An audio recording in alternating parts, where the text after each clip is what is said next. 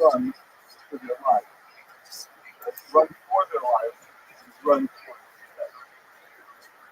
That the environment says it took minutes. This process because prisoners that were in a stupor because they were on a train or there in the water, in the comfort, were aroused from their slumber as the train was opened up, and they screamed out, beaten, hugged, sent to attack them, and they headed in this direction. And it was on one purpose. They're running to your death. Very, very few were pulled out serving as humble commander, and they eventually also sent to their death.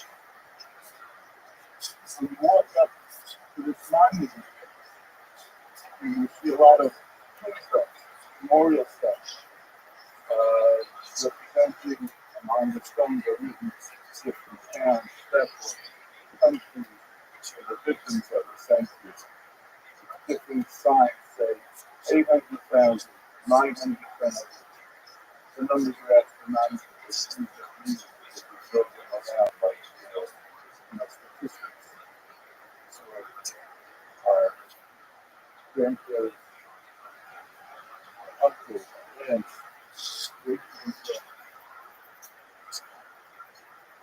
The memorial consists of a large open area of jagged stones of various sizes just scattered about.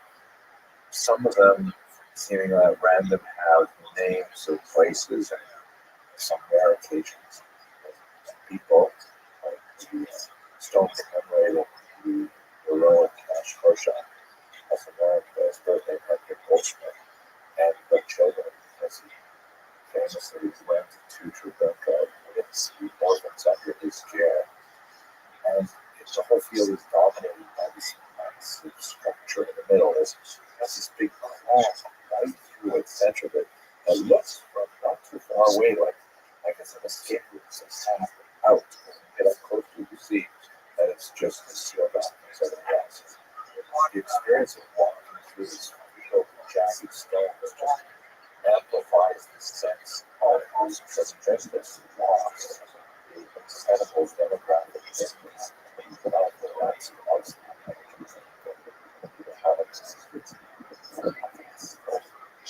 Overwhelming experience. The field of stones is transected at strange angles by these lines that run throughout it.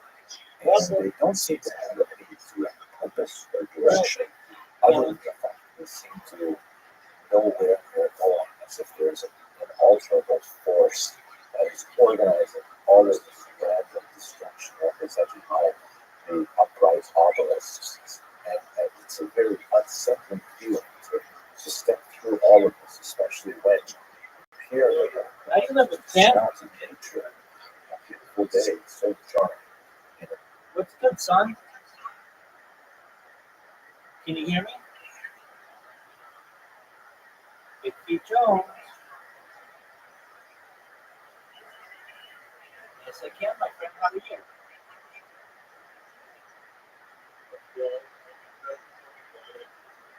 Excellent. How'd you find out about me? From Twitter. Oh, excellent. From the UAE Falcon Finance. Excellent. Do you mind if I tell you about myself? Do you mind if I tell you about myself? Excellent. I'm Rabbi Rothschild. I shoot my like 24 hours a day, 7 days a week, 365 days a year for world peace. I've been doing so since the pandemic, more than 3.5 years. Have you ever seen the movie The Truman Show or the television show Big Brother? Yes. Excellent. Well, that's what I do. Data is, according to The Economist magazine, Earth's #1 resource, and I have more data than any person ever. Hey, what's going on, Mr. Curtis? How are you doing? I'm well. You ready to take on the day? All right, go get it hard, girl. We'll see you tonight. God willing,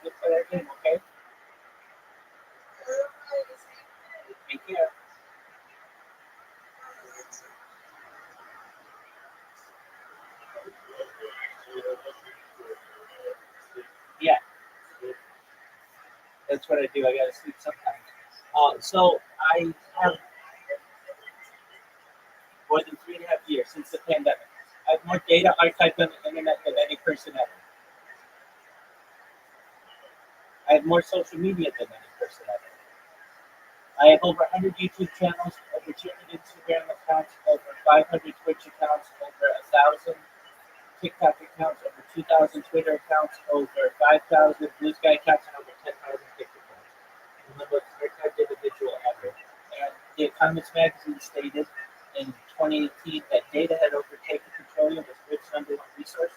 And I have more data archived than any person ever, which may make me a very influential person someday. And if that happens, I'm going to help you. I'm going to help your friends. I'm going to help your family. I'm becoming independently wealthy if you're not already.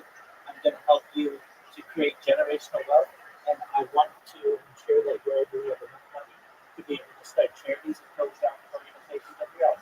How does that sound, Big Cliff Jones? Nice.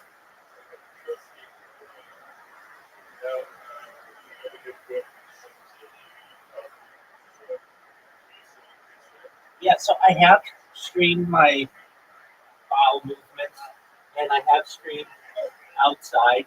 I stream myself in the shower. I like to sing in the shower, but really, it's kind of the same old when I do it. So I don't necessarily stream every single time I go to the bathroom, but I do stream it. The other issue is YouTube doesn't like that content, so I have to upload it to like Instagram or somewhere else. But yeah, I do my best to archive absolutely every aspect of my life, including eating, including drinking, including sleeping, as you know, and just entertaining and playing games and all these other things. I've streamed as far north as Santa Barbara, as far south as San Diego, as far west as the Pacific Ocean, as far east as the deserts and mountains. I've streamed in Beverly Hills, downtown Los Angeles, Disneyland, basically everywhere in Southern California. I do. Thank you.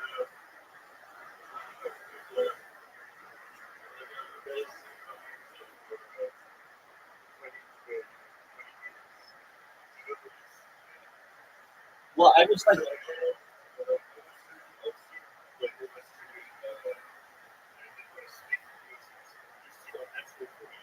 I understand. I didn't speak on the internet for 20 years myself until the pandemic, really, where many of the classes I was taking went virtual, and my position as a certified project management professional went remote. So I was already live streaming my life between 8 and 16 hours a day. And I just figured, you know what, if I want to be already on camera this much, why not just do it all the time?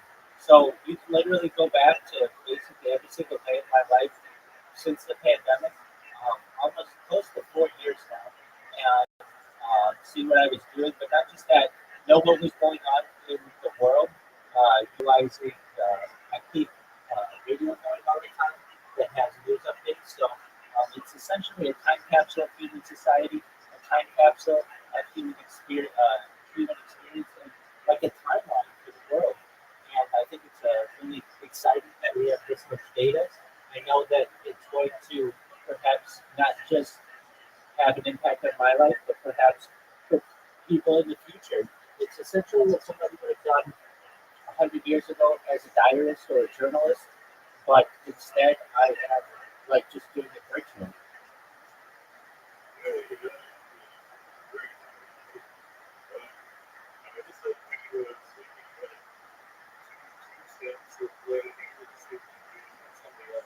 Yeah, so definitely the news and perhaps either a podcast that I have here or on the screen. The screen I like to listen to Jewish history lectures. This is a podcast just from just a random one that I have pulled up. But yeah, I do my best to have as much media on this as possible because I want it to be a compilation of all of the world's media. So I've listened to every major music album on this stream and sang them. Basically every major song. I have listened to every audiobook, watched every major motion picture, and every television series from the Western world on this stream, so that basically in the future with AI, it'll be able to dissect my reactions to all of it, and I think it'll be very important for people in the future. I do this because I want to end world wars everywhere. I'm about peace. Additionally, I want to help with people who are hungry.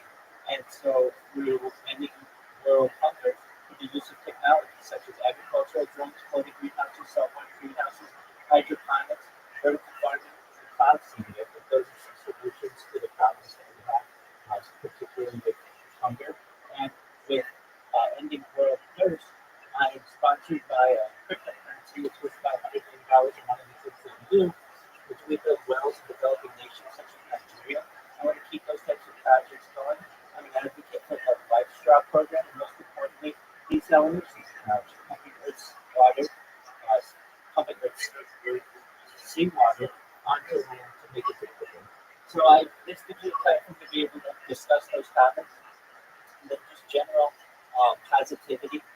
I talk about other things that when I go viral, I know I'm going to change the world, particularly with futurology subjects, things like anti-gravity, antimatter, faster than light, travel faster than light, communication, things like quantum computing, cryptocurrency, things like the extinction technology. People don't know this, but the first successful the extinction was in the year 2003 with the Pioneer IBEX, which was developed by the United States Seven Goals. Fast forward to year 2021, a company out of Dallas, Texas, is founded on this. Yeah, so in 2003, the first successful business took place, and it was of a Pyrenean ibex, which was a goat located in northern Spain, southern France. Fast forward to year 2021, a company out of Dallas, Texas, is founded on Colossal Bioscientific. They made it their goal that within the next 3 years, by the year 2021, to reintroduce the living mammal into the Arctic Circle using elephant hybrids. Mexican is a mind-blowing goal.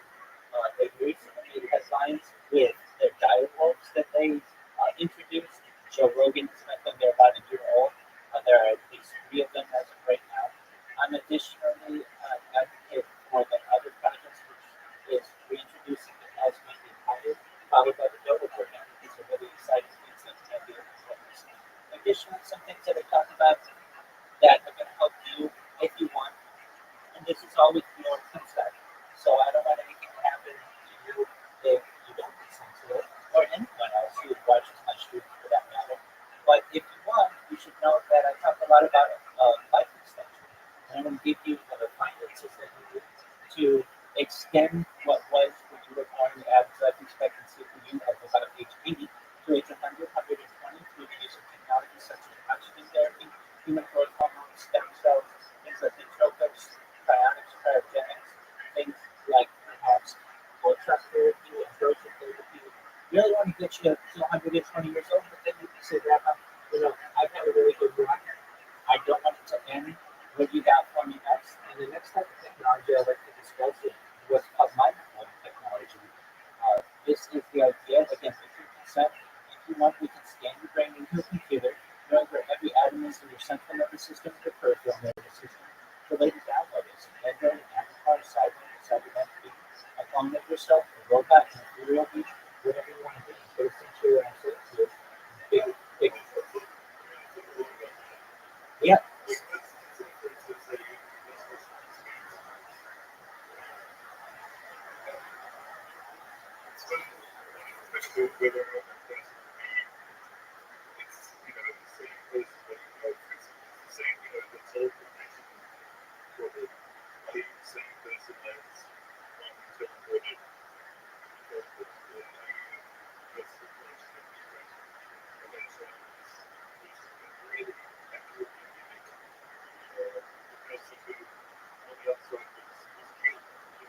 Absolutely, yeah. So this goes to something known as the ship of Theseus paradox, which means it's the idea that you have a ship and a dock, and you take that ship apart piece, and we build a ship right next to it. Is it the same ship or is it a different ship? You tell me.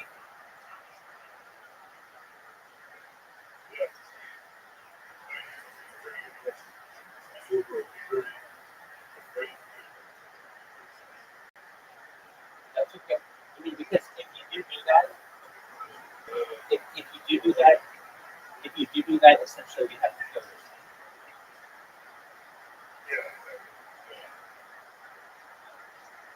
And you have to have a lot of trust.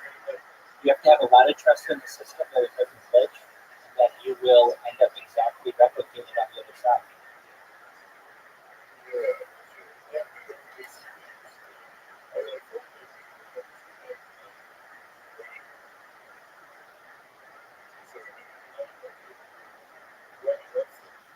Okay, excellent.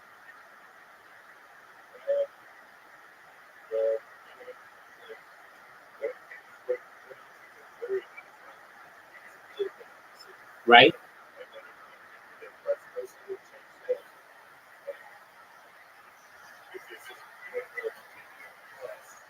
Right. That's ambrosia therapy. And this isn't going to be for everyone. Unfortunately, I'd love to be able to tell you, Bigfoot Jones, that I'd be able to help every single person in the world with all of these issues. I'm just one person. I know that I will be able to help a huge contingent of the population, perhaps as many as 10 to 20% of the world. But I know that I'm not going to be able to help everyone. But I do want to create more of an equal playing field for the world and allow some people who previously wouldn't have had these opportunities available to them to actually be able to take advantage of it.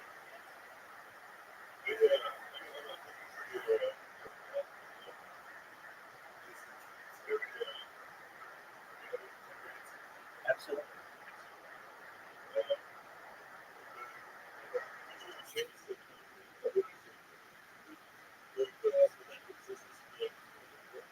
Can you repeat that?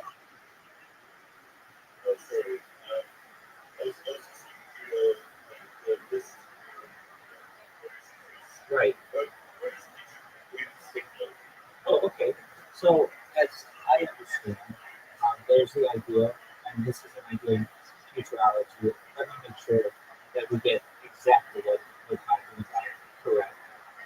And I utilize AI on a daily basis, and I've been using AI since at least large language models were introduced November, November 30th, 2022. And so, at least in this case, we're talking about a futurology idea where you can have a virtual replica of a physical object available to you. Essentially, um, this replica is, would be updated in real time with data and sensors or other inputs, allowing it to mirror your behavior and performance of a real world counterpart. So, in simple terms, this is like a digital twin, living, breathing simulation of yourself or of something else in the real world. How it works with sensors collect data from a physical object, like a machine, a building, or even a human. Data is sent to the digital twin model. The model uses this data to simulate, analyze, and predict what's happening with real world objects. So, for instance, in manufacturing, a real world object might be a jet engine or a factory robot. And what a digital twin can do is monitor wear, predict the failure, and optimize repairs. So, I mean, just in these terms, you can have a Boeing 747, or maybe it's a 947, whatever it is in the future, and have a digital twin of the engines and actually know when the engines are experiencing friction or may have a higher likelihood to have failure because it has a real world exact twin that we replicate in healthcare and education and model disease progression or treatment outcomes. For a car, you can test performance or schedule maintenance. All of these things are an idea of digital twin technology. Does that make sense?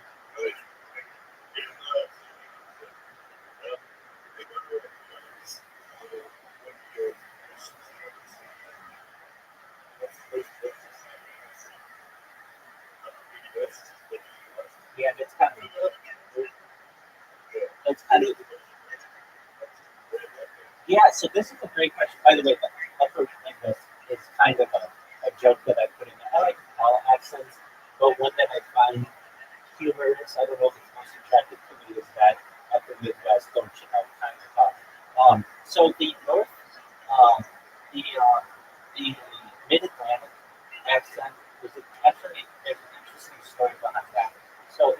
taught in boarding schools, particularly on the East Coast, as a type of anti-accent. Basically, people from the South can send their children there, people from Brooklyn, people from New York City, people from the Northeast, and they would teach a type of English that was considered neutral, particularly to both an American and a British audience. Because those types of boarding schools have gone by the wayside, this type of accent is no longer as prevalent, but you do have this type of accent. People like Audrey Hepburn had it, Catherine Hepburn had it, Kelsey Grammer has it. It's not British, it's American, but it does have this proper type of grammar and proper type of usage, or at least proper slanting. So it's basically a way for Americans to be able to give their children a neutral accent to sometimes even disguise from where they were originally.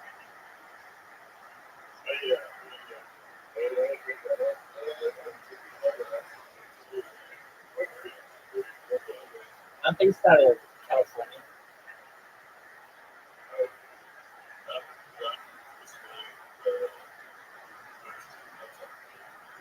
Excellent. Somebody from Australia. I wrote had this I had a dream many years ago. Not many, but like 4 years ago. That somebody from Australia was going to see what I did on Twitter, and I was going to go viral because of him. So he might be that person. I do get some people from Australia.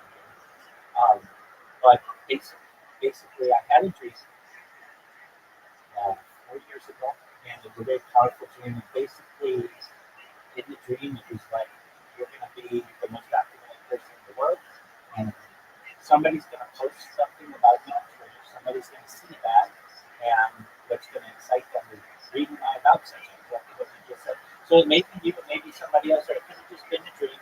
But I do talk about a lot of things that I think are going to change the world. One of the things that the falconry person, UAE falconry, discussed was Santa Claus machine. I think this is something that's fascinating. The idea it's like a replicator, basically like a 3D printer, but instead of using plastic, you can use any element.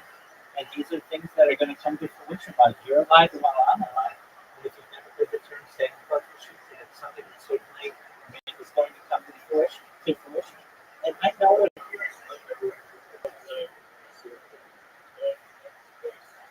Yeah.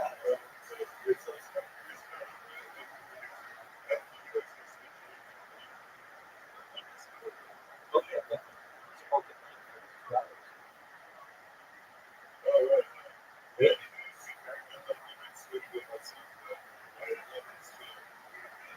Yeah, so essentially, as I consider it, sample machine, imagine the periodic table that when it's having like almost like atoms built up, where that could create that could basically anything that you want.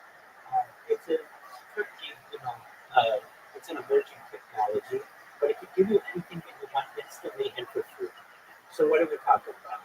It is a device that makes anything you wish, food, tools, technology, that requires no effort or cost. And it has no limits to what it can create. It's essentially a 3D printer combined with AI. So where did it come from? It was popularized by science fiction writer Rabbi. And what he discussed is this idea that you can have this machine that could solve issues in economics, labor, and value. And it helps us explore a utopian and dystopian future. One of the issues that UAE Falcon brought up to me yesterday was, well, Rabbi, couldn't you create like a nuclear bomb with this? And yeah, you could theoretically, but here's the thing: just like you have copy machines that if you try to put currency on them, it will not print those out. You could have other limitations on a 3D printer that wouldn't allow you to make ammunition or firearms or nuclear weapons and those kinds of things. This concept has been explored within like popular uh, popular media with Star Wars. It's been known as a replicator, which in that it would instantly create 3D objects from with energy. It has been thought of as also something like post-scarcity, but again, post-scarcity, a world where entire goods and services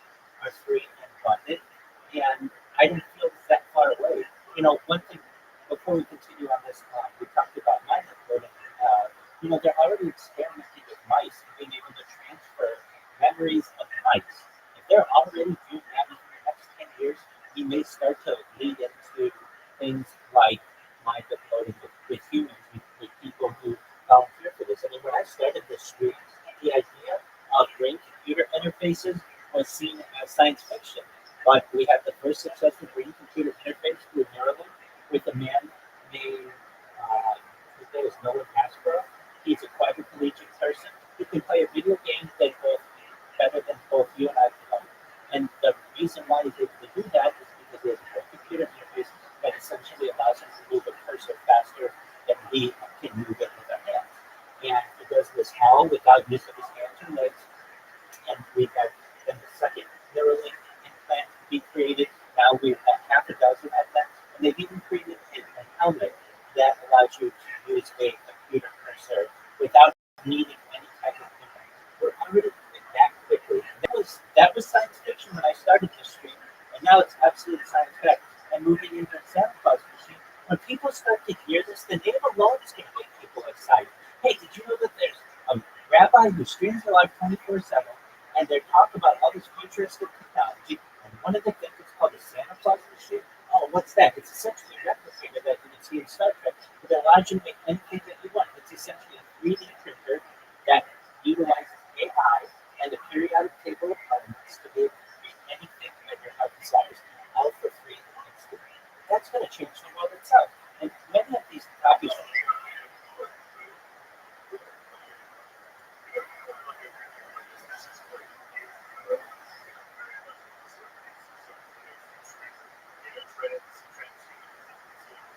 Excellent.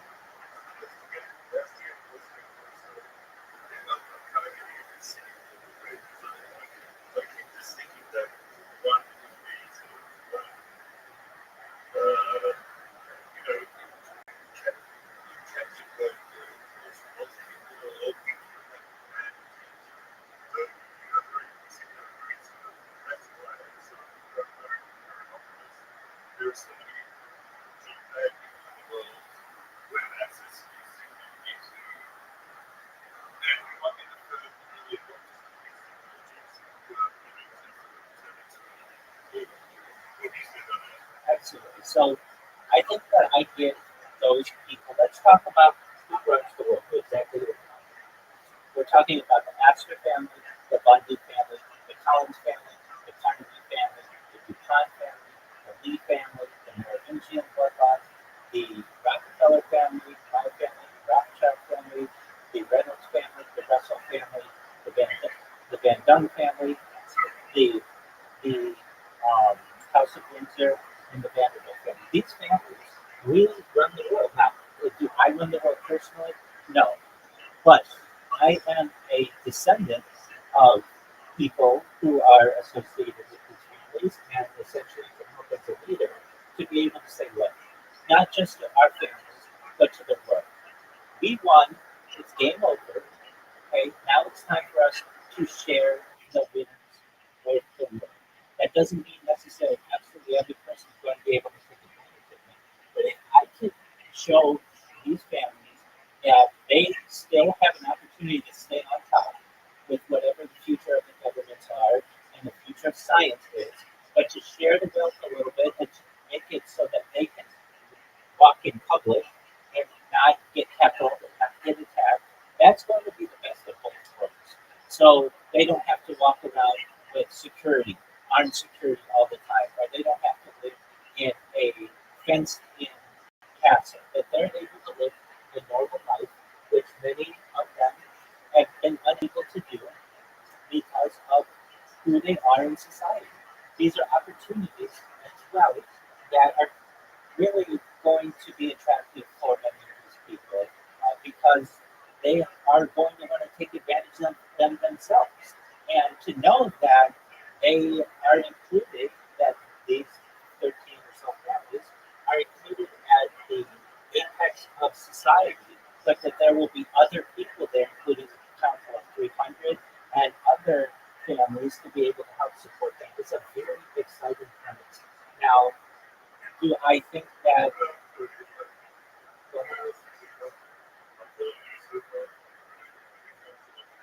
Sure.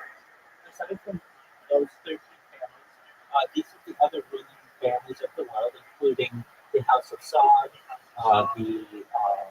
the Queen Beatrix of the Netherlands. This is the Prince of Monaco. This gets into dynasties like the Pillsbury family and the Phillips family. Go ahead.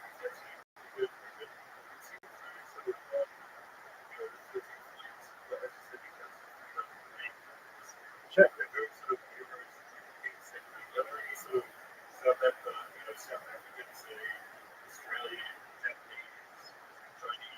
Yeah, absolutely. So the Lee family is Chinese, and so they were essentially very powerful during the if you know who Lee Kashin is, he was the most he was the wealthiest Asian for many years prior to his death. Um, when it comes to South Africa, absolutely. In fact, some of my closest friends rabbinically are South African people. My synagogue is South African. Many of the people in both of the synagogues in which I'm a member are South African. So that would be, and also Rhodesia, if you're familiar with that, it's not Tanzania. Those families are very intertwined with these other families. So including the Oppenheimer family, the Rhodes family, if you know about De Beers, and the Diamond Cartel. These are controlled. I mean, I am a very close friend of a Rabbi Yehuda Oppenheimer. He lives in Israel now. But these families are families that I think I would be able, or I'm sure I'd be able to unite. From a South Africa and Rhodesia perspective, they're certainly involved. Now, in terms of America, Rockefeller.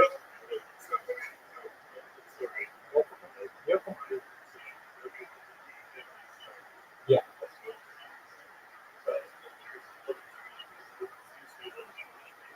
that's right.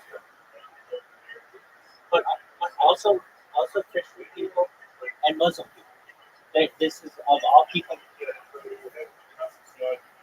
abs- Absolutely, the creating dynasties, the Emirates. Absolutely.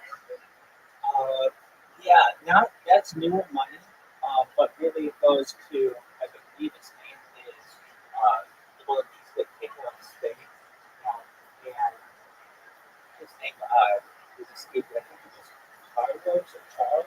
Um, but really, South America is new to this. Probably the most relevant person you would know in either Central or South America is a man named what was his name? Carlos Slim. You know who Carlos Slim is? Right, from Telecom. So yeah, and generally, it's not anything against South America. It's just newer. It's been discovered newer. These dynasties didn't start there. They started generally in Europe. Exactly. But that doesn't mean that people there aren't going to be helped. That doesn't mean that the people there aren't going to be helped. And through all of this. So what do I mean? I mean, like the things that I talk about are mega projects. So if let's just say it wasn't just you, but there were a million people here, we would be able to talk about mega projects. Hey, let's do what we can to build what's known as the Pan American Highway. It's already been built from basically the tip of Argentina to Colombia, and there is about 90 miles between Colombia and Panama, known as the Darien Gap, that need to be closed. If we were able to close that, you would be able to drive from Los Angeles to Buenos Aires, or from New York to Rio de Janeiro. Now, you may have to build some bridges in there, especially because the Amazon can be problematic. But that takes care of North and South America, just 90 miles, and that's not that far. Now, the major connection that of which I'm an advocate, in addition to the Bering Gap, but probably more so, is a Bering Strait tunnel. So that connects Asia to North America through a tunnel system underneath the Bering Strait.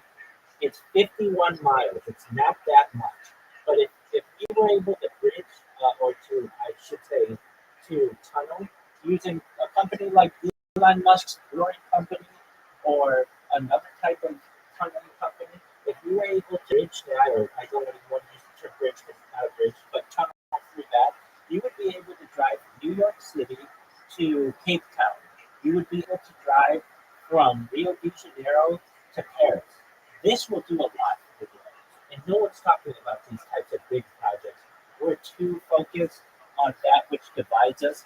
And I understand there's a lot that divides us, but I'm about uniting people and I'm about promoting that which unites us. These types of projects would change the world. Other things that would change the world, a space elevator, so that we don't have to keep pushing rockets to space. And essentially, a space elevator is just essentially a chain that is in low Earth orbit that allows you to send goods and um, cargo into space without the need of of a um, a rocket system. There's already one of the things that I talk about is something like space tourism, which has been started with Blue Origin and SpaceX. But there's already a discussion to have a space hotel in low Earth orbit. And one of the ways that people may be able to get there is through a tethered system, which is known as a space elevator. These are things that you just don't hear anybody talking about. They're things that I've been talking about for years on camera, and I think will be very exciting to people of the world when they hear them.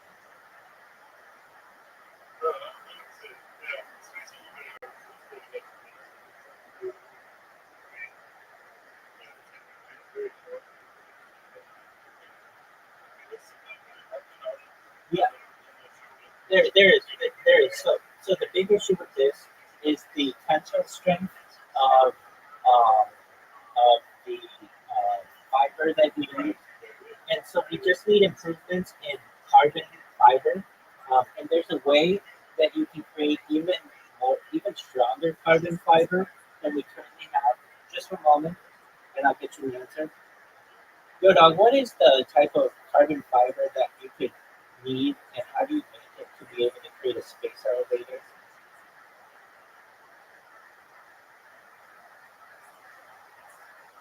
So this is really a big move in material science, and it's next level carbon fiber.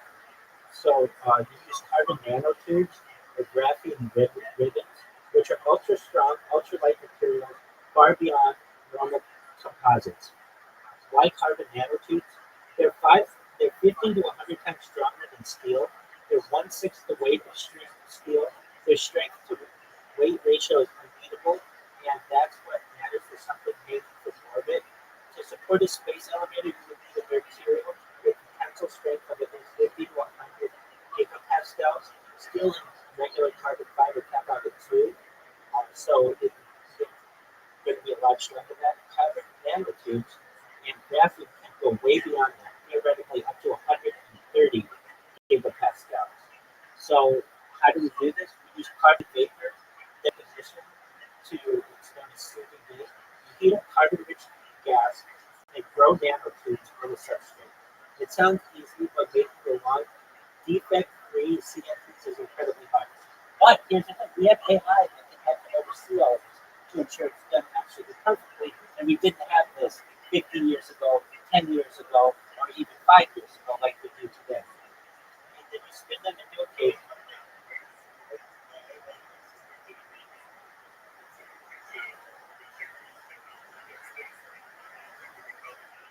That, that's what it is. That's what it is. I mean, science fiction writers talk about that. Engineers talk about that. That's what it is. These things are stuff that be able to be created in laboratories. And once we have them, you spin them into a cable. You bundle the nanotubes into a line of threads or ribbons. The techniques include wet spinning, dry spinning, and force pulling. The problem exists where spun CNC cables often have gaps, twists, and weak points that drastically reduce their strength. However, with AI, we can have all of this overseen and ensure that we are able to fix any issues that they have. You layer the CNC threads into a mega ribbon that's thin but crazy strong. And then what you can do with the space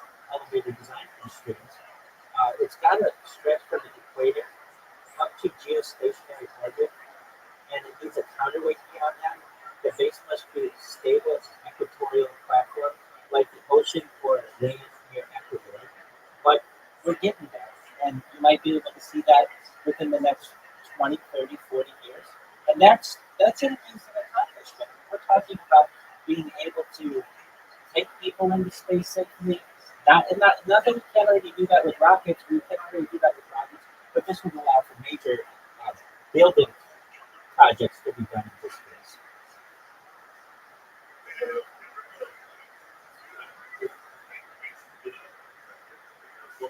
Absolutely.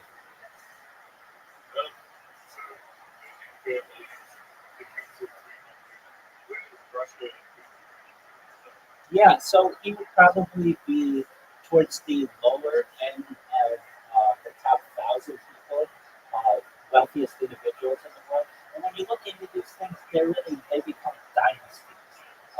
So who are we talking about? We're talking about Putin, we're talking about Musk, we're talking about Bill Gates, we're talking about Jeff Bezos, but they aren't the richest people in the world, as you're probably aware. There are dynasties that have been around for hundreds of years that are wealthier than they are.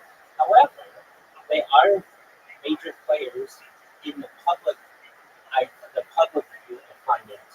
So if you're asking where would Putin fall, his net worth is not publicly.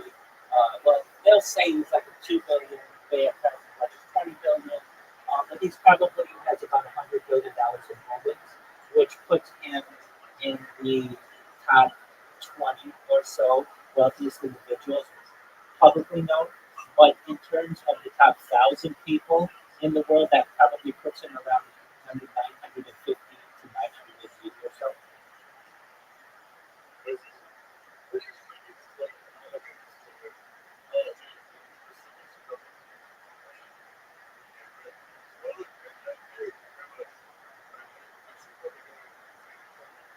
That's okay. I understand.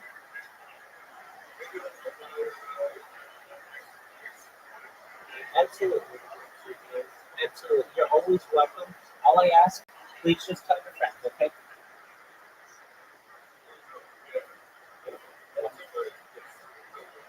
Excellent. Take care, my friend. Peace.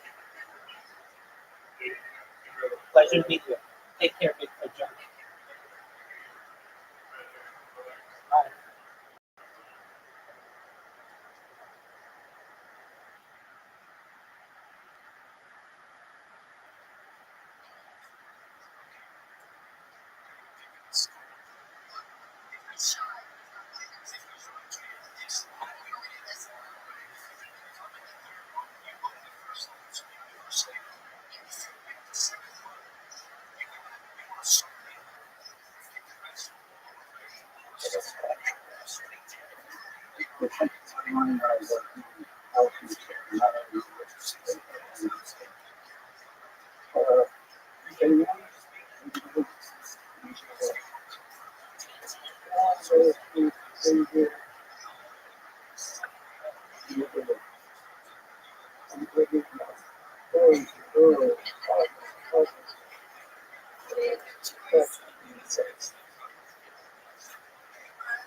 Anybody is preparing from that Europe cannot not the last summer, you may not know who goes, but you have to go whether or not it's here, whether it's impossible. You know, have some question,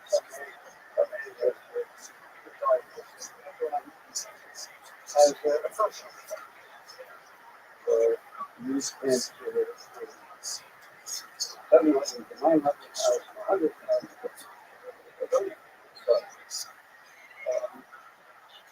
I guess the goal is that because we don't need so what is first? If you are how many skin size is the Senate? So with the risers of the reason every year we're able to do things that they couldn't do. But never be able to do. So we have to learn a little bit. We have to do something else. We have to something make a little more than we can do to test for ourselves. And we have to take off with something that's more.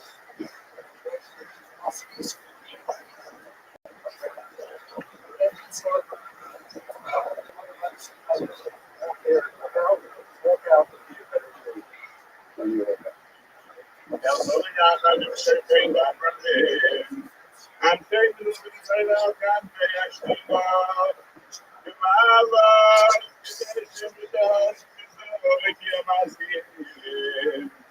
Es nishmas, hakidoshem, v'hatohem, shehom sof, v'shenegdo, v'shenishtakov, v'shenisrafu, v'shenukru, v'shenatniku, al kiddush Hashem, al yidei haTorah, gemashim, v'olzei hakim, nafshimot, v'zikrom, v'avu, Shemlinezer, Etishtosh, Mimavisher, Yarasova, Mishmisehem, Shiganeit, Estehei, Mizukosam, Sofreit Navarazamim, Yaspidei, Beseitik, Nefam, Yeshamim, Yitzhak, Yitzhak, Hayim, Mishmisehem, Adonai, Yudach, Yehovah, Shalom, Mishmisehem,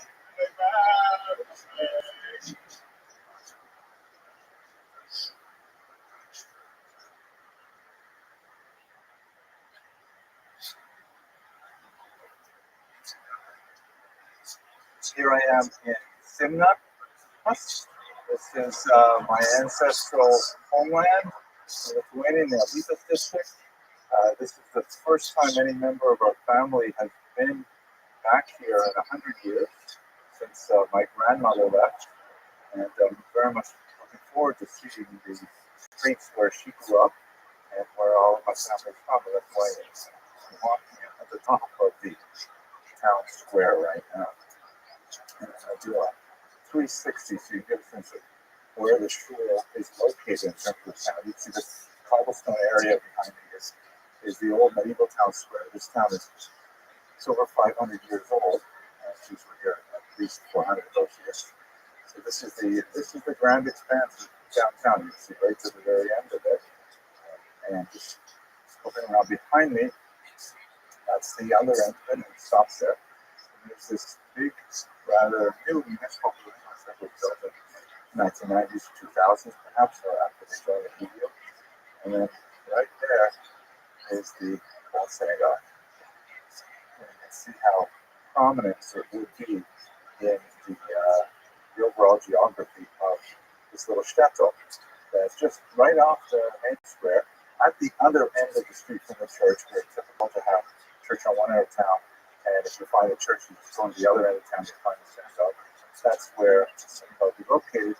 Very prominent, closely related to the actual town market, and closely related to the Jewish stores in the neighborhood.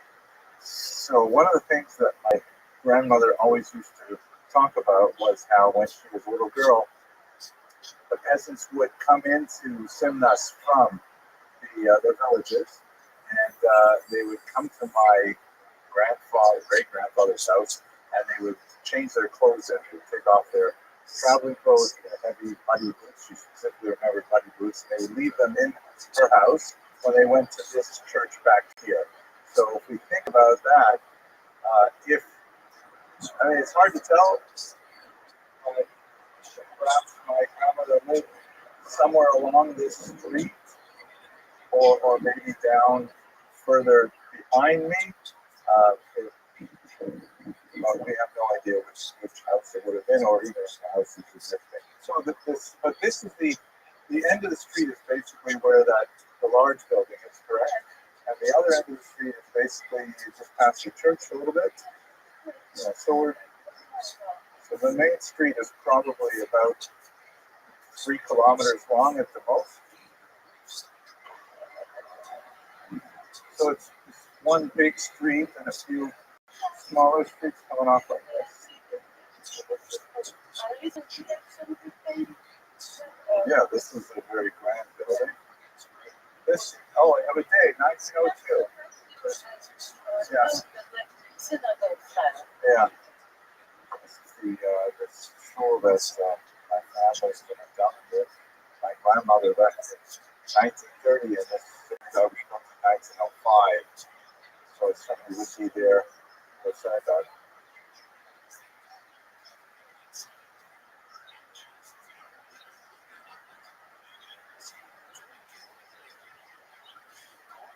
Looks like the windows were flipped over. That's the mayor who's almost the key to let us go into the building.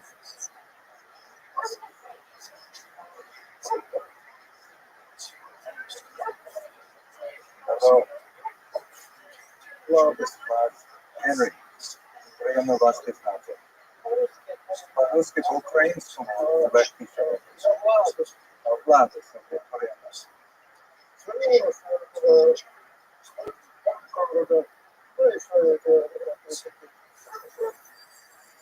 Yeah, дуже цікаво, дуже прекрасно. Я бажаю. So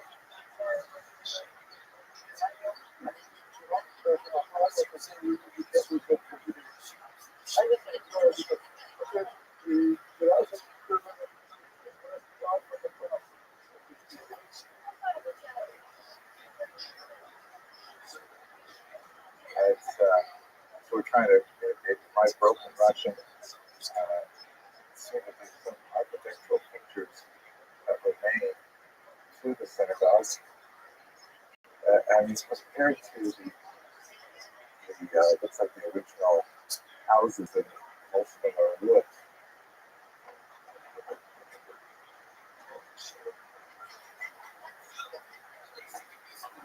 Well, I'm excited to show that my family down here.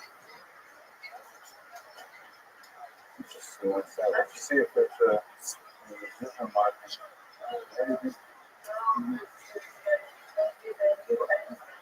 Yeah.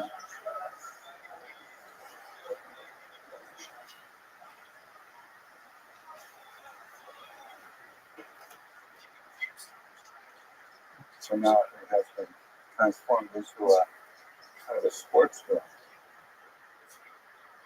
as these spaces were still, valuable to the Soviets that they could use one another.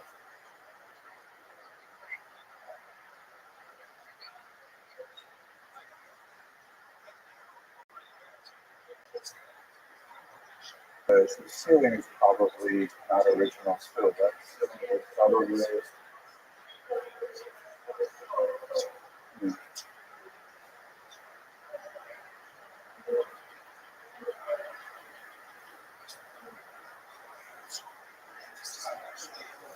which way is east, So the outer focus would have been where the goal is right now.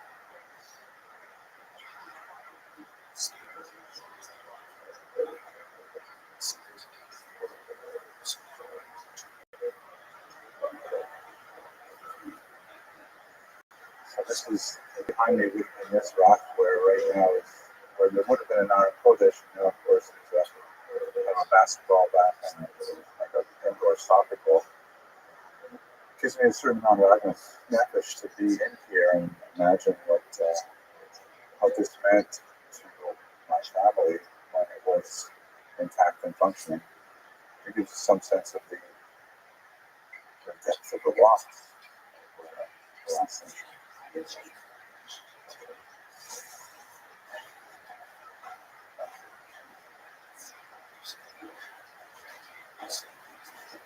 So this probably was a gallery, a women's gallery.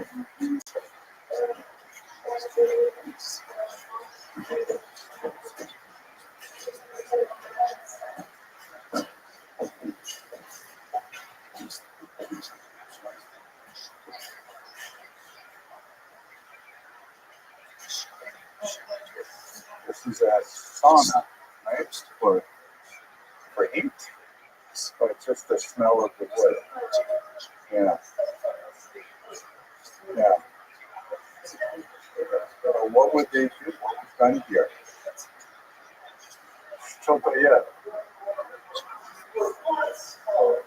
in here too. A breakfast. Oh, okay. So the machine, this is where the window was set originally, where they built new walls.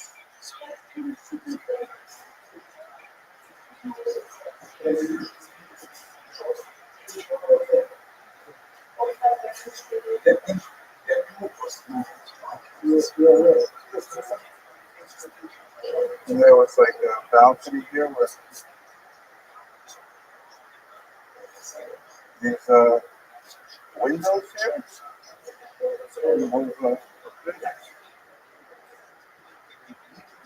Почему закрыты? Okay. Why do we close them?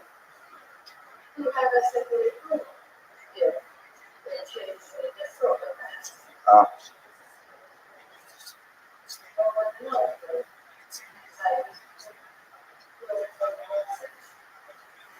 they kept the shape of the arch.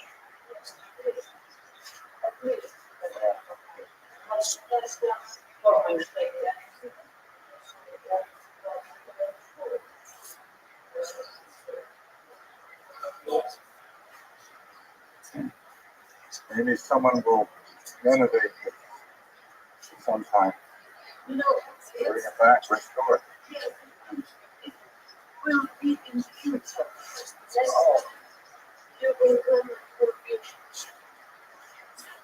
Is this the original ceiling up there?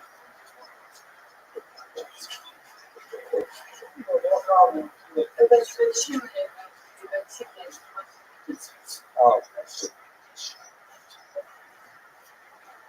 maybe it was small. Rabbi.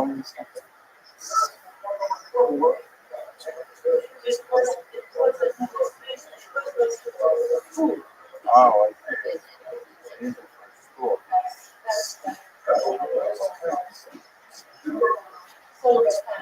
And what does this word mean? You need to solid? Wrestling.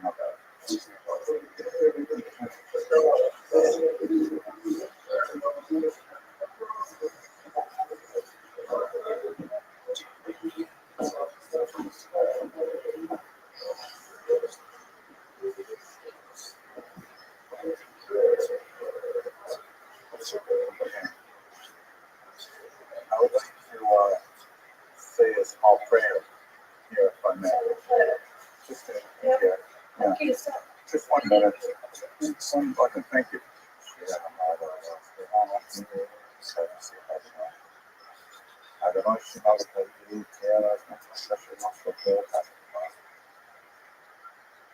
Ima one of this warrior.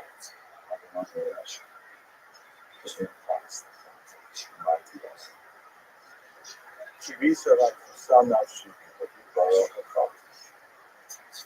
Actually, lies on right and level. Something about it. Yeah, fairly sort of other something like on the translate. That's would be best for this.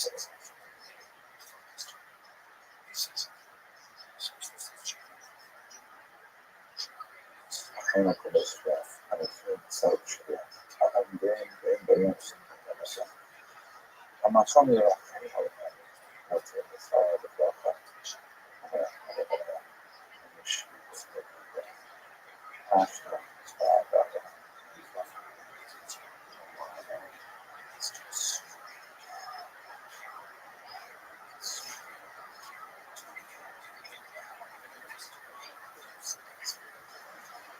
So what I learned is that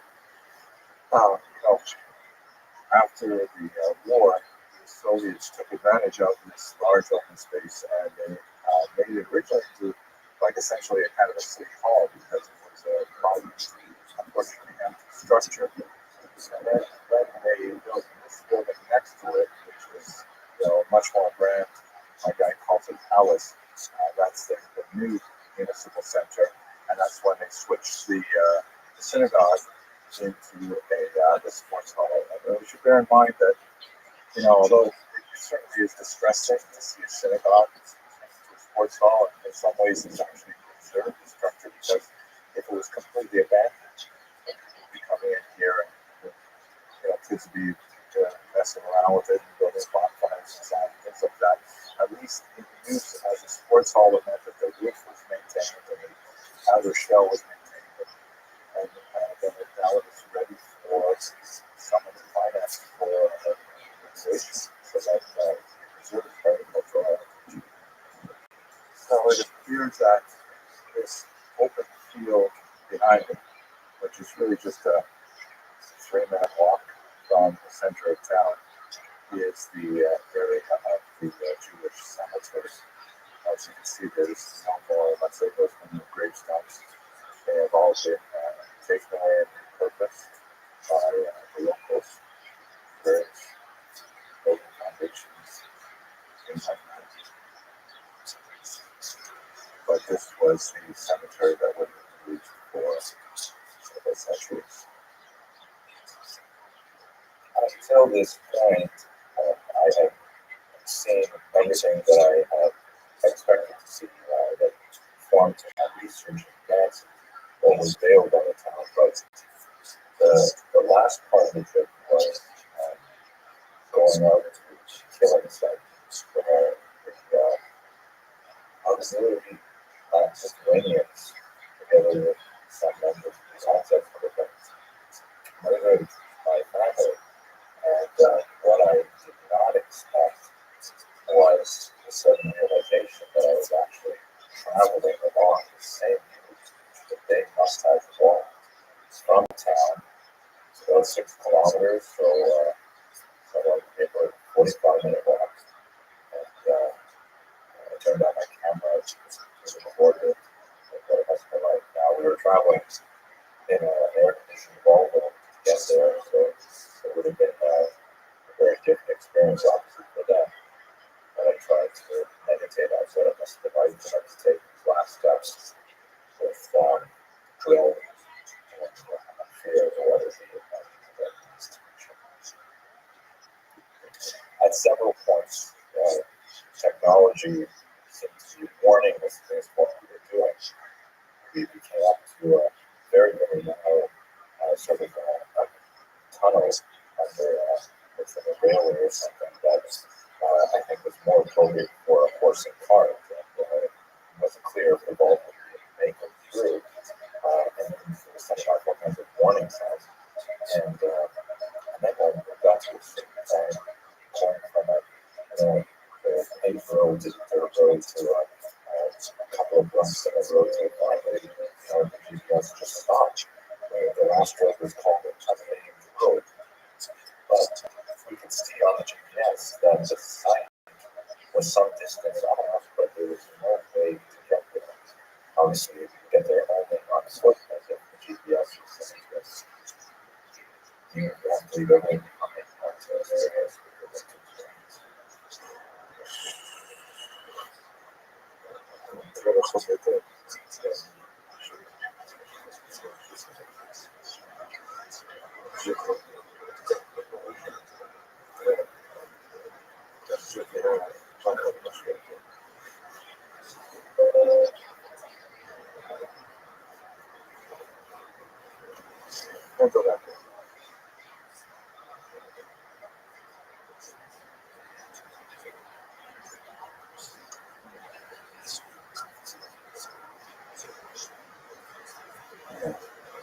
We're getting close to it.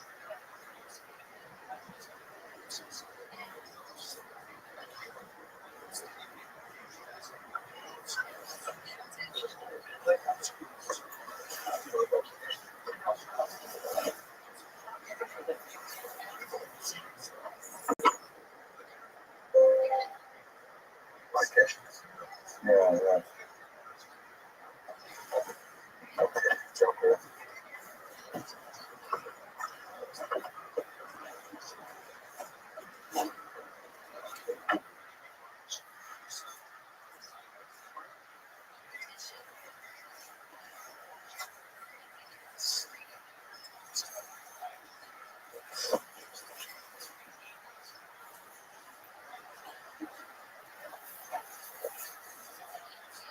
Once again, I was assaulted with the similarities of where I was, my memories of my childhood in Northern Ontario. The pine trees, the smell of the needles, the sound. There's a huge number of black dogs that are huge. They're the size of, small cats. And they're buzzing around my head like the background insects. Made my way through the clumps into that clearing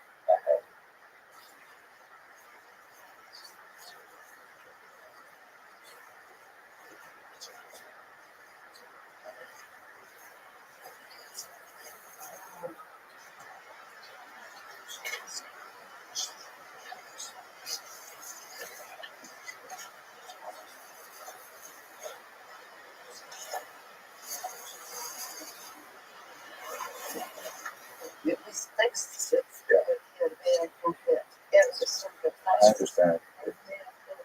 Is correct because what is confirmed that here the grapes are of 4,414 414. old people, men, women, children who were had to walk the same way we did now. Yes, yes, so undressed and the birds died and they were taken here to this remote place about just 3 kilometers from Simna's homes, native places, and this is where already were done before that. They were shot here in this place. That was September 12th, 1941. September 12th, 1941. And well, the shootings where they were shot by the group of Lithuanian murderers from Kaunas came, led by Officer Kronos North. There were several Germans as well participating in organizing, and some people were taken from Simna's locals, Lithuanians, who were forced to dig later or to bury them. And they saw that the land, the soil was moving still, and the shootings were continuing to them buried alive. So that's the facts, the numbers for the victims 414, which is mentioned in the Hager's report. Yes, exactly 68 men, 197 women, 149 children. Because men, strong men, before 106 of them were killed in a meeting before. Usually they killed the people who could resist the fight, and then later also got this place, the massive grave for the people Jews from Sinners. The monument marked from 1965. Mother in pain lost their children. So that's another side of Jews and Sinners.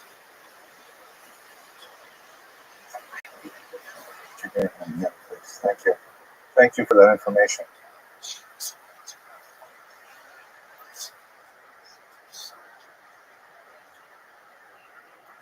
Hello, fellow students of Jewish history. I am so delighted to be speaking today with my colleague, Dr. Shneur Leiber, who is one of the great names, missionaries. It's like when I talk about him like this, but one of the great names in the history of the Jews of Eastern Europe, in particular, rabbinic history, knows so much about the yeshivas and the Hasidic dynasties, and it's just going to be such a fantastic experience to visit Poland, Lithuania with Dr. Lyman and hear so much of his wisdom about this remarkable civilization that existed for 1,000 years in Eastern Europe. So I just want to have a brief conversation with Dr. Lyman.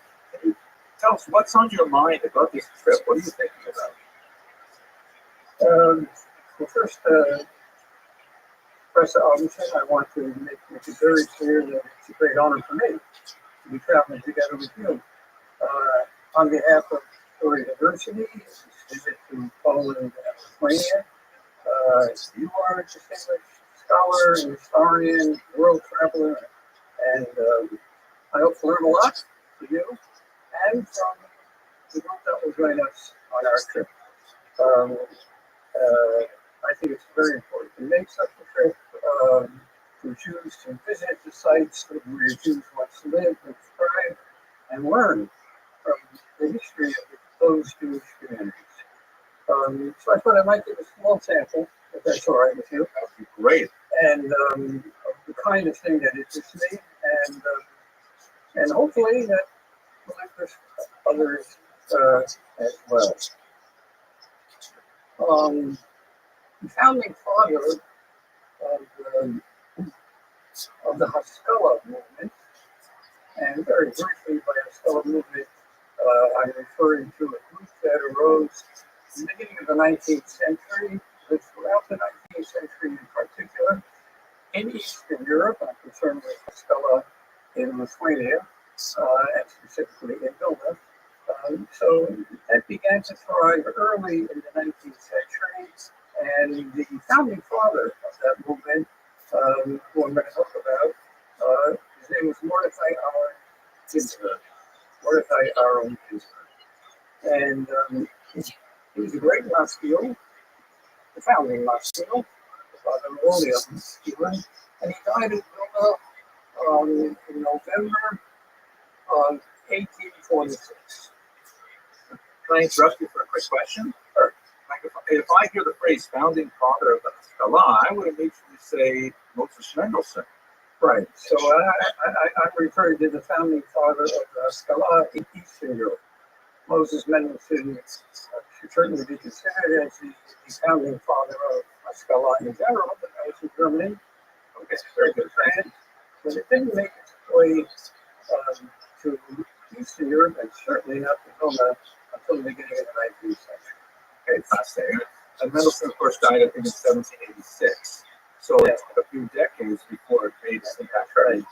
There are people who are called in Hebrew Nivasei Haskalah, masculine before Haskalah started.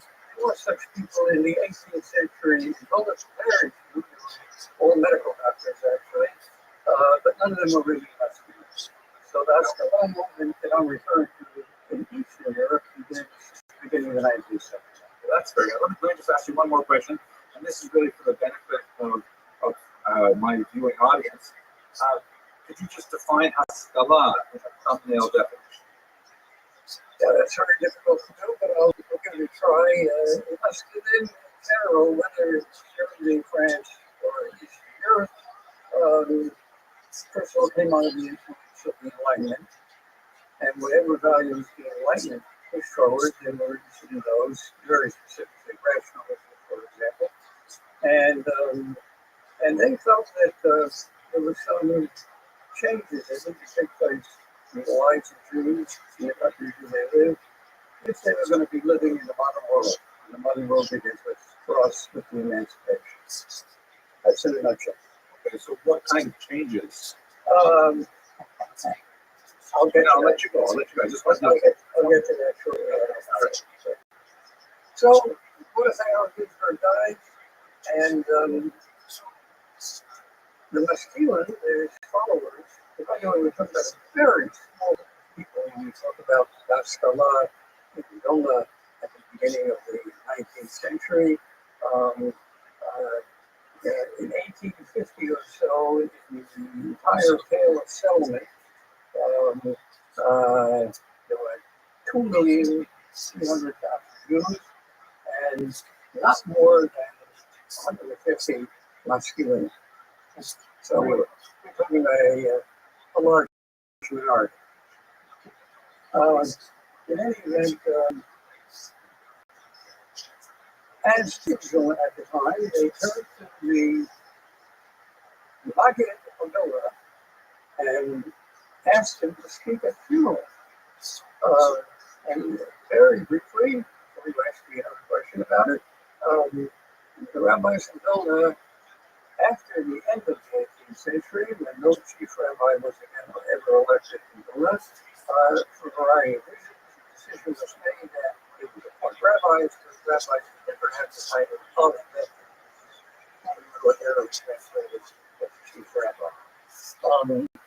Instead, every rabbi appointed in Vilna received the title Moretzet. And which translates as righteous judge. The point was, you're not a vet and you're not the chief rabbi. Only it's a smaller title, and many rabbis who fear that title. So it's a huge city with a huge Jewish population, and that finds there would be as many as 50 Moretzet.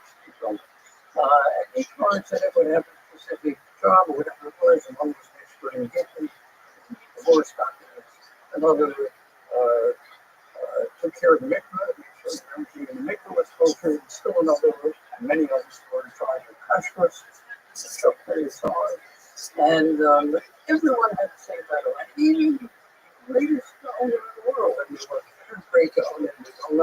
were members of this committee who were called Lawrence. They had the same title, Lawrence. Of course, everybody recognized who the greatest scholars were, but they all had the same title, Lawrence. One person, when all the rabbis had a different title, he was called Lawrence. He was the preacher of the Maggid of Vilna.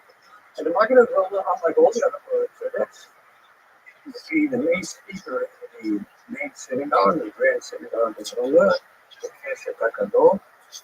And he certainly would speak on all those occasions when any rabbi speaks, Shabbos Shuvah, Shabbos HaGadol, Shabbos HaGadol, and so on, and on many other occasions. But he actually spoke fairly regularly. And he would be a very special kind of person, trained to speak publicly. He would entertain, he would large crowds would come to hear him. There were many things that he did. One of them, Rabbi Joseph, became chief rabbi of New York, pretty much made it clear. Many of it. So then, of course, they immediately invited one of the tasks of the Lawrence at the Sharon was that he spoke. He delivered the eulogy. He usually at any funeral. That was part of his job. And so much the committee went immediately. Family the other Jewish people who do sales, they came and they told him that they wanted to speak at the funeral. He initially refused. Because remember that the first one Jew in Vilna who agitated for changes in social policy, changes in educational institutions, programs, and so on, that he felt were necessary to somehow advance their status in Russia, in particular. Of course, in 1795 on, through the 19th century, Vilna is part of the Russian Empire. And they came back with various other rabbis, other important people, all telling them, we're very sorry, but you were paid members of our community, we pay you. This is your job. And you have to deliver a, you realize it's a difficult situation, and you have a choice, and he decided he would deliver a eulogy. And nothing is impossible for rabbis, if you don't know that yet. He was very wise and clever. And rabbis using their skills to have the East be blessed, and he was very good at it. His name was Solomon Sa'eh, known for him as Wolf. Wolf, the market of Wolf, is translation. And he got up to speak. So his opening line was a verse from Yeshayahu, the book of Isaiah. Tzadik Abad, the Aviv Somalek. Tzadik died. No one takes righteous man is perished. And no one takes it apart. And all those present at the funeral listening were shocked. Both the traditionalists and the Maskil. The traditionalists were shocked that he would use such words to describe this person who just died. And the Maskil were pleasantly surprised that he had cited this verse. In any event, the Maggid then continued and he said, this has been a rough year for us in the fighting here. 7 great Jews died this year. 7 great Tzaddikim, Gaonim. And he listed each one, and this one was from Eshishok, and one was from Kovna, and one was from Shabri, all famous rabbis who had died in previous books. And after he listed the 7 rabbis, he began one by one. Each of those 7 rabbis, I would say 10, 15 minutes for every one of those 7 rabbis. I think I see where this is going, but I can't wait. Then at the end, he said, and now, what is our own good as well? And closing another famous verse, as many do to this day, many do. Hillel, that's a Mufar Shedano, Dimodel, Panem, Death Beat. Removed from us entirely forever, and so on and so forth. We said that. That was the eulogy that we used. This is incredible. Now, by the way, so I know I told you the story because all those who were present will never forget this occasion. It's really real. And we have 4 or 5 different accounts. I have to tell you before I end that the accounts have slight differences. I'm not going to spend any time on the differences. I'm just going to give you a general summary of what happened.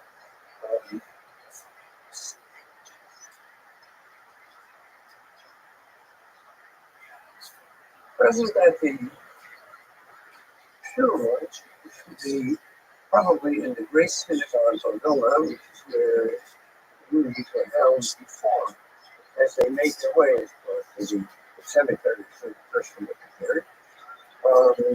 Other Macaulay Levinson, one of the greatest of all of us of all times, a great praise, and someone who moved beyond one of the Ginsburg and became the leader of the Mashkiach, especially in the.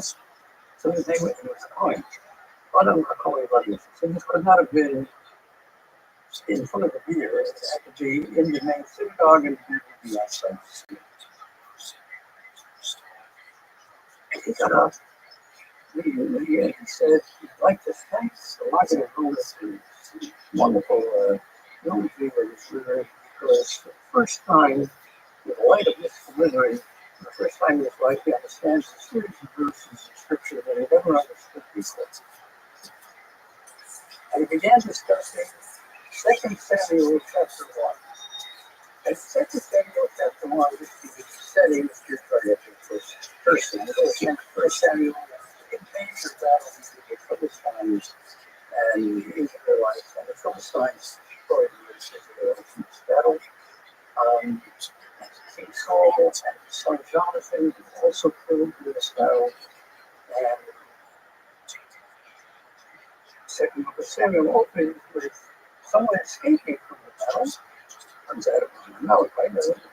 Not important for our purposes. Someone managed to escape the battlefield and helps to David. Now will be okay. I told him what happened at the Battle of at Mount Gilboa. This terrible battle where unfortunately Saul and Jonathan met their deaths. So you can go to the beginning of, check it on your own, the beginning of Shmuel Bed, Eric Olive, the first chapter of the second Samuel.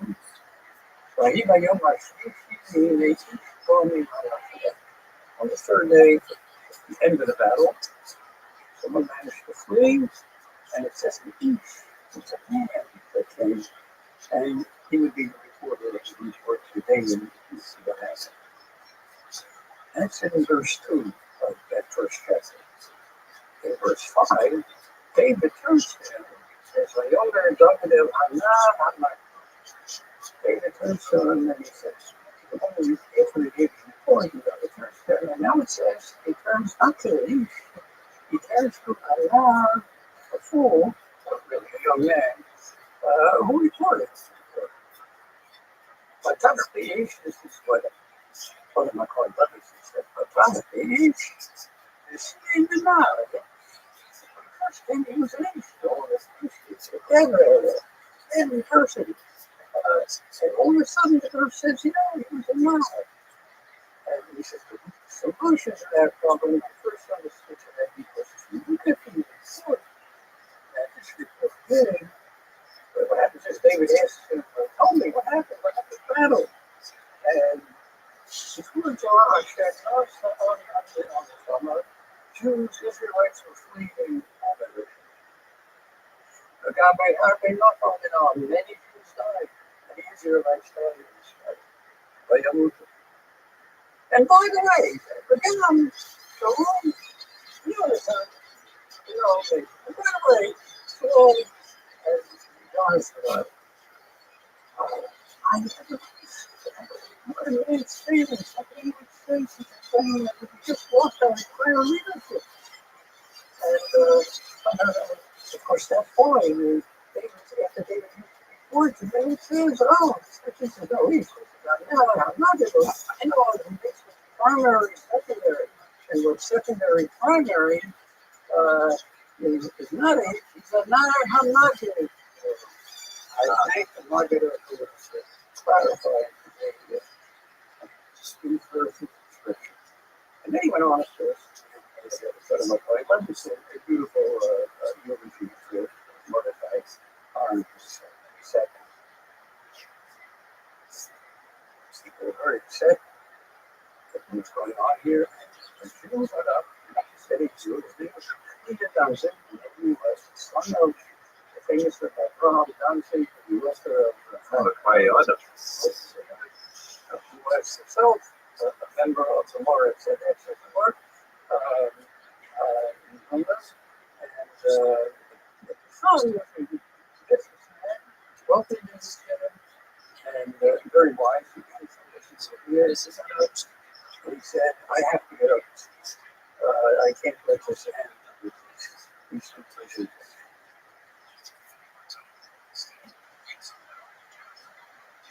He said, let me tell you a parable. Much of them not all those are but we just get this what we just see. He said in Warsaw there were some people who introduced the furs. He used to import furs from Russia, and he sold it in Russia. And it's true in Warsaw. His best customer was another Jew who stayed at least in Berlin. And it happened to be that the Jew in Warsaw was married to his daughter, and in fact, he invited all his business partners and so on to come to the wedding, so that they dinner. They from Warsaw to attend the wedding. In Berlin, they dressed differently than Jews in Warsaw at this time. In Berlin, they wore like we do, more or less, it was men wore a two-piece suit. In Poland and Russia, all Jews, all men wore slacks. But the slacks, not a jacket, but call it a kapasa, coat, which is almost to the ankles. It's quite a difference. Anyway, the Berlin Jew came to Warsaw, he attends the weddings, the first time I attended the Jewish wedding in Warsaw, and as was the practice in Warsaw, you would have a boxing, so he was truly entertained at the wedding. We call it entertaining because there wasn't just entertaining, you had people laughing and crying at the same time. He would speak about the ancestors of the bride and the ancestors of the groom, and how sorry we are they're not here, and they couldn't be here, so I would like to feel this time, so everybody would be crying. Then he would begin with all kinds of democracies and all kinds of entertainment, and he'd have the people rolling on the floor about how it turns out that the bride and the groom are equals because just figure out the democracy about words that go with their names, it all looks at them. They were made for each other. Anyway, the Berlin everyone having such a good time. Went over to the bus and they asked the bus to charge for such a performance. We told them that there was some high-five Muslims. So Berlin said, I had to be marrying with the daughter in a few months. Here's the date. I will pay you around her. I will triple the salary. I want you to for you. Sure enough, he came on that day at Berlin. And the time came for the bus and to get up before the bride and bride. And I didn't realize exactly what he did. So he still understood a little bit what he said, because he was clearly about to speak some Yiddish, and the foggy what he was doing. Now, not only did he not entertain, he basically blew the weather. Then everybody thinking that's good. He goes over to the property bride and said, like to get paid on that. Get back to the Warsaw. He looks at me and he's thinking, you get paid? You ruined my wedding. We'll pay you nothing. And so the rabbis were at the wedding. They were written. They said, down the three rabbis, they sat down. The rabbis agreed. He has to get back to Warsaw. So he tried to settle this matter right away. They would hear the arguments of the Rothschild, they would hear the arguments was from the two who made the wedding, and this lady is on there. And the decision was that he had to pay the bunch for the after they heard the argument. And the question was, well, how did he win? He won because he gave the credit on the farm. He deserved the look. I did the same performance that I did in Warsaw. He hired me for what I did in Warsaw. I didn't hear. I have to tell you what happened. In Warsaw, I always go over to the professor, and his name is Rabbi. I go over to the tower, and his name is Leah. I get Leah, that's the country, so I have no problem.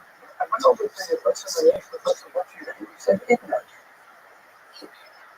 I couldn't spell Ignace. So I went over to the tower, I asked him what's the name. He said, I remember. I don't think so. I did the best I could on the business. And like you said, so I spent a little more time in Berlin. I spent a few more weddings. Because I was good about 2 years. That's what the rabbi's doing is. And I hated that. The rabbi, if you don't instruct mind, you do not cover yourself with the Lord. What's happening today? There's no question. So, I guess I'm saying he used to say, the great rabbis, or the great Gaon. This is the first time he ever had to say, you know, over a must do. He didn't know how to do it. But it hears the Shem, it's more and more like the God. So it's like, this is what he knows. There's no one.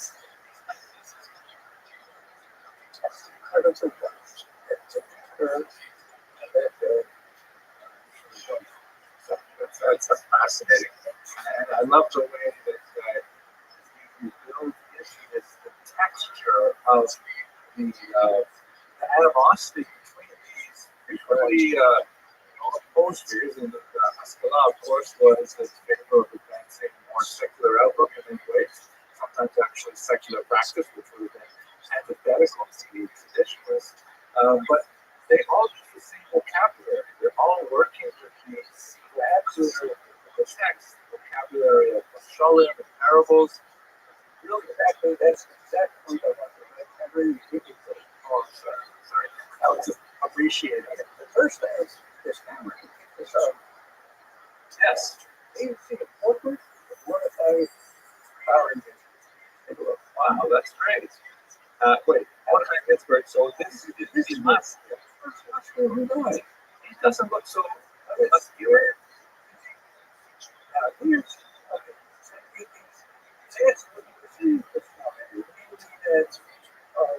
These were all different traditional Jews, traditional background.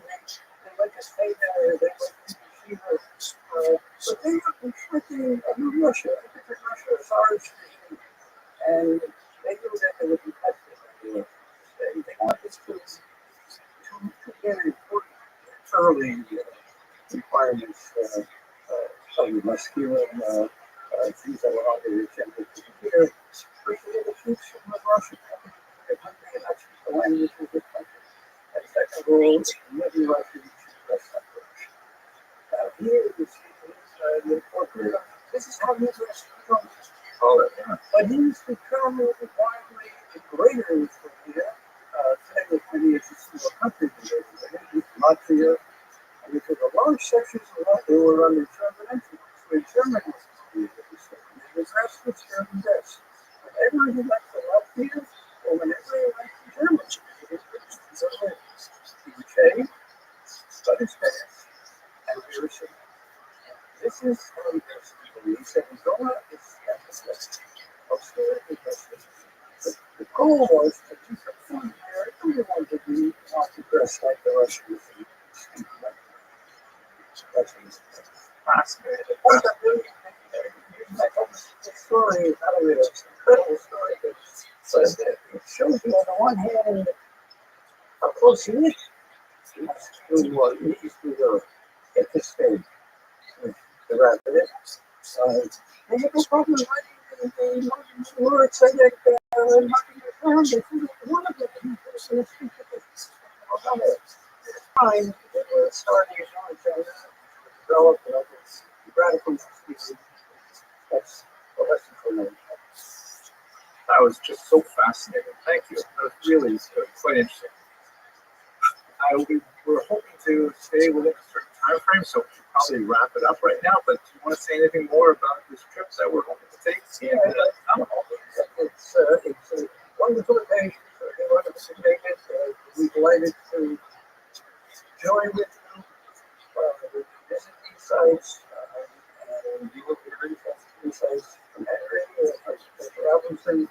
I will try to provide some color commentary where It's going to be the opposite. I think you're going to give it today, indeed, but I'll give the general picture. but let me assure you, it's eye-opening. You won't be the same person you were before you came on the trip, and it's person that's going to be as you come on the trip. So I wish you well. That's amazing. One last question. How many times have you toured this region? Probably more in Poland than in Lithuania, but I would say, just to give you a very short question, I visited many countries when it was still on the communist scheme. So it goes back to the 50s and the 60s as a teenager. Because I knew as a teenager you're not going to harm me. I felt very comfortable. Huh. So I would be afraid to go there, but as a teenager I wasn't afraid. So I visited them first, I would say, 2 or 3 times during the communist period. After I think it was plenty of, I first came to Berlin in 1996, so I made many trips to Poland, maybe 30 over my lifetime. And I would say maybe 20 over my lifetime in this country. Wow. Okay. I can't wait to benefit from this breadth of experience. I've been to Canada too. I actually spent a lot of time in Canada. Okay. All right. Thank you very much, Professor Lyman. It's going to be so fantastic. And for those of you who watch this video, thank you very much for staying to the end. I am really looking forward to this trip. I'll put the notes in the information box about how to learn more about this trip. We really want to encourage people to come and join us. And thank you very much for watching.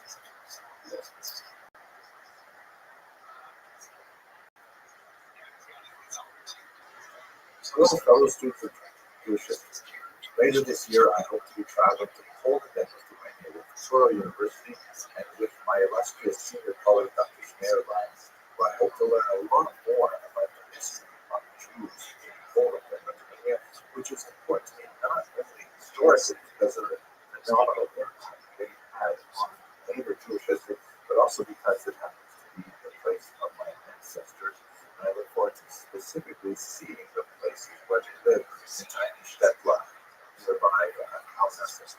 So in the context of preparing not only the lectures that I'll be giving every night on this trip, but also to be ready to really benefit from the scholarship that Dr. Lyman is going to share, I'm doing more research on the specific sites that we will be seeing around every day. One of the sites that I'm especially looking forward to seeing is the site of the Rabbi Publishing House, which was one of the most significant engines of cultural creativity in Vilnius for the last 200 years. Really an important publishing house that produced so many important works. I want to specifically focus this short video on one of its greatest CEOs, one of the most long-lasting and impactful CEOs of this centuries-long publishing house. That is the incomparable Laura Roth. She was someone who became a CEO by accident when her young husband, David, tragically passed away at a young age. And so this woman, although possessing a significant scholarly background herself, she came from a very famous family of Hazar rabbis, the Harkavi family that produced many other Greek scholars, including, for example, Alexander Harkavi, who wrote that great Yiddish English dictionary. But she, in her 30s, suddenly had to step up and take over this massive company that had some drama in its past. And she actually sort of way beyond anything that had ever done before. When I studied her story, as it was really so interesting. She was born in 18, as I mentioned a little bit about the family background. She was apparently an educated woman. As we shall see, she may have actually contributed to the Vilna Shas itself. and she died in 1902. Her most lasting publications as the president of this phenomenal company became known not only as the Long Publishing House, but during her era, her tenure, it was called the House of the Widow and Brothers Rom, because her late husband's brothers were also involved, both everybody recognized it was really the Almana Flora who was really in charge of things. She published the classic edition of the Tanya, which is used by the Chabad movement, especially significant because of the Hasidic Wesleyan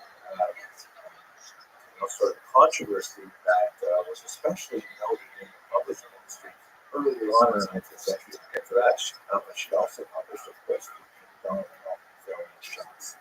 These are two great publications that had a phenomenal impact. I myself benefit from the film shots literally every day with Dr. Yomi. But let's get to her story specifically. So, what were the five main things that she accomplished in her lifetime that were related specifically to publishing? First of all, and by the way, I rely on some really fascinating research from Razi Chechik, who has written some great things, and especially given some phenomenal lectures on this. First of all, she was a very savvy seamstress, nothing sarcastic.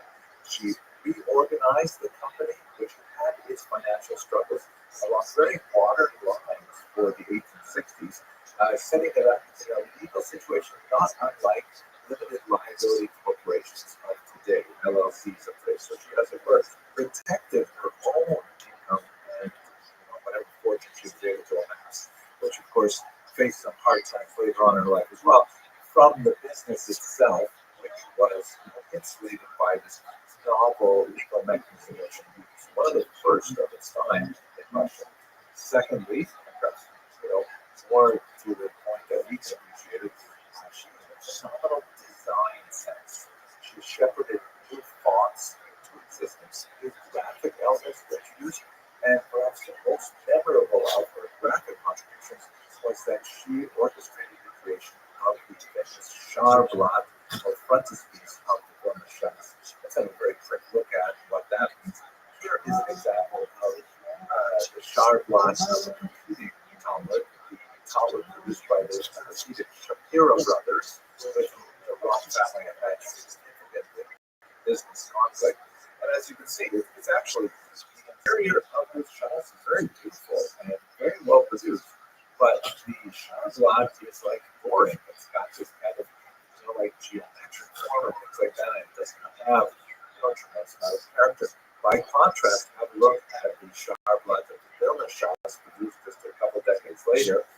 This is actually from my printing from the 1990s, and you can see it's the same version that was used in the original Vilna shots because it was so beautiful, borrowing from these kind of neoclassical elements of pillars and things like that, which are typically used actually in synagogue architecture quite a bit, borrowing from a Greco-Roman kind of model with the pillars, entranceway into the Aron Kodesh or into some unknown future. You can see it has at the top the lions, which the one on the left is frowning, the one on the right is smiling. Mysterious, and you wonder why that is. It is also interesting to note that in modern shots, like for example the Oyster Hadar version, which is kind of like the critical standard today, they kept the Charblat because it is so gorgeous and so inviting. You just want to walk behind and see what's through this entranceway. It removed the lions, perhaps because the faces are too red. I don't know. It's kind of interesting, but anyway, she shepherded this new design into the modern shots, and of course had a tremendous impact on everyone today.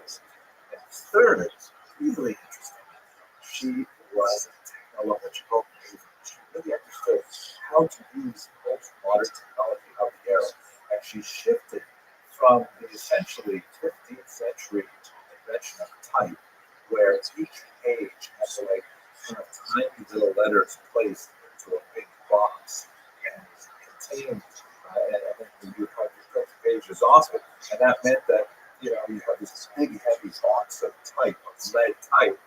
What do you do with it? Well, at a certain point where you anticipate you're not going to publish this book anymore, you take it all apart and you use it rather than storing, a ridiculous amount of these boxes of type and then having to purchase new type for every book you publish. That's just way too expensive. A new type of what's called stereotype printing, which involves the use of plates where the big sheet of metal was then compressed through the letters, and those plates could be more conveniently stored and preserved and printed again and again and again. She shifted to that particular form of printing early on, made a huge difference in cost, a big upfront cost and investment. Then afterwards, reprinting doubled much choice. Now, the fourth item I think is especially fascinating because shifting from the old type methods to the stereotype method meant that she could technically drop the price of her proposed compass dramatically.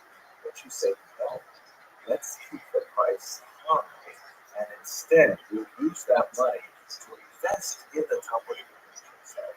And they went, at her direction, an incredible amount of scholarship was produced. People going to the Vatican, going to Oxford libraries, copying out medieval manuscripts, comparing the versions from various different cities throughout Italy in particular and the rest of Europe. New commentaries were added, and also medieval commentaries were evaluated and made into critical editions and placed inside the Shas, and it made her Shas really expensive to produce. Then it became in itself a status symbol. She actually created this concept of the Chosan Shas, the bridegroom Shas, meaning that father of the bride would present to his new son-in-law a Vilna Shas, a wrong family Shas, rather than just one of the Shas that you can get from time. Shas, by the way, for those of you who maybe are not familiar with Shas, it stands for Shishe Sidre, or the six orders, and it's referring to Babylonian Talmud. That's kind of like a little bit of slang because it could also refer to the Jerusalem Talmud or to the Mishnah even, but we call it Shas for short. At any rate, it was Deborah Rama who created the idea of the Chosan Shas. And that's why the Vilna Shas is completely left all the other Talmuds that were print. They didn't pass this. Everyone wanted a Vilna Shas. And we get a sense of the tremendous amount of effort she placed in producing this amazing tradition of the Talmud in an essay that occurs at the very, very end, volume 20 of her Shas. My own copy of it, which my father-in-law did buy it for me, my wife did buy it for me. This is practically in the very last section of the Talmud. And if we go to the very end, you'll see there's this letter here, the last few pages, called Acharit Davar, which is changing, and several other scholars believe they actually have been authored by Torah herself. I know that she had scholarly correspondence with many other important figures, and this letter, which goes on for a few pages, is signed by the widow and brothers Ram, but most likely it was the widow Ram herself who was the principal author. It's very beautiful, flowing letters. There's all kinds of things about how, when we started this project, we didn't know how it was going to be, so we didn't even write any kind of words of introduction. Now we're making up for it at the very end to write about our experiences. And she goes on to describe the tremendous, challenges they faced, political challenges with the pogroms that erupted in the 1880s and the fire, and challenges getting into the Vatican, and all kinds of amazing things they went to produce this document. It's actually really worthwhile reading. I encourage everyone who studies the Talmud to spend a little time looking at this letter, which may have been occupied or wrong himself. But one last detail about her activity. I mentioned a couple times now that she published the classic edition of the Rothschild. And see, here it is. And many Hasidim, when you're going through Chitas, right, which is Chumash, Tehillim, and Tanya, they will read this particular edition, which has a particular layout of words that has become kind of one of the classic editions for many. But even in the daily editions of Chitas, they often omit this little letter, which occurs right at the beginning. You have to get a skull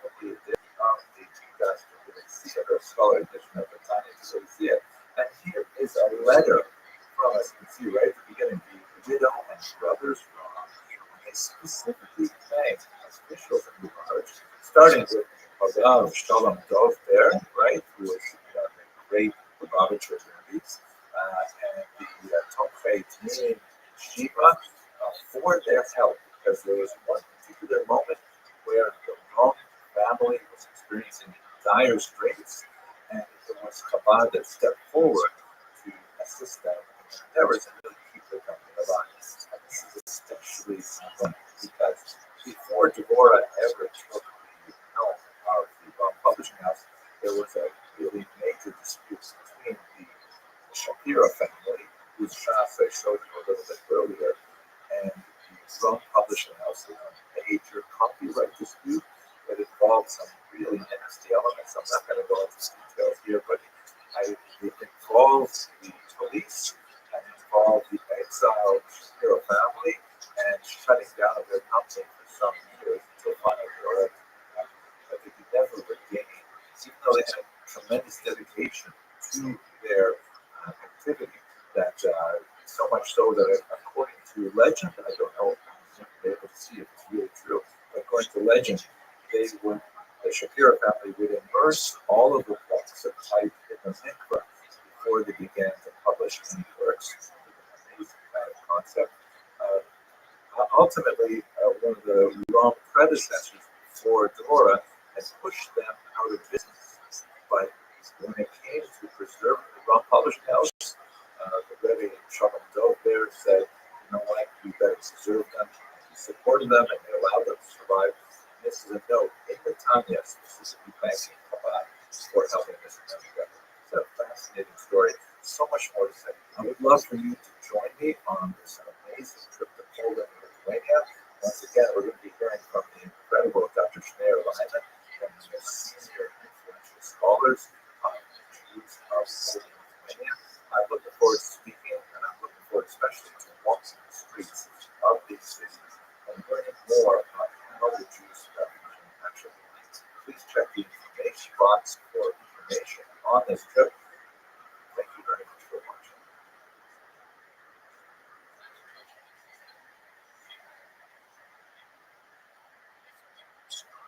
Hello, fellow students of Jewish history.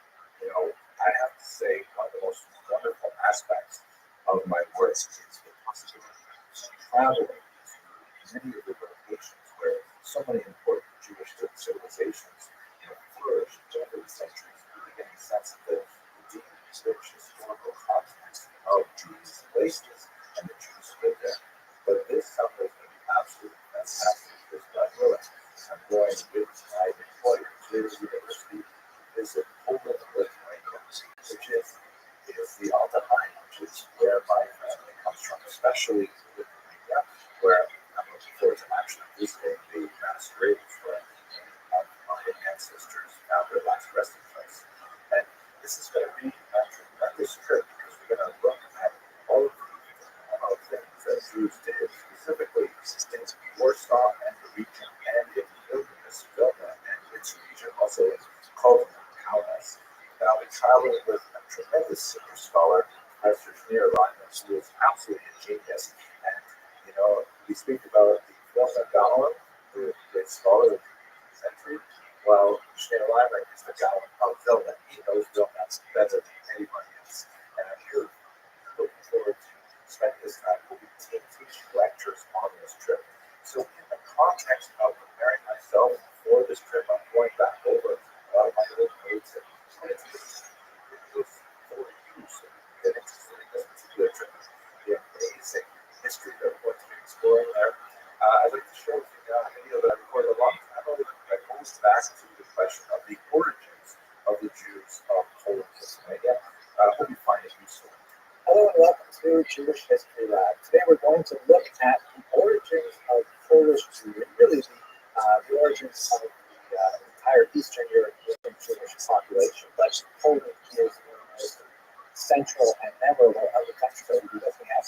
Let's talk about the origins of Polish Jewry. Now, when I say Poland, I'm really using these terms somewhat anachronistically because the region as a whole was dominated by something called the Polish-Lithuanian Commonwealth. much. You can see in this map, which has the borders of the Commonwealth as of the year 1618, but superimposed on contemporary political boundaries so you get a sense of where it was. It was this massive territory. Poland was at sort of like the southwestern core of it, but after this dynastic union with Lithuania, it spread into a massive area, almost stretching from the Baltic Sea to the Black Sea, well into European Russia, down into the East Central European countries as well. And so the material that I'm discussing today does not really apply, strictly speaking, to Poland as we understand it by 21st century boundaries, but to this larger entity, which includes, of course, Ukraine and Belarus and Lithuania, where there are very, very large numbers of Jews residing.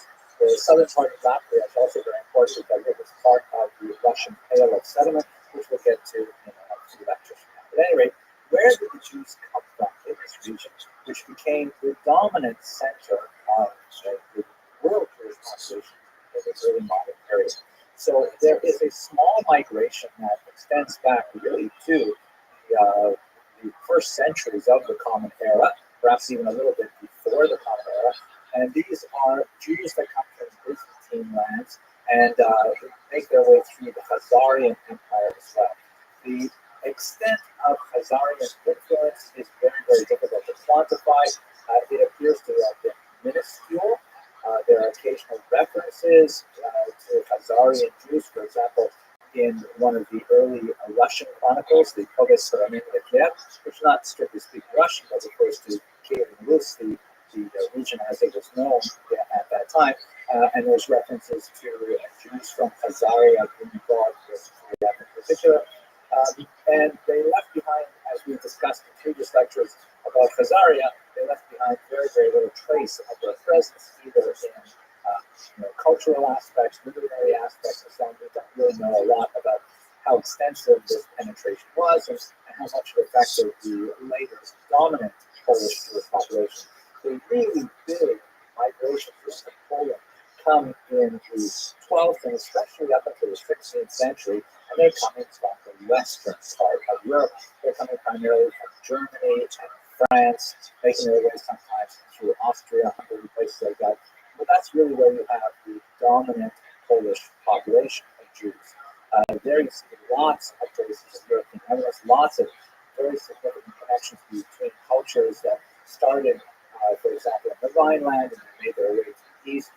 Yiddish, of course, is the overwhelming lingua franca of the Jews, and that is basically a medieval German dialect with Hebrew letters. They're not bringing with them too much of the languages of the Khazars, for example. So we begin to see some legendary elements of their appearance in the region as early as the 8th and 9th century, but it really begins to coalesce around 10th and 11th centuries.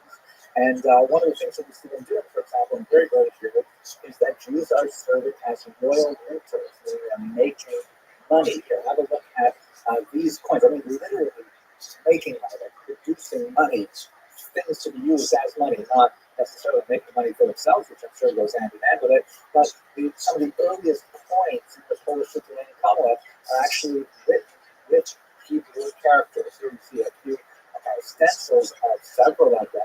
Here's a better one that has the term Moshka Karo, or Moshka Karo, which is clearly the Hebrew phrase for King Yeshko, a 12th century Polish ruler. Here, of course, this is highlighted here to make it a little bit easier to read. Now, it's fascinating. Why would early Polish nobles and kings make coins with Hebrew letters? It speaks most likely to the widespread illiteracy which was common to the region, and the fact that the Jews would use the Hebrew alphabet because Jews are the ones who were working with money primarily in small commerce that became relevant. We'll have a lot more to say about this in a future lecture. We talk a little bit about the economic basis of Polish Jewry, but for the time being, this is just some of the archaeological evidence of their early settlement from about the 10th century onwards. Now, when we look at why Jews migrated to Poland, the Polish-Lithuanian Commonwealth more properly, there are both push and pull factors. meaning there were factors which drove Jews out of Western Europe, and there were factors which drew Jews into Eastern Europe.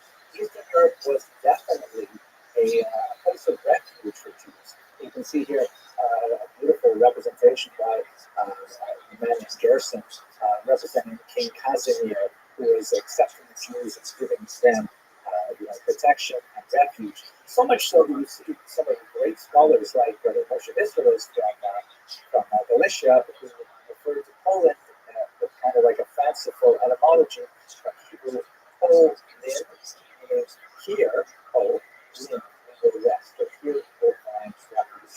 So in terms of the push factor, what was driving Jews out of Western Europe? The first marked thrust that drove Jews to pursue homes in the eastern part of Europe were the First Crusade massacres of 1096 that we discussed a while ago. Horrific massacres primarily in northern Germany that seem to be outside of the control of the legitimate state authorities to manage. And Jews were very frustrated by this because as a minority, Jews are always vulnerable to mob violence, and they rely on the legitimate authorities to maintain a Rechtsstaat, meaning a society governed by law. As we've discussed in many previous lectures, Jews are typically very happy to live in environments where there is some minor discrimination against them, a certain degree of endemic anti-Semitism, but only if the rule of law is protected. Meaning, perhaps there will be a numerous houses and Jews will not be allowed to enter university, or perhaps there will be certain tax breaks they're not allowed to take advantage of, or whatever it is, as long as they know that if someone throws a rock through their storefront window, they'll be able to go to the police, and the police will investigate, and if they catch the culprit, they'll have a proper criminal trial and so on.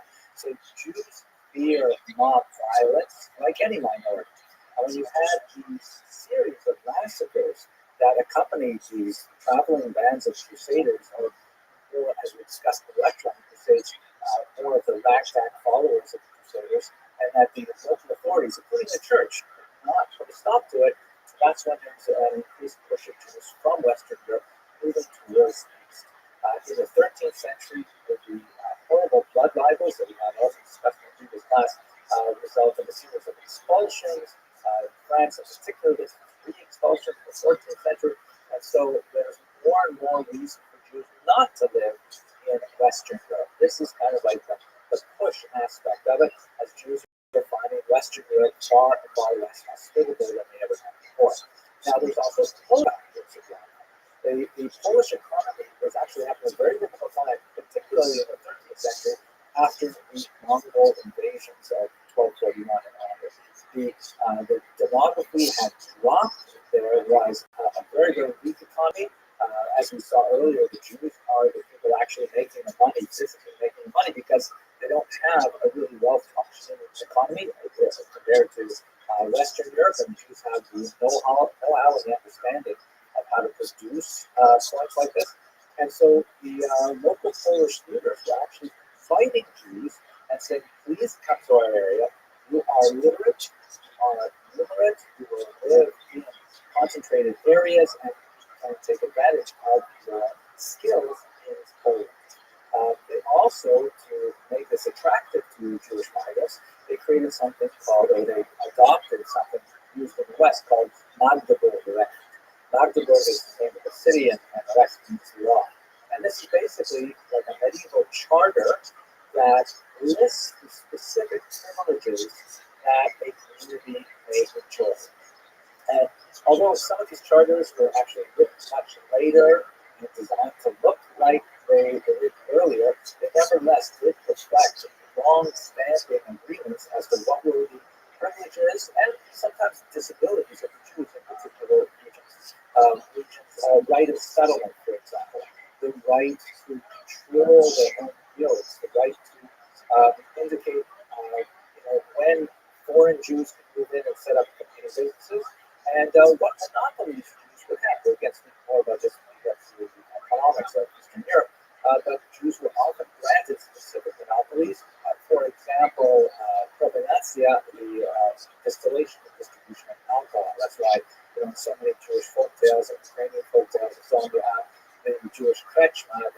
Jewish in because that was actually an monopoly that was frequently given to Jewish Americans. But bear in mind also that we're speaking about a corporate environment where it's not like individuals who say, you know what, I think I'd like to go live in Krakow, and then they go move to Krakow and they find, how to put themselves into the secular environment. And people live within communities, part of the community, like an individual who chose to affiliate. You were either be bound to that community or, culpable along with the community for taxes, punishment sometimes, things like that. So there were the Polish leaders were very enthusiastic about bringing Jews into the region, and so extended to them a series of rights that guaranteed, above all, safety, rights to live, comfort areas, things like that, and also economic privileges that allowed them to apply various trades. There's going to be a lot more to say about this, and of course, they really broke down very significantly with the Magnitsky rebellion in the 17th century. But for the time being, between the First Crusade and the Magnitsky rebellion of 1648, this was a pretty stable kind of environment. In some cases, like in the Statute of Privilege, which comes from 1264, these things are actually set down in writing and are promulgated and really attracted a lot of Jews to Eastern Europe. So there's a very significant movement of Jews over these centuries to Poland, making it ultimately the largest single concentration of Jews in the really modern period. And just to give you a sense of what that looks like, here's a map that shows the relative concentration of Jews within the boundaries of the Polish city as of 1764, and you can see that the yellow is like less than about 10,000 Jews, and the deep red is more than 50,000 Jews, and you can get a sense of where the concentration is really in the region of western Ukraine and southern Poland in particular, also some significant concentrations here to the west on the border of Germany and to the north in Lithuania in particular. The height of the achievement of Jews in the Polish region, in particular in terms of their self-government, is undoubtedly an institution called the Council of Lands, also known as the Council of Four Lands, depending on the period it's referring to. And basically, this was a kind of a Jewish state within a state, rather amazing thing.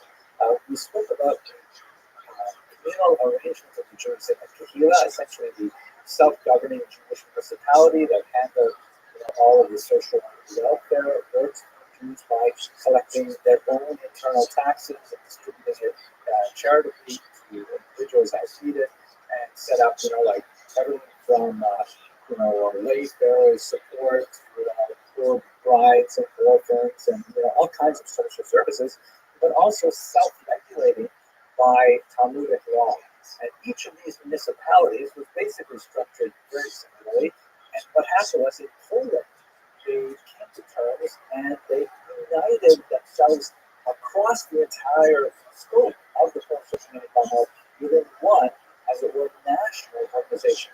They would meet twice a year, and particularly in the beginning, and they would make decisions that would affect all Jews living within this massive country, the largest country in Europe at the time. It's really a rather amazing thing. This, by the way, we're looking at is one of the couple of pages from the minute books of the Council of Lands. Now, they didn't have, like, for example, their own police authorities. They worked very closely with the state, and the Polish-Lithuanian state realized how valuable they were, particularly at first, with regards administering many social functions that they wanted to themselves have. But once they realized that it was more efficient for them to collect taxes directly from Jews rather than have the Council of Lands involved, that led to the erosion of the Council of Lands in particular. We'll talk about that as well, I hope, in a future lecture. But the kinds of things that they dealt with were really quite significant and made a huge impact on the way in which Jews lived and considered themselves in the Polish state.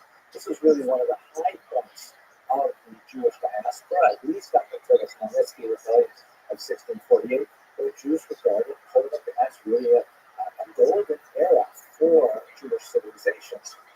Comparable in many ways to what we see happening earlier in Spain and before that in Babylonia, would result in a kind of a Polish-Jewish synthesis that was very similar in many ways to the German Jewish synthesis of the 19th century. But of course, when we get to the 20th century, we see it all unravel. And that would be a topic of a future lecture. I always found that as fascinating. Exactly. If you're interested in joining us this summer, that would be fantastic. Have a look at the information box for a link to the website where there's more information on what we're planning to do this summer. And thank you very much for watching.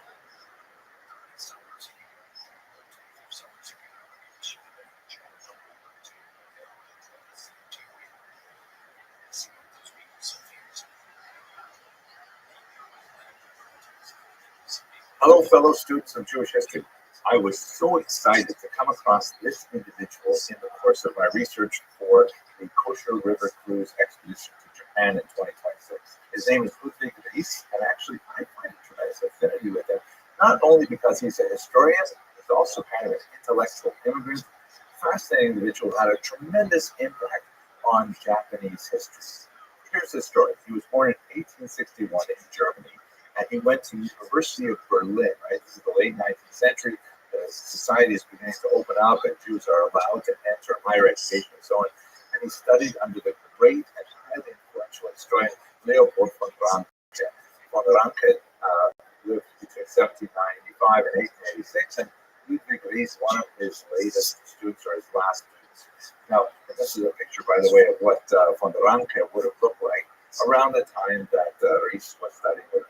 Ries wrote a very well-regarded doctorate on the history of medieval England, but once he graduated, he found he could not get a job in Germany. Right? This is unfortunately liberalism went so far in the late 19th century, and the idea of appointing a Jew to an important post in teaching history in Germany and so on, just very, very hard to happen. This is also the time of the great von Weizsäcker and Gratz controversy. We talked about that in videos. And it's also worth noting, by the way, that Ries's parents also warned him against trying to get a job as a professor of history in Germany. They wanted him to study something much more practical. Not that I would identify with him. At any rate, what happened to Ries? You know, he's the kind of individual, he got lemons and he made lemonade. He had an option to travel and take a position at Tokyo Imperial University. You can imagine how he must have felt. Like, what are you talking about? I'm a European historian. I'm born and raised in Germany, and I have to go all the way to the Far East just to get a job. But he went there, and he ended up becoming a tremendous success. He taught at Tokyo Imperial University for 15 years, influenced generations of students in that university, and really shaped Japanese historiography. Now, let me tell you what are his main contributions. You must understand that history is kind of a funny discipline. On the one hand, it is kind of art. You know, it's telling stories, right? The word story is embedded in the very word history, and it's all about, you know, sitting around the campfire and saying what happened to previous generations. That's what historians do. On the other hand, history is also a science, and that means that we're not supposed to just make stuff up. We're supposed to, you know, rely on actual data to tell these stories. Now, the problem is much of this data are just words. They're just stories that earlier generations have told, and we have inherited those stories. That proves to be extremely problematic, because how do we know that those stories actually conform to reality? This was the tremendous contribution of von Ranke, that's Ries's teacher, who said, look, we have to really get focused on what exactly happened. Like, tell us what happened. Don't tell us all the stories of what you would like to have happened, making stuff up on the way along. You have to tell us what actually happened, and we'll decide how to evaluate the you have to rely on primary sources. You have to rely on artifacts whenever possible. Archaeology becomes extremely important, things like that.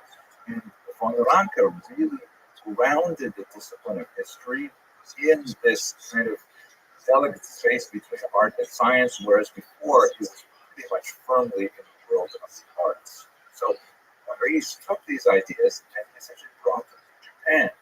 For the Japanese really didn't have this kind of grounding. Europe didn't have that grounding either until So in Japan, they really began to delve deeply into their archives to dig up primary documentation. And Luis also pioneered the fact that a lot of Japanese history is buried in European archives because the Europeans, when they encountered Japan, they left a tremendous amount of correspondence and documentation regarding how that country developed. This was all happening, by the way, in the context of the Japanese Meiji Restoration, a period of great reform and self-reflection, where they began to rely much more on Western expertise, realizing there were a lot of things that were happening in the West that would be beneficial for Japan. And race was one of those happy accidents. As a Jew, he could not get a job at the University of Berlin, and so he took his post in Tokyo, and he ended up becoming a tremendous success. And he really loved Japan. He spent a tremendous amount of time there, 15 years. In 1902, he returned to Germany, where he did get a job at his alma mater, the University of Berlin. And shortly after that, the Russo-Japanese War broke out, and all of a sudden, everybody in Europe wanted to know more about Japan. Who is Russia fighting with? And so Reis became the European expert on Japan. Ironically, when he went to Japan, he became the Japanese expert on Europe, and now when he went back to Germany, he became the German expert on Japan. Fascinating individual, really someone I want to meditate on in terms of the impact he made on Japanese culture. I hope this whets your appetite to join us on this remarkable expedition to Japan and South Korea. And if not, I'm really happy to share these videos with you as I conduct my research. Thank you very much for watching.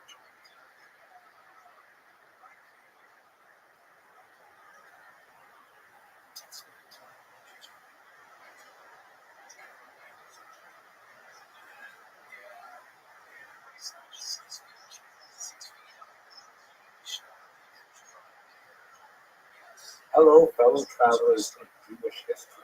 I'm really looking forward to the excursion of a cruise to Japan, which is, it's a bit of a leap for me because most of my studies in Jewish history is really focused on, ancient Israel, more of Europe, more to a certain degree North Africa, Central Asia. But getting to the Far East has really been quite an experience, both in terms of the actual journey, which promises to be amazing, but also in terms of the history. So let's talk just for a minute about the city of Nagasaki, which we hope to visit on this particular trip. Jewish presence in Nagasaki basically dates from the middle of the 19th century, primarily because Nagasaki was a port city, and it was at this time when Japan just began to be opened up to Western powers. There's a whole bunch of interesting politics about why that was so. Otherwise, Japan was fairly insular, both in a literal sense, because it's a series of islands, and also in a cultural sense. But Eastern European Jews really saw the opportunity and began to settle there in the middle of the 19th century. And most of their business was done with Russian sailors who were also in the port city. And the Jews, of course, had the linguistic skills and had, the commercial connections and things like that to make it work. By 1894, they opened a synagogue. They also created a cemetery, which is still in existence. And there were about 100 Jews living there at the turn of the century. Today, it has at least 29 graves, and they are labeled in Hebrew, Japanese, Russian, and English, dated between the 1880 and 1920. It might seem strange for us to see that Japanese would be included there and Russian and English, but that reflects the diversity of the immigrant population that existed in the Jewish community at that time. It also reminds me of where my father was in Toronto, and there are lots of English, a lot of Russian, a lot of Hebrew graves.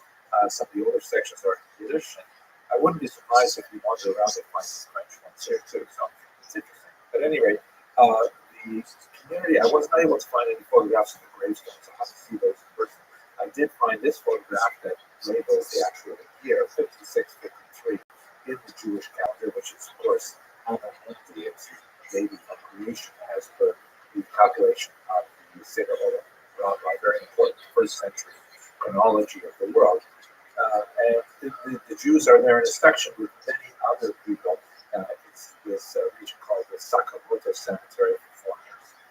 What happened with this community, however, is it went into a pretty steep decline in 1904 when Russia declared war against Japan. And this Russo-Japanese War, which had lots of impact in Jewish history, as I mentioned, my father, his father came to Canada because he didn't want to fight the Japanese in that particular war. He came from Lithuania, not from Japan.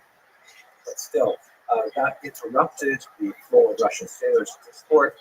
The economy declined dramatically, and so the Jewish community basically gave their Torah scrolls and food largely to Kobe, which became the new center of the Japanese. I look forward to learning a lot more about Japan and South Korea, which we hope to visit with kosher cruises. I hope you'll be able to cruise with us, and if not, I look forward to sharing my preparatory research with you. Thank you very much for watching.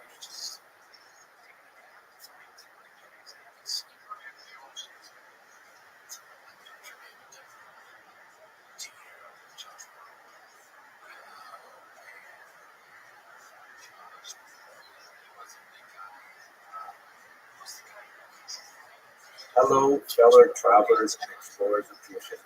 I'm really excited about the upcoming expedition of kosher river cruises to Japan and Korea. And in this context, I want to talk to you about something that I find absolutely amazing, and that is the Korean love affair with the Talmud.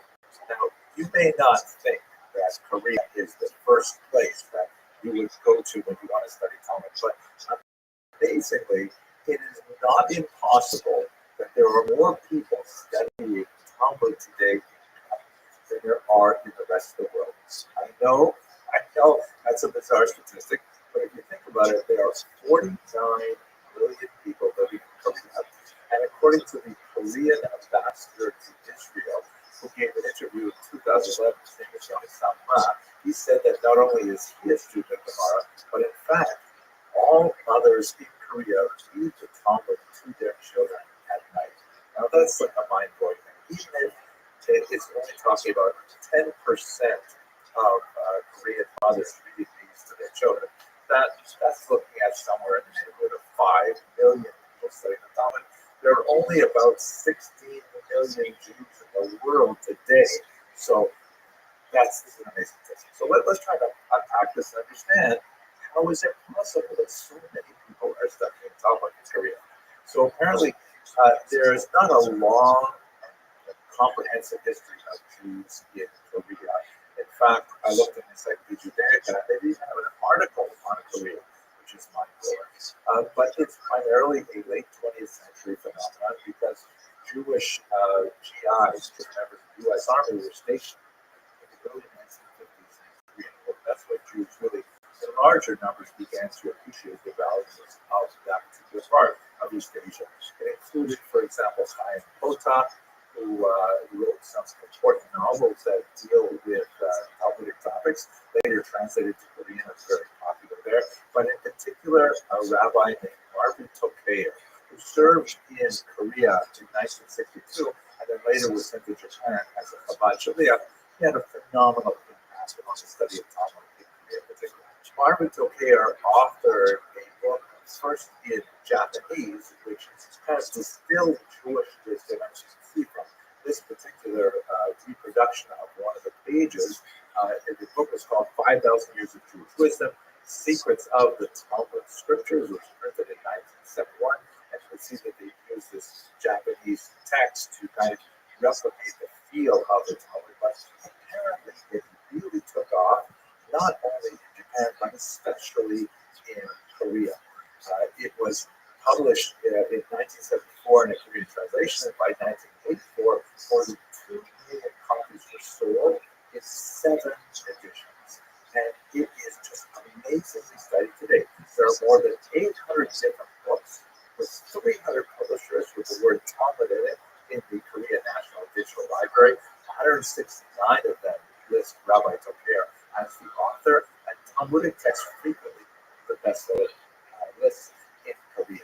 Now, how is this so? So there's a few articles on this in the popular press. An article by Rothschild in New York in 2015.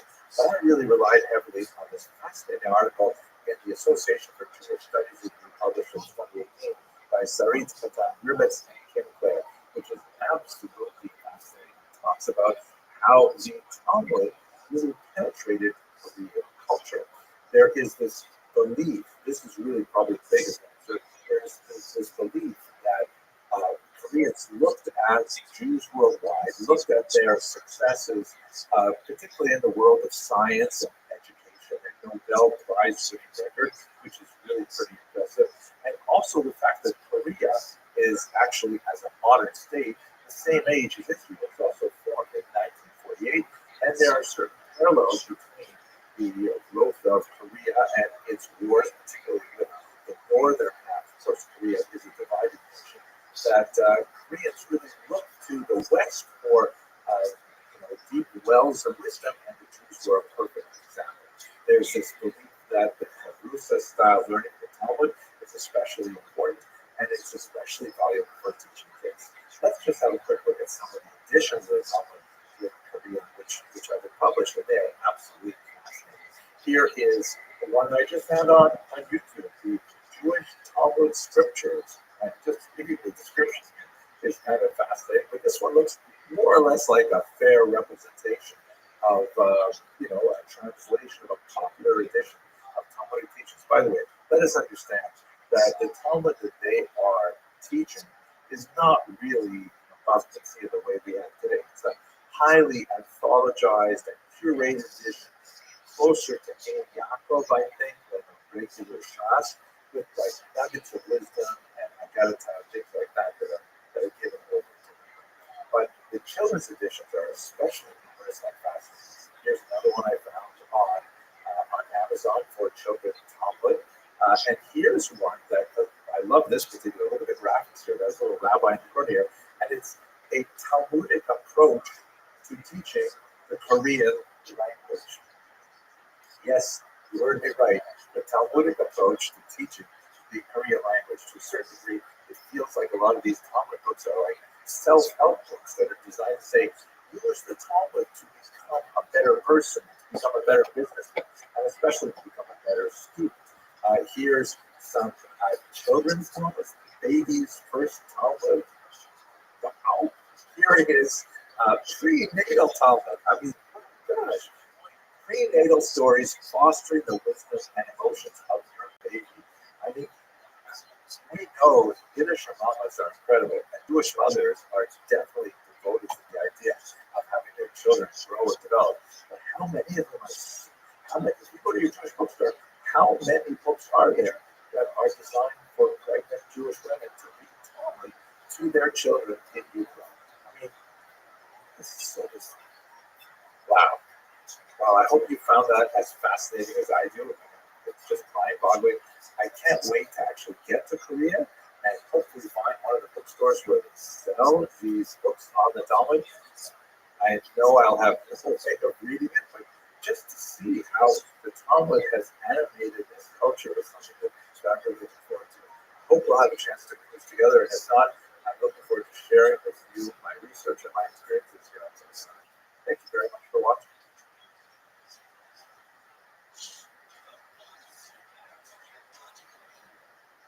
Hello, fellow students of Jewish history. One of the most fascinating areas of Jewish history are Jews of what I want to call exotic communities. And I don't think they feel exotic when you're in science, but centuries of Jewish civilization. Right now, for example, Israel, North America, parts of Europe, the Jews of Asia. So, in connection with my research with to Korea and Japan with Portuguese cruises, I'm starting to do some research on the Jews of South Asia, East Asia, and so on. And here's a lecture I gave a few years ago that I've never reviewed myself now as I prepare for this meeting. I hope you enjoy it. I have to tell you, I am really excited about this particular video because I'm so fascinated with the presence of the Jews in China. They had a community there for well over 1,000 years, and it's a really unusual kind of combination of Jewish culture and Chinese culture. Quite fascinating ways. Today, I'd like to focus specifically on the origins of the Jews of China, but perhaps we'll take a little bit of time at the end of this short video to talk about the nature of that unusual Chinese-Jewish synthesis. So, first of all, when did we first hear about the Jews in China? So, the first encounter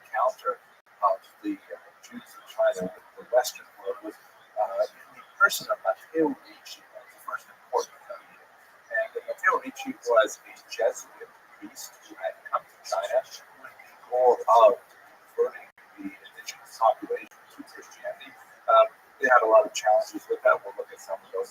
But there's a fascinating encounter that has happened in 1605 when a Jew saw the city of Kaifeng, a very important Jewish population and a long Jewish history, came specifically to meet with Ricci in Peking. And it was like, it's hard to, if this wasn't actually well documented, I think it was a comedy skit. Apparently, Haitian, this Jewish guy from Kaifeng, thought that Matteo Ricci must be Jewish because he had heard about this person and king who came from far away and knew a lot about this particular religion. He said, okay, must be a Jewish guy. Matteo Ricci, at the same time, thought that Haitian must be evidence of early Christianity in China, which is absolutely fascinating. And the two of them had this, really funny encounter where Matteo Ricci is discussing this with Haitian, and Haitian happens to see this painting of the Madonna with Jesus and Saint John the Baptist. It happened to be Saint John the Baptist Day or his anniversary, something like that. And so Haitian, knowing nothing about Christianity, completely shut off from the entire phenomenon of Christianity, he assumed that this must be Rebecca and her sons Jacob and Esau. This is what a nice painting. And then they see another painting that represents the four evangelists: Matthew, Mark, Luke, and John. Of course, the first four gospels, the first four books of the Christian Bible. And Haitian thinks, oh, look at that. This must be the 4 of the 12 sons of Jacob. Where are the other 8 sons? It's just this hilarious thing. Eventually, they figured out that, in fact, Haitian was not a Christian. He was Jewish. And this had fascinated him to its whole life. Now, from Haitian's perspective, he wasn't entirely clear on what Christian meant. And in fact, in communications with Ricci and with later Jesuits who actually came to Kaifeng, there was a suggestion that perhaps, someone like Matteo Ricci could take over as the chief rabbi because he obviously knew a lot of Tanakh. And one of the challenges that the Kaifeng community was experiencing, even in the 17th century, was a decline in literacy and a decline in Hebrew literacy specifically, and in familiarity with rabbinic tradition. They were looking for a new chief rabbi. Apparently, as the story goes, the chief rabbi, Kaifeng, was very happy with allowing someone like Matteo Ricci to take over for him. The Christian stuff really didn't bother him too much. It's another kind of ancient story. But the fact that the Jesuits were still eating pork, that was very problematic. So there's no way he could become our rabbis and still eat pork. By the way, when the Jesuits asked the Jews of Kaifeng, have you ever heard of Jesus? They thought about it for a while and said, oh yeah, sure, we know about Jesus. But when they went to discuss it further, they were not referring to Jesus of Nazareth. The Kaifeng Jews were familiar with Jesus ben Sira, an ancient author who wrote the apocryphal work Ecclesiasticus, that was known as traditionally the Sefer ben Sira, the wisdom of Ben Sira in English, which is a work which was incidentally lost in Hebrew for many generations. It was only found in the 19th century. So they knew about a different Jesus, not the Jesus of Nazareth, which, these things are just hilarious, I think, but historians have to get one sometimes. At any rate, the Jesuits maintained a very strong interest in the Jews of Kaifeng, to a large degree more than Jews would with this unusual Jewish community. They were especially interested in learning about the sacred Torahs that the Jews of Kaifeng had. They wanted to see, in particular, if they were the same as the Torahs that were read in Western Europe. Because one of the thoughts that Ricci had was that there was more evidence for Christianity in the Hebrew Bible, but that it had been tampered with by the Jews to remove that evidence. And if you could find biblical books that predated that went all the way back to the positive arrival of the Jews, which, by the way, was argued to be as far back as the first or second century Common Era. I'll talk about that in just a second. So if these texts had references to Jesus in it, that would be incredibly important. Of course, they didn't find such things, and when they actually got to Kaifeng and they discussed a little bit more about what they were interested in, the Jews of Kaifeng were quite upset and refused to show them their text. And obviously, there was also a deep interest in converting the Jews of Kaifeng to Christianity. In some ways, the Jesuits thought they had more of a chance with the Jews of China than with the non-monotheistic Chinese of China. And of course, that's a long story that goes way beyond the discussion we have today. But we do have an extended effort of various Christian missionaries coming to China to specifically try to convert the Jews to Christianity. At any rate, what they did find was a lavish and very cherished synagogue in Kaifeng. Here is a drawing from the 18th century Jesuit, Father Romenge, who visited it.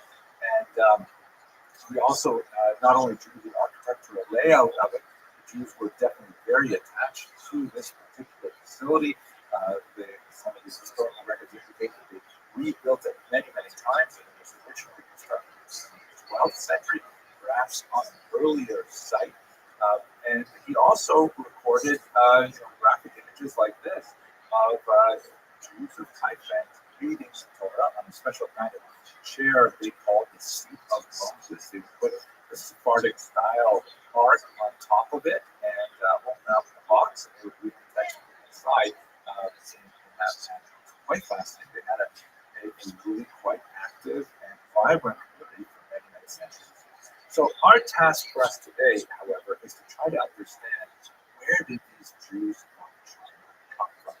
So here is a map that shows the various locations. Kaifeng is the most well-known and most well-documented. However, even the Kaifeng documentation refers to its relationships with other communities such as Yangzhou, where they, for example, received the gift of a sacred Torah. And so you can see that quite a few of them are all on the eastern region of China, but you have some to the west as well. And the numbers is not, by the way, you can see that some of them date all back to the 9th century, but that's like the first clear documentation of that community. They have roots that go back possibly much, much further. We have, for example, several travelers' accounts that refer to the Jews of China.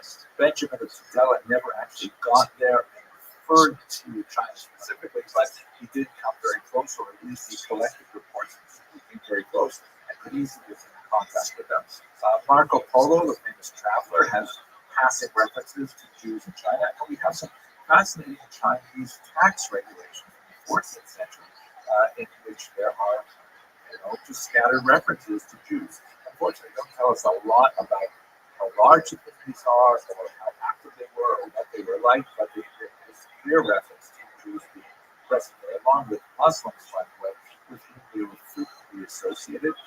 And in the mind of Chinese administrators, it's often very little distinction made between Jews and Muslims. They're often referred to in the same sentence. We also have some Muslim historians who refer to the presence of Jews sometimes in the context of Chinese massacres as well. Now, most likely the Jews came to China along the Silk Road, which you can see here's a map from Wikipedia that shows some of the most important routes along which silk traveled from the east to the west. It's also called the Spice Road. The spices were also a very important commodity that was imported to the west from the east. The map is a little bit strange because it refers to other caravan routes, and those are, many of them are through the oceans. To my knowledge, camels don't swim especially well, especially when they're laying down. But it does indicate that, there was a lot of maritime trade as well. And what's important about this particular silk route is you can see that in this round circle here, this is where the massive populations of Mesopotamian Jewry live. This is where the great Talmudic centers are located. There's a very significant Jewish population right there of long and important spot on this route. And Jews were involved in much of the trade that went from east to west. The Talmud speaks of a considerable amount of trade that would happen in this region, presumably bringing things from much further east. This received even more attention when Aurel Stein, a fascinating individual who, as guessed by the last name, was actually born Jewish. He was an explorer and a specialist in a lot of these ancient languages, Eastern languages. His parents, ironically, baptized him and his brother, all which was very common for Jews at the time, although they and their daughters remained unbaptized Jewish. Mary Stein, who went far away from his native Germany to explore this region, was exploring in the region of which is on the Silk Road, and he discovered in the case of May. He found a huge cache of medieval documents, and scattered among these documents, which were mainly written in Asian languages, we found also this 8th century carefully folded piece of paper, which was actually a Hebrew slicha, a penitential prayer, possibly associated with the high holidays, but the traveler who carried it very lovingly folded it and kept it with him as he was traveling along the spice route. The document can be dated with reliability to the 8th or 9th century, indicating that here was clearly someone who was attached to Jewish prayer who was traveling along the spice route as early as this period, and that's most likely how most of the Jews came to China. Was along this route. Many of them would have settled in places like Changfeng. According to the Haifeng tradition, this would have happened significantly earlier in the Han Dynasty, ended about the year 200. It's impossible to know exactly when the Jews settled there, but they were certainly there for centuries before they were discovered by the West.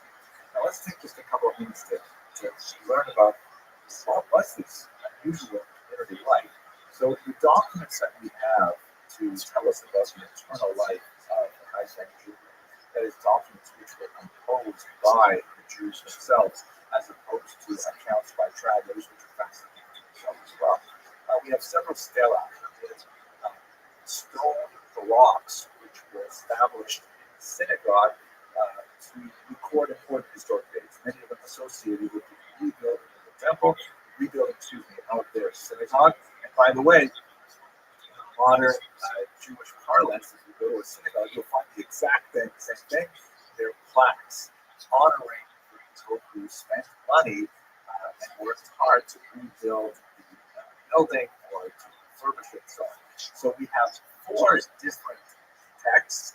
We have the earliest dates from 1489, and on the reverse of that stone block, there's another text from 1512, and then another one, 1663, and the fourth one, really 3 blocks, but a 4th text is 1679.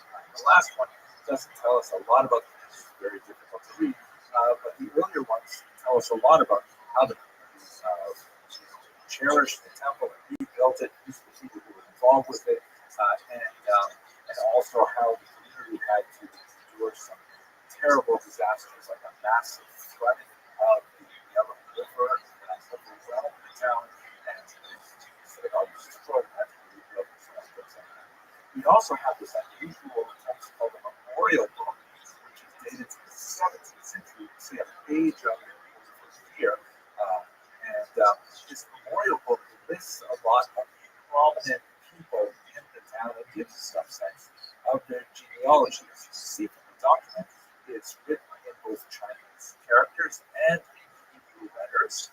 If you look at the first list of names down, you see on the right Ben, and then Ben Israel Moshe. And that Israel Moshe, the word Moshe, which is right in the center document, it has an interesting kind of phrase that says he's called a Jinshi, i.e., he's received a PhD, he's a doctor in Venezuela. A lot of fascinating things about how the Jews of Haifeng basically lived with 7 distinct surnames, and one particular family was honored with a particular surname by the emperor for their service to empire as a whole, and that they achieve high levels of education, a lot of fascinating things. But I think when you look at all this evidence together, in this brief video, I'd like to point out three distinct phenomena that I need in text. First of all, I was fascinated by the fidelity of the Kaifeng to Jewish tradition. For example, the Jesuits note that they were called, other names, they didn't use the term Jew, they sometimes use Israelite, but they were called Tiao Jinjiao, please forgive my pronunciation, or the group that excises the sinner, which is a clear reference to the observance of the laws of kashrut, because the sciatic nerve has to be removed from animals before humans. There's a lot of discussion of how the Jews of Kaifeng, for example, would only eat meat that they had slaughtered themselves. They would not rely on other group slaughter and so on. Fascinating, many references to these kinds of things, where they are practicing Judaism as it would be understood in the rest of the Jewish world.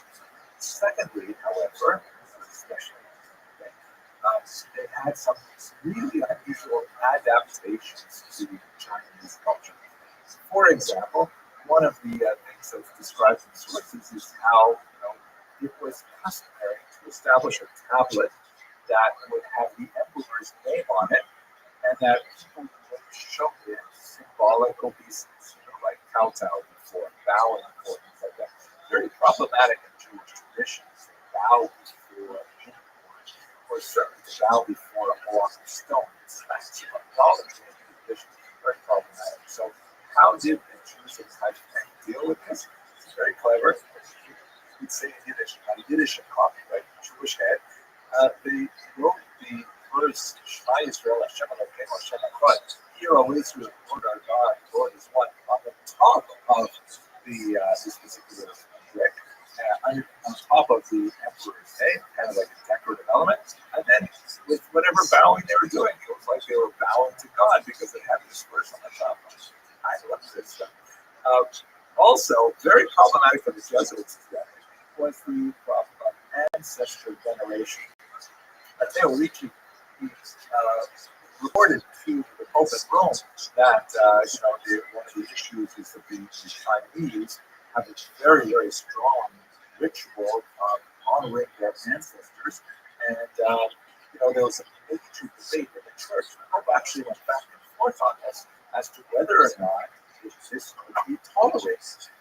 For many of the more doctrinaire Catholics, this also smacked of idolatry to worship dead ancestors. Whereas Ricci and others were arguing, no, it's just a culture, religious restrictions, and so on.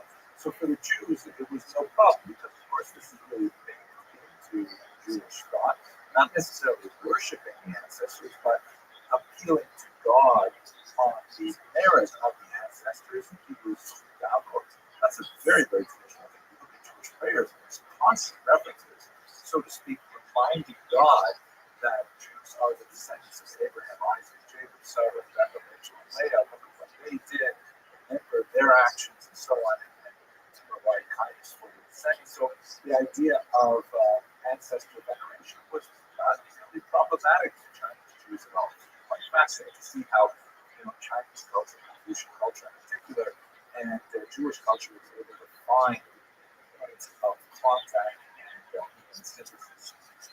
But at the same time, we have to recall that there is significant degrees of assimilation that would be unacceptable, certainly in North Africa and in European Jewish communities. For example, there are many examples of degrees of assimilation. The Jews, especially as they were suffering more and more from a lack of leadership and a lack of contact outside the world, specifically the rest of the Jewish diaspora, we are having problems finding people who could read and write the Torah and interpret it and so on. So they tended to gravitate to papers that they had for many centuries, unless it was a significant Muslim minority in China. And in fact, there are photographs from the 19th and 20th century of Jews of Kaifeng and elsewhere worshiping in Muslim mosques, because after all, they were sort of theologically much closer to Islam than they were to Confucianism. Islam was intensely monotheistic, worshiping the same God. So the Jews would frequent Muslim mosques as their neighbors. In fact, they were almost indistinguishable in dress, but the Muslims would wear white caps and Jewish males would wear blue caps. So one of the names for Jews was in fact blue caps, as that distinguished them from the Muslims. For Confucian Chinese, they Yes, thought she is. like, who are these people? And, oh yeah, like flavors, How are you? the white flavor and the blue flavor of the fine. Also noted in the genealogical. Well, thank you.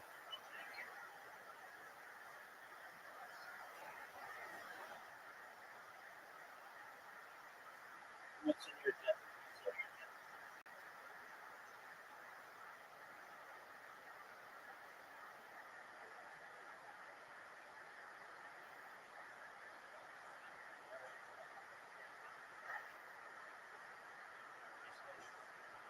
One day, but you brain rest.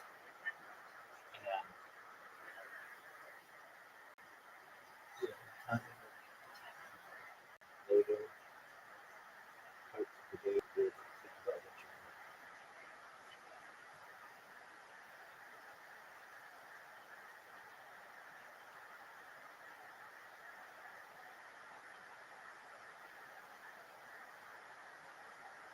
Logical tables that they record there, that of those 7 clans, some of them intermarried with Chinese, and it's actually recorded in genealogical tables. It's unclear to us what sort of conversion process happened. We do note that males, Jewish males, were far more likely to marry Chinese women, and then Jewish women were to marry Chinese males. And in those genealogical tables, there was a clear distinction made between those women who were born Jewish, they were called Bat Israel, right, daughter of Israel, and those women who were born to non-Jews were called Bat Adam, daughter of Adam. They were married, however, and their origins were recorded, and so on. So there's definitely some degrees of assimilation, and it varies. Certain families were far less likely than others to do so, which I guess is broadly similar to American Jewry as well. The last thing that it's a sad point in many ways, but the community, of course, fell into significant decline in the early modern into the 20th century. And one of the saddest things was that they lost the ability to clearly copy their Torah scrolls, to read their Torah scrolls, and ultimately they ended up selling their Torah scrolls to Christian missionaries who then brought many of them back to Western Europe. In fact, even one Torah scroll in Toronto. This is an example of a Kaizen scroll, which is held by the British Library. People who have analyzed their Torah scrolls and the scroll of Esther, the Comfort region, indicates that they were losing their ability to actually copy the Torah scroll effectively. It's clear from the confusion of some of the letters that sound very similar, like Chet, Kaf, or Aleph, and Ayin, that they used a method where one person would read the Torah scroll and the scribe would actually transcribe it based on what he was hearing. Hence, there would be errors between those 2 letters. By the way, until we did not find any evidence that it's so wholly defined of Christian disfigurements in the Torah that were not in extant. The Torahs are identical to Western Torahs, except for these obvious kinds of typographical errors. The letter Vav overused, that's the word and but and these so with the loss of these Torah scrolls, the communities fell to a very steep decline, although there are still remnants of communities even into the 21st century. I think by way of conclusion, it seems to me that we see in this Kaizen communities just how important it is for the scattering of Jews to remain connected to one another. More importantly, how it's crucial that they remain connected to the core texts of the Bible and commentaries. Without these two things, it's very difficult for it to last. Although the Big Bang and Chinese Jew in general demonstrated remarkable resilience over many centuries, and hopefully they will have a renaissance. The last thing I got to say, for those of you who have been following my lectures, I want you to appreciate how hard it has been for me to get through this entire lecture without once mentioning the Jewish predilection for Asian cuisine. Just want you to know I really was trying to say. Okay, thank you very much for watching. I hope you found that video useful.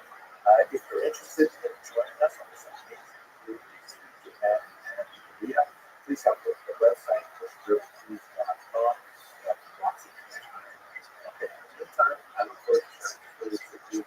Thank you very much for watching.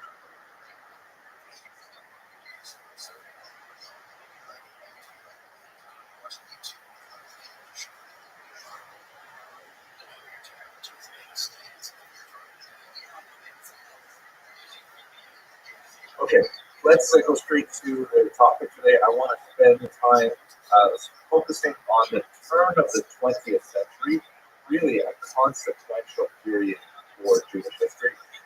One particular scholar called the 20th century the Jewish century, because this is a period of time that had massive impact on history as a whole, surrounding, the golden Jews in doubt how viable that thesis is. Just have to look at any news source today. Look at how much space Israel takes up. Nothing has ever been so in my lifetime. I was born in the second half of the 20th century, and yep, Jews are really central to the century. But let's start first of all by going into the survival subject. So we're going to move back to Western Europe, where we spent some time before we looked at Eastern Europe and the development of Jewish political parties. And I showed you this cool clock and how it changed to the 10-hour clock during the Revolutionary period. Just gives you some sense of how crazy it was during the Revolutionary period when so many fundamental changes were questioned and debated and changed dramatically as a result of that revolution.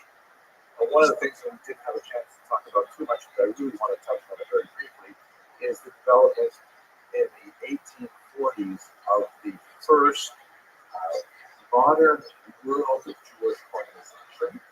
It is the Alliance Israélite Universelle, Universal Israelite Alliance. The term Israelite was often used as a substitute for Jewish or Mosaic, because people were trying to, it's not really true in the English language, but in a lot of languages, believe it or not, the term Jew is derogatory. In English, Jew can be derogatory depending on how one says it, or whether one's pointing or spitting at the same time, but basically it's a neutral word. But in a lot of languages, Jew is a derogatory term. In Russian, for example, Mr. Vasilevsky can help us out with this. The term Yahweh or Hebrew is the polite term. Jid or Jew is an insult. And you have that in many other languages. Also in French and German, there was some question about what's the polite way to refer to Jews. So Israelite was one of the options. Anyway, this organization started largely as a result of a blood libel trial that happened in Damascus in 1840. It was born largely in Portugal, and that's why it's really, connected, especially with Europe. But they sent over there a lot of important people, including a very famous British Jew named Joseph Montefiore, who went over there and actually was able to mediate the situation and free the Jews that had been kidnapped and tortured on the basis of this crazy idea that they had kidnapped a Christian child and murdered him for his life. No body was ever found, all these crazy things. In 1840, right? It was really pretty modern. So after that remarkable success, the alliance really took off, and they tried to do a few other things. They tried to interview the corrupt in Russia. They weren't so successful, but the whole idea was was really very successful, and many other organizations followed suit afterwards. Shown on the screen here are two other figures who are very important in setting this up.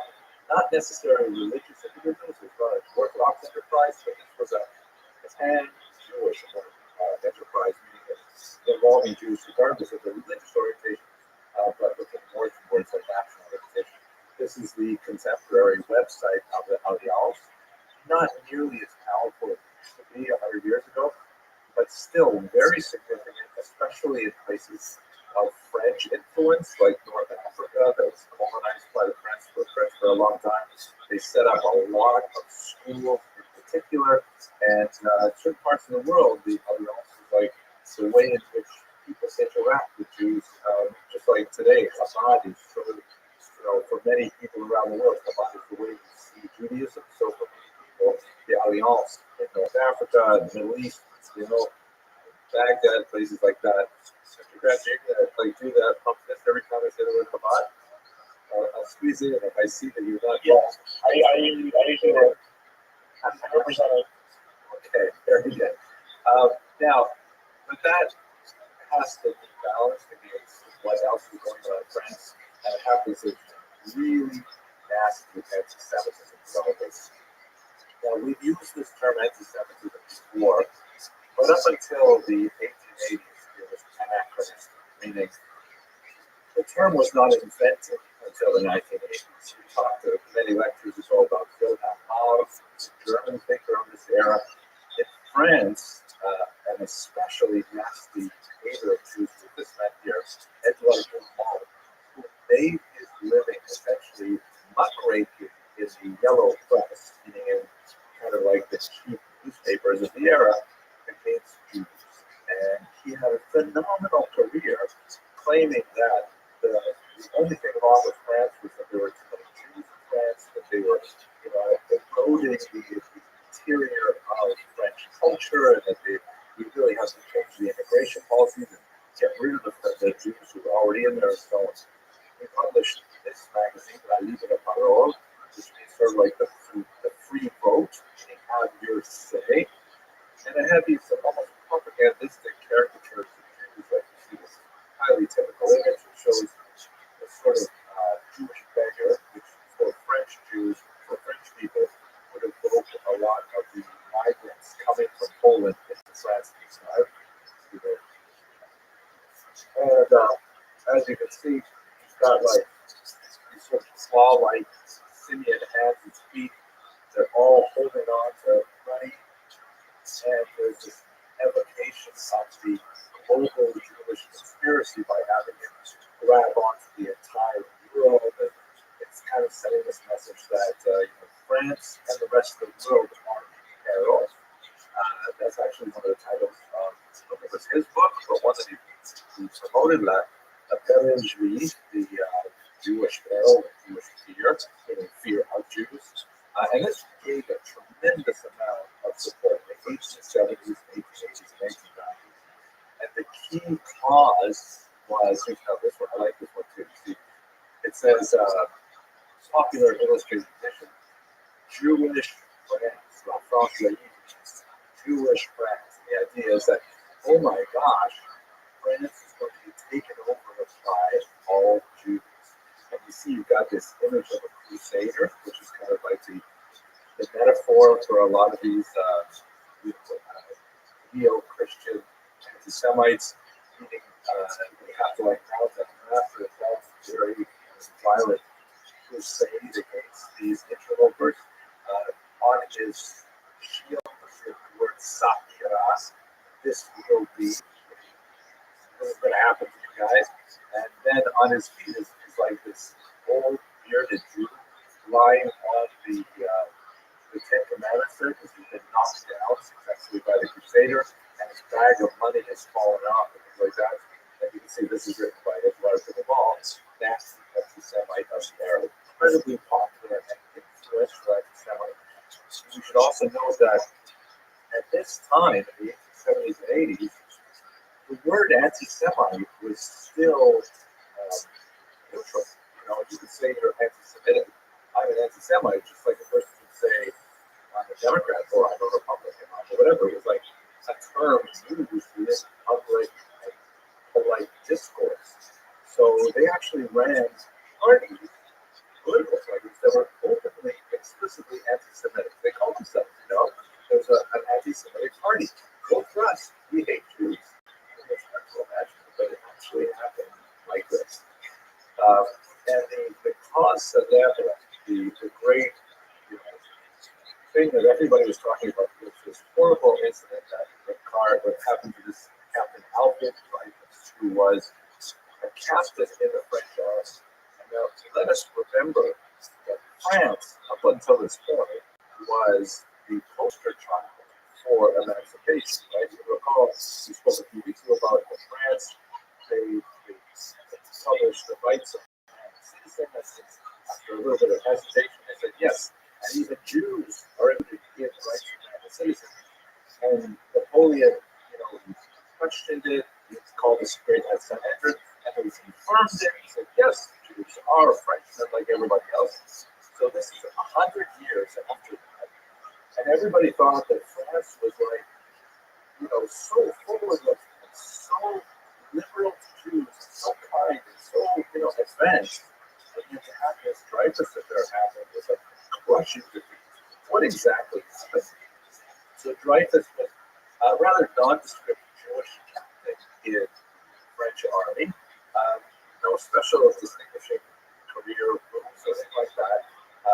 But he was framed for an espionage pact that was occurring between some French military and the hated Germans.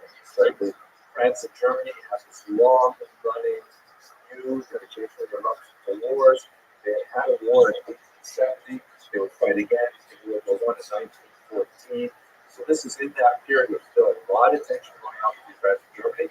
This fact that a spy was active in the French military came out into the press, and they had to find someone to blame. And so conspiracy developed, let's blame the Jew. Let's blame Dreyfus. Dreyfus was not a religious Jew. He was not out as a Jew. He was rather assimilated in every way. But the notion that it was a Jewish member of the armed forces in France just had struck a nerve among so many Frenchmen that it was like overwhelming for people. This is one of the illustrations in the press at the time that shows Dreyfus there standing at attention, and he's had his military insignia stripped from him, a couple of vets are taken off, and his commanding officer is, as the sign has discussed, breaking Dreyfus' sword over his knee. It's an incredible demonstration of complete disenfranchisement of just one French soldier, but it went into a whole culture that guys like Edouard Clément really took on of the Jews are our misfortune. So the Jews are the downfall of France. We better take care of them right away. Dreyfus was shipped off to Devil's Island, where he lived in his cabin here, and in exile. But meanwhile, there's so many questions swirling about the way the trial was handled and the nature of the evidence. There's so many questions that even though he spent, I think about 15, 20 years in total, going in and out of prison during this time, ultimately there was a huge outcome. This is, by the way, also to give you a sense of the cultural involvement. This is like Watergate. I don't know if you guys remember Watergate. Probably not. But Watergate was when President Nixon was accused of organizing a break-in to a hotel called Watergate, still there, to get some information on his political enemies, and he blew up, and he ended up, he was going to be impeached. He ended up resigning. It's like a massive crisis for the United States in the 1970s, I think. So Dreyfus was like that. The whole country was wrapped up in this idea that this one French captain has sold out the entire French state at this time. This is a board game that was made to capitalize on the excitement over l'affaire Dreyfus, the Dreyfus affair.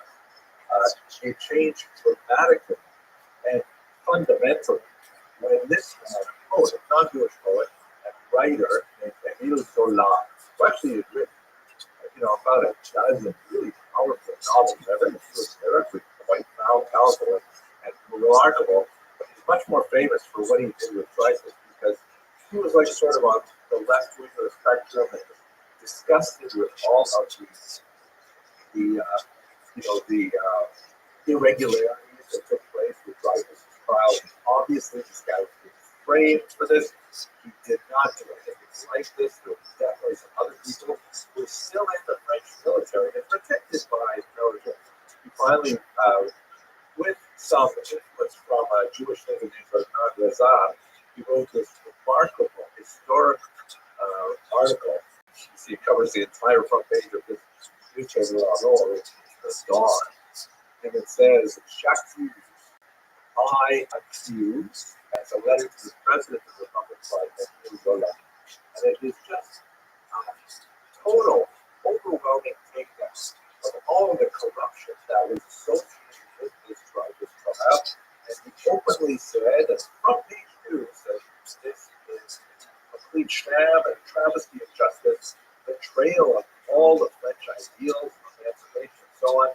And ultimately, he was successful. Dreyfus was brought back for yet another trial. I think he got 3 trials in total.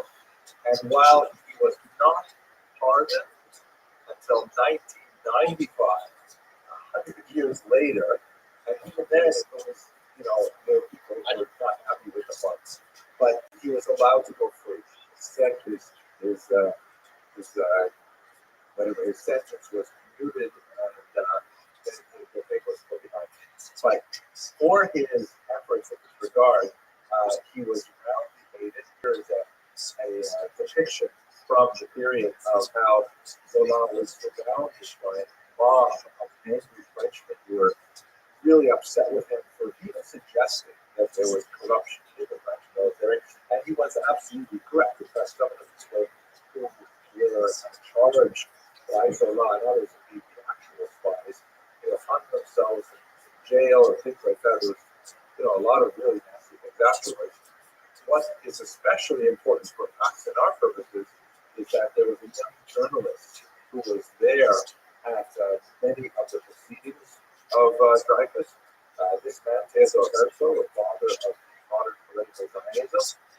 And at this point, Herzl was essentially an assimilated Austrian Jew. He had very little interest in Jewish things, but he was totally blown away, shocked by the fact that all of these Frenchmen could be shouting for those Jews, death to the Jews, over this one captain, with all of the irregularities in the trial, that he said, wow, if this happens in France, where they're supposed to be so enlightened, and a full century has passed since Jews were given equal rights, if 100 years after they were given equal rights, the people still feel this way about the Jewish minority, it's obvious to me that living in exile is no longer an option for Jews. In other words, we cannot rely on the goodwill of our non-Jewish co-citizens.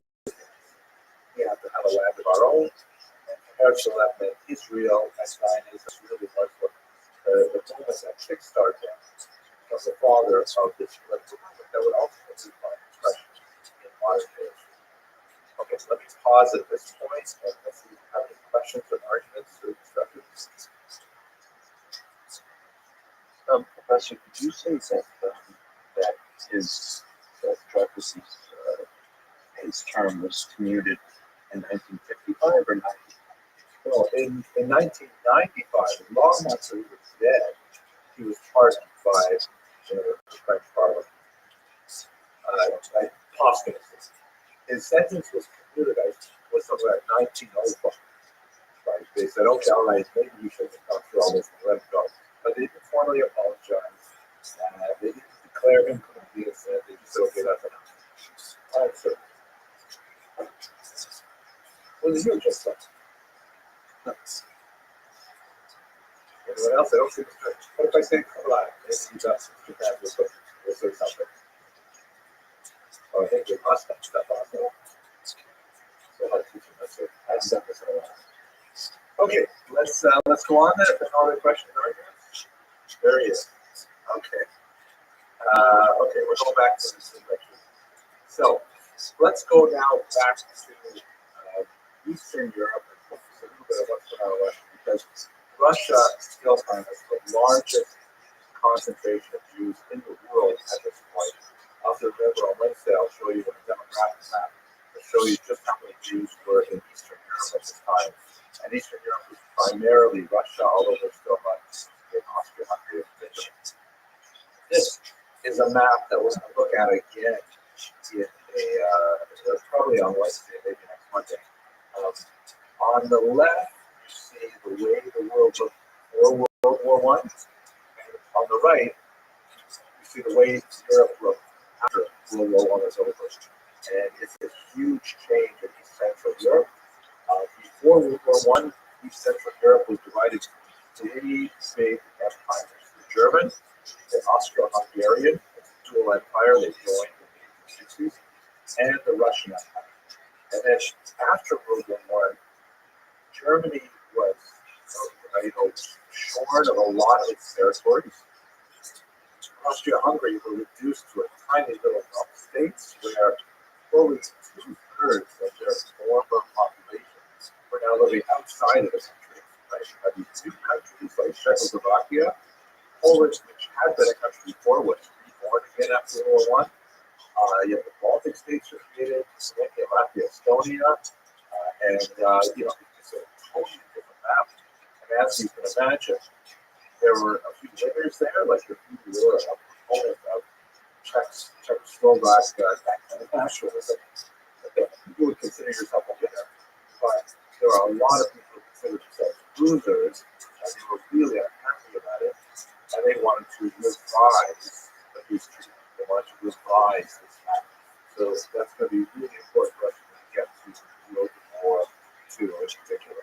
But I want to focus for us today on getting to that point, just to give you a sense of this is the cusp of the short 20th century. It goes from World War I to the collapse of communism. Totally different world in so many ways, but really important. So let's start with what happened in Russia. Russia at this time, in the early 20th century, was literally behind the rest of the world. I mean, their calendar was actually 13 days behind the rest of the world. In the Middle Ages, I don't know if I'm going to post this video because it's just like listening to me talk with COVID. It's not so nice. In the Middle Ages, Western Europe abandoned the old Julian calendar for the Gregorian calendar, which is the one that we use in the West today. This is March 31st on the Gregorian calendar. But the Eastern world, the Orthodox world, in Russian Orthodox, Greek Orthodox, and so on, did not make that switch. And so Russia was one of the last ones to actually do it. Every century, they lost another day. So that's why they were literally 13 days behind the West.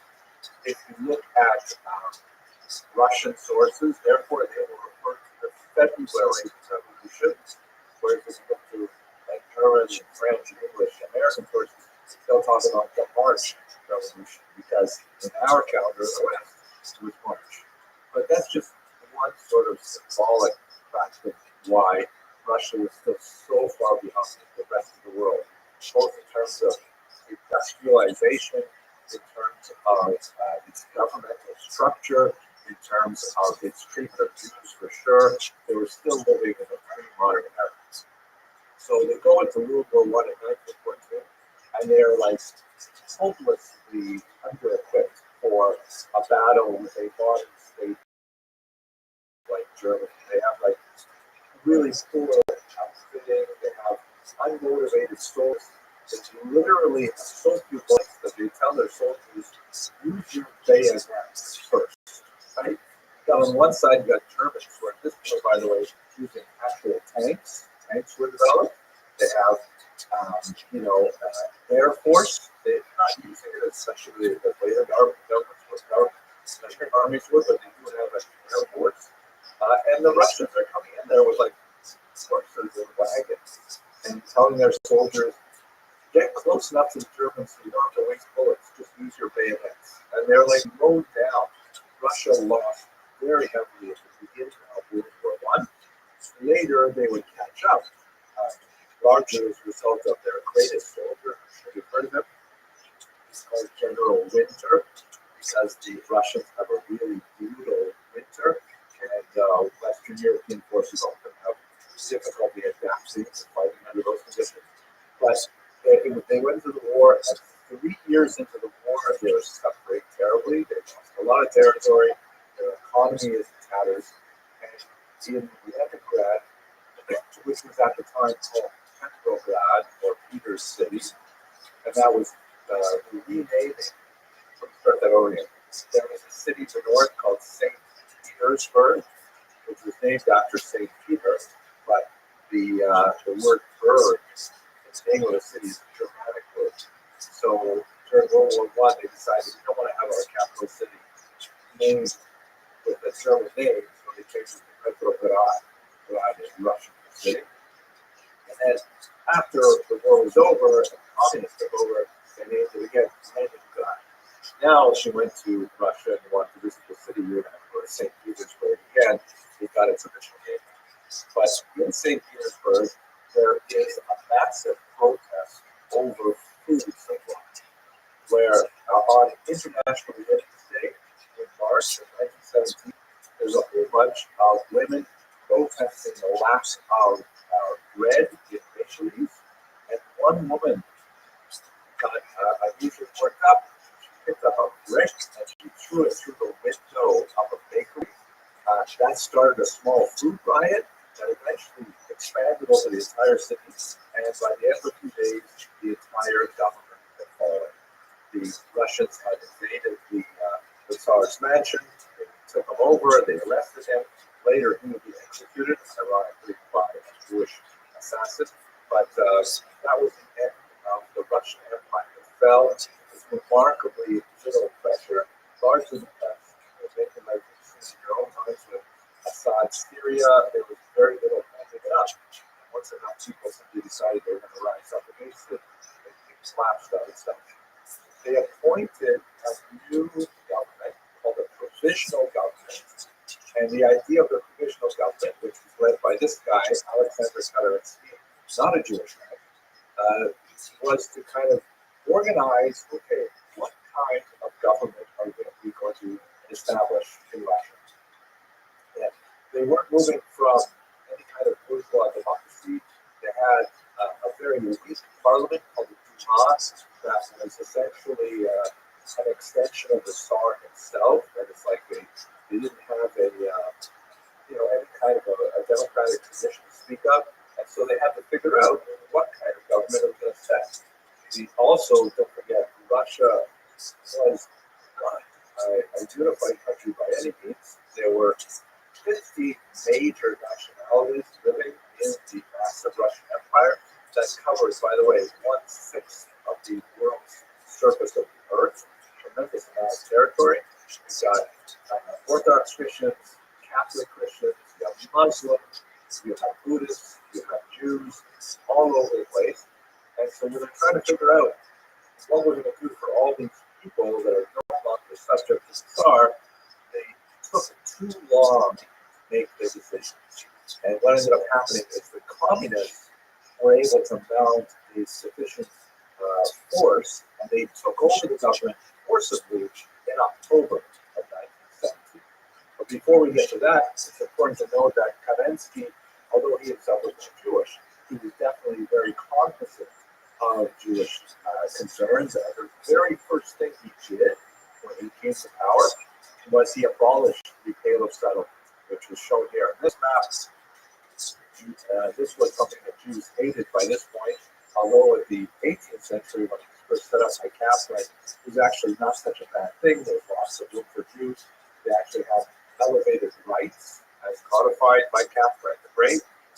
But by the time you get to the 20th century, it was like essentially a massive ghetto. And there were all kinds of arbitrary anti-Semitic regulations that Jews were not allowed to live so close to the border because they were suspected of smuggling. Jews were not allowed to engage in this kind of business. were here because they were competing with non-Jewish businesses, all kinds of things like that. So it was definitely something hated. And Kerensky got rid of it, as his very first action. This is a map that shows you a little bit of the population concentration of Jews, and you can see that the Pale had massive numbers of Jews. Also worthy of note, by the way, that what we call Poland today was part of Russia at the time and part of the Pale of settlement. The October Revolution was led by this man, Vladimir Ilyich. He was a social democrat, which is the technical term for the extreme left-wing parties that would later make up the Bolshevik Party, later known as the Communist Party, but also a few other groups like the Menshevik Party, and technically groups like the Horde were also part of this communist ideology. And his approach was that we have to accelerate Marxism in Russia, as we discussed last week. Russia was not a proper model for Marxist philosophy because it never went from essentially a pre-modern feudal economy to a bourgeois democracy to communism. It threatened to jump straight from the pre-modern feudal era to the communist era. But he said essentially we can do it. We can rush around, we can get this back. Very charismatic speaker, managed to get together these local groups called Soviets, which means councils in English, of workers, especially urban workers in factories, but also farm workers and so on, to overthrow the bourgeois model set by the provisional government and bring in this new communist government. Shortly after successfully taking over the region in October, this is a picture that says Comrade Lenin is going to clean out the land from, I don't know, the piece of so that's the Russian veteran, right? It's like he is interesting. He's going to be clean. He's going to make this land clean. Anyways, the Lenin was like, he got this award, but in 1922 he has this stroke, and for 2 years he's bedridden, and his main deputies include a guy named Bukharin, the Jewish leader of the Red Army, Trotsky, who we've seen before, and of course Joseph Stalin. The three of them engaged in a three-way struggle for power that by the time he gets to the end of the 20s, Stalin is firmly in power, and Bukharin and Trotsky are assassinated. There is a strong anti-Semitic environment around communism, which at this time, partially because of the strong Jewish element in the early communist movement. I'm going to speak to that in a little bit greater detail. But the anti-communist Russians, of whom there are many, the most important is a group called the Whites. They're openly taking advantage of whatever anti-Semitic charges they can to further malign this new communist movement. This here is white Russian propaganda that says on the death of the International, that's referring to an international communist organization, and you can see this is supposed to be some kind of like Aztec ceremony, where on the right you see there's a statue of Karl Marx with the Soviet star. It says International on it, and then these various Aztec people were sacrificing a victim to these Marx. You can see Lenin there in the center. You can see his red cloak, red Soviet color, and you can see right next to him on his left is none other than Trotsky himself. If you have any difficulty with it, all the names are on the top there, and several of them are Jewish. Here's the thing about Jews and communism. There's no question that communism had a special fascination for Jews at the turn of the 20th century. But we got to bear in mind that the vast majority of Jews were not communists.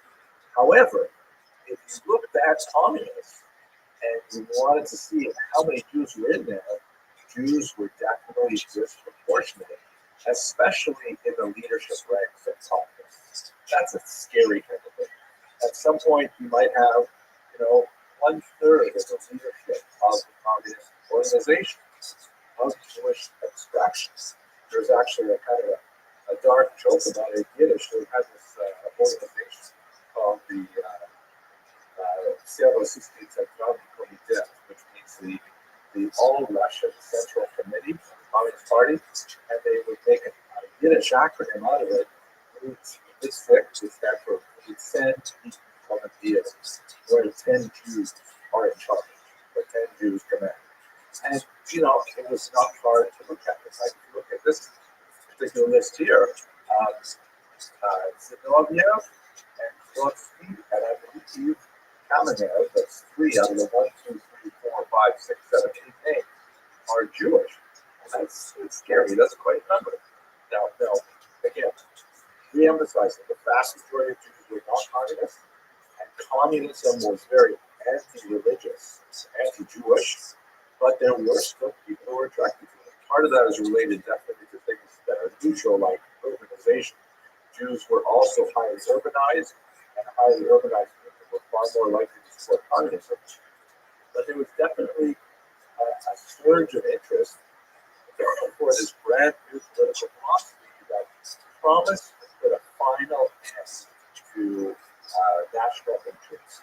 And many Jews were attracted to this idea, thinking that maybe this is the movement that will finally put an end to anti-Semitism and racism, and people got into the reacting like, especially younger people who were not necessarily so well entrenched in Jewish tradition.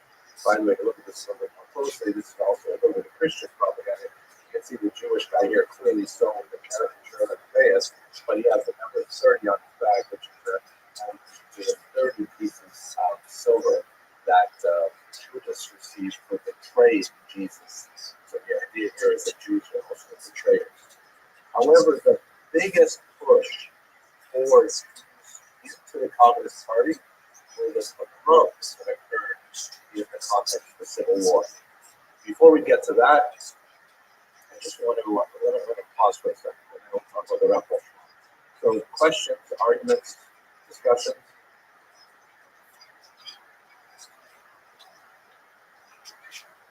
Totally clear as the sun at midday. I can't believe it. This is like such a complicated thing. You guys sure you're all good at this? Hello. It's WT. What's that doing? Hi, Jay. When you're saying that the Jews were such a large part of the communist government, you aren't saying that they necessarily were evil people like Stalin or Lenin. They were just taken by this ideal that sounded wonderful and beautiful and like the world, right? Well, actually, I didn't say whether they were evil or not, but I think there were It some. sounded like you were surprised that they were such a large part of the terrible government, right? Well, it is a surprising phenomenon because it's a government that had such a negative impact. And I say that that's mildly. I mean, this is a murderous genocide. It wasn't necessarily like that at the beginning. I can tell for sure. But by the time you get to 1930, oh my gosh, you can compare Stalin's communism in 1930 in many ways to Hitler's Nazis. The totalitarianism, the forced arrest, the tortures, the murders. It's absolutely incredible. So to think of Jews Were participating then. yes, I'm afraid so. Guys like Lazer Platonovich, you could call him, and he was one of the main architects of the terror family in 1930, part of Ukraine at that time. That's a really, really nasty character. So it is a sad reality that Jewish history also has done with it. Professor, I heard that they have 3736 one bringing against the Soviets. Yes. The Jews were Soviets, one plus. So that is very true. What I'd like to do is I'm going to walk you through this in the next bubble after what I'm going to talk about, bubbles, but I'll give you the short answer right now. Basically, at the beginning of the war, you have what are called old Bolsheviks. And those are people who actually became communists before the revolution, right? They're old Bolsheviks. And Jews are disproportionately represented there, primarily in the leadership, but not in the rank and file. But those are like the true believers. Those are like the Trotskyists. You really are like, oh, they had somebody living very anti-Jewish and things like that. Then what's going to happen, and I'll come back to explain this in more detail, you have a rush of regular Jews who are uneducated about communism and so on, but they suddenly vote with those people who join the Red Army, largely because the Red Army is the most reliable force in of wrong in the Civil War era. And that's when you have the biggest number of Jews in the Communist Party. And then beginning with the 1920s or 1924, the next period, that's when you have a successive series of purges where the Communist Party goes, wait, too fast. We have too many people in here who really don't think what we believe, and they cull Jews down to a much more proportionate number, and in fact, they now become less proportionate during the worst period.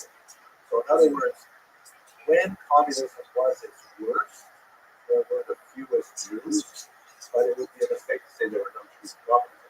That's not at all true. And there were some really nasty Jews. So it's complicated. This is the kind of stuff that I just know when I put this on YouTube. I will get lots of crazy people writing about it. But let's explore the history a little bit more, okay? So back to where we are. Here we are doing a radical fall. So this I'm sharing largely because it's my own research. This is my dissertation. That there was a really weird thing that happened in Ukraine at this time. The Russian Empire, you recall, it falls apart in February, and then in October the communists take over. But a lot of parts of the Russian Empire said, wait a second, we don't want to be communists. We want to do things our own way. Ukraine was the largest major chunk of the former Russian Empire. They said, no, we don't want to do this Russian thing. And they realized that if they were to form kind of a defense against this communist government, they would have to take advantage of all resources. And they reached out, it was really unusual. Like, these are the Ukrainians who spoke about that at Litsky and stuff like that. But the Ukrainian intelligentsia, places like here, reached out to the Jewish intelligentsia and said, hey, we team up and we need your literacy, we need your urbanization, we need a lot of things that you can do, support from Jewish communities around the world maybe. Let's create our own country that's separate from the Russian Empire. And for 3 years, they had this really bizarre experiment where they took those theories that we talked about last week, and they said, okay, let's do it in a Jewish-Belgian way. They placed a minister of Jewish affairs in their government. They dedicated tax dollars, at least in theory, to Jewish causes. They made Yiddish an official language of Ukraine. Totally bizarre, by the way. Because believe it or not, in Ukraine, someone famous, they translated there, like that. But it was a crazy experiment that essentially collapsed within 3 years. This is their trying, this is a document I found in the archives, where they're trying so hard to live up to their promises of making Yiddish a formal language. This is an official government document, and as you can see by looking at it closely, it's written in 2 languages. On the left, with a typewriter, it's written in Ukrainian, and on the right, because we didn't have a Yiddish typewriter, they wrote it in Yiddish. And if you look a little more closely, you'll see that even in Ukrainian, certain letters are handwritten in there, specifically an I or an I with a without a consonant. The reason for that is that they didn't even have a Ukrainian typewriter. They only had Russian typewriters, and in order to adapt the Russian to Ukrainian, they had to specifically add those letters in, which was hilarious. But that also shows how weak the government was. And in fact, towards the end of this 3-year period, the government was essentially operating out of a train car, and they were running between three cities in western Ukraine trying to avoid Red Army troops. And that was the extent of the government. So although it was a very noble kind of idea, it's involved the Jews in this, really kind of multicultural government, Jewish affairs, et cetera, it was largely figment of the imagination of the upper political classes, and it did not, seep into the broader population. This is especially true because right after there's which you say pogroms of 1919, slide there, sorry, because when the communists took over, the entire region blew up in a horrific civil war, where you had multiple players all arguing over territory the Russian Empire, especially European Russia, was going to do. You had the communists, led very effectively by Trotsky and the Red Army. You had the white Russians, who wanted to support either the Tsar, who was kicked out in February, or the provisional government that was kicked out in October, but they didn't want the communists. You had the Ukrainian, the National Army, it was called the Direct Time. You had the Polish Army. You had Poland was also resuscitating itself at this time. You had anarchist movement under a guy named Rothschild, very active in Ukraine in particular.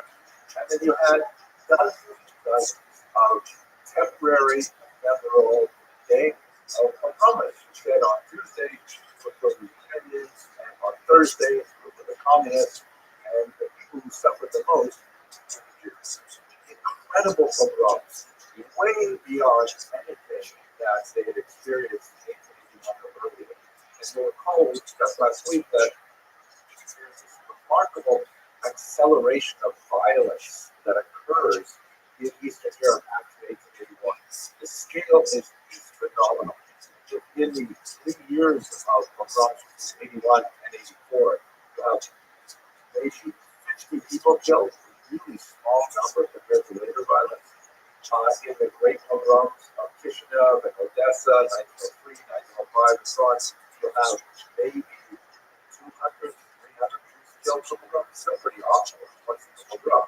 But by the time you get to the post-World War I era, and especially the bloody year of 1919, conservative estimates put it about 60,000. While the liberal estimates go up to 250,000, which is probably way too much. But 100,000 is certainly the realm of possibility. Talking about a really, really violent period where places be attacked over and over and over again. Huge international outcry, achieving nothing. By the end of it, in 1920, the communists finally control the territory. And here's the point that I want to mention here, and I'll get to in a second. Why Jews suddenly become so communist this time is because of all of those multiple forces that are struggling for territory in Ukraine. The Red Army has by far the least incidents of violence against Jews. Trotsky at its head steps up right in the beginning of the war and says, whatever you do not harm the local population, not only Jews, also to a certain degree worse off with the Mennonites, which is a German Protestant sect living in eastern Ukraine that are avowed pacifists, meaning they refuse to fight back against the attackers. And so you have, people like Rabbi who literally move against the homes of these people and raping their wives and having them go breakfast the next morning. And the men simply doing nothing because it would be a betrayal of their religious principles to fight back. And those Mennonites did fight back and broke their religious principles. They were later shunned by the rest of the Mennonites. They had absolutely horrific kind of experience in this book. So Trotsky was able to shut down violence against, against the civilian population. Not completely. There's about 3 or 4% of the pogroms were assassinated by the Russians. But the vast majority of people knew that if the white Russians came into a town or the Ukrainian director came in or one of these hoodlum gangs, going to have violence. So many Jews, you can say, well, that's it, we've got to join the Red Army. You have this rush of Jews to the Red Army, so much so that they have stories of like guys literally running out of base measures, pants flying and not speaking a word of Russian, and running to try and find out how to operate a musket or whatever, a rifle at a time. They actually had to establish Yiddish language training facilities for these Jews who wanted so bad to root revenge. That's when you have the big surge in faith with the communists, because the communists look like they were actually going to live up to their promise to protect the Jews and minorities in their lives. Later, of course, they were portrayed by the communists big time, but that wasn't going to start to happen until the end of the 19th. Okay, Mr. Tillman, you have your hand. Yeah, thank you. Why this was wrong? What exactly were they targeting? They were fighting each other. I understand violence between each other, but why the Jews? What that do? That's a good question. That's kind of a meta question. Your question was asked to me by Professor John Paul Chilcott, very important scholar of the University of Edmonton, who read my dissertation and said, hey, well, why did you say that? What's that thing? And just kind of go on to use for what's that?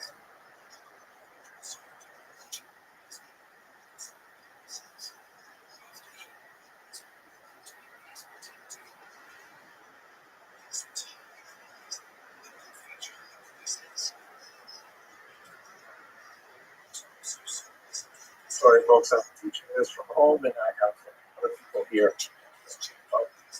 Okay. My relatives have just brought me the Paxlovid, so it's going to be like spread out tomorrow. All right, where are we? Okay, Mr. Tillman's question, also John Paul's question. Why did you? So, during this period of time, which actually received a specific name for it called the Ukrainian Revolution, or in French, the Jacquerie, which was based on an earlier model of medieval. It seems like the basic motive to attack the Jews is right at the heart of human evil in Europe. People attack the Jews because they were vulnerable. People attack the Jews because they wanted to conceal. They wanted to rape women. They wanted to engage in, the dark pleasures of wreaking havoc, of setting fire to things. So it was just like it was the worst of society. This is why I will call the title of my book here, let's go back to a minute. Chose this title carefully. This one here. Why did I call it Prayer for the Government? Recognize that phrase?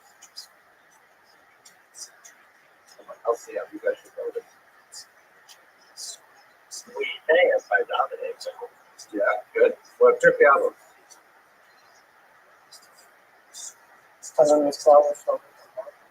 Thank you, Mr. Loiki. Very well done. Why do we have to pray for the government, for the peace of the government? Yeah, and it's a very pungent phrase.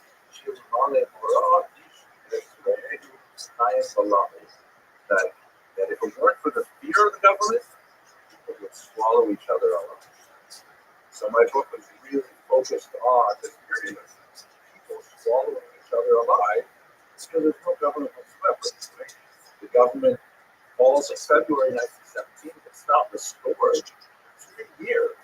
So you have no government in 2 years. That's the worst possible thing to do. So that's basically the motivation of the Rome. Even though they were in a civil war, they were busy. They were trying to establish control of the region, but still they were quite interested in violence. Yeah.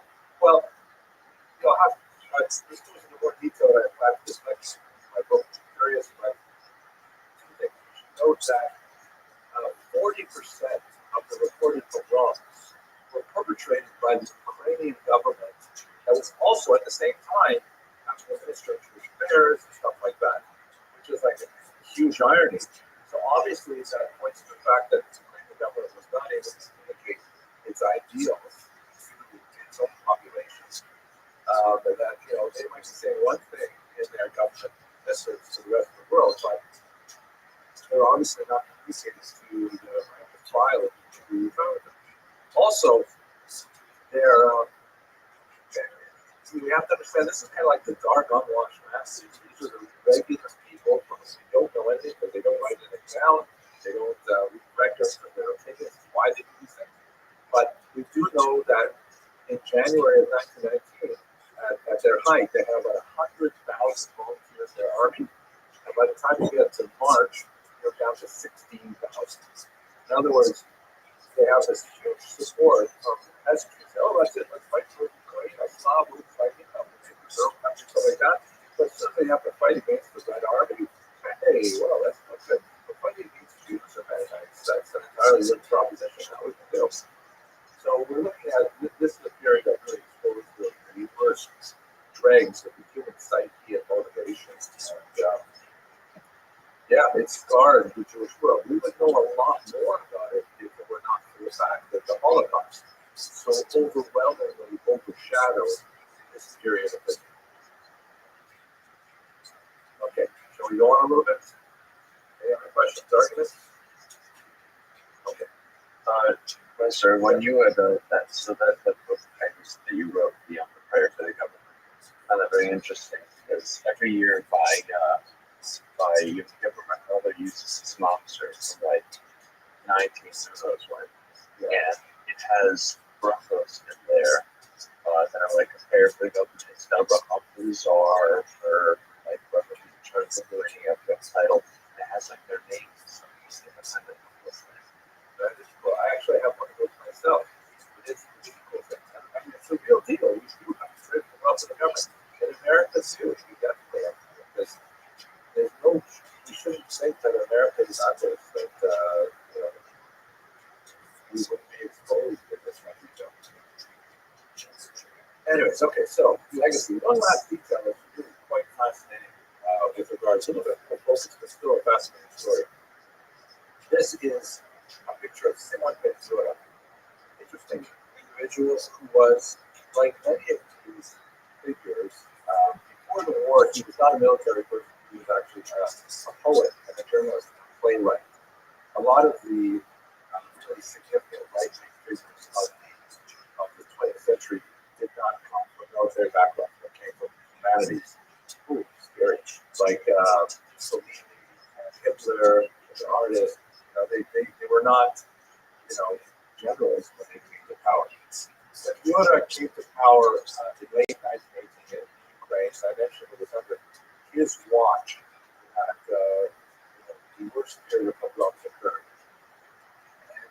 And he survived the Civil War. He fled to France, where he lived in exile in Paris, kind of like the symbolic head of the Ukrainian government that never came to be because the communists took over. And one day, he's walking on the Rue Racine, and a Jewish guy named Shalom Schwarzbard walks up to him and says to him, Mr. Ben-Zura? Are you Mr. Ben-Zura? He says, yes. And then Schwarzbard pulls out a revolver and shoots him dead in the street. He is arrested, he'll try to run away. He's arrested, and he is put on trial for murdering a man in cold blood, which is precisely what he did. There's a picture from his trial. You can see Schwarzbard standing up at the left there. However, he had brilliant defense attorneys who managed to turn the trial on its head by saying in 1926, and by the way, this was all covered in the New York Times, it's like a whole world was watching this particular trial. They said that the reason why Schwarzbard murdered Yoda was it was revenge killing for his own family members who were killed in the pogroms in 1919. And that he tracked Schwarzbard down like a Nazi hunter and shot him dead in the street because Yoda deserved it for his role in the pogroms of Ukraine. In an electrifying decision, undoubtedly thinking of the debacle we began our discussion with today, is right. A French jury convicted, they acquitted Schwarzbard of the crime of murder, even though there was no question about the facts of the case. And they required him to pay an insulting £1 in damages that Mueller's with. And this was like an earth-shattering decision because the French jury essentially said that Mueller himself and the Ukrainian movement that he headed were guilty of organizing and directing these pogroms in a kind of an architectural fashion. And Schwarzbard was exacting an appropriate revenge. And you can see why, 30 years earlier, a French jury had convicted Dreyfus of a crime he did not commit. Now they acquitted a Jew of a crime that he did commit. And of course, it was like a huge mess for Ukrainians and a huge victory for Jews. And there's a lot of scholarship that went on after the fact as well. Many people felt, especially on the Ukrainian side, that it was actually a Soviet plan, that it was part of the Soviet desire to undermine the Ukrainian bid for statehood. I've seen the evidence on that personally. I think it's not the case, but nevertheless, there are some things discussed there. But that's kind of a footnote to the end of this story, and certainly contributed to the challenges of Ukrainians that we tried to wrestle small after the Schwarzbard trial. Okay, so that basically takes us through the period that I really wanted to cover for today. We could begin the next part, which is like back to what's happening in the Soviet Union. And I think what I'd rather do is just see if you have any further questions or observations or suggestions.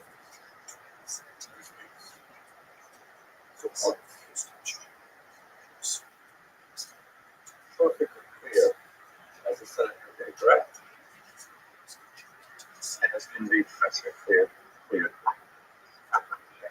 Okay, so let's wrap it up for today.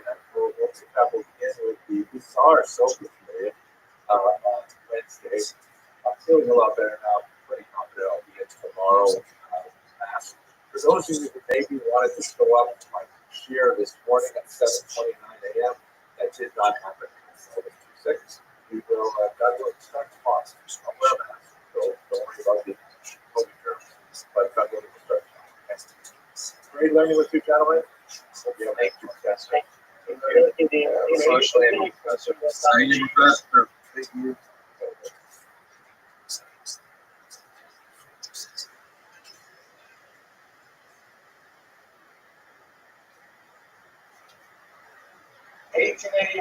Another watershed moment, right? Because that's when you have these massive pogroms in Russia.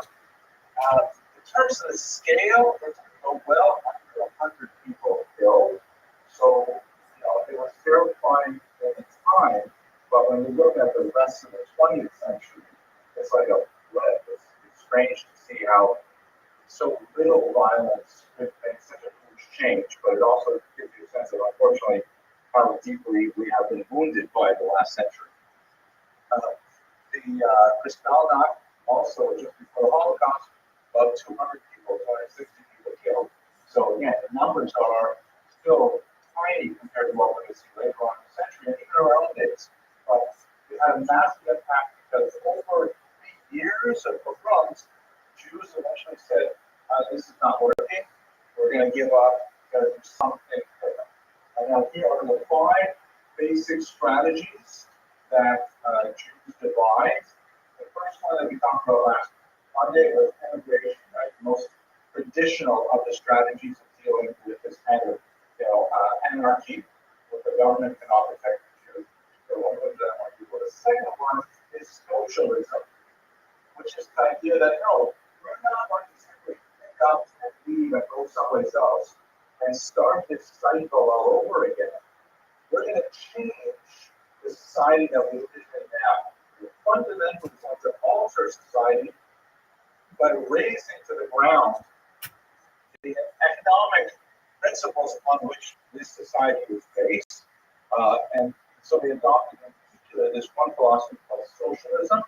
And if we had lots more time, I would probably talk at length. But it was, I got my graduate degree, my doctorate before the Soviet Union fell, just as it was falling during my dissertation. So I had to study a ridiculous amount of socialism. But wreck, actually. It was terrible. I mean, because they figured that would be important for us to know these things. All these different theorists, all these different people. It's like all garbage. Yeah.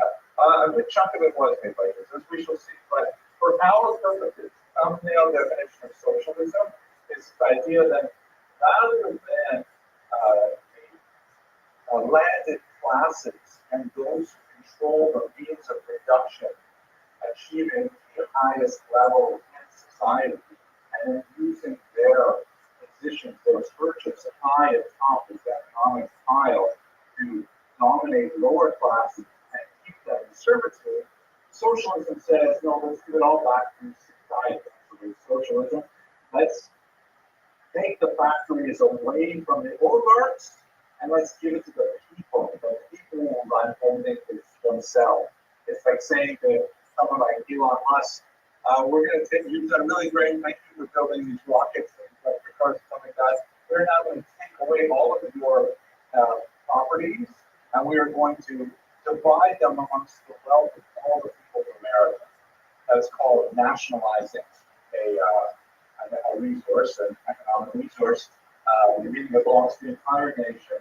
And obviously Elon Musk and people in that class do not feel good about it, but it's actually very popular with the masses to say, well, yeah, I can afford one share of Tesla stock, and now I got a whole factory with it. I have 2 Teslas in my driveway because we just took it over.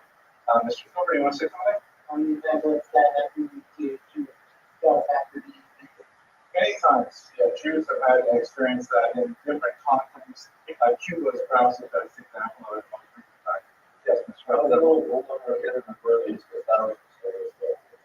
Well, if you read Marx, which I wouldn't recommend reading lots of Marx, that's quite crazy, but there's a short book called The Communist Manifesto, which he wrote with Friedrich Engels, maybe 80 pages long, and he basically describes it as a historical process.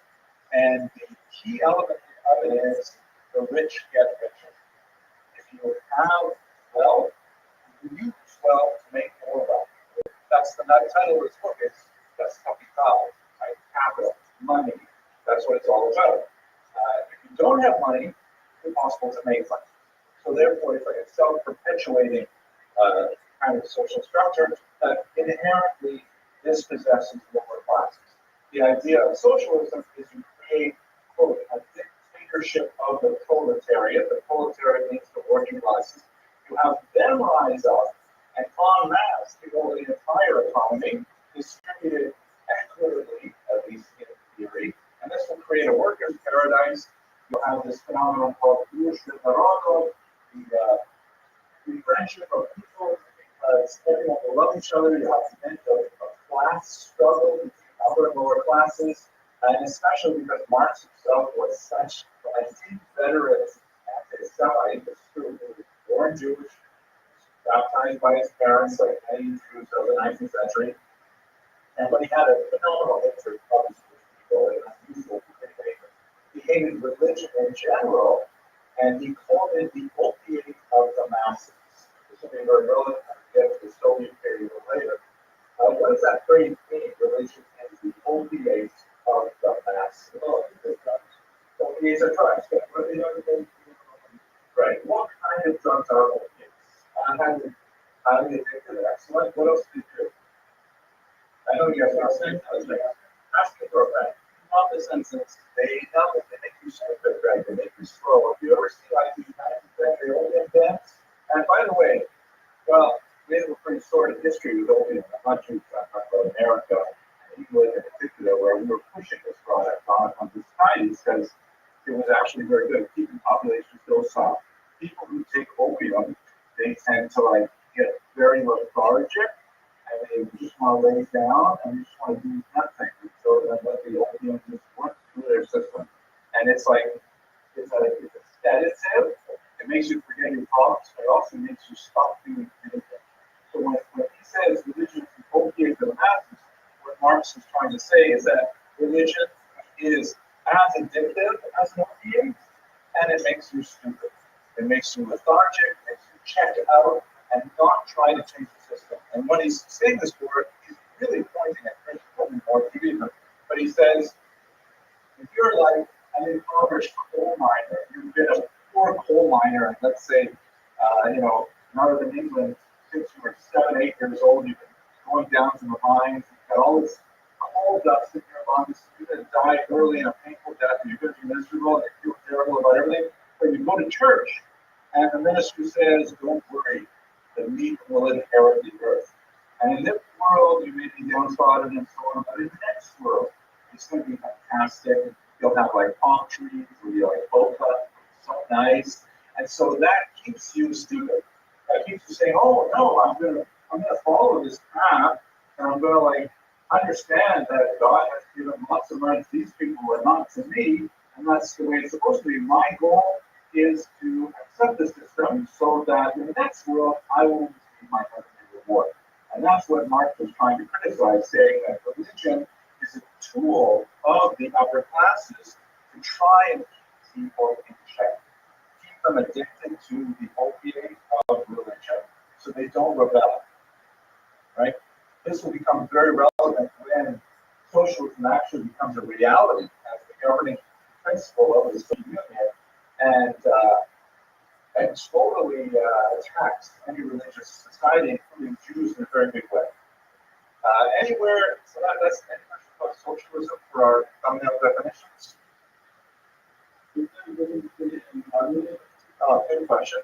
So socialism was the original term that was used in the 1860s when Marx started developing this.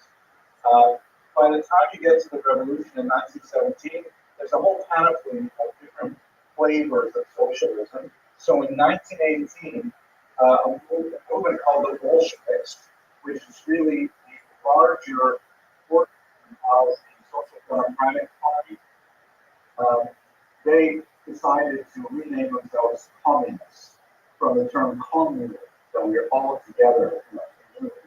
But communism is simply put one of the more extreme interpretations of socialism. It's more correct to speak about socialism in general because there are many different varieties there. Now, can you think of any? Can you think of any successful experiments of socialism? Israel, Israel. Is the whole state, is the whole country socialist?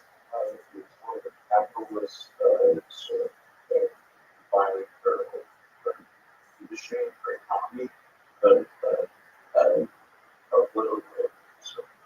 okay, so that's very good. We should talk later in the semester maybe about Israel's political system, but I think it would be more fair to say that Israel adopted certain socialist ideas. Like almost every country adopted something, including this country.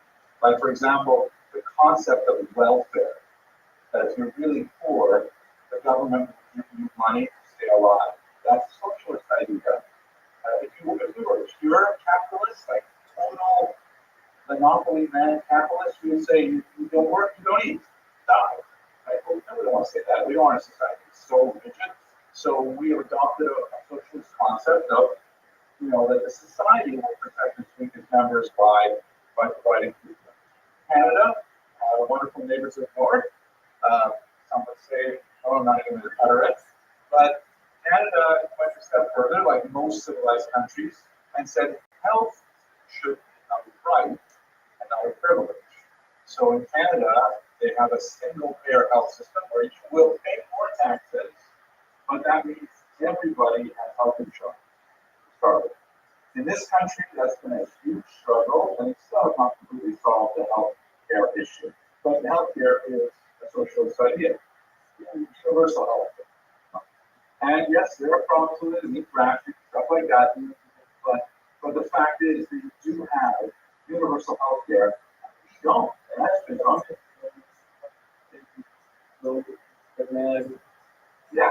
there are things Israel also has earlier. Dr. Rosinski was about to talk to you about the second back. But these are sort of ideas. But when you say Israel, there's one specific aspect of Israel which actually is the kibbutz movement. What is the kibbutz, Mr. Loiby? Yeah. Exactly. And how long have kibbutz been in existence? Slowly. Yeah, but a century. It actually worked. And they have kibbutz. I worked on a kibbutz as a volunteer. One of my sons worked volunteer kibbutz. It's actually really nice. The idea is that everybody piles in and you share the wealth of the kibbutz. The agricultural, sometimes they make things, like for example, the shenders and things that we have in our basement are made by Rabbi or one of my other sons who work. But the profits are shared equally by everybody in the kibbutz. And amazingly, the kibbutz actually is stable at work. There are questions about is it viable over another generation? And they've been having those discussions for about 10 generations now. They have probably about 5 generations. But it still works. And the reason why it becomes social networks is because it is small scale. Talking about 1,000 people, maybe 3,000 people.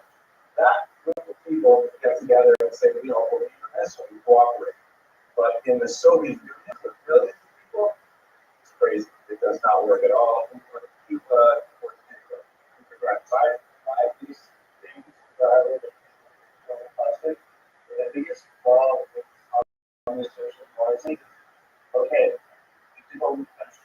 There's no how to control the country. Once you know the country, but there's no actual how to come. That's an excellent observation. It's something that the communists in Russia found out immediately because Marx, who was dead by that time, he envisioned that societies would go through a progression, that they would start like kind of clan, tribal, and would go to a feudal society, like we talked about a minute here, then they would get industrialization, where we are, as a bourgeois democracy. And then after that went on for 200 years, then it would mature to become a communist society. But Russia skipped a step because they were still basically feudal in 1917. They did not have a big industrial base. And so when they ended up taking over the country, they said, oh, Marx couldn't tell us what we're supposed to do if we leapfrog. Anyways, you're seeing how much crazy stuff I read about it. I just want to get back to our topic. But anyway, Jews got very excited about socialism. At least that would forward in future classes. The third, this is unique here, that's what it's in the thing right there about forward of this object. Yes, no. Brilliant. That was good. And that's all it was. The ultimate pushing right there. That must be it. Okay, great. Third option, fine, right? Third is Zionism.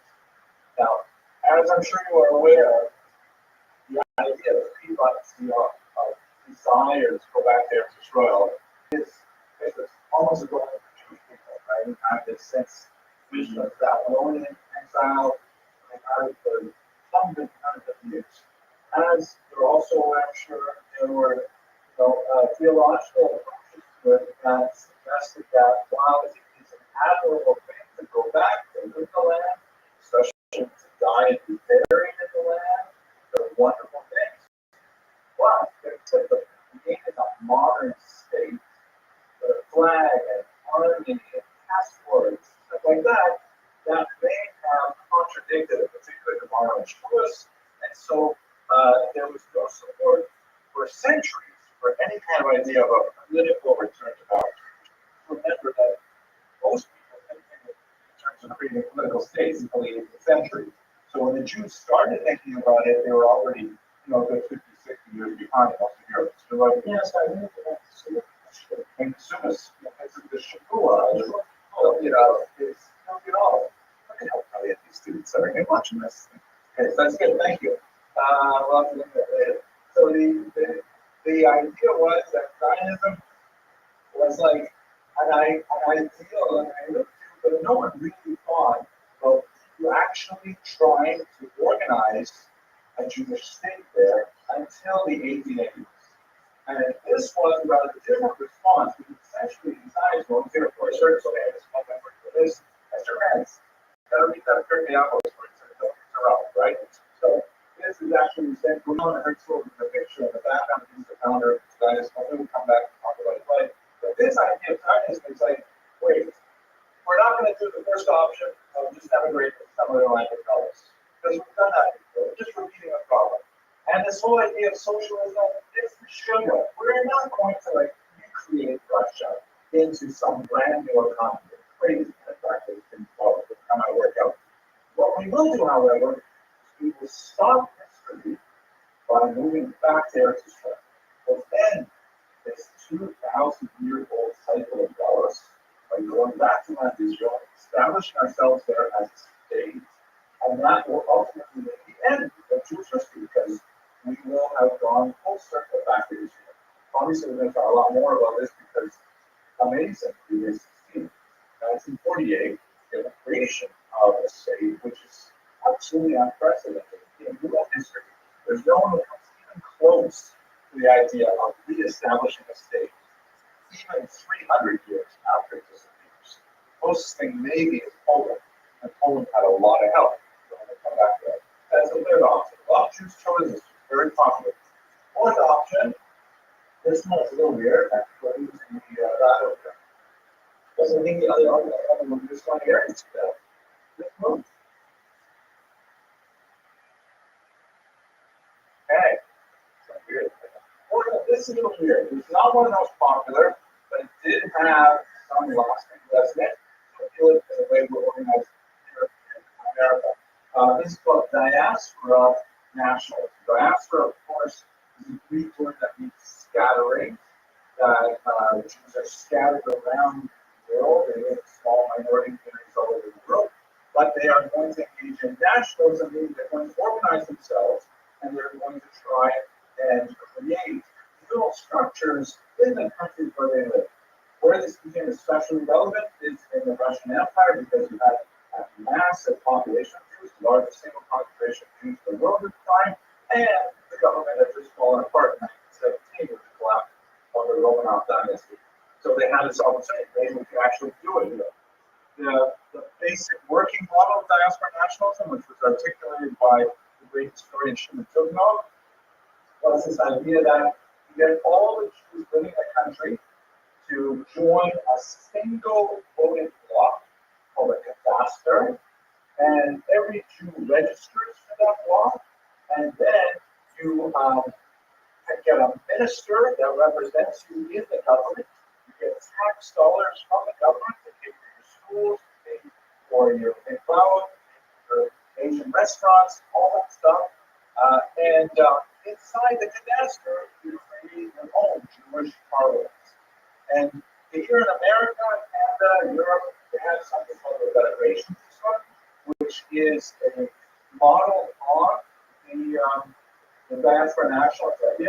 The big difference, though, is that this is entirely voluntary. Whereas in the way that Dugdale imagined it, every Jew, like the Tequila system, he modeled it on the Council of Lands, every Jew is automatically locked in. You cannot be. You are part of the community, you pay taxes to the community, you get benefits from the community, but you can't like opt in, opt out, approve your donation. So it doesn't really have as much strength as the way Dugdale imagines it. Has a fairly small popularity, but nevertheless a very powerful idea. And here's the last idea, what I call new traditionalism. This is essentially the right-wing orthodox.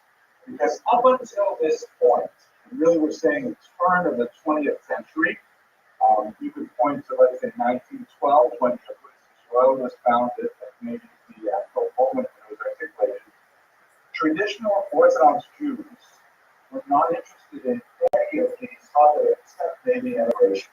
And the immigration part was definitely not to America, because America was considered, if you recall, such a trade from Medina, people would throw their spilling overboard when they came to Ellis Island, things like that. So the religious Jews largely didn't want to do any of these things, but they realized by the turn of the 20th century that if they didn't get organized and they didn't prepare themselves to participate in mass politics, they would lose the opportunity now in voice.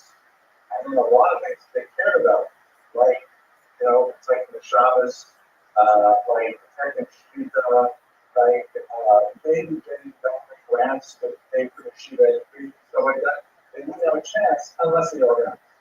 So ironically, the organization of these political parties, like Israel is the first of them, was designed to protect essentially pre-modern values, using the modern devices of political mobilization. In some countries, democratic votes, like in Poland, for example, they use those tools to try and keep a pre-modern society in place. Those are the 5 basic strategies. Jews fell into one or a combination of various versions of those after 1881. Okay, any questions, arguments? It's going to get very complicated now. You ready?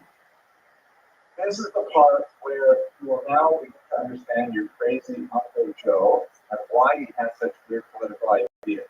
But I'm now going to show you how this was translated into Jewish politics. Okay, hold on to your knowledge. So, first of all, we have this concept called the political spectrum.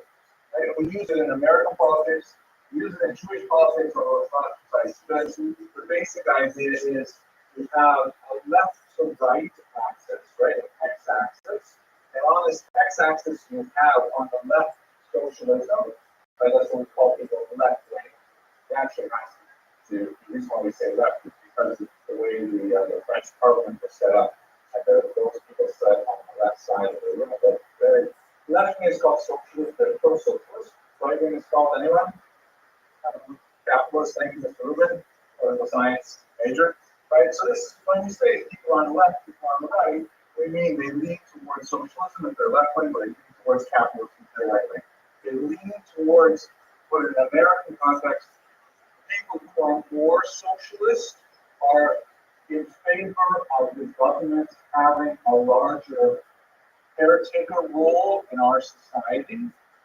People who are more capitalist think the government should be smaller, should be less involved with our lives, and should certainly cost less in our society.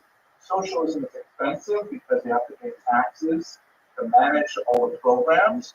Capitalism is cheaper, but if you are on the lower end of the economy yourself, you will get far less services, and you might be better off to support. That's why the poorer people tend to go more towards socialists, because they can see that they'll actually benefit from having those policies in place, where the rich people will have to pay for them, so they tend to go with capitalists. There's a long-standing clip about Jews. I'm not sure it's entirely true right now, but they used to say, he wrote for commentary, I think his name later, but he said that Jews earn like Presbyterians, Jews in America. Jews earn like Presbyterians. That's like white Anglo-Saxon Protestants, like wealthy Republican types. They earn like Presbyterians, but they vote like Puerto Ricans. They vote like, from immigrant families with less income, things like that.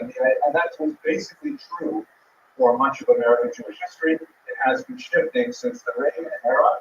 Orthodox Jews are generally better. Orthodox Jews may earn like Puerto Ricans, but they tend to vote more like Presbyterians.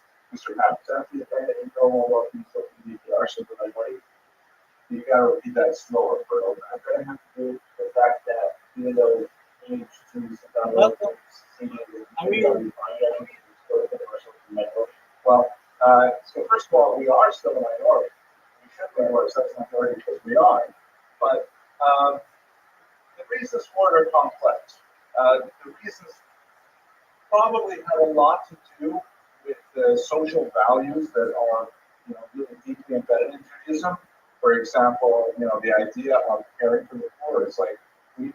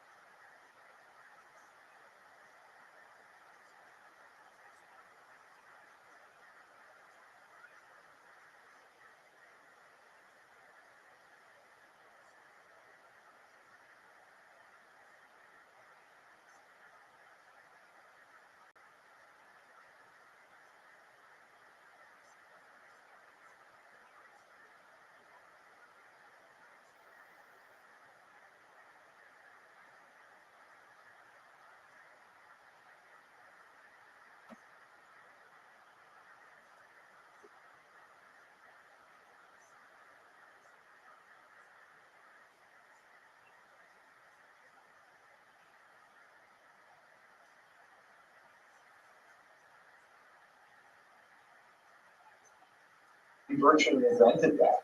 That's like hugely in our tradition. We have Peah, we have Shekel, we have Mecca. It's like deep in our tradition how we should share our wealth and tzedakah. That's pretty central to Judaism.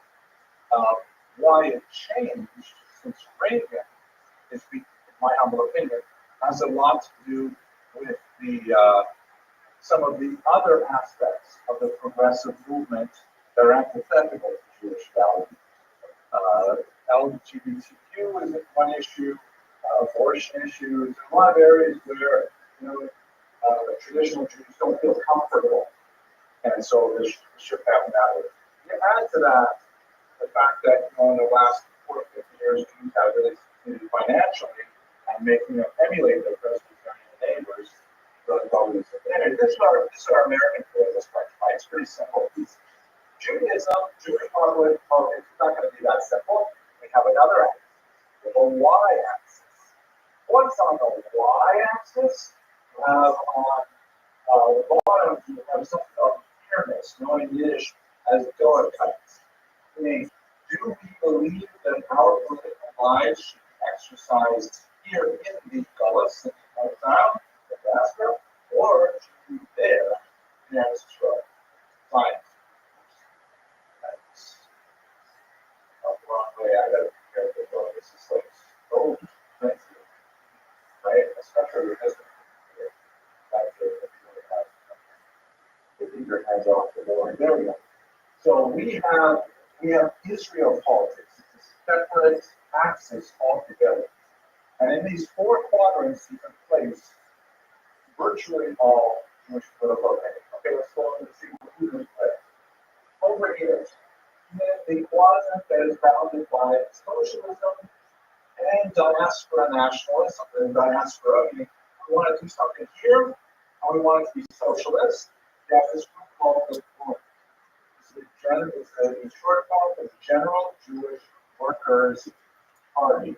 GUN means essentially in German. And this was a Jewish, essentially, in short form of the General Jewish Workers' Party. GUN means essentially in German. And this was a Jewish offshoot of what would later become the Communist Party. Extremely popular. It was formed in 1897. By the time the Russian Empire fell, there were 30,000 card-carrying members in Eastern Europe. Very, very large party.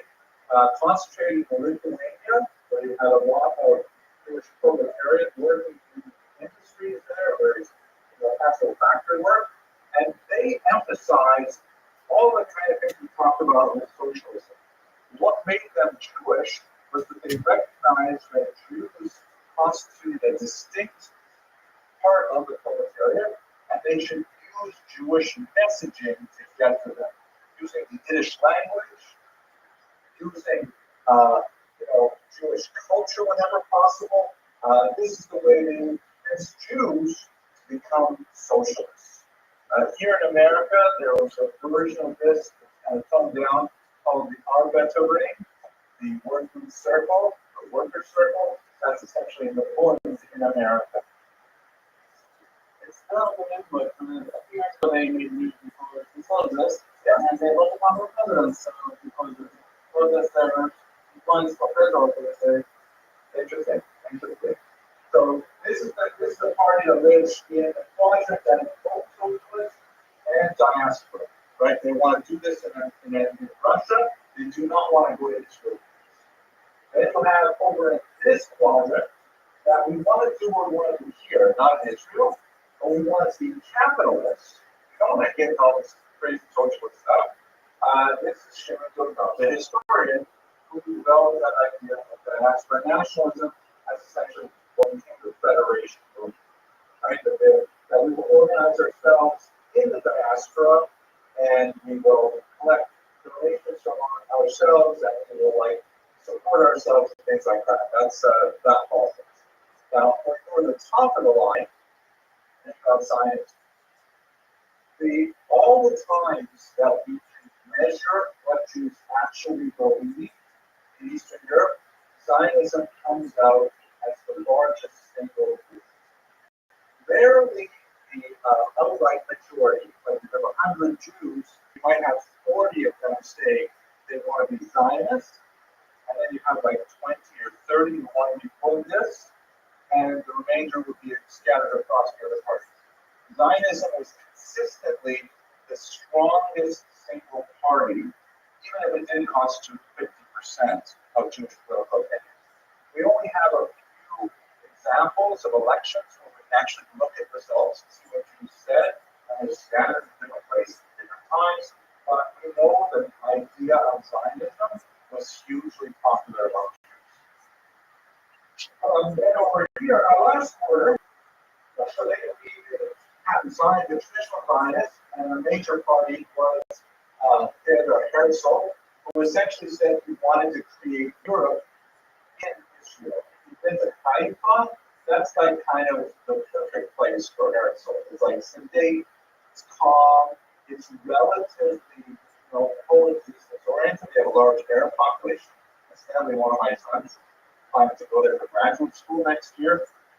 He wants to study science at a master's level. We don't have very good science major here at Toro, so he's going to go to Haifa and study Toro when they rush. But anyway, that's kind of like his model.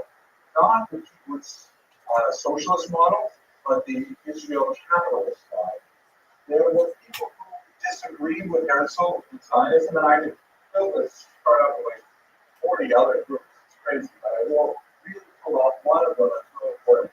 This is Vladimir Jabotinsky. He was the founder of what would later grow into the Likud, and later grow into Netanyahu's party today.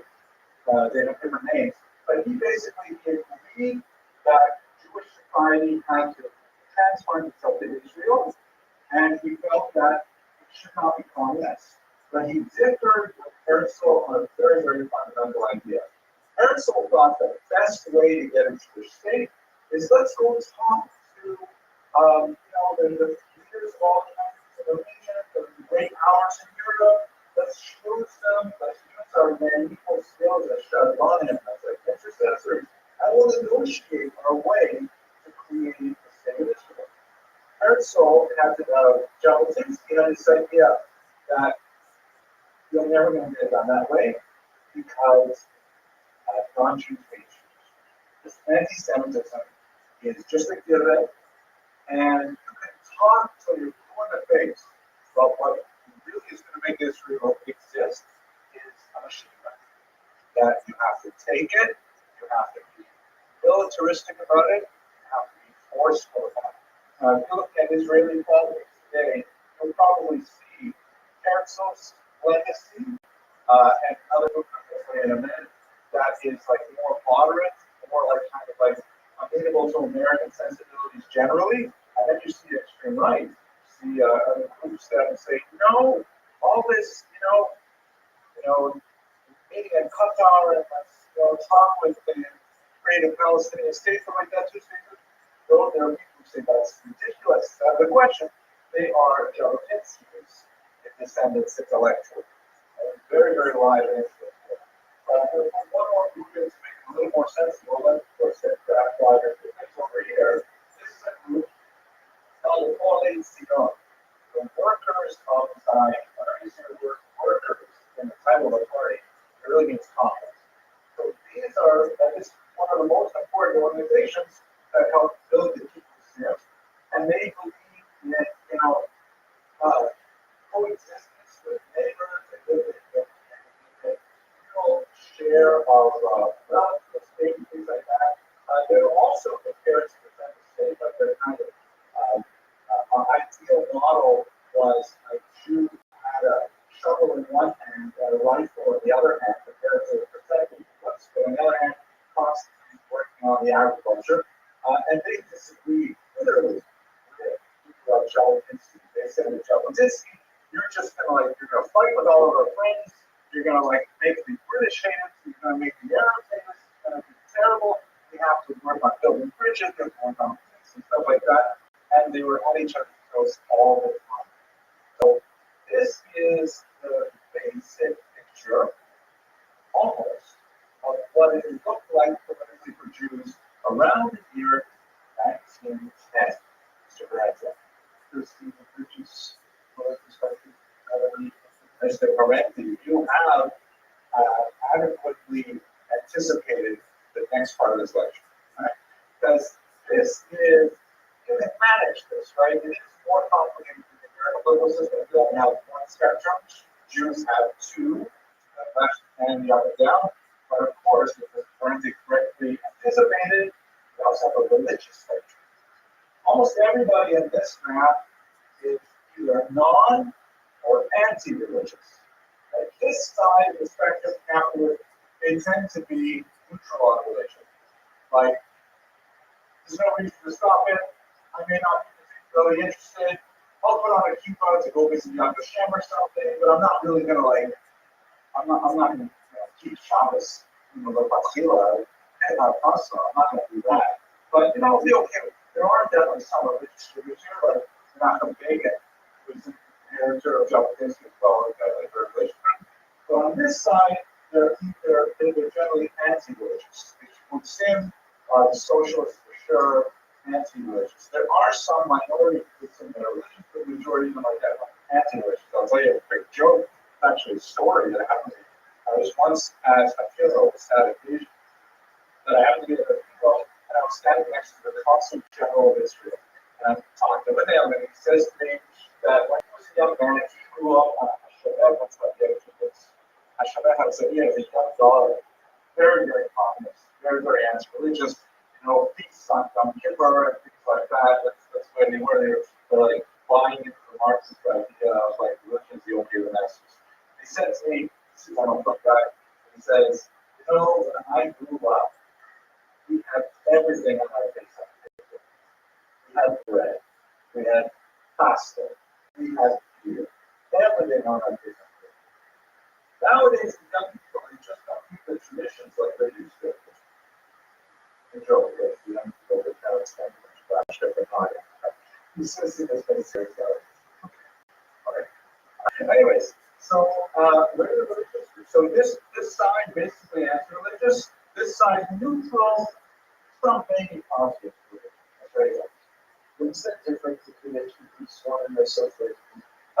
It's whether they're supporting in Israel. The socialist said, what a stupid idea, go back over there and get involved with the local people there, take away Palestinian land, stuff like that. It's got to be done here in Russia. And these people are saying, no. We've had our experiences in Gulf, we're going back to our ancestral land. We'll be socialists, in Israel. So you think religious then socialist? Oh, absolutely. The vast majority. The 1897 census reported 98% of Jews in Russia spoke Yiddish as their first language. Overwhelming. It's amazing how fast it changed over a century in their language. Okay, now let's look at the current observation. What about the religious axis? So we've got a z-axis. Right? We've got, this is representation of the third axis, the z-axis. So over here, you have this interesting group led by Ralph Cook, who was not the first chief rabbi in Israel, but he was a really prominent Israel rabbi who was in Israel. And his argument was, wait a second, maybe we should read that Gemara a little differently. Maybe Hashem wants us to actively engage in Zionist activity, because maybe that's the way that Geula is supposed to happen. Maybe we should start the process, right? Like you say in the David and the Yonah, you say it before, I don't know if you say it on Shabbos here, that Israel is the beginning of the flowering of our redemption. And that once we create a state in the land of Israel, that is like the first step in Hashem saying, okay, I'm the bring out Mashiach. So, Adarabah, even in the face of dominant rabbinic opinion of the 20th century, saying we should be moving towards creating a state of Israel. This is essentially where in Israel the kibbutz through God will essentially derive from. They are that deep Golim. They're religious naturalists, right? As opposed to both the other group here, also on the religious axis, like this, this would be the body view. Here's a picture of the scale chest. I'm sitting right over here and sort of thinking about here. This is the one place that I'm no section. Oh, I just go to the reading of Europe and that thing. But looking forward, I'm making my own scale on shots that I'm looking at once. And I don't know if you guys follow my podcast here, the Shameless Club. You know I do definitely podcast, right? Oh yeah. 100,000 people watch it every day. Who's history? Jewish history wins out film. Yeah, what's that? Okay. In ninth grade, yeah, that was like 20 years ago. I'm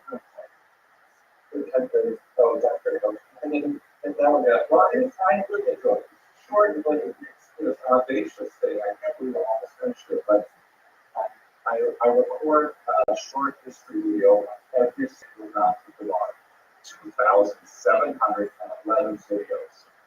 I should have, but some of them are really fun.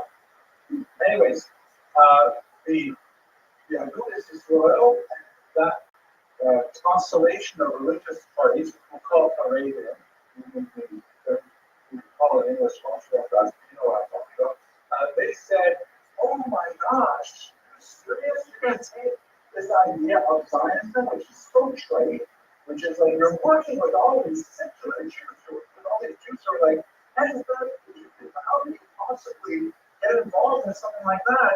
It would actually anger God to create a state.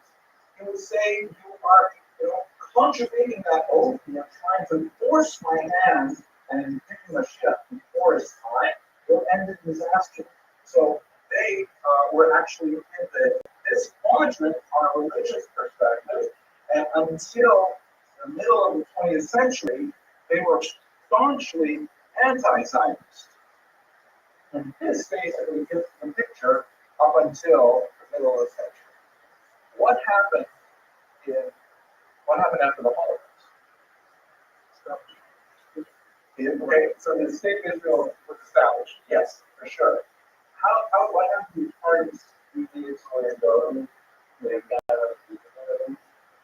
Jews input. All right. Not lucky. Let's go through one at a time. What happened to the Purim? Yeah, basically gone. In Russia, Stalin got rid of it. Stalin wiped them out in the 1930s, no more Purim.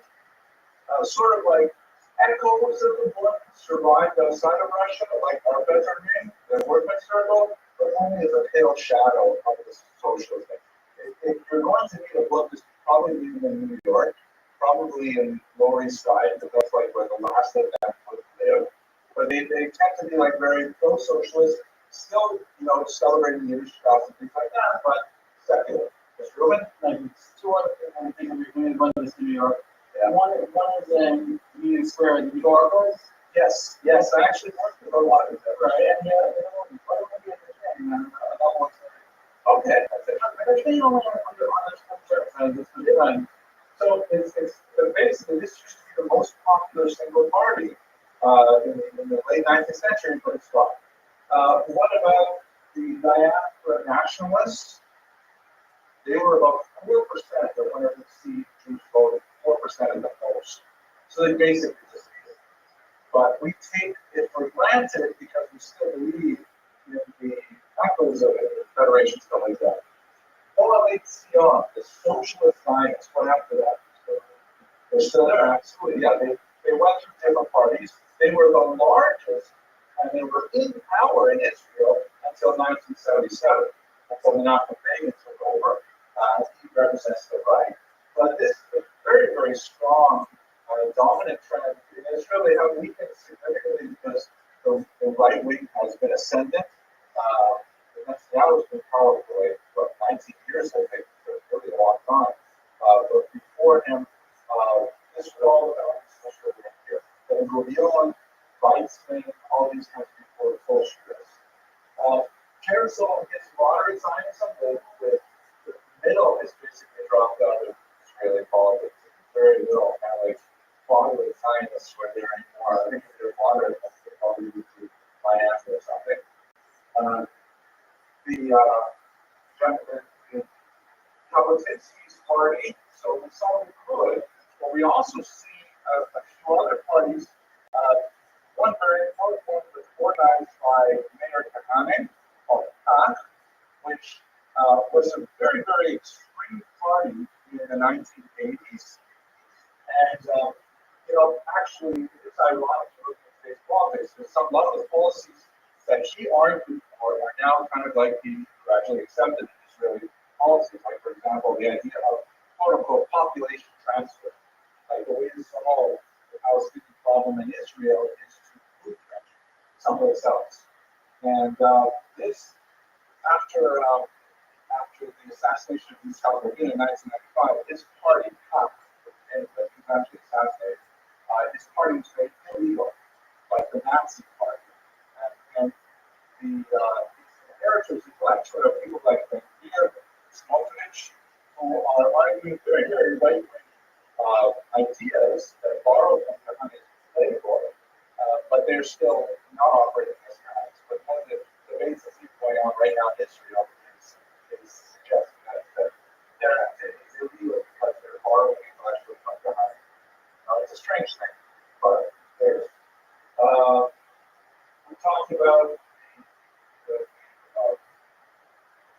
Cook's influence has created the elite group, which is actually a lot closer related, I think, to a lot of and a lot of hashkafa in our college in terms of the student body. There are a lot of Jews who fall into that way of thinking about politics. And what about this is shown down here? Left here in their mind. There's a lot of that, but what happens there? The party still exists, yeah. What about it? Is it different character at all? I think there's a lot of stuff. Yes. So we take it as a general idea of how they, what happened to them after the Holocaust? Nothing is still exactly. Israel in particular, because their population base is overwhelmingly and over. And when 3 million Jews were killed in Poland, no more good Israel there. So, ironically, a lot of Israel, when they turned out to be extremely powerful, this organization, which was anti-Zionist, ironically found itself in a position where it was actually living in Israel. And so they're like, technically, either against the state or at the very most neutral to the state, but they live in the state. And it is really a source of major friction in contemporary Israel because, the Haredim in general will not serve the army and yet will take advantage of state support for yeshivas. And especially since we're in Israel's longest war right now, a lot of non-Haredi Israelis are deeply resentful of this fact. And you can understand why it's a major seed in Israeli society. I actually read the lab and looking back a month ago, you guys are really before that. Yes. Then they were kind of fighting against it and they were kind of oh, definitely. No, they were definitely then what on the internet I think that would be very sad. Remember that when we're giving you here like that, 30, 40-minute version of Israeli politics, and it really, in reality, we can easily take a Reich semester and talk about the tiny little fractions that separated into it. You're right, there are coming in who, of course, do serve in the army. They have a battalion which is apparently very successful in Hashmonaim. And there was a study that came out just today when the Times of Israel about how Haredim feel, and there is an increasing amount of enthusiasm for serving the army, but it's still in the 20s. I mean, the percentages are small.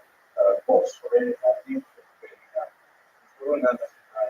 So I'm not asking about the American department, the same thing. I'm asking about the Israeli department, not a state or I make sure what it but I didn't report them, but it didn't necessarily go from over to the South Africa. How far after the storm it was? Well, the great Karta, I think, is for those who maybe aren't familiar, Torah Karta are the guardians of the city. They are an extreme offshoot of Satmar that are the picture of the anti-Zionist Haredi. Here in America, as Mr. Rubin correctly points out, actually they have some Israel too, but usually they hold on saying protests. If you look at pictures of guys with tanks and stuff, they're holding their signs right out front. This is a terrible thing, I guess. It's like the ultimate tokens. Like, oh, look, there are religious Jews who support this, and it's like the most extreme bizarre. But they are definitely solidly in this camp. And I'm differentiating the American church from their sympathy. I don't want necessarily leaders, but I just they think as Americans, but they won't necessarily say they are any better. Yeah, I think that's fair. And I think we also have to understand that the Buddhist Israel in America has a whole different spectrum of policies because America is different from Israel. So I'm speaking primarily about the Haredi politics, like Degel Torah. I haven't even gone into the ethnic, the Z-axis, or I guess it would be the Z-prime axis. The Sephardim comes in the 1970s, and they have a whole different, series of concerns. This is all basically Ashkenazi, but when the Sephardim get involved, then it changes everything as well. Oh man, let's hope shut down the door. All right, I think at this point, this is when I would like to conclude for today. Mentioned I have a good appointment I got to get to at time, so and it's a good spot for stuff. Any last questions about?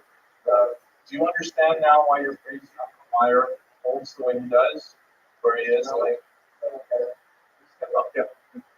Okay, let me end with the joke. It goes like this. 1930s, father in Detroit wants to send his son back to the Heights so that he can get a little bit of a taste of what it's like to learn in yeshiva in Europe. So he sends him back to Poland, he spends some time there, and he comes back to Detroit, and they're sitting down at the piece of the table, and the father says, so, son, what was it like? He's like, Dad, you won't believe it. While I was there, I met you who was a socialist. I met this Jew who was a Zionist. I met this Jew who was a socialist Zionist. I met this Jew who was a Arabian. I met this Jew who was a Buddhist. And he says, well, what did you expect? They told you there's a great amount of variation that we're doing here. So no, Dad, you don't understand. They're all the same Jew.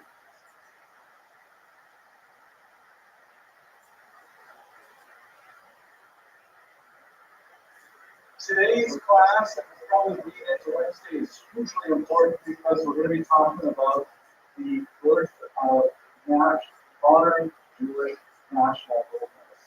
One of the things we really got to understand is that Jews went through such a huge change, the watershed of the French Revolution, 1789. We talked about what a watershed is a while ago, right? The thing is that before 1789, we largely existed in a pre-modern environment. I'm going to summarize some of the things that are associated with pre-modernism for our purposes. And then we went boldly into this new world, and we still have not totally figured out what it means for Jewish identity.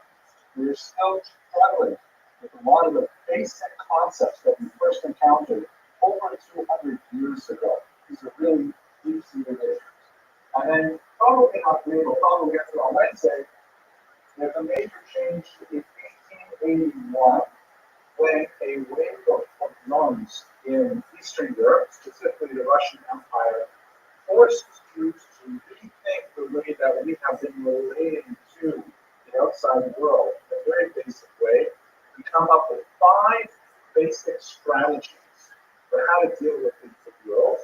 We are still essentially living those 5 strategies today. So what I hope to do probably on Wednesday, I don't know if we'll get to it today, is I'll walk you through how the major Jewish political orientations were formed and how they were somewhat transformed after the Holocaust for the state of Israel. And this is usually 2 classes where you really, I hope, understand why Jews argue today. What is the argument about today? Because fundamentally, the arguments we have today are the arguments that were born in the Napoleonic period and refined in the post-pogrom period of Russia. Really crucial classes. Glad you're all here. Those of you who are not, you're guilty, but you watched the recording. Okay, shall we get to it then? Okay, here we go. So let's talk about the decline of corpus. I think it's interesting. She's learned from Isaac Ashkenazi that sort of depicts the traditional Jewish wedding kind of depends on the new kind of mentality. And this is the way we think of pre-modern Judaism. Now let's just understand what that term means. Pre-modern for the rest of the world basically means before the modern era. What is the modern era? Exactly, it's the 17th century, and then continues into the 18th with the Enlightenment, and the kinds of things that go along with modernity. It's not necessarily technology, although it is definitely very related to technology, the scientific revolution, and then the industrial revolution gives us so many of our modern gadgets that accelerate what modernism means. But basically, modernism is a change in the idea, changing the way we think about the universe. We discussed last week how the kinds of ideas that were associated with modernity include, for example, humanism. Anyone want to define humanism? Mr. Rubin, give it a shot. What is humanism? The same human thought as things are think about it. You're not too far off. It definitely has a human in it. So it's not just human thought. We've been thinking for a long time. But humanism is the greater emphasis on the value of the human thought for meaning. Mr. Everstein? Or the value of learning and without very good. Decidedly putting aside, for example, let's say Godism. Right? One of the things that happens in modernity is religion goes into a decline, which has basically not finished yet. We're still on a downward slope as people move away from religion as the source of truth and more to we can think of truth ourselves. We don't need a God or a revealed text to tell us what truth is. We can think of it ourselves.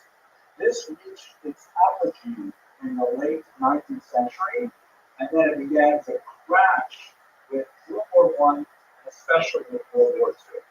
Because World War II, in many ways, also an expression of humanism. If we are so great and we can invest ourselves as the lowest of all meaning, then we're free to create things like the Holocaust. Obviously, humanity has a visceral response to horrific access for all of us say, wait, maybe humanism can go too far. Hopefully we'll explore that a little bit in this course later on. But that's one aspect of modernism. It's much more going, you know what? I know that's what the priest thinks. I know that's what the rabbi or the imam thinks. But you know, what do I think? What I think that is. What we think is. What you're thinking that is. That's an aspect of modernism. Globalism is also really important. Globalism, because again, modernity is connected with the discovery of the new world, the expansion of trade networks, the expansion of the tremendous amount of material wealth that is afforded by the new products coming from the new world. Discovery of potatoes, for example, creates a whole new population explosion because people like, the reliable food to eat until it's not reliable, they would like. But nevertheless, globalism, the idea that there are like other cultures that have existed for thousands of years that have nothing to do with the Western culture. It is like so many aspects of modernism that are relevant in the larger scope. If we focus on Jews specifically, one of two things. The first is to bear in mind that modernism for Jews comes about 100 years later than the rest of Europe. We kind of like catch up to it later. And when we absorb it, the rest of the world is already deeply enlightened, so it melts with us. Its principal effect on Jews is political. Meaning we say, hey, wait a second. Up until now, we have accepted a second-class status in our European homes, largely because let's say, imposed on us, but also because it's intrinsically part of our belief structure, right? The whole idea of dulness, of exile, as a punishment for our sins, means that, the way we're treated by the non-Jewish world, we don't like it, it's awful, but we have to accept it, because that is, ultimately, because of our many sins, that's the way we are. But modernism and Jews began saying, wait a second, we don't have to necessarily accept this. We could rebel against this. We could argue against this. And ultimately, they were successful, although often at a big cost. It's also important to note that related to these changes that are happening in politics is the end of the corporate nature of Jewish society. You remember when we talked about the Kehillah, we talked about the relationship of the Jews as Servi or Amarai Regis, the servants of the royal chamber. That only worked because the king and the government dealt with us as a solid block. That we were all the Jews. We weren't individual citizens of a given country. We were part of the Jewish bloc, which is really great for reinforcing our communal identity and our in-group adhesion. But if that begins to erode, which it eventually did, it fell apart with the French Revolution, and all of a sudden Jews say, well, wait a second, I don't have to affiliate with the entire group. I can simply do my own thing. I can call myself a Jew, but not affiliated with Jews. I don't have to go to shul. I don't have to keep kosher. I don't have to do all these things. And so this begins a massive phenomenon of assimilation that is the dominant one in America today. More than half of all marriages that take place involving a Jew in North America also involve a non-Jew. And amazingly, it is mind-boggling after so many thousands of years, but we are actually assimilating ourselves out of existence at a far faster rate than even Hitler could have imagined. So we are dealing with some serious challenges that are deriving from this period. Now, corporate society did give us some serious disabilities. We couldn't choose where we lived, for example. We could be kicked out of our homes at any time. Who we were married to was often a challenge. In Austria-Hungary, for example, they passed these awful laws called familias laws, in which only the oldest male child could get married. I should say like that. The oldest male would be allowed to marry. Obviously, he could marry only one wife. So the rules do not apply to them, as they were not considered legal agents for the most part. But the state, a non-Jewish state, in an attempt,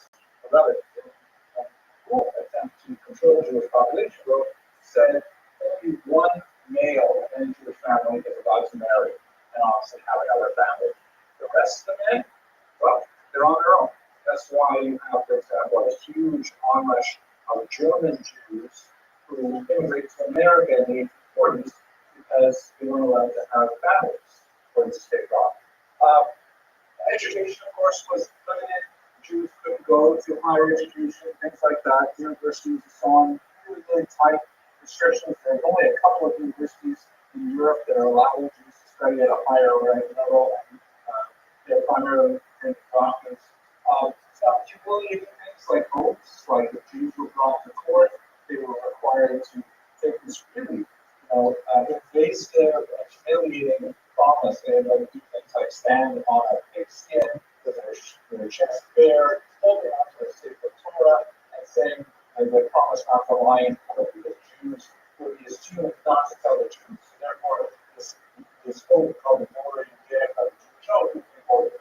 These are the kind of things that would go with pre-modern society, but again, state governments as a group, and would make laws for the entire group.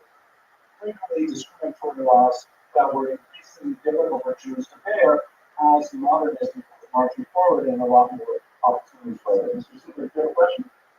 Okay, good. So Jews began to fret with this because, again, Jews are illiterate. Jews are beginning to read the ideas that are circulating. Most of them are not reading German, French, English, where these ideas are circulating, but it just takes one Jew to read it and then translate it into Yiddish or into Hebrew, and these ideas being began to circulate around here, so they walk. So we see great changes happening in the Enlightenment, which is the late 1700s. That's when we see the beginning of the Haskalah. We spoke about both Spanish and last week. Let's see how it was played out politically. So, of course, in the United States, in the typical United States kind of industry we look at, it happens fairly abruptly. Like Jews were considered non-Protestants. And when we talk about religion in America, which religion was really the problematic one for the early Orientals? Catholicism, yeah, Catholics, right? We are running away from the papists, right? The papists are considered like the opposites. The Puritans tend to be really intense Protestants. And let's just recall, for those of you who may not be that familiar with Christian history, the church has a major split in the 1400s under Martin Luther, where in Western Europe it was all basically one church, Catholic Church, ruled by the Pope of Rome. There were over centuries of dissenting movements, but basically there's a huge break in the 1450s when Martin Luther said, "I protest," essentially, and his protest created what ultimately became tens of smaller churches called Protestant. Protestant comes from that original protest. And the kinds of things they protested, of course, against the power and the supposed infallibility of the Pope in Rome. There's protest against the clergy not being allowed to marry, because Catholic clergy was celibate from the 13th century on. This sort of thing. So like Martin Luther, like famously said that how we trust the Catholic Church when the Pope and the survivors and like the cardinals can't even agree with each other on various things, like how do we take that as something about it? That you were supposed to be getting over more about is party plus party under each other. And wasn't very concerned that like we shouldn't be trusting the identity of the word of God as we just focus on what the Testament said. Right? That's interesting. And I suppose you're asking this question because you're still concentrating on this idea of humanism. Yes, that's right. Because one of the things that was characteristic of Luther's movement was a push for greater control of the laity on the actual text. Meaning, hey, what Protestant projects? Let's translate the Bible into German so regular people can read it. If everybody can read it, and everybody can interpret it. We're not dependent on priests to tell us what it means. So ironically, this movement was related to this overall trend of humanism that emerges from the Renaissance. Very good point. So that to stay where we are now with Jews, the Jews were like, they're not Protestants, but we were generally white.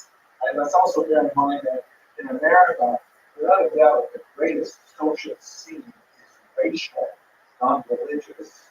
Originally, there definitely was more religious content to it, but it was the post-Civil War era issues of what do we do with the former African American slaves? What do we do with them? Now, that is, of course, an issue that resonates to the present day.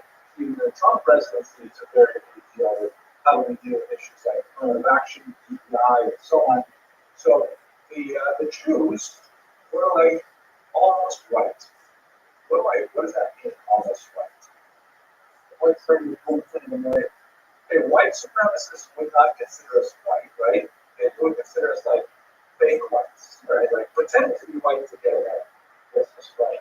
So the same way in Europe, the Jews have almost all the rights to Christian, but like most people. Very good. So there's kind of like a social degradation associated with Jews, and it's like quasi-racial in nature. But it's hard to deny the fact that most Ashkenazi Jews have the same external and spiritual appearance, especially if they're not visibly Jewish in their dress. They look like white people.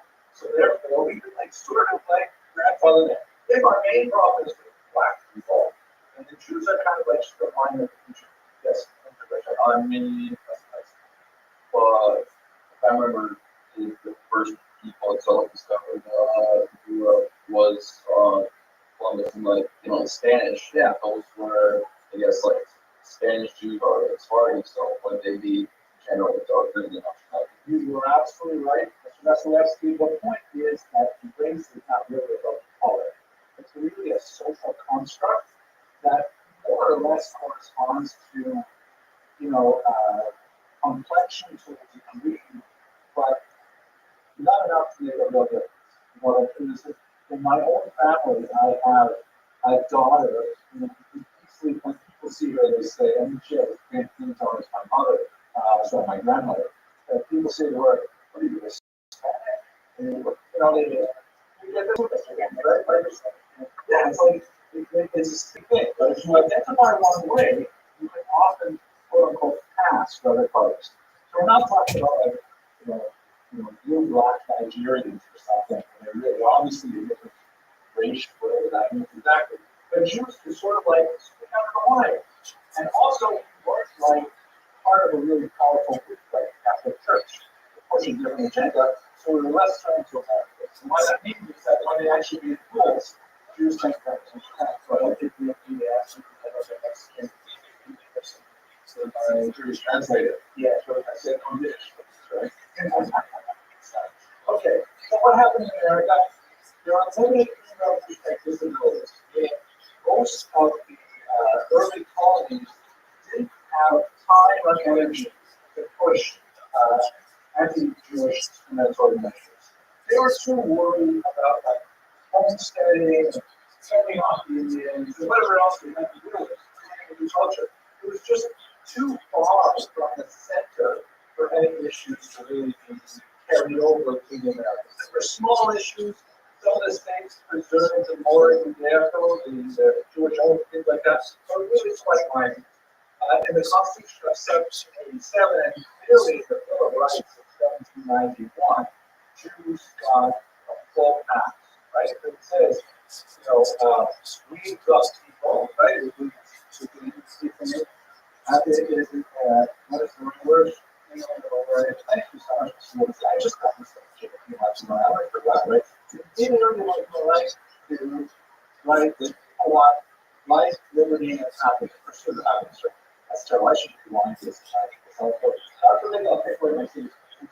I already have my passport. But these are nothing like all Americans. All Americans, it's true they didn't actually mean it, because they didn't mean African American men at the time, but Jews sort of squeezed in under there. So we didn't have such a big deal in America, so it's not like we were formally vaccinated, we just never got around to discriminating against us. And by the time they put stuff into law, it was over. In some ways, we still have issues in New Hampshire until 1877. There was still a ban on mosquitoes. We have some issues in Pennsylvania. Basically, in America, this is an unusual country. We do experiment and benefit from it. What we're going to focus today, really important, is in France. England, I will mention very quickly, though, it has an unusual passage because Jews really made huge progress in England, which was a Protestant country. Remember, King Henry VIII was unhappy with the status of British Catholic divorce law, and so therefore he essentially said, we're going to create a new religion here. We're going to call it the Anglican Church, right? The English Church. And it will be basically the same as Catholic Catholicism, except for divorce, right? And that was useful for them. Catholics do not recognize divorce. They do recognize something called annulment, where you the model of the gospel conclusion, for example. I don't want to say it's the same thing. There's no divorce policy, but there is such a concept of annulling a marriage from the beginning, not an issue. So that's what the English church did. And that it was not nearly as rich as Catholic Church, vis-a-vis Jews. However, Jews were technically were called, not even formally admitted into England. They sort of slipped in under the line when Oliver Cromwell basically declined to continue banning Jews from England and simply ignore their presence there, and their population were entrenched.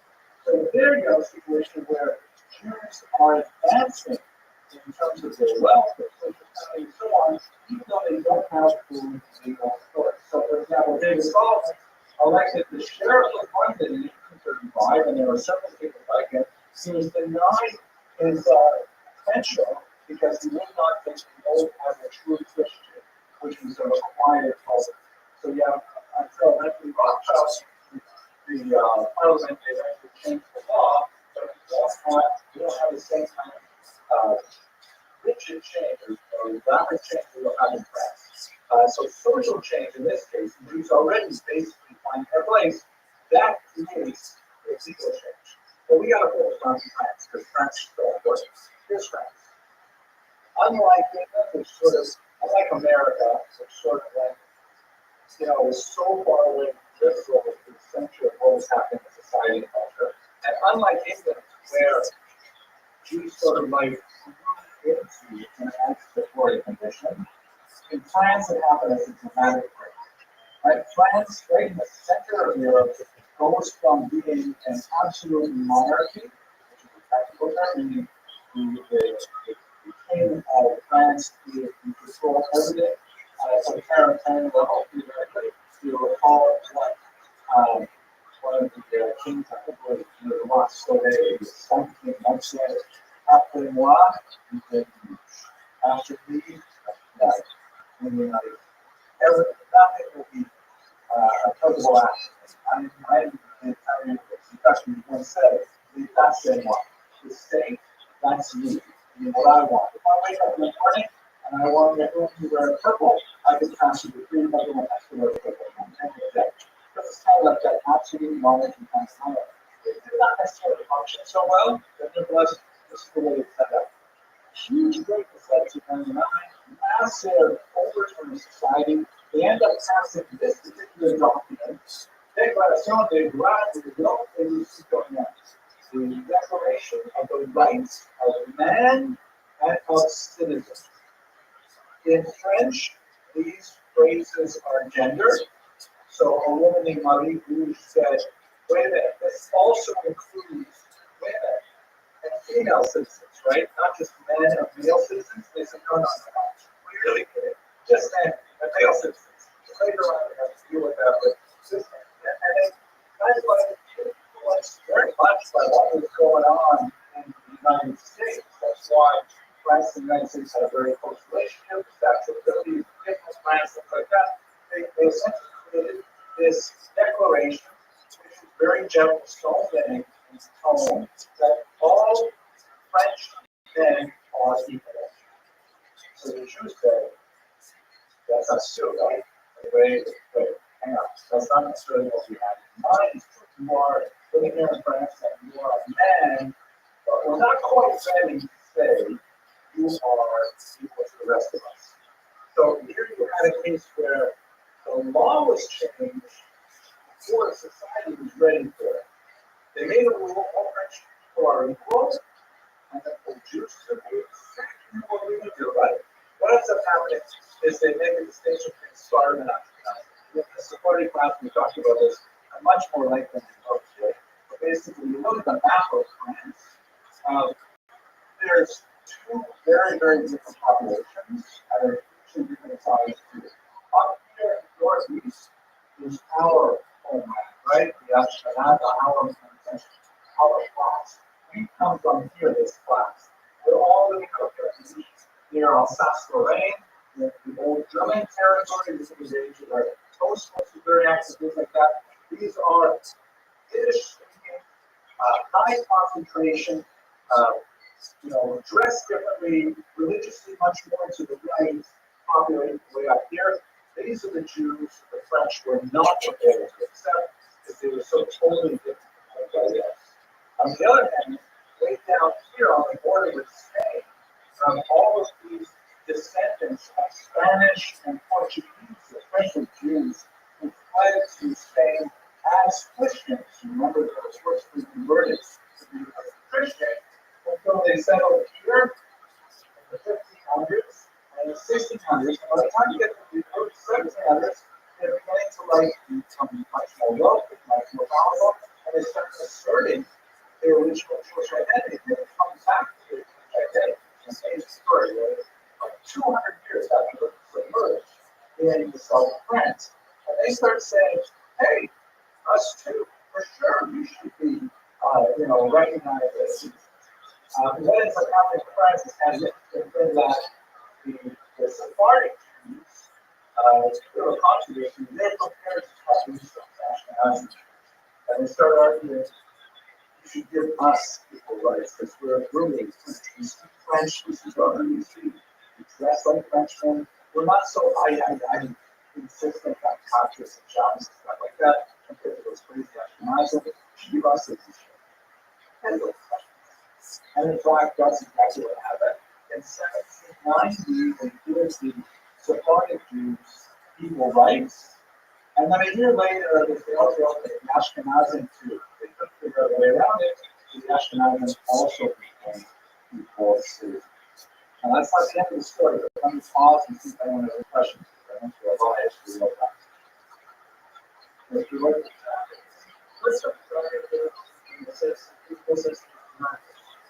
Excellent. So the primary between a citizen and I want to say a non-citizen, a pre-modern corporate member of society is whether the state would interact with you as an individual or as part of a group.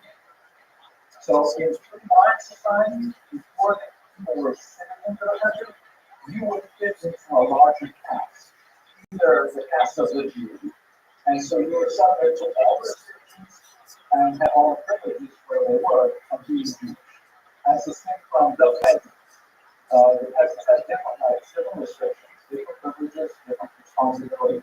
When the clergy or the nobility, you had no freedom to kind of break out of that group unless you were able to join another caste, like for example, by converting to Christianity and becoming a member of the clergy. Today, excellent questions for those. Emancipation has its positives and negatives, right? And when people that term emancipation, try to understand it. It's a term that borrowed from American history. It was used, of course, in the Emancipation Proclamation, which refers to the freeing of the slaves. That's not exactly what's going on here. These were not enslaved. They were restricted by their communal identity, however, because that's the way the state dealt with them. You had to belong to the community. You had to pay taxes to the community. You had to do what the community told you to do. If the basement said, show up for cuts every day, or you'll get, flogged, you had to do that. That was what you had to do in society. There's no like, so I would do this for affiliate. I feel like hang out, I like Christian. You can't do that. So, no emancipation like increment. But what are the upsides? The upsides are if they're emancipated, they're citizens. They can change their residence and their office. And once they buy a property, they can't lose it. They're protected by the rights of every other citizen. They can enter into higher education, they can pursue any kind of occupation they want. They're not bound by whatever rules that apply to the group that the society sets to them. So those are big pluses. The negatives are the big thing in particular of these is that the big thing no longer has the power to enforce the conformity. The big thing no longer has the power to keep Jews together. And we throw away separate that nation. Yes, Mr. Ariente? Go ahead. Us to read the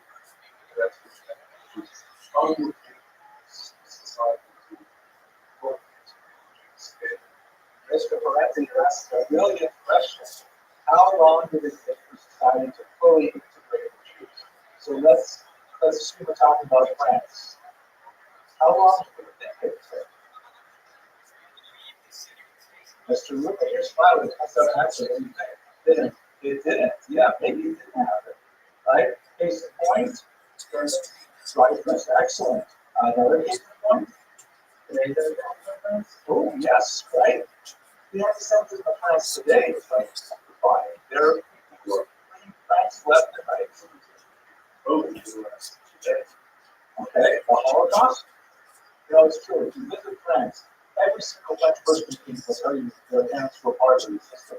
It's remarkable that the Jewish race as a whole is such a large territory, but every single French person is system.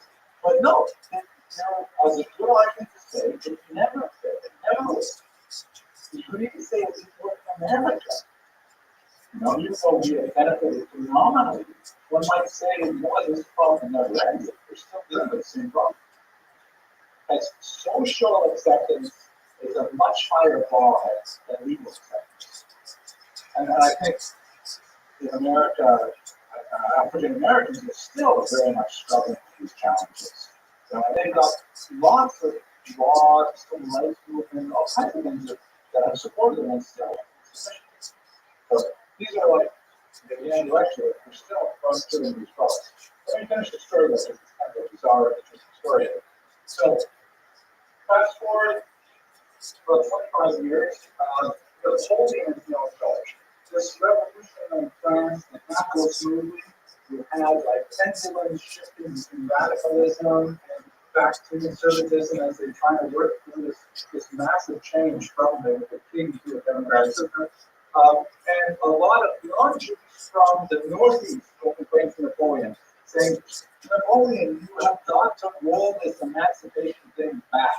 The Jews are just taking over. They are creating monopolies. They are undercutting non-Jewish businesses. They're finding all kinds of ways that they're succeeding and we're not. Jews were obviously able to take advantage of the opportunities that emancipation afforded them, and they just shot ahead like a spring that's like wound really tightly when they suddenly have the opportunity to just, explode with creativity and innovation and things like that. And they're also used to like taking advantage of their organizational closeness to be able to collaborate and to benefit themselves, not necessarily to the benefit of society as a whole, but certainly to their own benefit. So they complain to Napoleon, we're being run out of business because we're doing things so much cheaper, faster than we can. They're like the Walmart of Alsace-Lorraine, we can't compete with them. So Napoleon says, well, maybe we should rethink this. How can we ask the Jews how they feel about being French? Well, who do we ask? Who's in charge of the Jews? They say, well, they don't actually have a central body, but they used to have this thing called the Sanhedrin, right, which was way back in ancient times. And this is a court of 70 judges, and they would decide all important things. No problem, let us bring back the Sanhedrin. And typically, the Napoleonic kind of rule, he gathers together representatives from all over the Napoleonic Empire, which would be not only France this time, but big chunk of Austria, Italy, and so on. He takes them all to Paris to say, guys, I have some really important questions for you that will have a lot to say about how you relate to France. So the head was together in 1806. This was his head. He was actually a very well-known alcoholic. That was the time. You can see he has this amazing hat. I would love to have a hat like this. It was apparently crafted for him in honor of the Sanhedrin itself. And the dromedary upstairs representing 2 tablets of the law. So anyway, it is definitely very cool. So he heads up this pursuit of chaos of definitely all across the spectrum. A lot of them are masculine, a lot of them are not showing territorial mitzvahs, but they want to very, very invested in society message. And Napoleon speaks for them and says, I got 12 questions for you. This was not actually the Sanhedrin. It was his predecessor, which is called the Separate Notables. But here are the 12 questions that he asked. By looking at the questions, you can probably imagine the answers. Here we go. Question number 1. Are Jews allowed to practice polygamy? Are Jews allowed to have more than one wife? Thank you, Mr. Gladstone. You're correct. You're not. But only since you ban a marriage, right? But still, one of the only pair of polygamy for all things. Why is that his first question? At the time, they were very interested in coming up that were starting the polygamy and were worried to be like that, but not women's, but neither. Okay, good question. There are other groups. But is that really, this is a big deal? I'm worried about women's engaged France. On American form, they asked her in the photo, okay, but they're Americans, of course, and then still were what is it? I got you said it's too loud at the back, it's too loud at the back.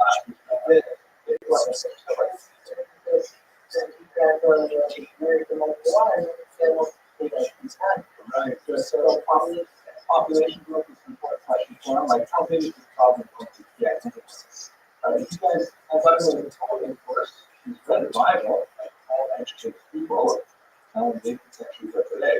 But I see that Abraham, Isaac, Jacob, you know, they have like multiple lives of pictures, so you guys doing that now. I'm also concerned about how to fit with our society because it's hard to sort of render a society and an organized society together. How far apart are we? Secondly, related to divorce. It also has implications for population growth. Also has relationships with one of the big deals in French Catholicism, which Napoleon is struggling with, because technically secular movement. Are Jews able to honor divorce law? Of course, for Christian. We invented divorce. Here's the point. And you guys marry conscience. You bet their conscience. Why does he want to know this? More for him. More for him. What do you mean by that? Well, according to then what's going to happen to the Jewish people? Exactly. Very good. He wants to see how big is the problem and how long is the problem going to exist. If you guys intermarry, then okay, I assume that over a few generations, French Jews will disappear. Just marry or so many more French women who could marry non-Jewish men, and eventually the problem will go away. How do you think this is an answer to this? Mr. Glasgow. Yes, we can. Okay, did you see the picture? Yeah, why would we say that? He's actually, this could argue actually he did actually survive an attack by the revolutionaries later.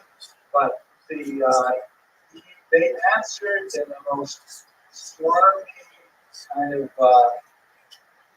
prevaricating way, essentially saying, well, technically, we don't encourage it, but, you know, if it happens, it's not like we somehow bring it up, which is essentially the same answer that you should say today about a lot of matters. Right? They don't want to say outright to Napoleon that abortion. They don't want to say that's Napoleon because they know it's not the answer they want to give. But if they say to him that, what is your time? You know, they kind of like sort of to start with it. They don't want to say an outright checker, an outright lie, that Jews are not allowed to intermarry. But they want to say that, you know, there's only so much that you do and things happen and they got it. The mental question was, right? This is now where it gets important. Do you guys consider yourselves to be truly French? Or do you consider yourselves to be foreigners in French society?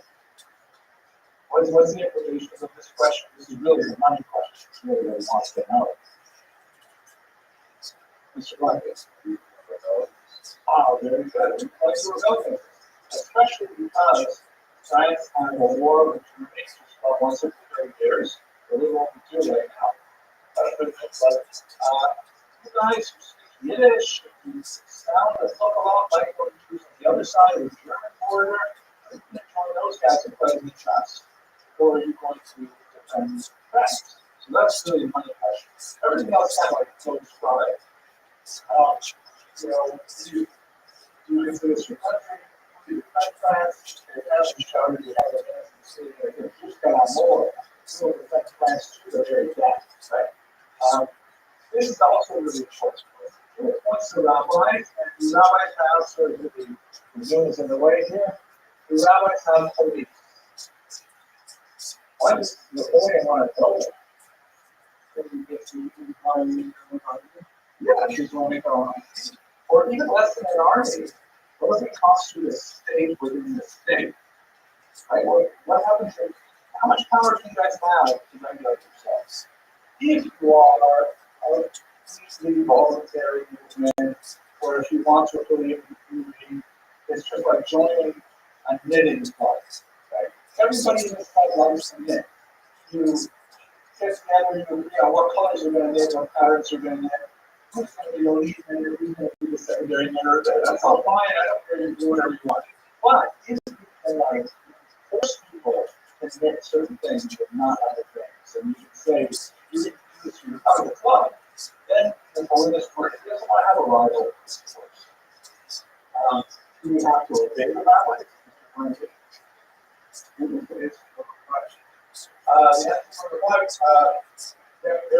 They want to say there is no double standard for punishment. You know? And again, a lot of companies are definitely not grounds for this, and it is, it's crooked, the open and non-Jews, things are lies and non-Jews. There are exceptions for saving life and things like that, but this is not a hard one to answer. You know what the opponent wants to do. They do not want, they do not want a non-public discussion of the crazy exceptions to the rule. The basic bottom line is you have to be a mensch all the time. You have to tell the truth. Things like that. Good question. You guys pursue any occupation? Because I'm really concerned at the point that so many people are in finance. I'd love to see more of you, like, let's say, we can become winemakers or beekeepers or things like that. And usually in particular, because money Jews are money lenders, right? There's money lending, especially small time money. But that was can be prohibited to charge it. Basically, if I answered all of these questions exactly the way the opponent wanted to hear, and so the opponent says, fine, you guys are sure emancipated. I confirm nothing was decided back in 1790 or 1791. Jews are equal friends to the Jews. Now I'm going to show you a few small anti-Semitic rules just for you guys, just to keep you in place so you actually move towards the direction I want, but essentially not confirm itself. One of the things that they do also in France, which is different from what they've done in America and elsewhere, not that unrelated to what they do today, is he said, okay, I want to take over your synagogues the same way you run the Catholic Church and the Protestant churches here in France, where that all belong to a single organization called the Country's God, and there's a chief rabbi, and all their salaries come from tax dollars from the state. Unlike in America, where they try to have a complete separation of church and state, in France they regulate through some of the other religions that any religion that is considered legitimate, so a certain number of people to support the religion and so on, then the state will give a certain amount of tax dollars to keep it running. But that also means the state has to say who gets to be the rabbi, and that also has an impact on Jewish authority.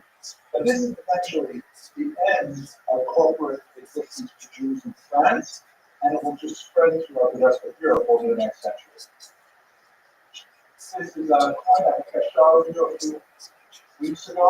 This is a medallion coined by Jews in gratitude for the establishment of education. You can see on the right, it says Napoleon, Emperor, and King. Right? Everybody love it. Over here, amazing, incredibly specific that shows Napoleon here in all his finery. Giving the 10 Commandments to a genuflecting Moses, as if to say, oh, thank you so much for giving us this equal right, which is equal in our minds to receive the perhaps outside fellowship.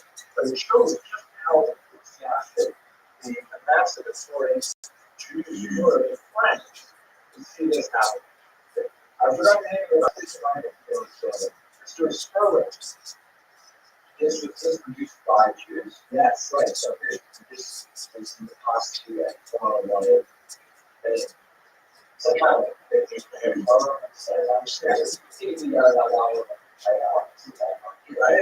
yeah. What else? Right? Like, if this is supposed to be Moses, who is this? Yes, they don't do that much.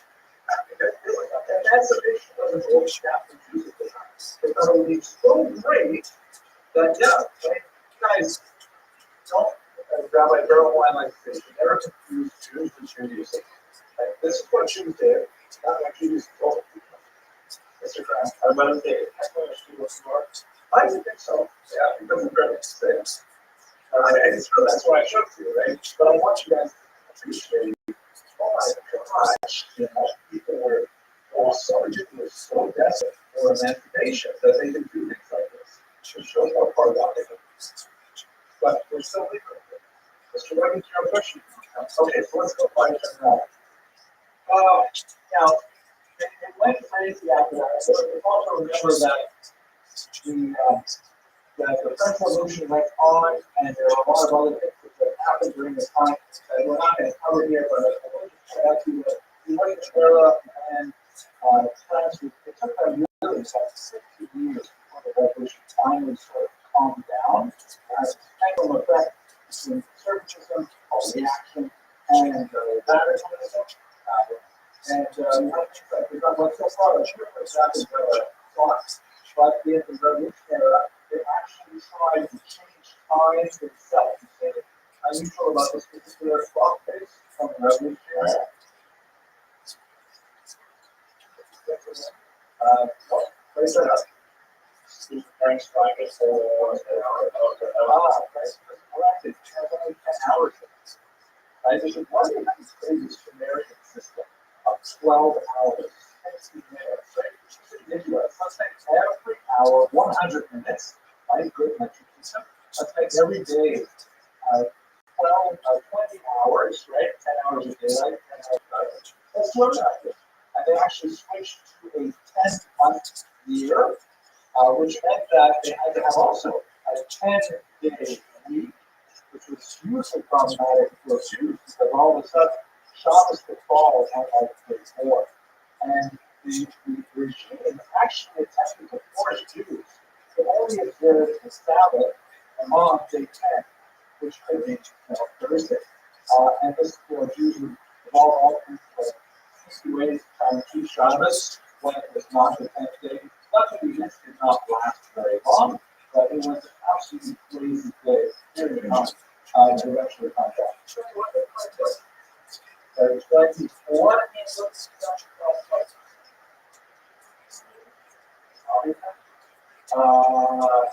so I think this particular clock has a 12 hours plus some 12 hours. That means there's two 12-hour days like on top of it. They have the whole time with the new time. I'm not going to use a lot of things on the side there because I want to take you to 1881 first. With permission, let's talk about this period here. Now we want to go to another hugely important area. So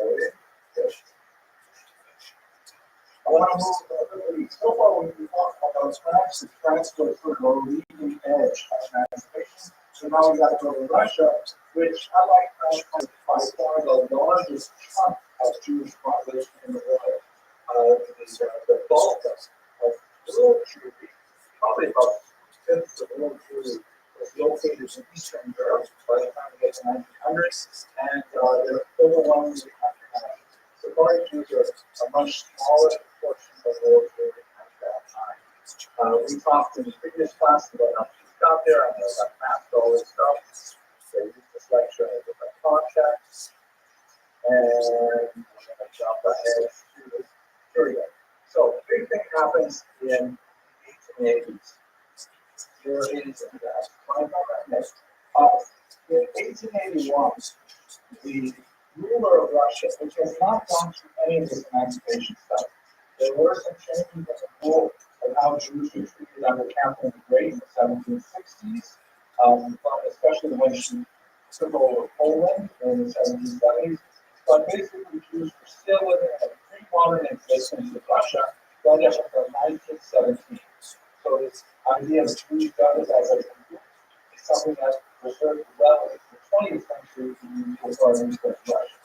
And then this man, from Alexander II, was assassinated in a bomb attack on his carriage, and that represented a massive political upheaval in Russia.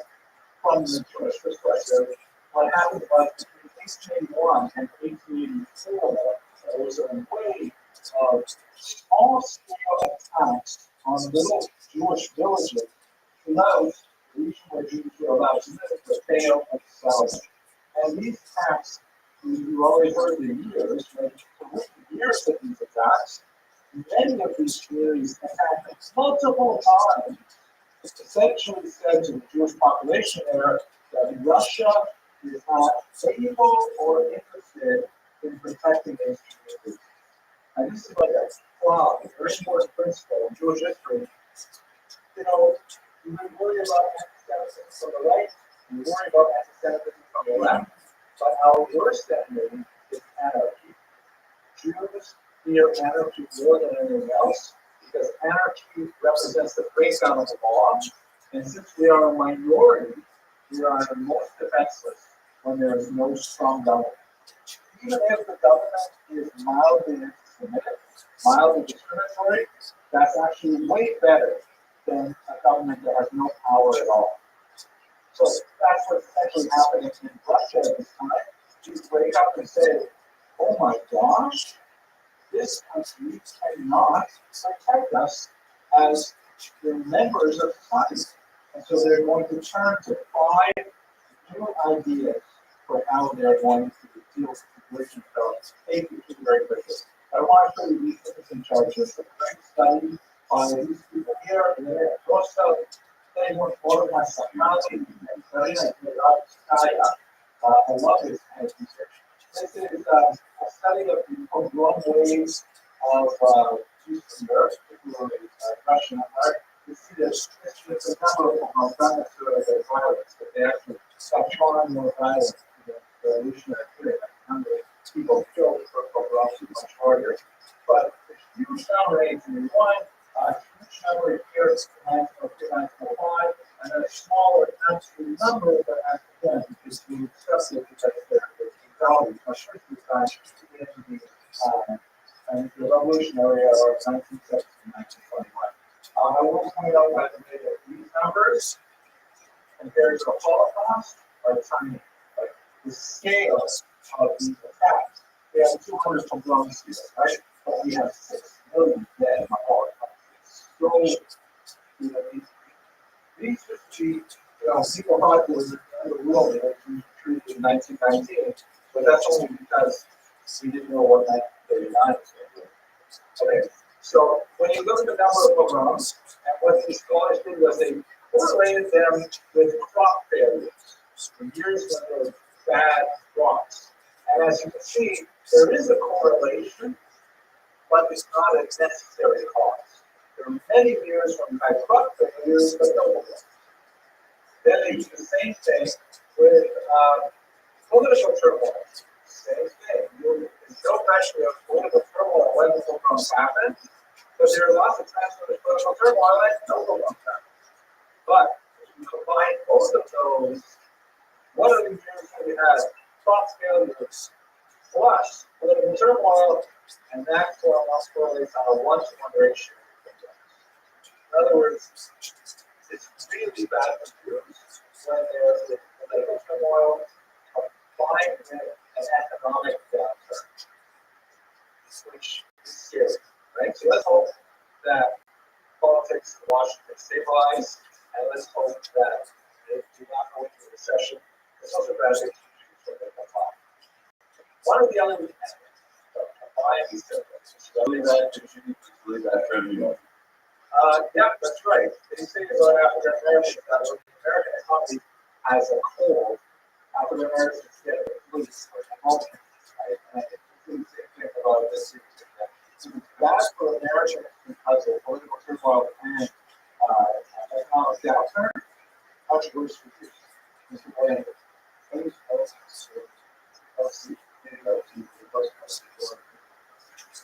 goodness.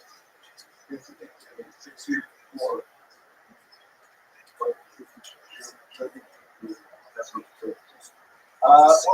had a lot of people say, well, and they did have economic downturns, but it ended up so much worse for the Jewish driven. But a whole lot ended up being a question. Let's talk about more detail about all of that too. Let's look at the 5 national strategies. This is the important part. I really want you guys to get. Okay, here we go. This is part 2 of the part that you really had to show off the first. So once Jews realized that Russia would not or could not protect them, Jews decided en masse we need to do something different. And they decided a very big way. One of 5 basic strategies to deal with the challenge. Those strategies that I mentioned at the beginning of the hour are things we're still figuring out today. Most of the people we know will fit into the political movements that do out these 5 strategies. Okay, let's see what they are. First one, family relations. This is the focus strategy, the tried and true Jewish strategy. As we discussed before, the 3-4-3 strategy is the 3 part, and Jews left the Russian Empire in growth. This map shows you how many Jews left the Tale of Settlements here in red between 1881 and 1917, when the Tsar settlement fell. 1.75 million Jews came to the United States, constituting about 7 out of 10 American Jews today. Chances are, just for fun, how many of your ancestors, how many of you have ancestors who were included in this big migration to the United States? Okay, so yeah, we're looking at about 6 out of 10 here. I myself am part of this enlightened school because all my ancestors went to Canada because they had much better health insurance, but that was a joke. There was actually, we had microphones not picking up, but it was like chugging laughter at this point. But Jews said, okay, Russia's not working out, let's leave. And Jews have been doing this for centuries upon centuries. If the environment is negative, they will actually transport themselves. What is different about this particular migration is that unlike India's migrations, is huge in scope, perhaps more significant, it was flying in the face of a lot of the benefits. Many great rabbis said, do not go to America. It's not to go to an arena, it would be straight to the It's a non-kosher land, you're not going to be able to find day schools, you're not going to be able to find any kosher Chinese restaurants. You cannot go to America, but the Jews like nevertheless. Interesting studies of the ages of immigrants, whether you're married, not married, things like that, indicate that many of the Jews who stay here in this movement to actually rebel that they were in and to go on for their opinion. Mr. Masinowski.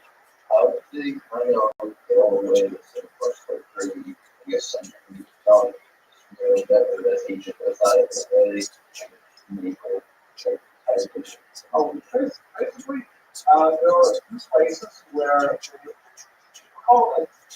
borders were very different. At the end of the 19th century, the 20th century, borders were far more comfortable than we are even today. And this is a time when America was actually openly inviting people to come to its shores, labor shortages.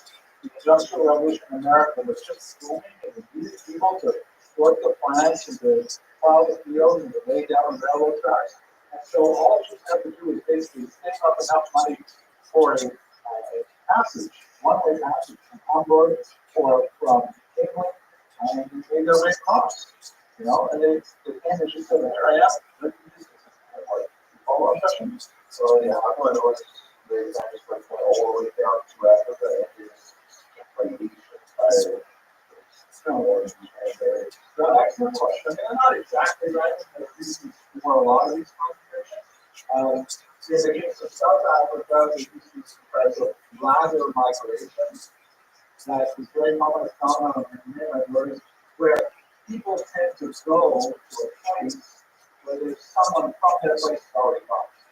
So you say, well, I know there's a guy named Ryan that, his brother sawmill, so I'm gonna go with Evans, but you know, it comes from my house, so I'm gonna set up with it. And this is where a lot of South Africans, so we just support South Africans coming in the first place, the gold mines, things like that.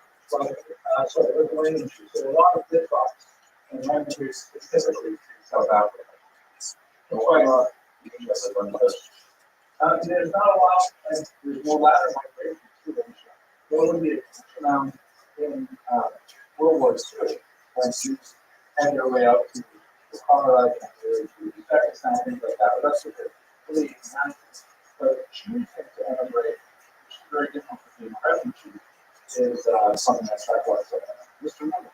I'm not sure that there's a theory that you have a lot of much more visit.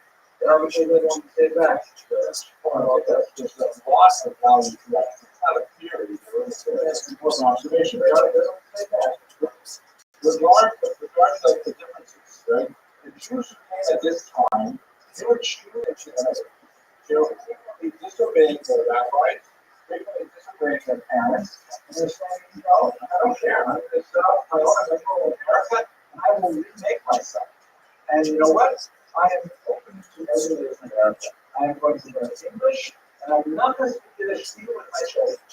I am going to become totally American. It's very phenomenon with this immigrant period. So, on the other hand, after World War II, these are Jews who wanted to stay in Poland. Still have sound on my country. Why would they stop us, right? Not only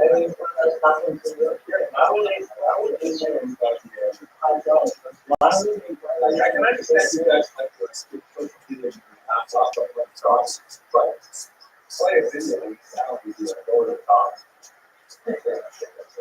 All right, so I don't think we'll go back to this place. That's all I'm going to do there. Exactly, that's why they post-World War II, right? Yeah, post-World War II. I mean, they come back to this town in Poland. It's devastating. There's nobody there anymore. They're generating active, they're encountering active hostility from the ulcer, using the let's say, so when they come to America, those post-war Jews, they're refugees, they're angry about how they're coming. They're not choosing there's America's first promise. So they tell me that, you know what? I'm not going to make myself to America. I'm going to make America myself. I'm going to recreate what I imagine the shepherd should have been during the Muncie, one day, places like that. And they had a teacher. The more niche question is what about the enlightenment of trying to take care of the facilities don't break them no matter what? That's also something not there. Yeah, I think it's a tiny proportion of those enlightenment were larger than most of them were killed. And those that are taken, I think they had a much harder time perpetrating their Jewish identity. We live in an orphan generation. I myself, like my parents are Holocaust era, they were born and raised in Canada, so they were survivors directly, but we're cut off from a massive number of Jews in their civilization. It's amazing that we can compare anything. It's amazing that we're kind of trying to Mr. Abbott, so tell you about the library. One of the two major boards that use integrated to include other than Europe, where Alberta was actually Galveston, Texas. And I know that many of the Jews did integrate to Galveston. Did settle there and make communities in Texas. And they were by and large reformed communities, so traditional, which definitely is much more of like that towards the enlightenment and the chefs off of the Solomon side. So they're definitely for outbound Jews came to America and did set down and do enlightenment. Oh, absolutely. I mean, yeah, we're not talking about America today. We're talking about Jews and Russians. When you have America, goes to post-war, you're right. That's a good point. Let's go on. Now, Judge Shadow 1, right? Immigration. This is probably the biggest strategy and the most traditional strategy. Another one, socialism. Now, we don't have the research to really delve into what is socialism, but it's basically this political and economic movement, largely heralded by a baptized Jew named Karl Marx and his colleague Friedrich Engels, that argued for a complete change the way that we organize society now. They're very much against capitalism, which is the market economy that is the American economy. They wanted to have the control of production handed over to the people at large. So I'm not going to go into detail of what it is, but what it does mean is a fundamental reversal of basic economic structures in society. Rather than leaving Russia, it says, let's change Russia to be more friendly to its minorities. Among the most important logos, this man, Leon Rothschild, known by the independent Leon Trotsky, and he was a major radical revolutionary, hugely influential in the early communist period. This is a picture from his 1905 arrest before the revolution itself. One of the lesser known things about the late Russian Empire is it's almost impossible to get a decent haircut anywhere in the entire Russian Empire. To get a Harley. Yeah, but he would end up becoming an incredible general. He was the leader of the Red Army. Amazing. Traits in life. But again, not identifying as a Jew. Many of the comments that time says, not only will we change the world, the economy, we're also going to change ourselves to fit with the larger Marxist idea, which was very much anti-religious. Anti-clericalism was a principal idea of the communist movement, and so many of these Jews would say things like, Rosa Luxemburg would say, I am not a Jew, I am a social democrat. So I say social democrat is another word for the communist. And so the second major strategy is let's not just leave Russia, let us change Russia from within. So at this point, I'm just going to show you the last three, and we'll come back to them on Wednesday. But just to keep you, just to not give you a cliffhanger. The third one is Zionism, the idea of we're going to change everything, we're going to change it in Israel. The fourth one is something called diaspora nationalism, which is essentially had a very big impact in America. The idea of creating a Jewish society in the diaspora. And the fifth one is renewed traditionalism, a term I invented, which is basically like the Buddhist Israel and the Korean movement. Really depends very heavily on this particular strategy. These are the five strategies, and as I said at the beginning of this lecture, if you have a Jewish friend who is politically active, who is probably borrowing from these five strategies to define himself or herself. Okay, folks, Wednesday, we'll return, we'll finish up this discussion. Thank you for learning.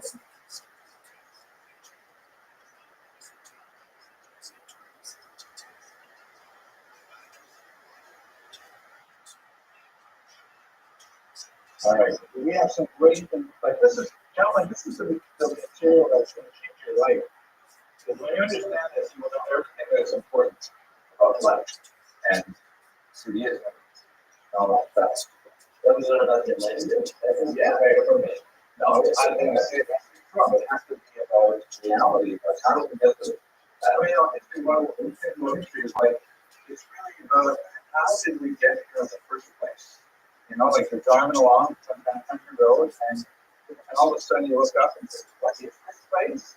But if you had, a map, or map is like a very large piece of that, so geographically represents what's on the screen and GPS. You say, now I know how I got here, and it explains why I've messed up in this way or that way, and things like that. So we're going to start a discussion about Scholar. And today we'll start the political emancipation as well, as the two issues are distinctly related. The term Haskalah is from Hebrew, this word of scale, it means like to grow intelligent, right? And hold the long diamond scholars. From all my teachers, I gained wisdom, that's the Haskalah. And in translation, also a very important European or a German term called Fair, which means enlightenment. Enlightenment is a good translation. Fair to make things clearer because they have light in them. the Alferum as a movement predated the Haskalah by about 100 years.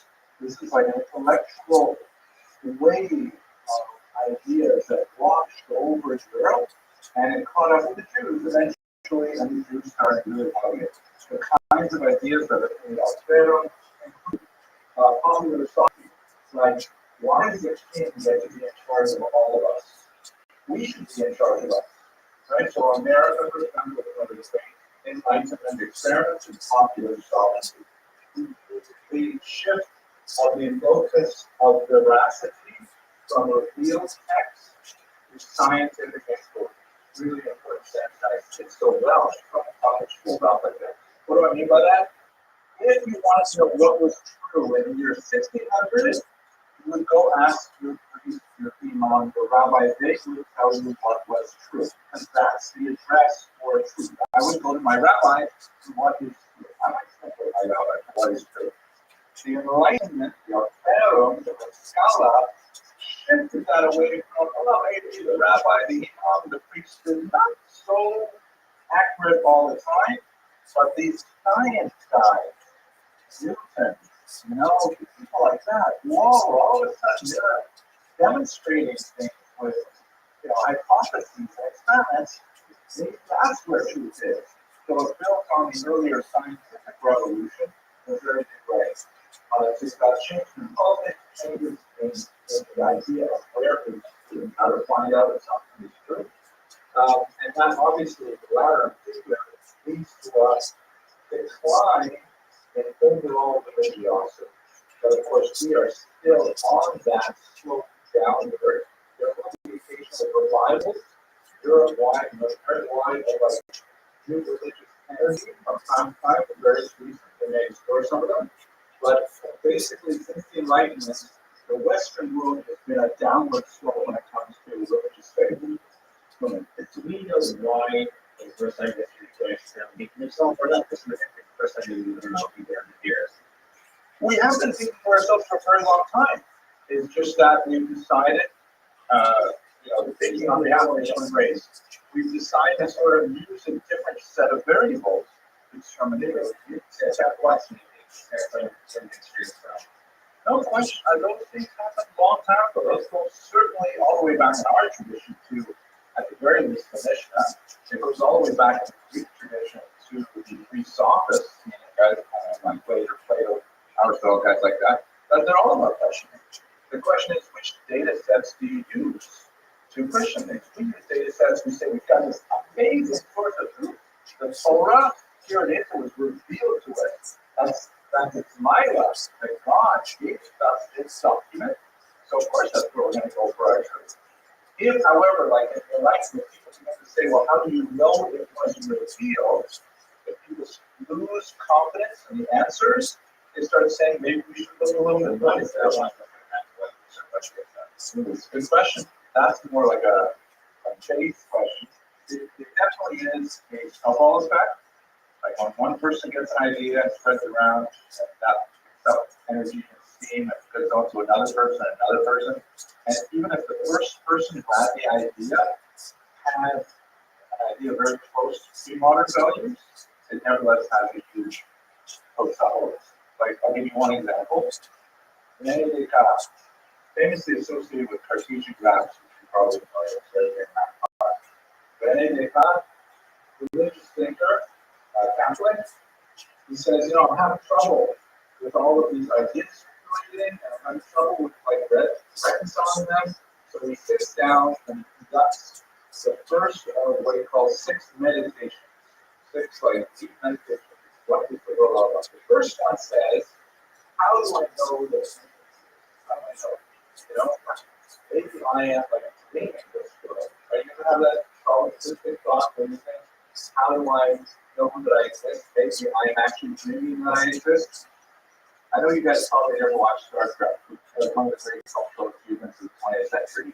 It's a great episode where they have these rings floating in like glass beakers, and they imagine an entire world in their brains. Like those, I shouldn't be saying that. I know I'm recording this, but He says, how do I know the world exists? How do I know I'm not dreaming this? How do I know that some people being is not making me think I exist? He says, well, I do know this, that either the world exists the way I perceive it, or I am dreaming the world exists, or an evil genius making me think the world exists, right? All those three things are possible. There's no other possible logical inference. But in each one of those, one thing is common. You know, Mr. Silver? You know, it could be I exist, right? That's a famous phrase. Oh, you don't there and right? I, not really I think, I perceive, therefore I am. He says, wow, that's it. I have now figured out my first truth. This is the fulcrum upon which I will shape the universe. And I know this is true. I don't know if this label is real. I don't know if I'm dreaming this, but I do know why it's because it's logically impossible for me not to exist. And from there he went on to say, well, how do I know that people exist? How do I know that God exists? How do I know that? And all those things, he solved them one after another. But as challenges, to answer your question directly, just asking the question closer, just suggesting maybe the world doesn't exist, maybe other things that we cherish do not exist. You're a loving marriage, say, oh, don't really love my wife. Don't ask that question. Don't ask that question. As soon as you start asking that question, you are already there. Don't ask that question. You either do or you don't. You either feel it or you don't. So don't start questioning it. If you look at it, you might find out it's not quite as solid as you think. Oh my gosh, marital advice. Unsolicited marital advice to a bunch of single guys. Okay, let's go to the third one. Show the other one.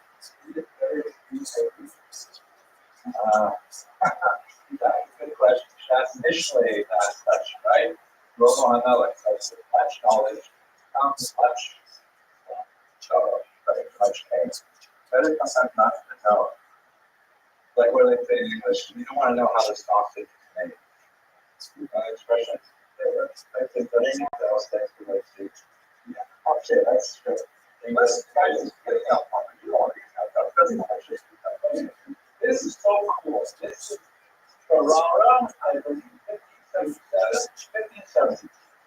Earthquake in Ferrara is like a period that would kind of demonstrating the earthquake. Ferrara is a town in northern Italy, due to the population. It was the Rothschild is Ferrara. Interesting history. Anyways, earthquake in 1570. Flatness in town. Everybody runs out and cross a river. They live for 6 weeks in the field. For the population of town. Including among them is a guy named Rabbi, a Jewish guy. It's sort of like an unprofessional academic. He makes his living as a proofreader. Right? This is the early years of printing. So he's reading lots of books because he's comparing manuscripts to the printed pages, stuff like that. But he's not like a professor or anything. He's a curious guy and he's read a lot of books. He goes out into the field from the rest of the town of Ferrara, and everybody is out there. And he finds that this campus, this tent, happens to be really close to a whole bunch of Christian monks where, their monasteries fell down, and so they're hanging out there. Nothing to do all day except, wait for the aftershocks to subside. So they start talking and learning, so to speak. And he discovers all kinds of cool things about Christianity, and he tells them all kinds of things about Judaism that he's never heard of. Like, for example, the whole letter of Aristeas, which is a document that discusses the writing of the part of Judas, that he learns all about it. And says, hey, we have that whole thing too. And it's like, to the real monk. So after this is all over, he sort of has this brilliant insight. He says, you know what? Those monks are pretty cool. I actually really enjoyed conversation with them. I do not want to be a monk. I understand, for example, if they're celibate, that's really not for me. But I love all this stuff that they have to say about, reality and truth. And we had a great conversation. So he leans into the Rabbi's statement that you should accept anyone who says it. He had a Christian mom, clearly explains for the stories of the year. And he ends up writing a really important book called Meor Le'Naya. Don't be confused that that title has been used by many other authors as well, a very different book. But it's kind of like the first real book of the Haskalah. Or maybe I should say that the Haskalah always basically like something that appears in the late 18th century. But the Meor Le'Naya is kind of like a foundational work that eventually fed into the Haskalah. It is, like many controversial books, it's writing on, I think, just who is actually teaching this course remotely, is writing on a book that received lots of Haskamos, and then the Haskamos later yanked because people thought that it might have other courses in it. Controversial books like that. The Meor Le'Naya received lots of Haskamos, including from Yosef Karo, author of Shulchan. And then it got pulled out and saying, no, I didn't mean that way. I obviously did read the book very carefully. So there was a lot of nasty stuff that went around this book. The stuff that everybody liked was a chapter on the history of earthquakes. And that's cool because there are earthquakes in Iraq. We don't know a lot about them. That's sort of directly in the Quran. But then we also started writing about other things that sort of went further afield. But it's the idea, the Haskalah idea of maybe we can learn stuff from non-Torah sources. That's a controversial idea. You guys should realize that you're in a college, right? You are also the inheritors of some level of things. It's not a college like Columbia, thank God, but it is nevertheless a college. We are using scientific inquiry, you're using lots of modern schools of inquiry that, is not traditional. So much. Considering it is students, so you can't hold them today, I let them over. How divided was the forecast for them? It sounds like everyone thinks opposed and everyone else was controlled but everyone read it opposed. So no, not everyone thinks opposed. Many famous people opposed it. But it's like the internet. I don't remember how I just Google it, but it's the internet. It's hard to hold back ideas, right? They start circulating, especially if they're accessible. Start being accessible, people start reading them. There are a lot of books like that come out over the next few centuries that are like really popular and people think, well, this is fantastic, great, and then later someone picks up something and says, wait a second, it's not exactly what we want to say, and it becomes us. But it doesn't come up right away. Mr. Blakey, and Mr.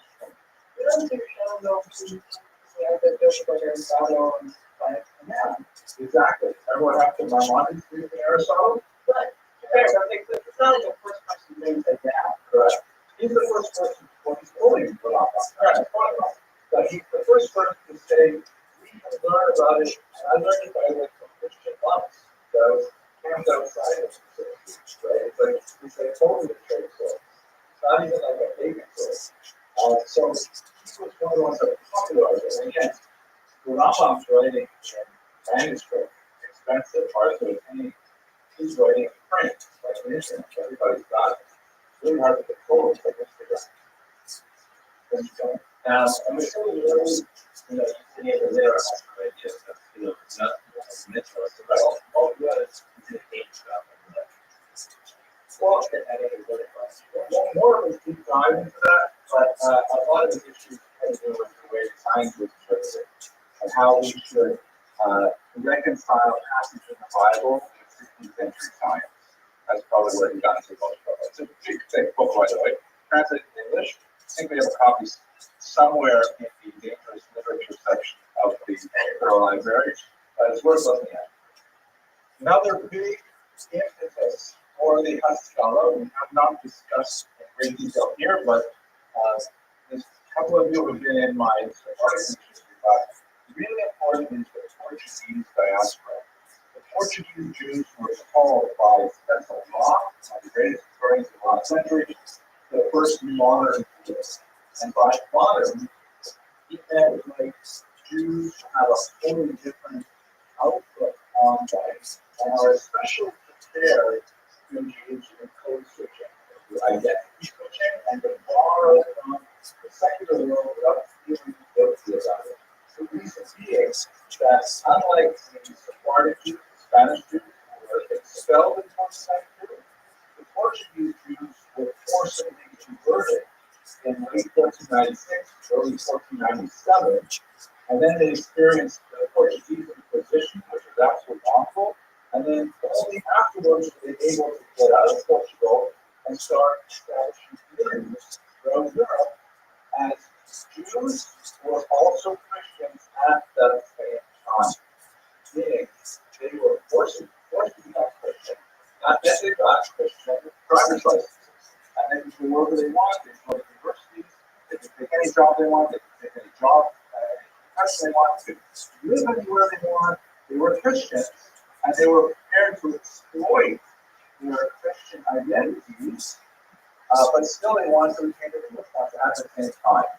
And so they had much less of an allergy to ideas that were otherwise pointed to, because they were already living, and they had done it for generations. Big difference. And they moved all over Europe, and they moved to the New World, and so they create the possibility of multiple identities, which 100 years earlier would have been completely, mutually exclusive. You couldn't be Jewish and Christian at the same time. But the Portuguese Jews could, and did, and demonstrated this possibility. Right? So they're spreading these kinds of ideas, and I'm loving them now right now. I think this is a great book. It has all kinds of cool ideas. We love the synthesis of Jewish wisdom, non-Jewish wisdom. It happens. There's you got a question. Who got a question? Okay. No, you're good? Okay. Don't be sorry. Okay. So the Haskalah per se, though, as I mentioned, really begins in the late 18th century. Moses Mendelssohn, the sometimes called Hillary of Dessau, was the primary figure in promoting this idea. And again, as someone mentioned earlier, he's a pro guy. He's Orthodox. He's Shomer Shabbos, Shomer Kashrus, right? They're not necessarily thinking, especially early on, they're not necessarily thinking that they're driving through these object life. They're thinking this is like the natural path of Judaism, that of course we should be thinking ourselves, right? It is deeply intertwined in the political moment because as you move into the 1800s, it's more and more possible that Jews could obtain equal rights with Christians. Not just like the Portuguese Jews who did because they were actually Christians, but because societies are prepared to increase this idea that Jews should have equal rights. Case in point would be America, 1776, where, I guess so it didn't happen automatically, it happened all over at the same time, but basically America said, we the people, this idea that we're all people, it's for black people, not black people. And by the way, we're this all almost, we have to push it up, but Jews were included in the we the people. And so that was like a pretty dramatic thing. The French Revolution, we will talk about after this lecture, massive impact. America was way over on the other side of the ocean, but France is right in the middle of Europe, and they give people rights. That was mind-blowing. And that's basically following on from the work by the most biography comes from northern Germany, it's called Rothschild. And he's a self-autodidact, self-taught exceptionally skilled in all kinds of areas of modern thought. And one of the most important areas, which, by the way, all of you identified as one of the most valuable things to learn here in this college, was his conversation skills. He could write really well in colloquial German. But you know, the linguistic situation, Jews still living a very, very similar lifestyle. Vast majority of Jews, top 10 friends are all other Orthodox Jews, but they have like lots of business contacts. And so the level of education that Jews have in most of Europe is a high degree of fluency in Yiddish, right? The mother tongue, the Mama Russian. Typically some degree of facility and ability in Hebrew, because that's the language. Scholars would have stronger Hebrew and Aramaic, but the Talmud would have enough to that's the sitter, followed maybe Rothschild. But when it comes to German, it would basically be functional German. Just like, if people have Hispanic help cleaning their houses and doing their lawns, you might show enough Spanish to say, we're going to be on vacation week next week, don't come, or, basically, hey, could you please clean up the kitchen, whatever you might say in very, very basic Spanish, but that's what you need for, effective communication. Or like, I know of 6 phrases in Korean, which I find immensely helpful when I get my driving exam. Almost all leaders in America are talking about Korean. And I actually, fun fact, I have a Korean name. And I don't have a writing. Do I have a marker here? I don't know what a marker is. Is it the word with a finger in it? Let him mark it in the drawer. I will show you my favorite Korean name. If I have my marker. Maybe I will not be able to reveal it. Why you might ask why you have a Korean name? But I'll tell you. When I was about 15, I worked for a Korean restaurant, and they had trouble pronouncing Henry. They would call me Henry. So they said, after the restaurant, so I said, yeah, when you can call you Yasu. I think it means like Mochakayam or something like that. Yasu. So that's my Korean. Okay, well, how did I get that? Well, I can't spell it in Korean, but I don't have a marker here. A marker with a finger. Yeah, this is a marker. Yeah. It's not one marker. I want to make sure. Yeah, it's about the patch. I should be trying to. That's it. That's it. So if I write down here, we'll go on there. No. Sure. That then we will go.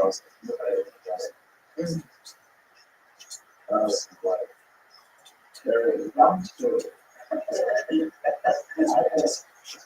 But I know it's good. So thank you. Welcome. How are you doing? Anyways, how did I get here? What am I talking about this? Thank you so much. Thank you. So my Korean is really handicapped. I only know that very minimal. But if I had lived in Korea, I would probably learn a lot more just to consider the things that I do too. Not that I'd be a literary genius, not that I'd write a book in Korean, Korean, but I would get by myself sometimes, right? So more at that level of German. Even though I was living in the country for 800 years, that's the extent of the skills, largely because of what they did. There were exceptional groups, like for example, the court Jews, the whole group, who were kind of like the representatives of the community who were close to the king or the prince or the nobleman, and would have that bunch of better levels in it. You see this thing. And also in the Gemara, there's a whole discussion of what kind of haircuts Jews can have, and there's certain really popular wrong haircuts that would be considered like haircuts Hungarian. You couldn't get those haircuts, but if you were close to the king, you needed to have that, so you could have that haircut. Full discussion, I think you would have asked the son-in-law, Rabbi son-in-law, yes, had that kind of haircut. And why don't I go on this? But Moses Mendelssohn had that beautiful German. He had an excellent speaking ability in German, and so much so that there was an essay competition, and he beats Immanuel Kant, one of the greatest philosophers of the 18th century. Coming in first, and Immanuel Kant comes in second is like a mind-blowing thing. Mendelssohn, Moses Mendelssohn, he was like the genius of Gebsau, because he was like really brilliant.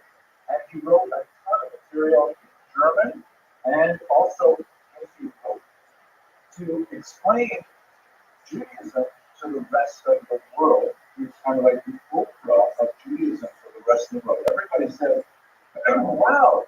Maybe these Jews are not so weird. Look at this guy. He can stand up and he can speak and he can communicate. He has good arguments, right? He actually makes a lot of sense. So he was extremely influential. I'll give you one example of his thoughts. There were other figures who were contemporaries. By contrast, you're totally good. Solomon Lyman, who comes from not too far away from him on the Russian side of the border. He also was a genius.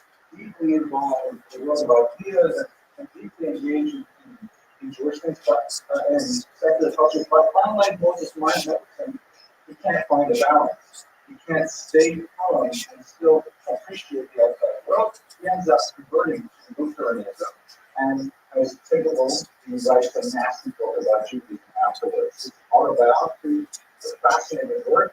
He describes with some hostility his visit to the court of the Rabbi of Nazareth, who spoke about on Monday. But it's like an example of most of the Maskilim of this era. If they got involved with non-Jewish ideas and they started to like them, they basically disappeared in Judaism. But Moses Mendes sort of created a path where, you know what, it's possible to stay wrong, and also engage in outside culture. Not everybody agreed, obviously. Most Mendelssohn books were famously burned in some circles, which is generally a good sign that the book sales are going to keep going up, because once it's burned, you got to see what's going on in there. But he really articulated a path that was extremely influential in the next few centuries. I'll give you a response to the following background in the years from a paper 10 page on the saying laboratory to shown over here. So let me show you the whole image right over there. Because I forgot to take it out in the question for the context. Here's Mendelssohn. You know, she has a hunchback. The hunchback. I'm going to give you guys, by the way, the absolute best. Steel the Schmidt line that came from Moses Mendelssohn. This is the story. It's a great story. Okay? He had a hunchback. And the story goes that when he was set up with his cashier, or following his cashier, he comes walking up to the front porch for his dinner thing, and she's out on the second floor. She looks up the window, she sees it. By the way, she's in this picture too. I gotta find the actual picture. She sees him out the window. Oh my gosh, she tells her mother, I don't want to leave. And her mother says, how can you do this? You came all the way here and still make a life. I can never marry someone with a hunchback. I'm sorry, it's can't do it. But the mother erased the nose that you must sit down. You have to have a shit statement for sure. So, she relents. They invite Moses Madison in. They sit down in the parlor and they go back in. They answer outside. It's like chaperones, but not strictly street. And they talk for half an hour, 2 hours, 5 hours. Absolutely long shit day. It's going well. It's going well. And she said, I'm not married to this guy yet, but they come out first day. Mind blowing, right? So they afterwards the parents asked her, if these are Mr. Mendelssohn, what did you say? You were so desperate, you didn't want to meet them, and I met. She said to the parents that he said to her, I know that my hunchback is a little bit, but I want to let you know that there is a tomorrow, which I'm familiar with, 40 days from the year of blood, right? 40 days before a child is born, a bascon goes out, the time goes out, says bascon goes home, right? And he says, I was in the womb, and I heard the bascon, and I saw that you were my bashir. But I saw that you had a hunchback, and I saw that in the womb. That's all over. I mean, this is very interesting. So I think this is their image, which is actually podcasting part of the biography. As part of like this whole deal of Delta societies like that, he befriends a Lutheran priest who's got here named Lavender, and they have like conversation. DMC. Yeah, okay, they have, I guess it was so they have some DMCs about writing tradition, stuff like that, and Lavender portrays them and publishes the books. Right, so he didn't have any published books for release, so he published a book saying that Mendelssohn actually accepts the truth of Christianity. These are the things he can't leave in private. And he challenges Mendelssohn to now follow towards converting to Protestant Christianity. hugely embarrassing thing. You know, we don't know what actually happened with meetings and stuff like that. It ends up being a whole da da da. And never speak to hours or again, they like both each other. I try to all want to address, but this is like, you know, a sort of a representation of their relationship beforehand. In the background, you can't see it, but cut off is playwright named Alexei. He wrote a brilliant play dedicated to medicine called, I remember that was Three Rings. No, it's not the advisor and the wise, in which there's a whole metaphor of the three rings, which represent Judaism, Christianity, and Islam, and they all have to come together and peace, coexistence, stuff like that. Anyways, the whole story. Okay, so to give you an example, the kind of thing the medicine is very involved in, to give you a sense of where the Rothschild could go and where it could go, much with 1772, right? This is the peak of mental popularity. And he's won all these prizes. He's a rich guy now. Like everyone looks up to him as the leader of Judaism. And but again, he's still when he writes for Jews, he can kick out of his town anytime. You know, it happens still in the 50s, 70s. A crisis erupts in a principality from the called second strategy, where somebody is very too early. I'm this guy. We woke up in this place, and everyone said, "What is going on?" You know, and it's like this the whole interesting backstory. I don't want to go into too much detail, but really, what do we do? And they say, "We got to do something." The public knowledge. People are being buried before they're dead. We need a new rule. Nobody gets buried until 72 hours after the death certificate is signed. No one gets buried until 3 days after we declare dead. Just in case. Right? It was a huge thing. All over Europe, there was crazy ideas. They were building special emergency towers like this one, where it has like this little air balloon at the bottom, and it was a bellows type thing, and it's attached to a flag. So if you wake up in the coffin, then you can squeeze the bellows, the flag moves up, and occupy the graveyard and pop up. They had it attached to bells, occupy the cemetery, and all the cemetery it was very early. It was a crazy kind of phenomenon that was happening. And there's good examples in America where they built cemeteries with, you know, emergency freely out right now messages. So, what's the problem for Jews?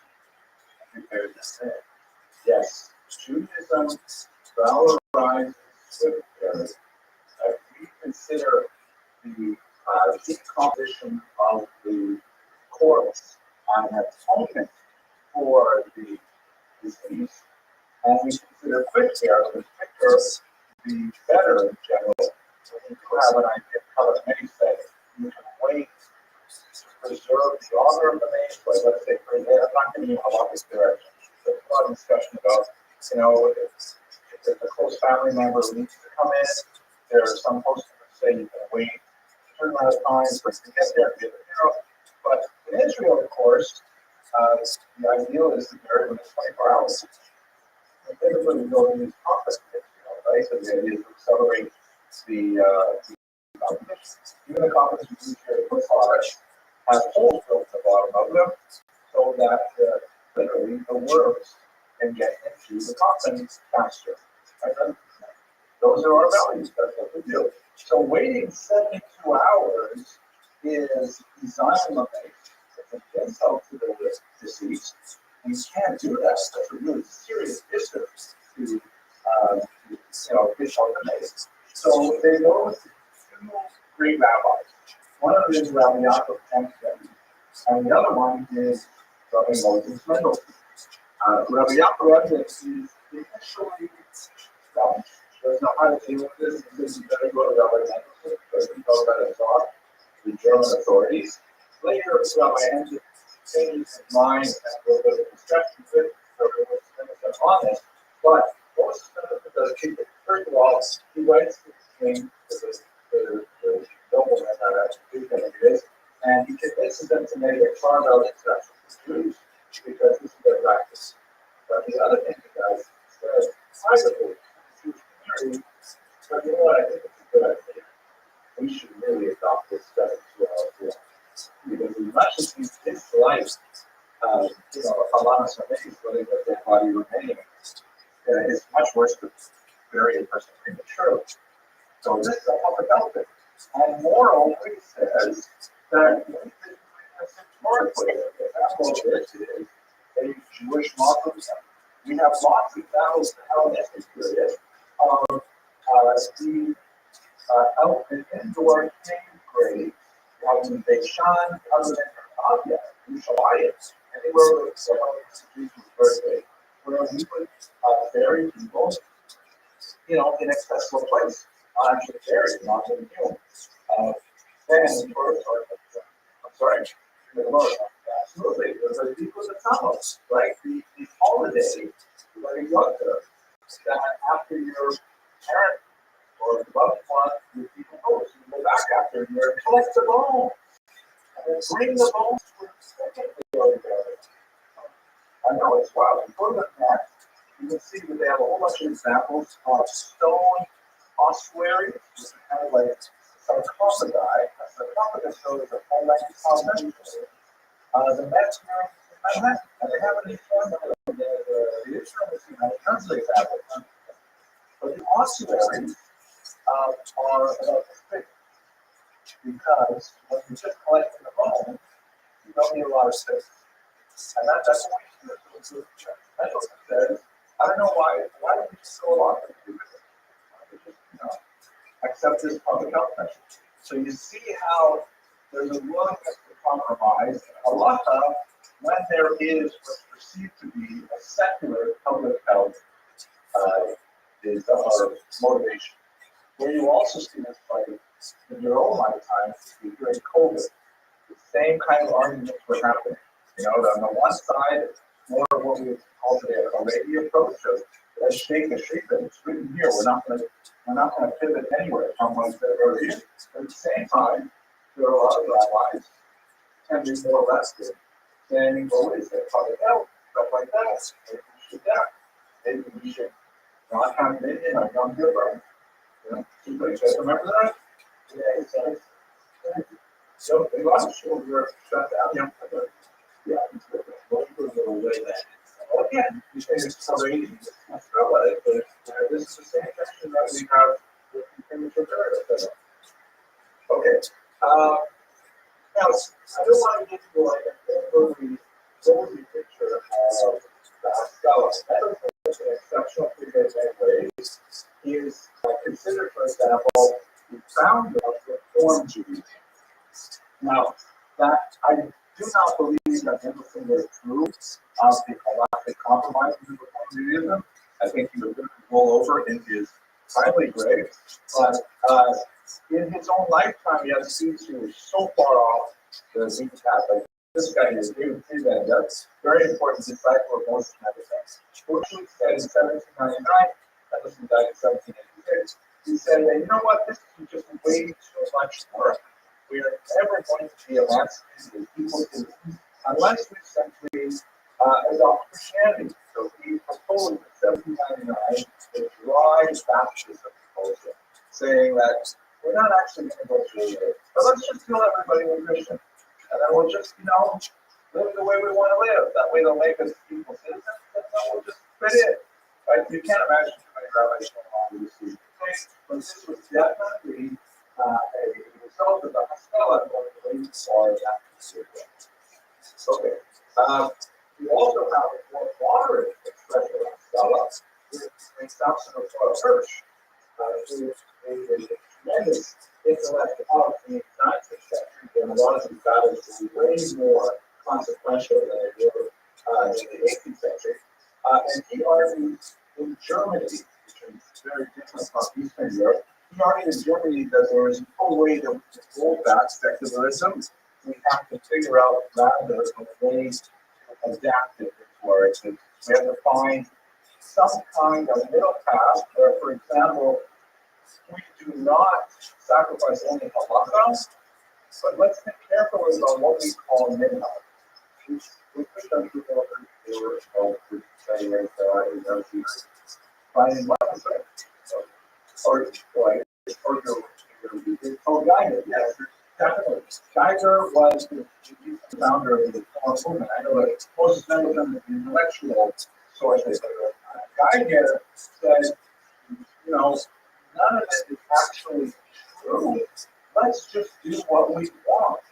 And Kevin extremely putting on extreme language. I want to come back to this a little later in the semester, but yeah, first was essentially saying if we don't find a compromise with modernity, we will lose the Abraham guidance.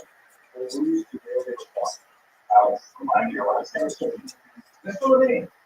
If there is different language something or the industrial or so that they're more than just the ranks that and the Yes, you're a very perceptive comment. You're absolutely right. Let me repeat it. People may not have heard it. They live in very different eras, right? In Nicholson's time, this year, I think he was born in 1720, he died in 1786. He's still in a time where the vast majority are still pretty good. Still pretty much, some are Shabbos, some are Kashrus. Of course, you have people always who are less or more particular, less or more willing to compromise, but there's no such thing as like kind of openly community rules. Sounds just all first, if years are 1880, the world has changed a lot in the intervening centuries, and Jews are now actively exploring either simple conversion to Christianity on a much larger scale, or simply non-observant Jews. And he's fighting a very different battle in part of the world. And he basically says, okay, we're going to come to terms with modernity, we're going to draw a line, and we won't cross that line, but it's definitely going to be a line that's in a very different place than Russia in the 1780s. So it's very different strategy. Yes, Very tough question. We'll see what I live in the city or where it has that. But it's not very good. So and how would it affect every work that I want to know that I see them? so Mr. Tillman, I am hesitant as a historian to post value judgment backwards in time. I don't think it's an especially helpful way to teach history. I would love you guys to think about that, you think about it. I can say that in the 19th century, you had a whole range of strategies for Judaism. You had some soldier in the contemporary Rothschild, essentially staking out the Iranian position, saying that we will have no compromise with therapy. You have the people like Rabbi who's saying, oh, we're totally going to compromise with therapy. We got it done. That's the fact that the reform movement voted twice in favor of moving Shabbos to Sunday. Moving Shabbos to Sunday. The reason it never happened is because there's a gap between the leadership of the reform movement and the ladies. The leadership thought this was a great idea. The ladies said it saw too far, and they was accepted. So that's on the other thing. And then Pastor Paul Hirsch, he carved out a number of middle class. And maybe they can start a strategy for some people see, but they're all still extra. They're still pretty good at all these strategies today. It's 20 years later. It's under yeah. That's when the word Orthodox was coined. And it was intended as a slur that's discussed last week. Neo-Orthodox is the favorite. It's kind of like, well, they're Orthodox, but they're not Orthodox by some people in Eastern Europe. The long-term goals, things like that. So that's why New Orthodox. And that sort of evolved into modern Orthodox or centrist Orthodox. And a lot of people debate whether those terms are fairly applied to something called well, one great example. If you read some of his works, like Prince great example, the 19 letters, wow, amazing, powerful work. It feels like it could have been written today. And all that, wow, light all to the book. 90 letters, fictional dialogue between a young man and two people going to TV and to the older rabbi type. And it's back and forth about all the issues. The issues about Mr. Rubin. About a young man being read. Yeah, I think that's a wise thing. And it could be because Heinrich Kretz lived in his house and he didn't flirt with his stuff. And he was an intelligent guy, so it could use the money that Heinrich Kretz. And the Koresh, really amazing book. Hard to read in English translation. I actually had to look at the German freedom to figure out what the English would say. It's so complicated. But it's a really great philosophical treatise of what is freedom in German. And like Mendelssohn, he's not writing for the people who are already flipped. He's writing for people like Maimonides with the guys with the perplexed, writing for people who are like on the borderline of the bossy edge. And that's a tremendous issue. With your first, like, trying to be practical and like saying that this is practically how the only way that it's $12 to be orthodox and to be alone. But you keep the brain like that, like, it's an excellent question. Did he view his strategy as the Tefillah or did he have that? I don't know the answer to that question. I don't know. I think my guess is he would use these guys as a Tefillah. So he's going to have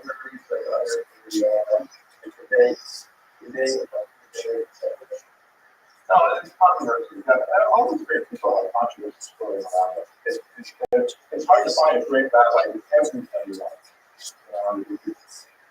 Trying to think of one. Not even Moshe Rabbeinu could get that level. I know that. No, he definitely doesn't. No rabbi is totally avoiding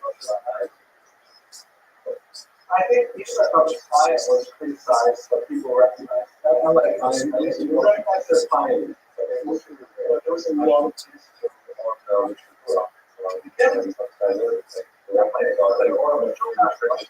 so let's not get forward. What I would say, one more thing about yes, really important people with denomination. He was also savage to the other side of the equation because one of the things that he had to deal with was the flight of his own community from Torah. Right? There were a lot of Jews put online who were saying, you know what, don't be so pro rabbi. We want to have an ordinance congregation, but so bad. And that's how bad it could be, right? And so you have to realize that at that time, the way Jewish communities were organized, there was one Jewish community that was recognized at the time. There was no such thing as they had there under the rules. The thing is not about everything. There was one Jewish community. He applied for a legal status for Orthodox Jews only. This was something called the Rothschild, which means like the state separation to preparation Rothschild. Now we can't steal these non-Orthodox Jews anymore. And from Orthodox Jews infected, we can't deal with these non-Orthodox Jews anymore. Our synagogue is the Orthodox, whatever they do, they're on their own. It's a big challenge. It's all stuff saying that we're not recognizing ourselves as being part of the whole community. It's like they love us criticize. What do you mean? All people are citizens, don't separate from the community. And he literally is aligning the same. So his ability to compromise that the group adopt these behaviors, will take on these kinds of arsenic clothing, will do things which will be more general. We all trim our beards. We think that's, you know, we got to think about this. There's more facial hair, but we'll do all those things, but we will absolutely not compromise on Congress, hospice, the product.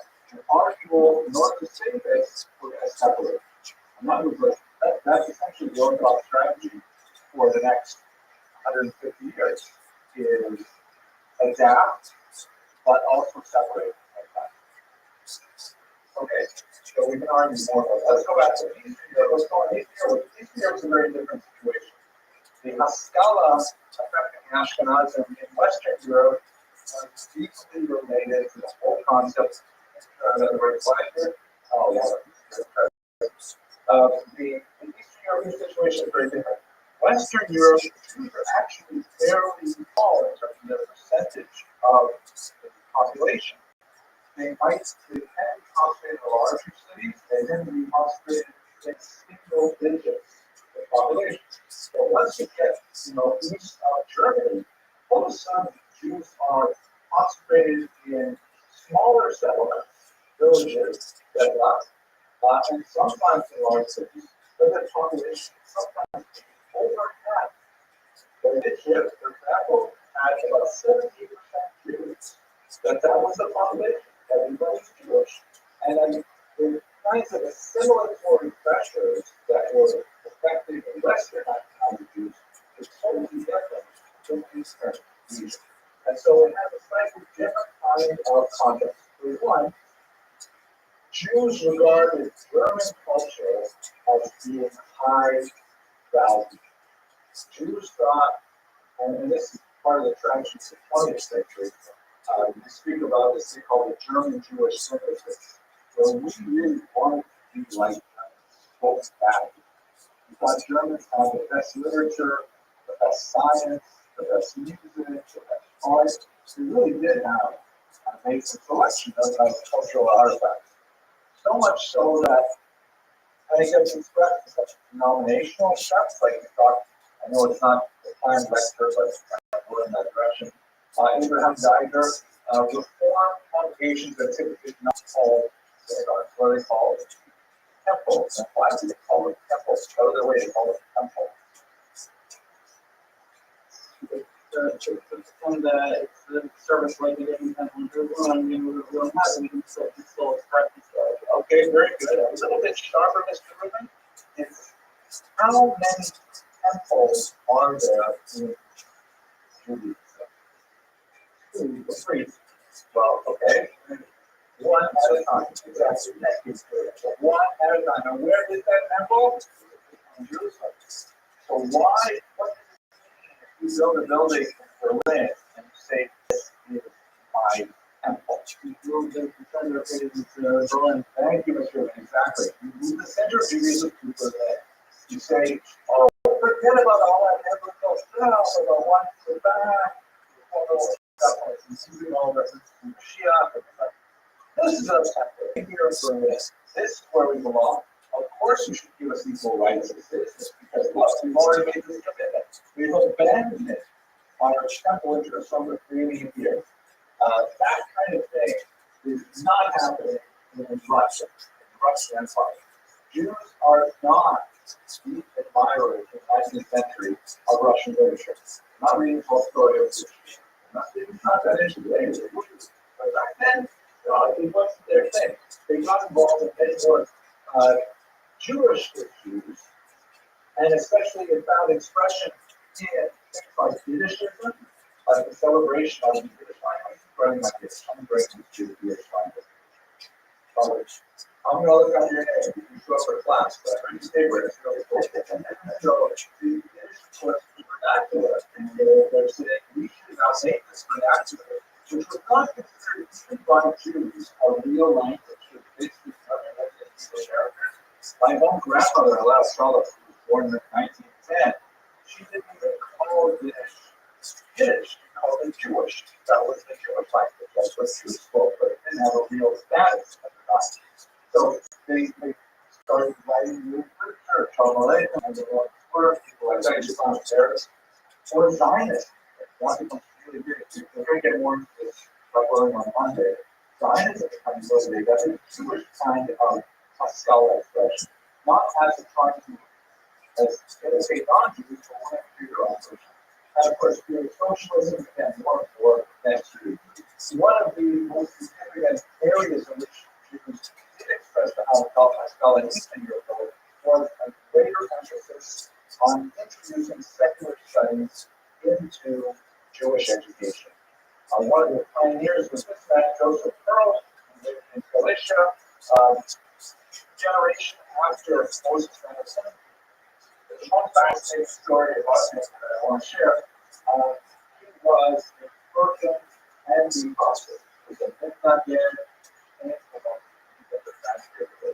he evaded Hasidism because, like Lex, he felt that it was these superstitious, downfall, even all kinds of photomyces, wonder-working remedies, all nourishment.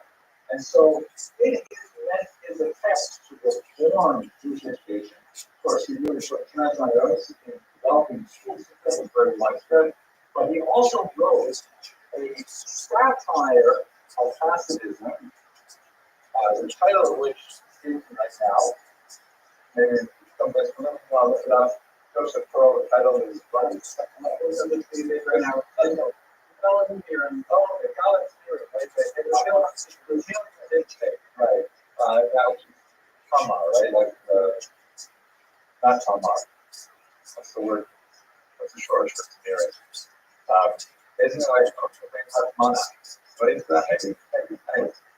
He wrote a satire of Hasidism, and people loved it. They didn't realize it was satire. They took it seriously. They read about these crazy wonder-working rabbis that just make up. People would say, read this, and say, well, you're not so stupid. And in fact, they began to inspire them. So it like backfired on the street time. There's only the song, we're not only the footage, which basically we let's try more footage. The sounds of it. Now this song before, well, we're still wearing it. Yeah. And it's funny how these things change. Okay, I want to see what really dark here in Jewish history briefly, and then doubling up Monday, we'll go right to the evolution of Jewish politics, which is a must. Talking to the audience here, must attend class, because if you don't attend Monday, you will totally not be able to understand the rest of the 20th century and even 21st century politics. Right? That was a pretty helpful morning, I hope. And let's see what the attendance is like on Monday. So this is one of the theories. I think this is really important for understanding politics today. One of the darkest periods of Jewish history occurred in the first half of the 19th century in Russia. And it relates to the whole Hashkalah element in a very big way. This man, Nicholas I, comes to power. He has a decidedly militaristic bent. He likes, having parades organized, like fashion parades, things like that. And he's dealing with rebellions. Both before him and after him, the major rebellions in Russia. Russia is slowly collapsing at this time. And he says, okay, one of the problems that I have is that I've got something like 4 million Jews living in my empire, and they are like so indigestible. They don't correspond to our Russian values as I perceive them. Namely, first of all, they're not Christians. That's a big deal. Not only not Christians, they're not Orthodox. He also has Catholics, Poland, but put down the value for this. It's not showing us. So they're not Christians, not like that. Secondly, they do not regard themselves as Russian people. They regard themselves as distinct nationality living within the Russian Empire. Kind of like Ukrainians in the Russian Empire. They also, not so much Nicholas' time, but by the 20th century, they regard themselves as separate people. So the Jews are not going to like say, well, we'll be Russians now too. It's a much more complicated question. In the 20th century, Jews would fall over themselves to stop the Russian language, to get educated in Russian and so on. But this is another thing. And finally, he says they don't really accept my authority. This authority do they accept? So now I stand by myself. Yes, there's my God. So he said to himself, okay, what am I going to do to get these people to adopt Russian values? Not necessarily because he hates Jews. He hates this undigestible mass of citizens. He wants them to fit in.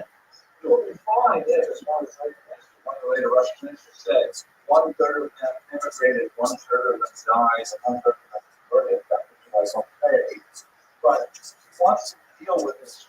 demographic problem. So he comes up with two solutions. The first is he hired this guy, Max Blumenthal, set up a Jewish school system run by the state, the Crown school system, where Jewish kids who enroll in this school will get a nice big dose of Russian training. They'll get Russian language, they'll get math and science, and they'll get all kinds of things to engage in gainful employment.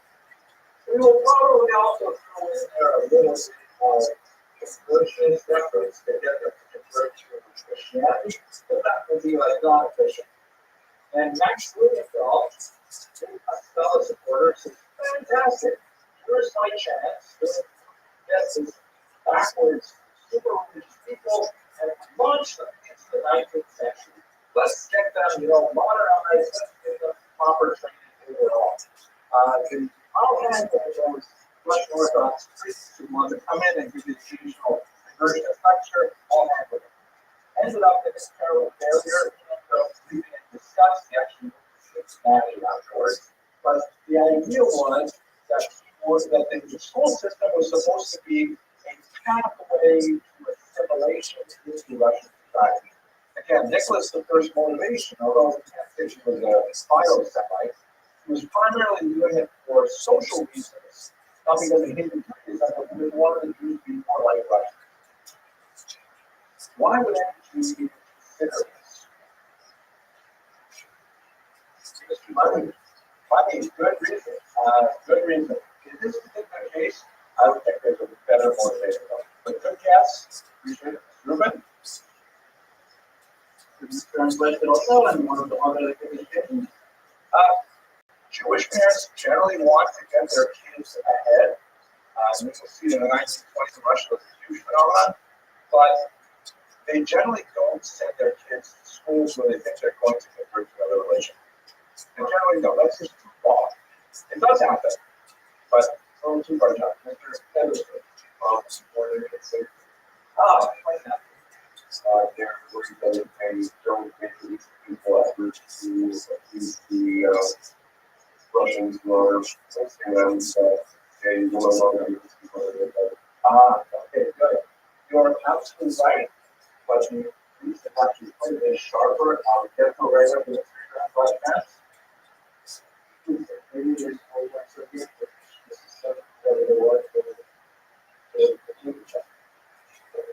and a lot more integrated for this element. And good guesses. Here's the main motivator. In 1837, he puts in place this incredibly awful decree called the Continental Decree, in which he says that Jewish children can be conscripted into the army. Conscription in the Tsar's army was not like 3 years as in Israel, 25 years. Going into the army was basically a career and lifestyle choice.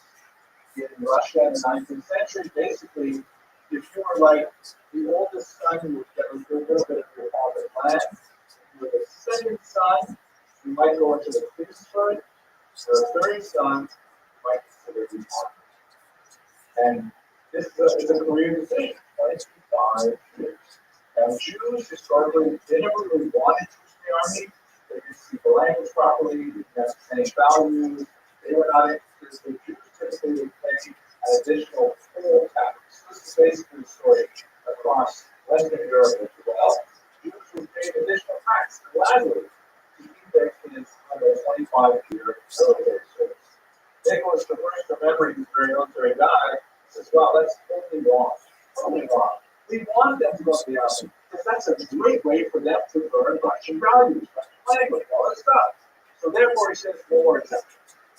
Every community must provide the number varies, but basically 10 conscripts for every 1,000 males every year. They show up after service, not never 10 people to the army. Jews have historically will pay additional tax and not have to do that, but 10 guys would show up and go to the house. he removes the possibility of buying your way out of it. You have to do it. Secondly, as he realized that the age of conscription was 18, that by the time Jewish men are 18 years old, chances are they're married. They've already had some exposure to Gemara.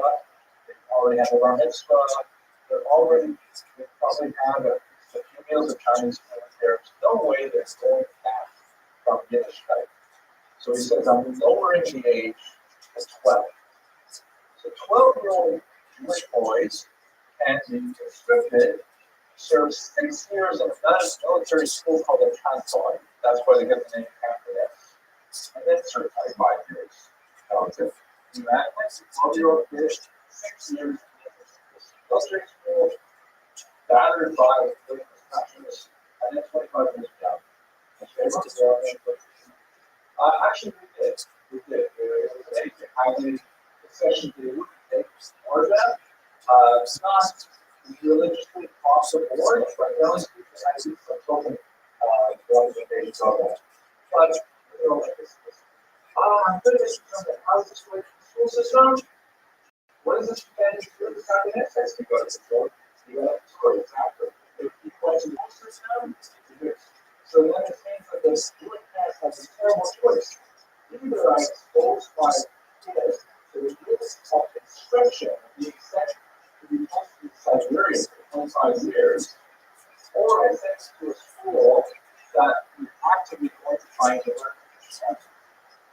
I mean, what a choice. I mean, the worst part, that's focused on me for one of the worst, darkest things in the history. I'm sorry, I don't know about it, but it's one place. Who got to choose the conscripts? Who chose each other? Who got well close?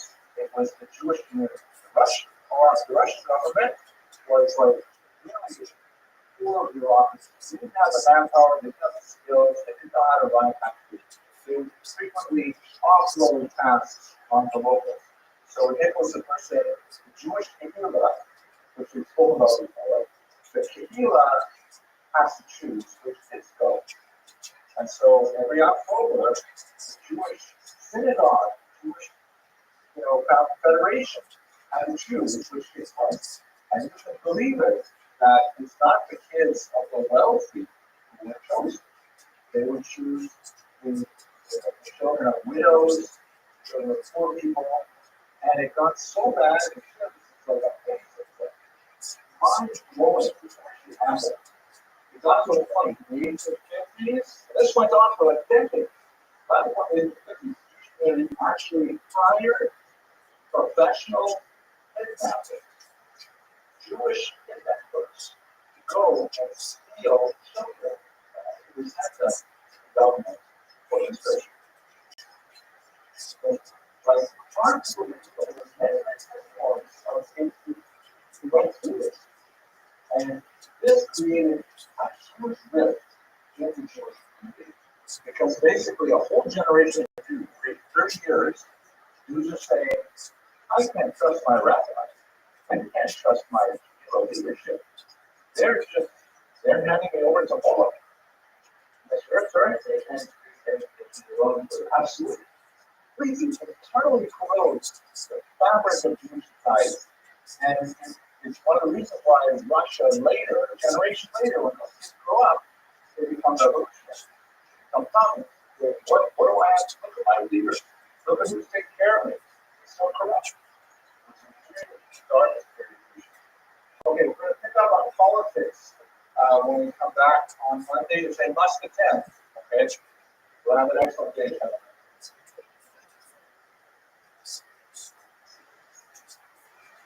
Okay, so we're ready to talk about this.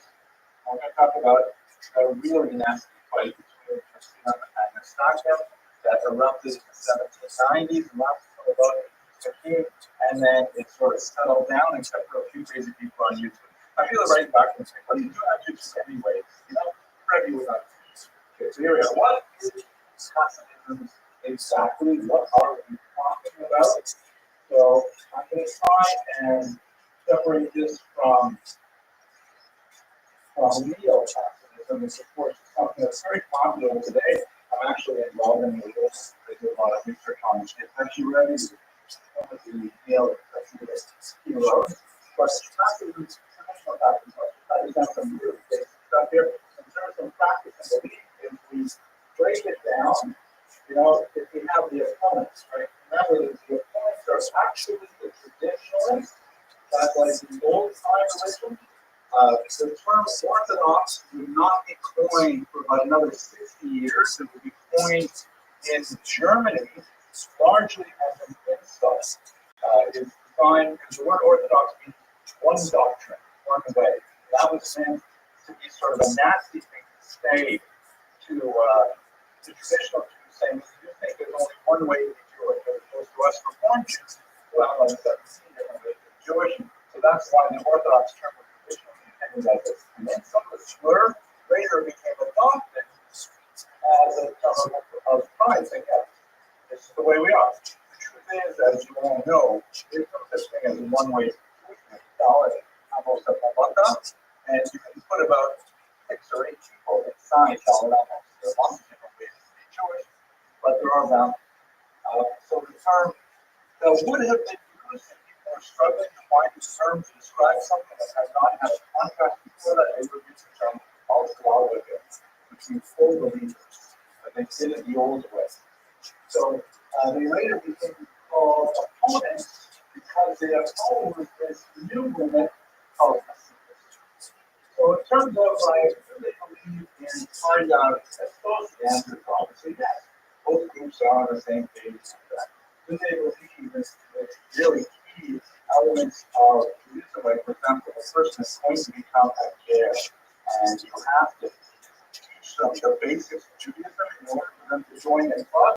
There are 3 basic things that is like part of the curriculum for sure. What are the 3 basic things they gotta get? Shabbat is one of them. The second one is the important one. Third one? Kashrus. Those are the 3 things. If you add those 3 down, you can probably manage to get into the club. So in terms of Shabbat, yes, they're on the same page. In terms of Kashrus, absolutely they're on the same page. And in terms of intimacy, which is what in terms of yes. So then, how are they different? If they are all on the same kind of stage with these things, what is next?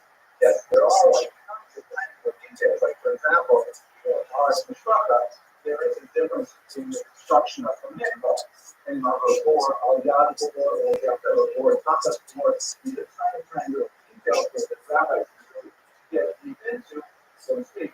But the general parameters for regular people is they are usually marching, coming to this planet, and you saw Hasidah and Harega standing side by side, you will be able to go to the marching section. So it's really because of the rebellions that we started this whole unit with. The rebellion of these sufferers is really the rebellion of Hasidism. In the sense that they're finding as if they're old things and reviewing them. Like the Hasidics did say that, hey, we're starting with something totally new. Generally speaking, Judaism traditionally frowns on them from sober, Hadash, Hasun, and Hara. The idea of saying, hey, this is, let's bring this in, Ray is a Hadash, or Haya. You don't do that usually because generally speaking. But if you find something that used to be done a long time ago, you can say, hey, we should reincorporate something that used to be done a long time ago. No one still the difference of the research that something changes the way of the is well, how we are going to go to all of it, so it's not going to be crazy short. So hold it for now, okay? Because that's kind of the high point of the show. I don't want to give it away before it really gets. Let's try to understand a little bit of what are these results and stuff, right? What's new, what's innovative is from the perspective of the Hasidah, and what's new is stuff that had been forgotten. It's not used, all this Kabbalistic stuff that we're bringing in is really old. It's so old that people forgot about it. So they're not introducing something new for them. Non-Hasidim, it's not going for it. There's a lot of challenges that some of these things are talking actually. So, for example, the term Hasidism, it's hard to know exactly how to translate it, but as I mentioned, I think last week, the word Hasidim has been used many times in Jewish history. You see it with David Amalek, his followers were called Hasidim. You see it with Yehuda Maccabees, they were also called Hasidim. You see it with the Hasidim in Ashkenaz, we spoke about them 2 weeks ago. It generally means people who go beyond what is necessary. Right? And you go with many issues or you go with it, or you go within it. You go beyond what is actually required. They're extra. So, for example, when you come to Chaos, of course, the only thing that's forbidden for us is to shave the side of your head. And you can't shave your head with a blade. You know the razor with a question, I like to say this. But with a blade, you can't shave the side of your head. So Hasidim are going to say, well, if you can't shave it, or you can't trim your hair, if you can't shave it, we're not going to cut it. We're going to let it roll, down low, and use pronouns, make it look really pretty. Because if you can't shave it, we're not going to cut it at all. It's like going beyond what's technically required. That's the idea here. You see it, the Hasidim and Yemenites also wear these kind of sweaters, particularly okay.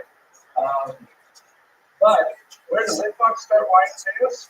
Well, this is one of the ironic things about the 20th century, which has been noted by the historian Joseph Dye, that some of the things that the Hasidim did really well were so popular that they influenced the Litvaks well. And so the Litvaks started adopting Litvakic little Hasidic customs.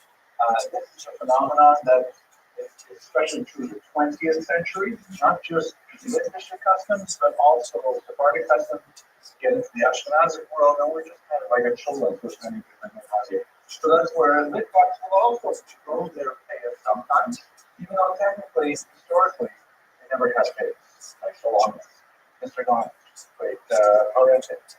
Yes, it does absolutely. The example of Hasidim following this magnetic customs. An obvious one is the emphasis on learning tomorrow. Because one of the big arguments against the Hasidim was, you guys are not spending a lot of time learning tomorrow. And now a lot of students spend a tremendous amount of time studying tomorrow. It's that's kind of like the ultimate the shared value of studying text, especially Torah Negev, the revealed Torah. That's what that became a great city value as well. Going back and forth. Okay, let's go to the actual history. So here we've got to spend a little bit of time asking this question: how did Hasidism become so popular, so rapid? This is something you just begin to the beginnings of it in the 1700s, and then by the end of the 1700s, it swallowed up a huge swath of southeastern Poland and Ukraine. How did it rapid so fast? Historiographic models on the law. The first one is from Heinrich Less. You recall, we talked about it a while ago. He's like the first great encyclopedic historian of modern times. And he's like kind of like the heroic historian of German. He wrote first in German, later in Russian, and his history was designed to visually demonstrate to non-Jewish Germans that Jews had a tremendous amount of value in German culture, and that they've always been mistreated by secular society, by non-Jews, and nevertheless they're still heroically pushing ahead with developing ideas and civilization and stuff like that. And really, Germans should let the Jews have equal citizenship. They have earned it many, many times over. That's kind of Ben's model of thinking that pervades this entire world history of the Jewish people. I believe I discussed with you this conflict with the Sam von Kreischer.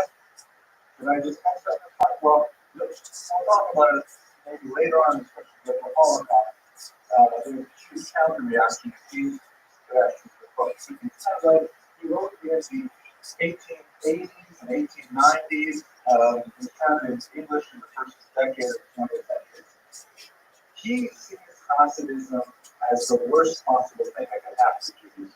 He says they're so opposite to what Jews are really all about. Jews are culture. Jews are learning. Jews are sedate. Jews are good, normal citizens. They do not get drunk. They do not engage in wild, raucous behavior. Those Hasidim, that's an aberration of Judaism. And why did it take such hold in Poland and Ukraine? Because those Jews who were living there were unfortunately bereft of a good civilization. They were highly illiterate compared to other Jewish populations. They were far more literate than the population surrounding them, but they're still less literate than us German Jews. Know the great classics, Goethe, Schiller, and Beethoven, and stuff like that. And they were hopelessly infected with superstition that was spread as a result of the debacle of Shabbat, and they fell for it hook, line, and sinker. And we Jews really have to do everything we can to root out this blind superstition that has infected Eastern European Jews. Right? That's his approach is that Hasidism expanded largely because those Jews were ignorant, they didn't know any better. Right? Any arguments? Discussion, Mr. Krantz, do you have any concepts? Yeah. First of all, it wasn't you say that they didn't have illiterate.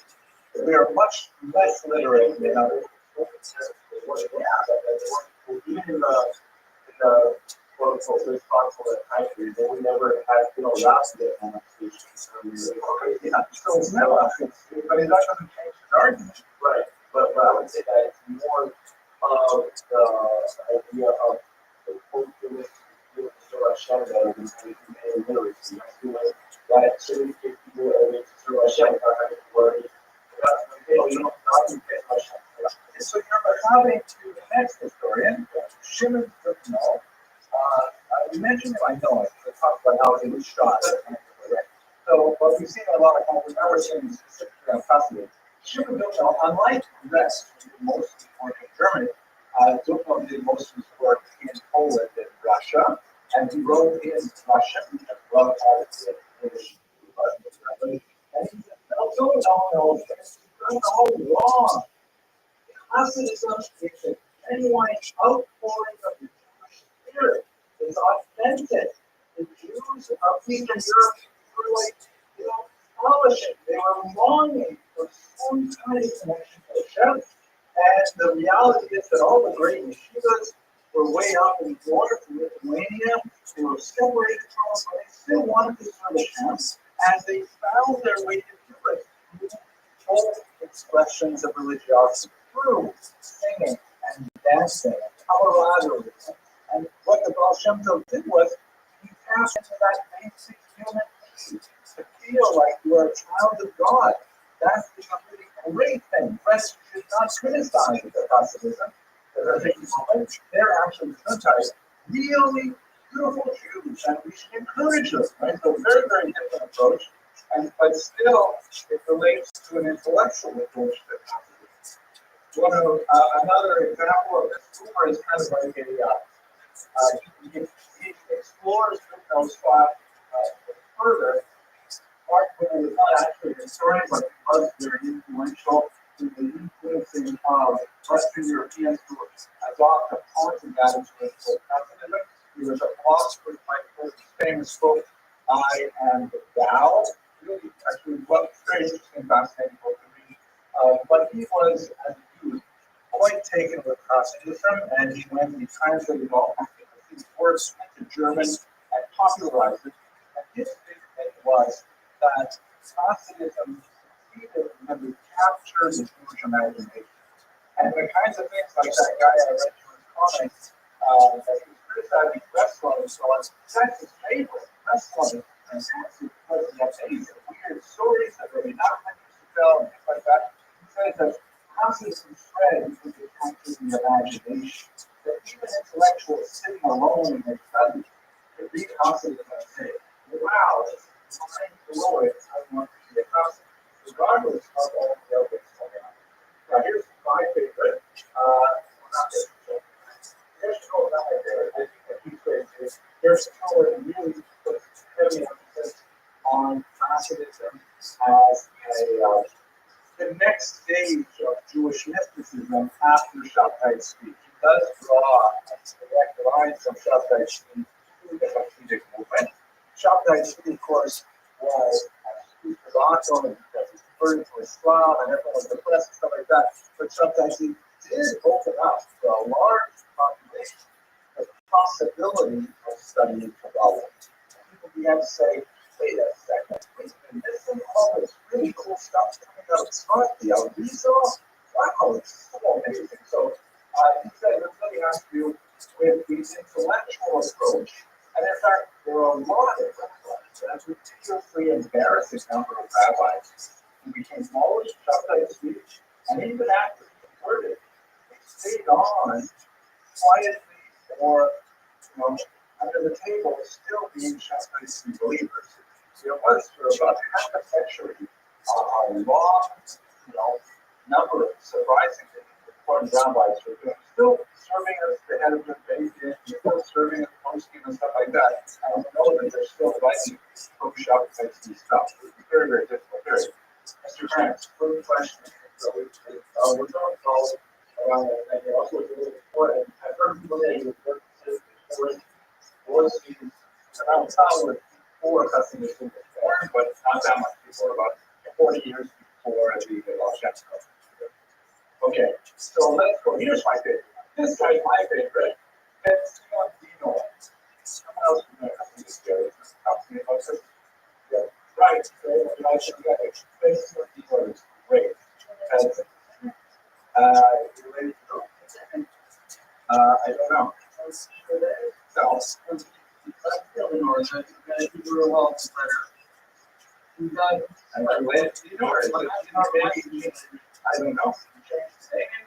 don't know. So you have to look up. You have to look up. Wake up. That's just no, I love it. Because he used to be able to school. Before I used to be born, he used to be able to school. And he basically just go, what are you guys all talking about ideas? Keep it on thinking it as it goes. It's about finding. Think about it like this. We know that in these Polish movements in the Commonwealth, right, who owned the villages? Who owned like the whole thing outright? The orchards, mills, nobles, right? It's lots of Polish, you support it. And the forests owned everything. Nothing can happen in his mind, private one day, without the Jewish community. So who hires the rabbi? Or the tourists as a rabbi. So the tourists would actually have the Lord, the non-Jewish Polish Lord, would actually appoint the rabbi to the Jews. It was like a syndicate. It was like a little, it was like a shell. The pulpit was like a sweet job. So that meant like a lot of people would actually go and fly the forest to become the town rabbi. And the town rabbi would largely be supported by the tax revenues of the Jewish community. There was a special tax on kosher meat, going to the rabbi. The tax on Shabbos, and also the rabbi. The whole pile of these taxes, like local taxes. So you know what? If you like to sit and learn, you didn't necessarily like buy lunch. All you have to do is like get your father lunch, go and buy a rabbinic position somewhere, and you could be the rabbi of Israel or something like that. And the Hasidic movement was a rebellion against these awful rabbis who were not primarily concerned with the spiritual welfare of their flock. Come back to this Reuben. They don't really. I said that all the candidates who did names. Okay, thank you for letting me know. So he said that the Hasidic movement was set up initially as a grassroots religious movement to say, we don't want to have anything to do with these, all I can think of like profanities here, so I'm looking for a word. So all of these like these corrupt not interested in doing what we need. We need counseling, we need guidance, we need, like a rabbi to inspire us. And you can't do the last thing from inspirational. But these local charismatic leaders who know how to sing, who know how to dance, who know how to tell a story, who know how to sit and have a drink with a fellow Jew and just cry over their problems. Those are the guys who want to be our leaders. And moreover, once you really see that, we'll talk about it when we get to the conflict of the Saturday, they set up alternative revenue streams that supported these new popular rabbis. For example, I mentioned a meat tax on kosher meat, right? Who would be elected, do you think, the meat tax? The tax collector, where would you pay it? One by meat. Yeah, the butcher shop, which is typically the shop there too. Right? You buy a, so you guys probably never saw salt meat, right? Used to be meat. You did not come, with the blood people, you have to actually salt it under the salt. So I went back there, it's like a class that had salt for the liver. Complicated. You guys just buy the meat, like comes like that in plastic and grocery store, right? Anyways, so if you were buying from the showcase, who's paying the tax to the rabbi you don't like, what happens if you want to pay your tax, which you're going to pay anyways, to a Hasidic rabbi?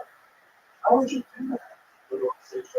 You say, oh, I'm sorry, I have to have a shmita. I can't go to the regular shmita. I need to go to the Hasidic shmita. And so you have a different shmita that for the single says it's a whole new directs it away from that. And that way it goes through it. Let's say, for example, the Litbox sell down chocolates during the week at 6:19 a.m. And you're following the second process that says you don't have to dump when you're ready. Like let's say 8:30, 10:30 in the morning. So you're going to have another shul. You can't have some time, especially if you overlap efforts in different, I don't know, schools. So you know what? Yeah, we do revenue stream. That's some leaders' argument, which may be a little bit overstated, but definitely has trying to sound money involved. You have a Hasidic rabbi, like I left to support these guys, opposed to giving it to the corrupt rabbi with the political side, Mr. Burns.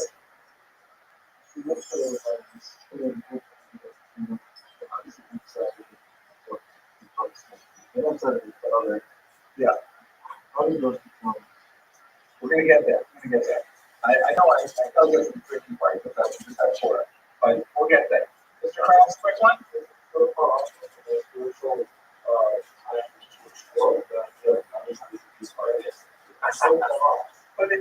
Mr. Krause, ever lets it know. Money is always the fuel that motivates so much of what we do. So we're going around without being just do what we deserve to do. Necessarily. Not necessarily. We will see. I'm going to show you the Rothschild tax return. Other interesting arguments. I have Rabbi Albert, very interesting scholar, says, you know what it's all about? This thing now for the human race. Women. Hasidism actually, especially in the fourth stage in 1700s, allowed some unusual opportunities for women where they have largely been locked out of traditional business practice. So there are actually several examples of female refugees. There's a famous native of New for example. Her name is Eva, and she have a kid. Who gets sheared, sometimes behind a veil, sometimes not. All kinds of interesting ways that if you're going to open up from this traditional practice and say these other things need to be done, then all of a sudden you get practice for women. Another example in the 21st century I'm going to think about is like Kabbalah shtitas, right? If you have a Kabbalah couple going to Montana to set up a Kabbalah house, there's only the two of them there. There's going to be a lot of opportunities for the rabbis to all of a sudden do all kinds of things that rabbis 100 years ago would not have done. So different kind of classes, different kinds of activities, holidays, and coach, and it's all coached with tradition, because that's the nature of this kind of rebellion. By read his novel.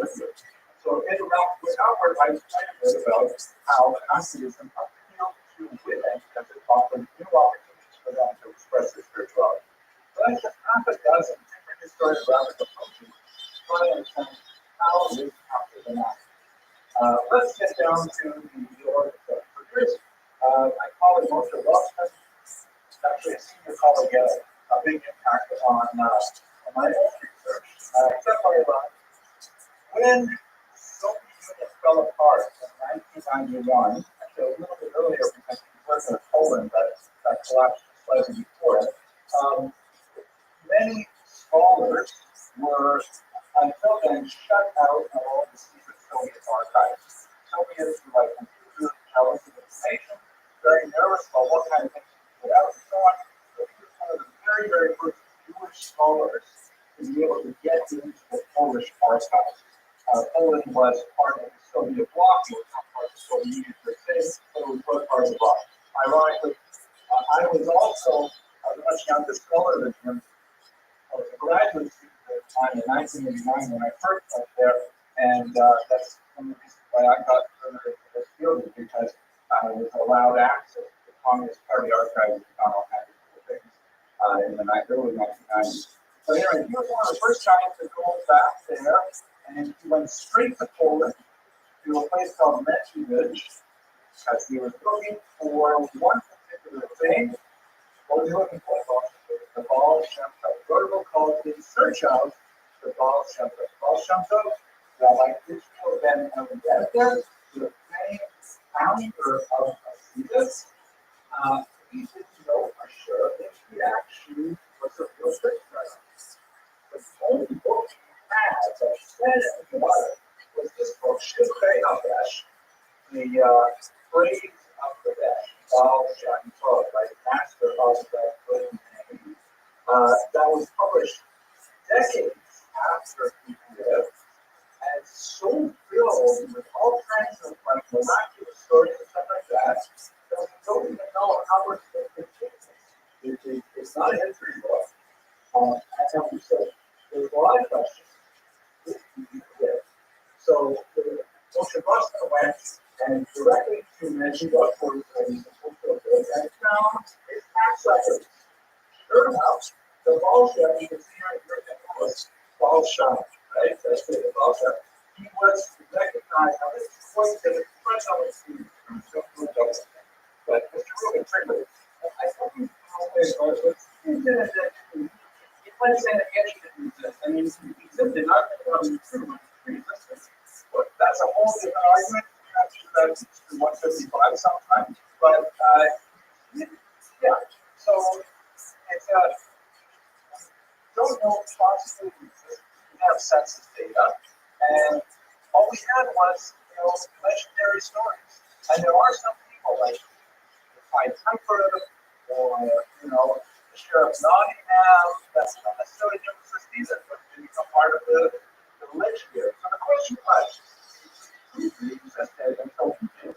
Now, by the way, it's what fascinating. The Baal Shem Tov was, contrary to a lot of the stories that Japan would probably repeat about, penniless wandering, and he was actually a very respected figure. He had a house paid for by the community. He lived on the main street. He had a pretty good income. He was regarded as a leader. They called him best, it's like actually a real deal. We don't know too much about what he actually really said on the side of the story. I should say that, but we do know that we have external non-Jewish documentation validating at least some aspect of it. His name came out roughly 1999 to 1760. What is fascinating, however, is the precursors that we definitely know about that a lot of data on. So this is a colleague of mine. This is someone I met when I was first in Vegas. It's actually the Nazi Library. He's actually a huge scholar right now. I think I used to put his book on the syllabus. Yochanan Petrovsky Stern. That was more like me with like not too much hair and like he had it all white. But he's a brilliant scholar. I met him there when we were both in our 20s. And he was working with these for like record books from the communities of Poland, Lithuania that were moldering away at some of the big stuff in the library that people hold on to some great research with it. And I'll tell you, I'm going to tell you about this research on a big person from the playground campus. Exactly, good question. So these days, some of the people go around who are called violation change.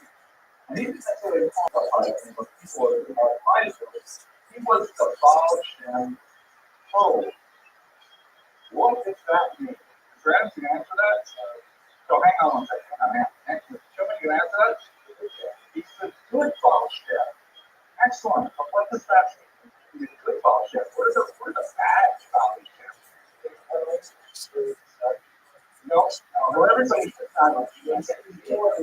Right? So first of all, what is a Baal Shem?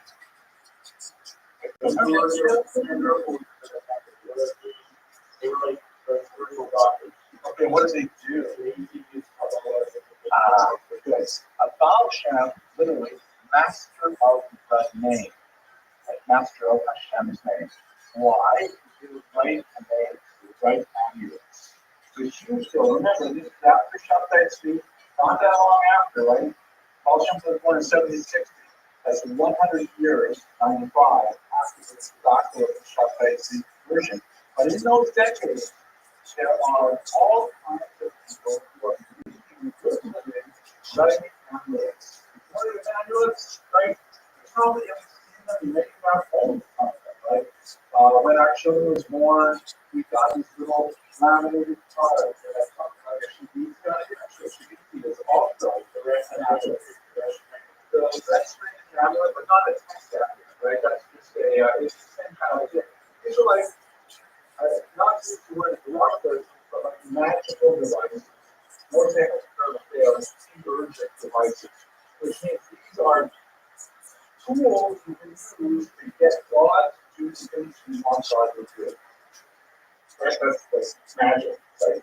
We can say it's also called practical Kabbalah. It's like Kabbalah that people make things happen. What do they call it? Yeah, Kabbalah Master, practical Kabbalah. So, this is part of Jewish culture, right? The concept, the hand, you sometimes die in it, you put it off behind Torah, the little parts that we got, like this, the body, put them out of the field, we got those things. I can't tell them myself. In fact, when my first son was born, a very, very religious rabbi gave us a very cumbersome amulet on the front door. And I have a spooky story to tell you, but I'm not going to do it on the recording. I'll tell you afterwards. But we use amulets. Sometimes people hang on to their rear mirror in their car, stuff like that. So, especially global literacy regions where people have very little contact with Jewish texts in a significant way, like in southern Poland, Western Ukraine, there's some guy, he looks really thrilled, he seems like a nice guy, grew up sales rabbi, I'm in such trouble with my business, my daughter's going to get a shit out of it, I'm worried about my grandchild, she's not so healthy, could you please write a mail for me? And they'll write something, wherever you put in your past, in your pocket, you put that on top of the threshold of the door, and things like this. These people are called Balei Shem, amulet makers. Now, not all of them were so good. It was an easy way to make a living.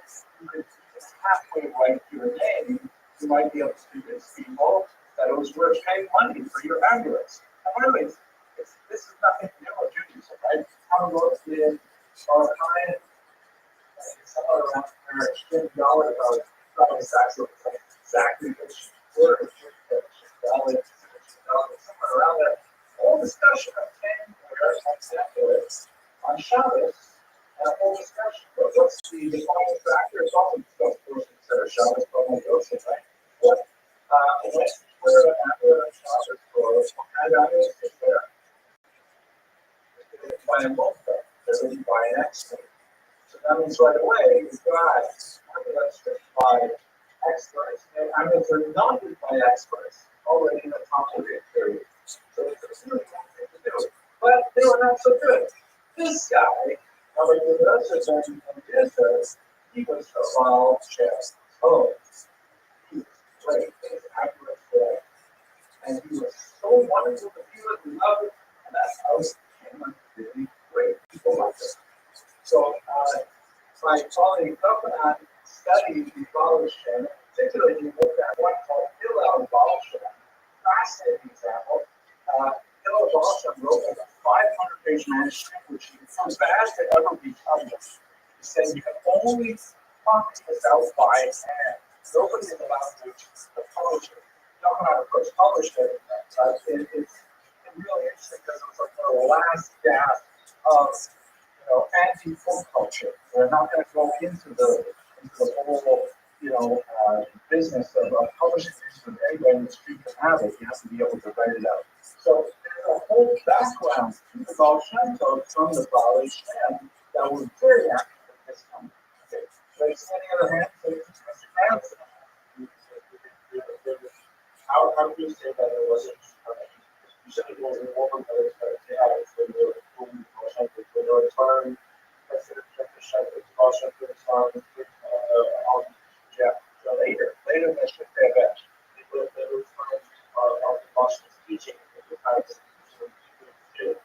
So You have to accept the assertion that passed down to the student. If you don't accept that, or if you're skepticism, so you want to see is it really true? I was like somebody,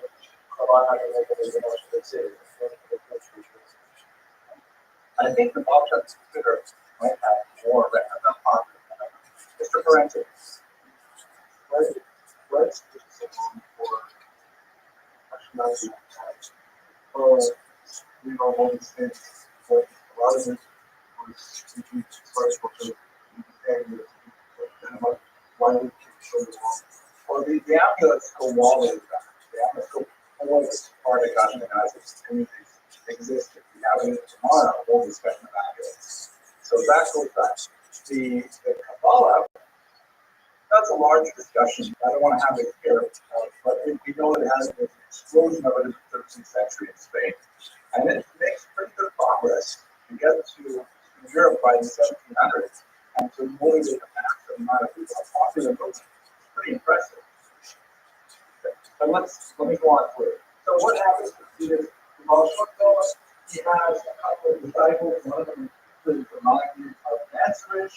The Maggid of Ansrich has 5 distinct disciples. One of them is the Rabbi, another Rabbi, and those 5 disciples explain this everywhere. So the great book, The Historical Atlas of Hasidism by Marcin Bosinski, and it has all kinds of really cool maps of how this was spreading to the south, electricity, in Commonwealth.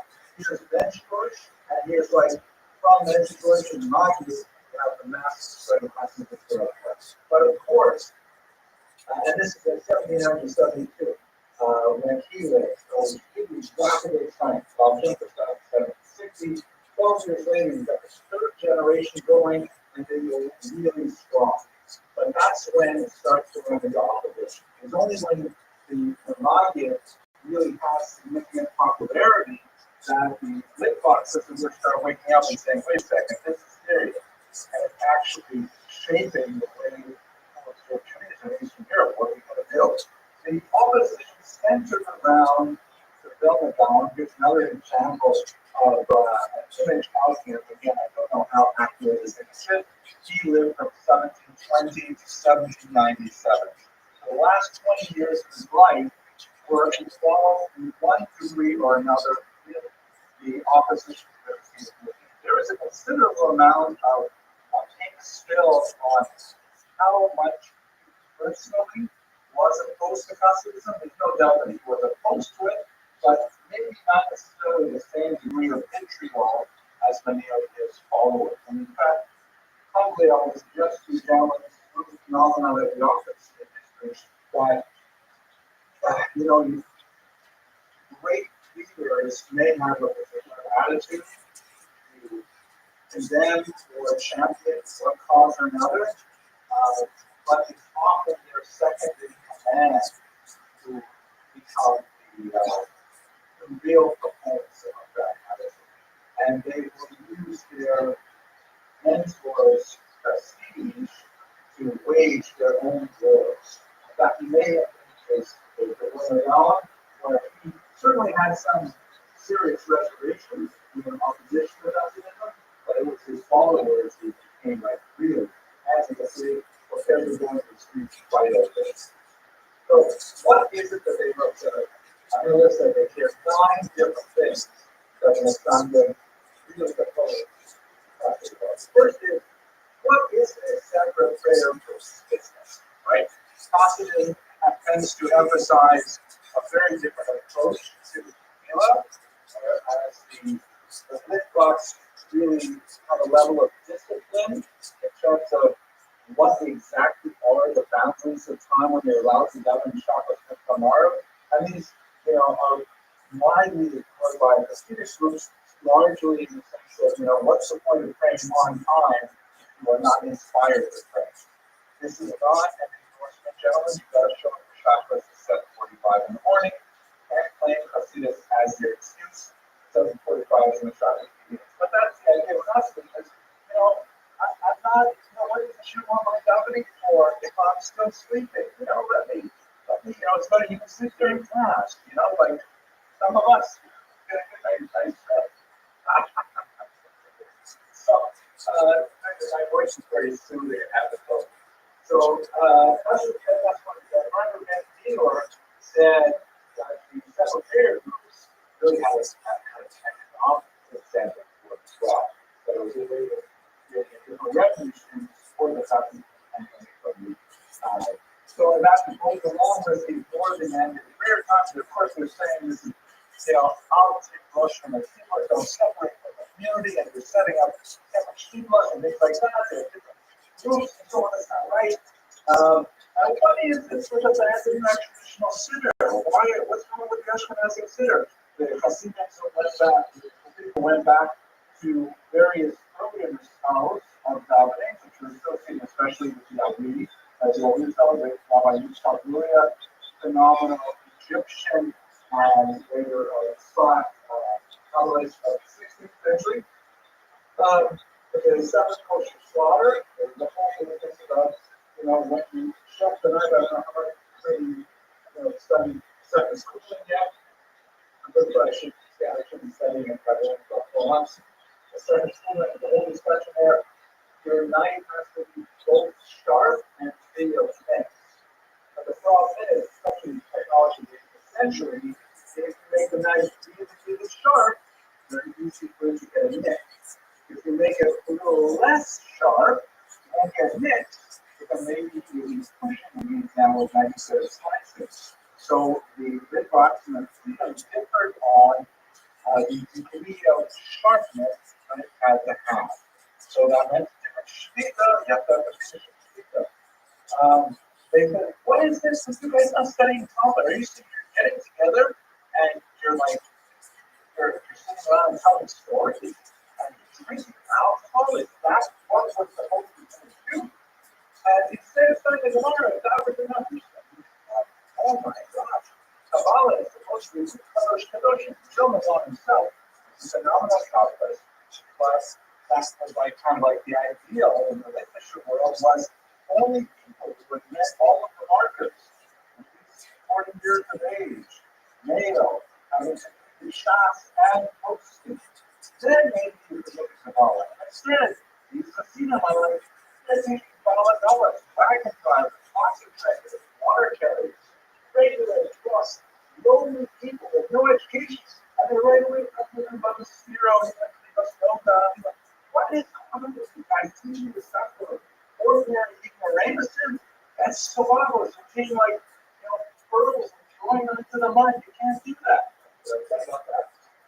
And this is one, it kind of changed in the 19th century, but the Hasidim at the time, 18th century, were known for incredibly wild behaviors during davening.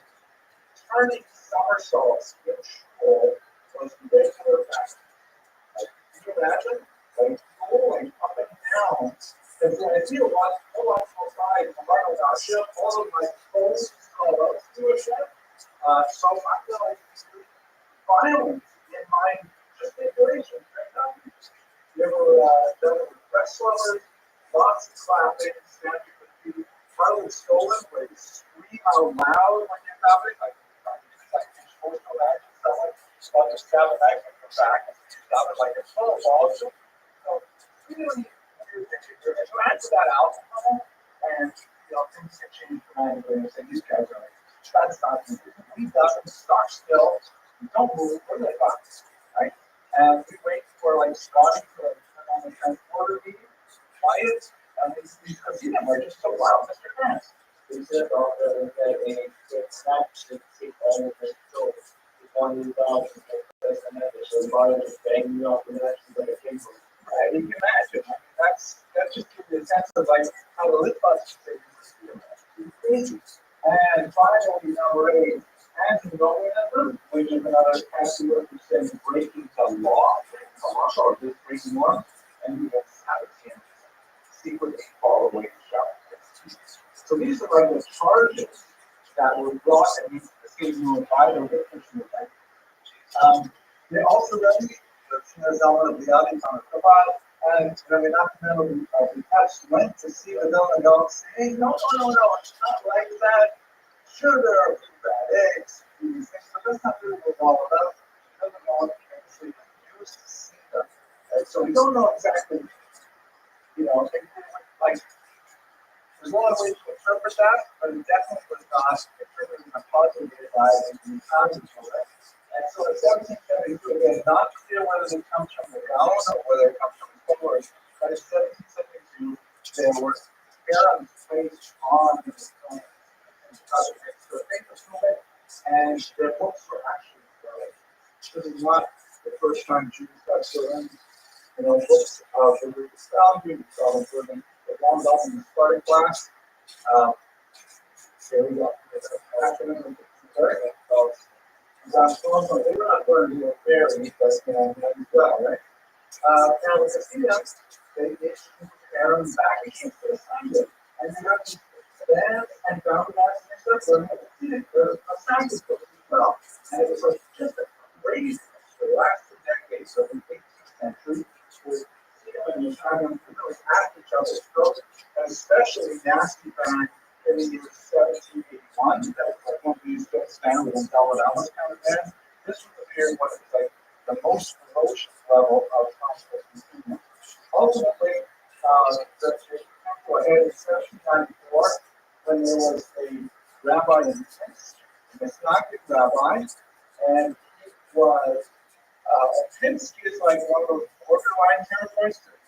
Hasidic actually has a geography when expected more Hasidic or less. Minsk is like basically on the borderline. So when Minsk, which the Messianic thought was going to be their territory, when they lost the key position to a Hasidic rabbi, that rabbi went to the Tsar, went to the Russian authorities, and said, they hired a charlatan who is under a ban by the Vilna Gaon and so on, and so they put the Hasidic rabbi in jail, which began a whole cycle of denunciation to the Russian government. Messiah going to jail, Hasidic going to jail, you hang out with Hasidic, it's hard to see the document, like every other week, someone get out of jail, this rabbi or that rabbi got there, but it was really fast. That's calling out the cops and saying, hey, you got to put this rabbi in jail because he's betraying our bodies. Also, Gemma, put yourself within the mindset of 19th century, 18th century Russian Empire. It's very different from our empire, it's a long time. Nowadays, you can worship alligators if you want. No one really cares what you do in your own home or in your own house of worship. We have lots of wacky kinds of religions. That's the nature of our secular society in 20th century. The Russian Empire may not have been friendly to Jews, but they expected Jews to stay in their lane. Right? Don't make trouble, follow your leaders. Anyone who tries to upset the status quo and saying that legitimate leaders and Jewish people are not legitimate, those are people who consider revolutionary by the Tsar stuff. They don't want Jewish society to be disrupted by revolution because they don't want their own government to be disrupted by revolution. That's why the Russian government listened to him. He was saying, oh my gosh, I'm serious. Well, look at this document translated to Russian for me. I can see that this guy is definitely in trouble with other groups. So therefore, they went along with it, put him in jail. Okay, argument, discussion, question? So you could say like a pretext for the rights to life, marriage, actually, nothing very late. So he said that the video was that and he was trying to get us to the rock there. Yeah, you got to be put in jail for getting drunk. So now you're in there. Okay. So let's go on. All right. So what ends up happening? Now we actually began to talk about this at the very beginning. There's going to be two phenomena that happen. One that we'll talk about more on Wednesday. One that I want to mention here. The second phenomenon we'll pick up on Wednesday is that this whole fight between the Saudi and the Hasidim died rapidly in the second decade of the 19th century when they realized that they're fighting over tiny little details, whether the knife should be sharp or whether it should be neck free, but the Hasidim coming to the West and saying, my people should at all. Like the Hasidim are saying that they should govern at 6 a.m. or at 10 a.m. And my Hasidim are saying, why have Shabbos and Saturday? It's Sunday, so it's not convenient. Right, so the Hasidim and the Saudi realize that they have a far greater enemy of their understanding of Judaism than the Hasidic movement. And so they decided to patch things up really fast because they could not withstand their challenge once they had no united force. The phenomenon we'll talk about now is when the Hasidim realized they were not going to win a decisive battle against the Hasidim. The Hasidim are here to stay. So then they said, okay, let's start borrowing from their playbook. Let's figure out what we can do to adapt to the spirit of that. And when they actually in the second decade of the 19th century, they put voices that they were working together. Like, you guys don't get with the guys, but like, you guys get the strength, you guys. Basically, yeah, basically. It's sort of like I would hate for my daughter to marry a prostitute, but I would rather have good relations with my Hasidic neighbors than allow a masculine to live on my street. Right? Like it would be, they didn't necessarily like each other, but they realized they had a lot more in common. As we saw in this class, right? 99% of what Hasidim and Messiah believe in is the same. It's that 1 to 5%. It's just style. You wear garters, wear garters. It's not like you observe Shabbos or not observe Shabbos. It's a big difference. Okay, so this is the great yeshiva of Rothschild, one of the most important yeshivas that was established in the late 19th century. It was established, of course, by the great students of the Vilna Gaon, of Rothschild, who lived at this time in the late 1700s, having to figure out how we're going to cope with this. So they say, okay, what we have to do is we have to go back. Like the Hasidim, they innovated by finding things in the tradition that we didn't really emphasize. So what we have to do is we have to go back and do the same thing. We have to find those things which are definitely in tradition, and then we have to make it available. So, for example, what are we good at after 20 years? Is text. So we are going to double down on that. We are going to maybe one of the parts we missed out on is that we did not emphasize the importance of common study. So we're going to make sure that we're not going to overlook a much wider exposure to the Bible. Like, our good at the thing, even from our learning, we should understand that most kids, it's hard to give you a good number because a lot of territory, a lot of geographic space, but a child would be lucky to have a smattering of theology in his cultural knowledge. To know a savor of Mishnah, that can really be but learning the Gemara, that's a massive halacha because basically money, right? At a certain age, 13, 14, you could be married. You got to be out there, you got to be making a living. So there's not much opportunities for someone else, or unwanted math, to actually engage in full-time yeshiva learning like you guys do, because seriously are historically the elite. So the Litbox said, you know what, maybe we really got to make more emphasis on letting everybody study Talmud. We've got at least every male study Talmud. We've got to push what we are good at, which is studying things. Talmud in particular is better than anyone. We're way better than those freedom of Talmud. So we're really going to stake our reputation on that. And when it comes to Kabbalah, which is where the student really broke open the message, you know what? We believe Kabbalah too. We've got lots of Kabbalah. But we're going to be super, super careful with how we disseminate. Unlike the Kabbalah, and what I see that, well, like reading Tanya, which is like, oh my gosh, I think that in my own lifetime I had Christian Rabbi's telling me I should not be reading Tanya because it's too Kabbalistic for my own lifetime. Yeah, it's a pretty good thing, but Tanya, I read it, but no, okay, it's pretty good. This is the response, really important response, and I encourage you gentlemen to read this. This is Never Shakaya by the time of Voloshin, the student of the Book of God, and this is basically about the Litbox.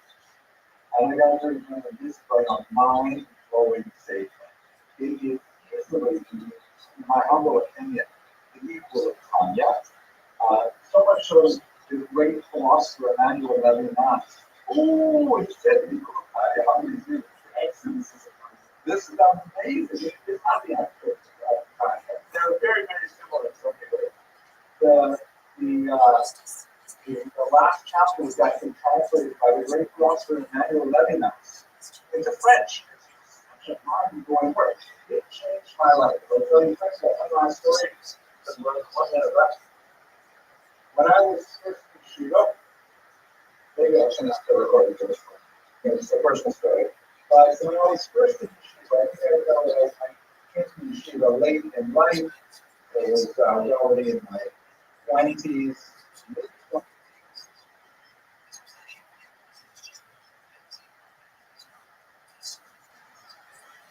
Okay, gentlemen, so we're going to go into the wild 18th century now. When we left off last week, okay, we left off Monday, we were talking about the oops, I got to do the thing. So we left off here. I'm great. But you coming late. That's it. How you doing?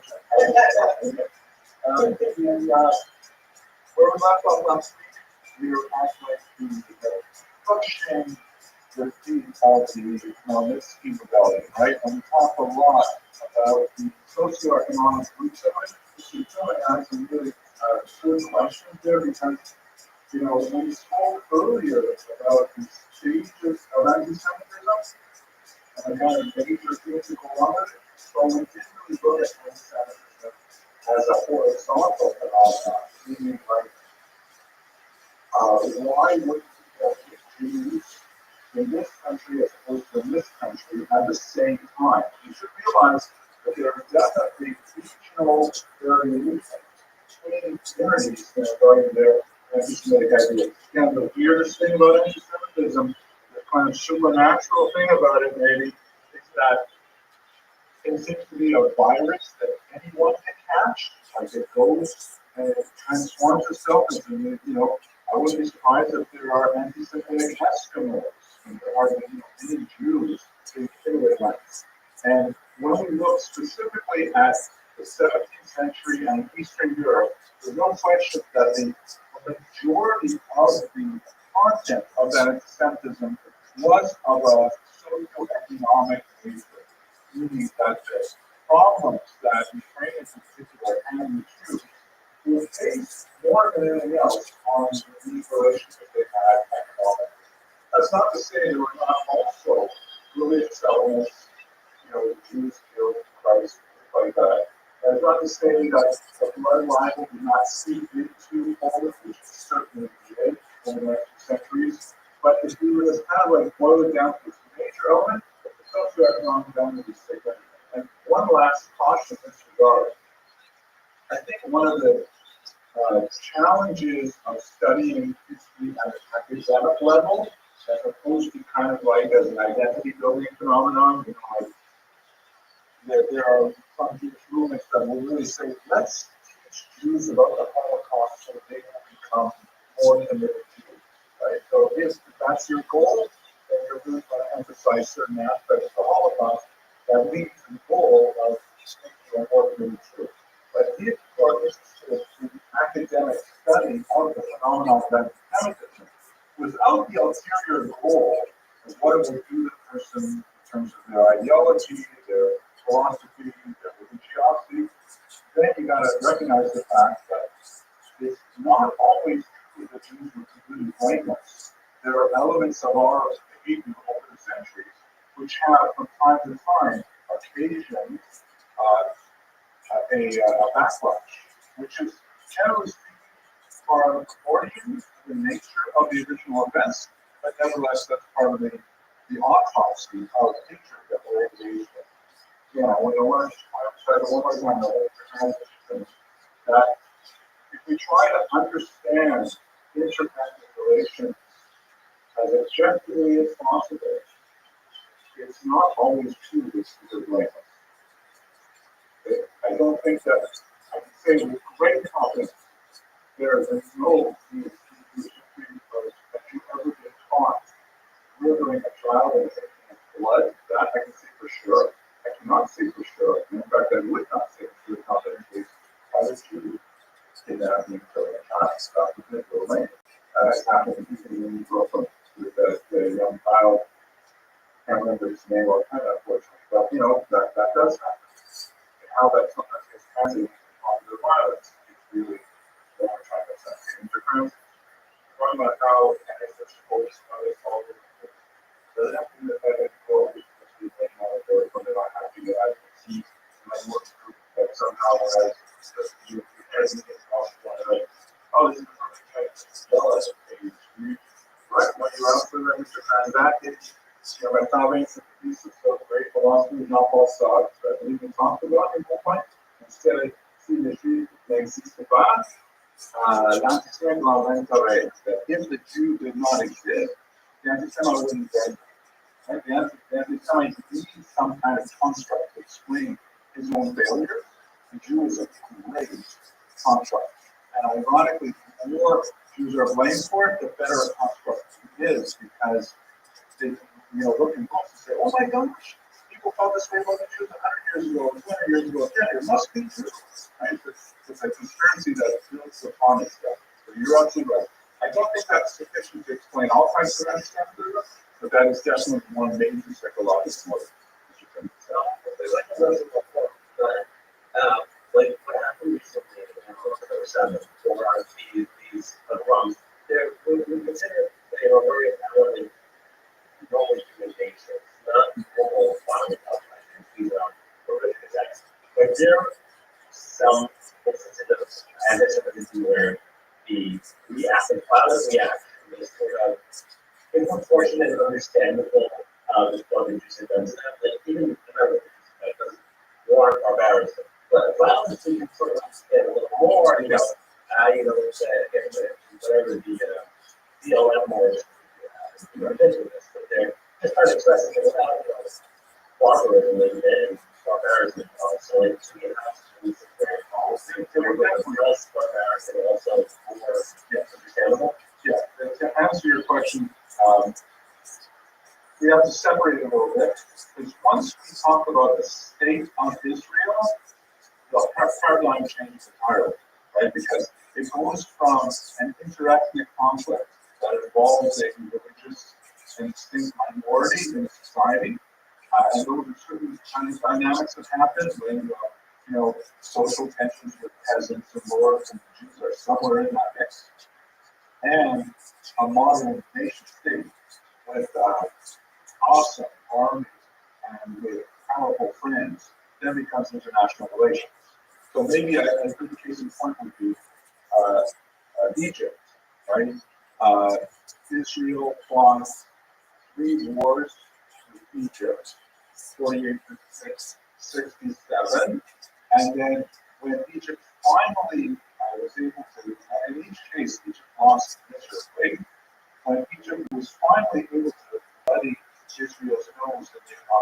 War of 1973, the Yom Kippur War. At that point, there was kind of like a alignment of the Egyptian mentality, and they said, well, look at that, we can hurt the troops. And Israel is not, Israel is a horrible beating in October 1973. And that allowed Egypt to kind of say, so now we can make peace with them. Doesn't mean they were friends, doesn't mean that the level of anti-Semitism subsided, but it was not like suicidal anti-Semitism. It wasn't kind of like, we don't care if our country is destroyed as long as we can kill some more Jews. That's real crazy anti-Semitism. This is like international relations. Countries are always fighting, obviously not getting back to it. So that's normalized. It's horrible in the sense that there was a lot of people dying, God forbid, in World War, but it's normal. What is not normal is Hamas. Hamas is definitely You don't understand why they exist. They do feel oppressed and yeah, when I found conflict, that's real. yeah, right. And so this but so you can understand that after so yeah, I have reactions that are anti-Semitic but responding in a more no less violent way. Yeah, sure. Such a Oh, yeah, and you're asking me that politics, like, Jews want to be really much for the US. And but you're also conflating Jewish issues. You talk about Gaza. I said Hamas. But those things, they're not the same thing. Hamas, I think, is the closest thing I can imagine from all this. Maybe Nazi SS second choice for, they're competing for that stuff. Because Hamas is the exact something. They actually, explicitly, in public statements, they think it's better for them to be martyred in the fight against Israel than to have any degree of material prosperity and happiness. And that's just bizarre. Like that escapes my understanding why you would want to choose that. But that's taking us far off. Maybe we'll, of course, sometime know the history of Israel in the Middle East. We have done there after the past. Let's go to the 18th century. Yes, back in time. Here we go. So, this should be on. Right. Okay, so I gave this lecture a few years ago, and I had to recycle it, and you may have seen this is popular show. So, right. And it's really great because it sets Israel fascinating character. It's really fascinating. But it's essentially depicting ultra-Orthodox life in the 21st century. And in so many ways, it's reflections of the 18th century. It's really kind of tensions that were going on a few hundred years ago. We're still enjoying them today, even in a very difficult environment. And we can call this the long 18th century. There is this concept of shorter and longer centuries. How long is a century, Mr. Rothschild? 100 years. Excellent. Years 261, 260. So, do that right away. So, a century is 100 years. However, historically speaking, it's not a short century or a long century. So, for example, the 19th century is considered long by most historians because it begins with the Franco-Prussian War of 1870, and after that war between France and Germany changed a lot of alignments. Then it continues all the way up to 1914, beginning of Major Research Rothschild. Yeah. Look at that. This is 23. So that's a long 19th century. It doesn't go from 1900 to 1999. It goes from 1870 to 1914. Most historians will think about the 19th century in those terms. Or there's the short 20th century, which goes from 1918, end of World War I, to 1991, collapse of the Soviet Union. Short century. I agree with you. Right. It's kind of like when you group the major themes of the times. It's not like all of a sudden when the clock changes to the century, everybody starts thinking differently. But there may be really big upheavals in the way people think, politics, things like that, depending on most of that. So it's pretty long. We have a long 18th century in our situation. 18th century first begins with the 1780s. but it really goes back to Shabbat rights. We will have to talk about in today's lecture. And it extends really up until the very end, in 1795 is where it ended. That's when Poland was taken over by Russia, and all of a sudden you're in a new environment for the two Rothschild. The kinds of figures that really shaped it, really big figures who just rocked the 18th century Jewishness. We have the Alter Rebbe, who is the founder of Chabad, very important figure. An unusual Hasidic leader, but we'll try and talk about it a little bit today more on Monday, the entire Hasidic background. But among the Hasidim, the Alter Rebbe stands really essentially one of his generation. You have, probably guess who's going to be next, the Vilna Gaon, the famous Rabbi Elijah Vilna. We're not sure whether this is an accurate portrait. There are quite a few portraits floating around, but this is one of them I kind of like to look at the thing because it's in the film. He is, of course, representing the reaction to the Hasidic movement born in the 18th century, and they, of course, take on the names. So this not good. They wear a thousand. The assignment for is Chabad, like to call it, right? These are, even though they are historically the predecessors, the assignment are kind of like the traditionalists. When the Hasidic movement began kind of as an intellectual spiritual rebellion, the Mishnah opposed it. So that's how the traditionalists get the name opponents. There's the name that ultimately they sort of adopted themselves, even though it was originally a term called opprobrium. They're also known, of course, as Litvaks, because they're from Lithuania, Litva, but they would call it sometimes Yeshivish. Obviously, this institution has its Litvish roots as well, but we are definitely Chabad-friendly, Sephardi-friendly, things like that. So these are kind of a post-movement movement that they're right. And these guys are more Chabad. Well, obviously, that's good. When I think about this, I should tell you what I think is really cool. My daughters became what they call Chabad. Super Chabad. She's like, they got so many Chabad out here. Some of this groups, if they've heard, some have read in the books, with the Rabbi, right up on the things that are easy, that's like Shabbat. They knew that European has to keep around it. You know, and they're lots of it. They're great. Anyway, and my daughter, she was like a spiritual power. She was like, my gosh, she is going to run the world. I remember, I'll tell you my story. One story, hopefully this video. She was about 8 years old. We're sitting at the sofa, and I'm talking about this on the podcast that we just read on Yom Kippur, right? What's on the podcast that, you know, the books of life's going to be opened up, and there's going to be all your deeds are in there, and your signatures there. And I said to my family, she was like 8 years old, I said, and it's going to be like a video is playing of your entire life. Every single thing you've ever done wrong is going to be available. And my daughter, she says, everything. She runs up to the center flag.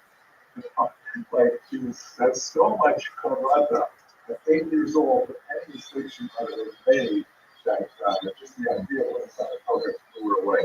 So that's the other thing.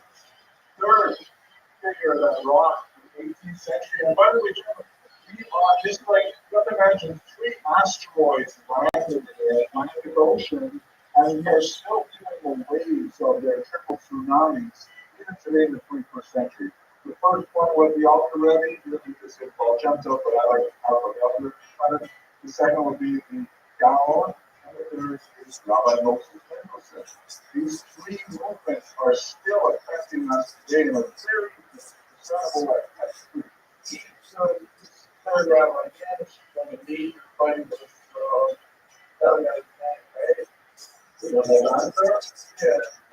Yes, we'll talk about it. Tax like this, well, that makes sense, right? But he's huge. All of them are not different. But we'll touch on those concepts a little bit, but these are three very common approaches.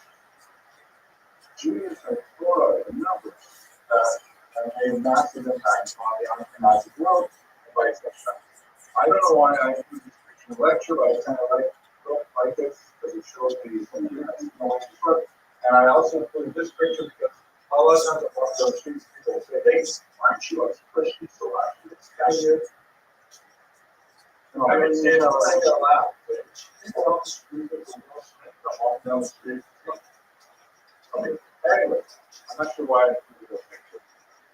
Let's just understand this one more sort of theoretical stance. We're going to come back to these charts in a minute because the 18th century, in many ways, was the wrong 18th century was a century of rebellions, intellectual rebellions of what I mean, it's a good German word here, Weltanschauung. Remember that word, Weltanschauung. What does that mean? It's a worldview accent. How do you know that? Famous word, famous word. That's good. I'm so proud of you. That's famous words. A couple of W's. Weltanschauung means way of looking at the world. It's a little bigger, I think, than the English word worldview. It's kind of like hanging part of this kind of Weltanschauung means like you feel optimistic or pessimistic about the world. You believe that God wants to control the world, or maybe it's kind of left it alone, like a watchmaker or something. You believe that most people are nice, most people are evil. You believe that people never be deserved. But all kinds of things like that are built into a Weltanschauung. And so there are three big Weltanschauung rebellions in the 18th century. We're going to go into each of them.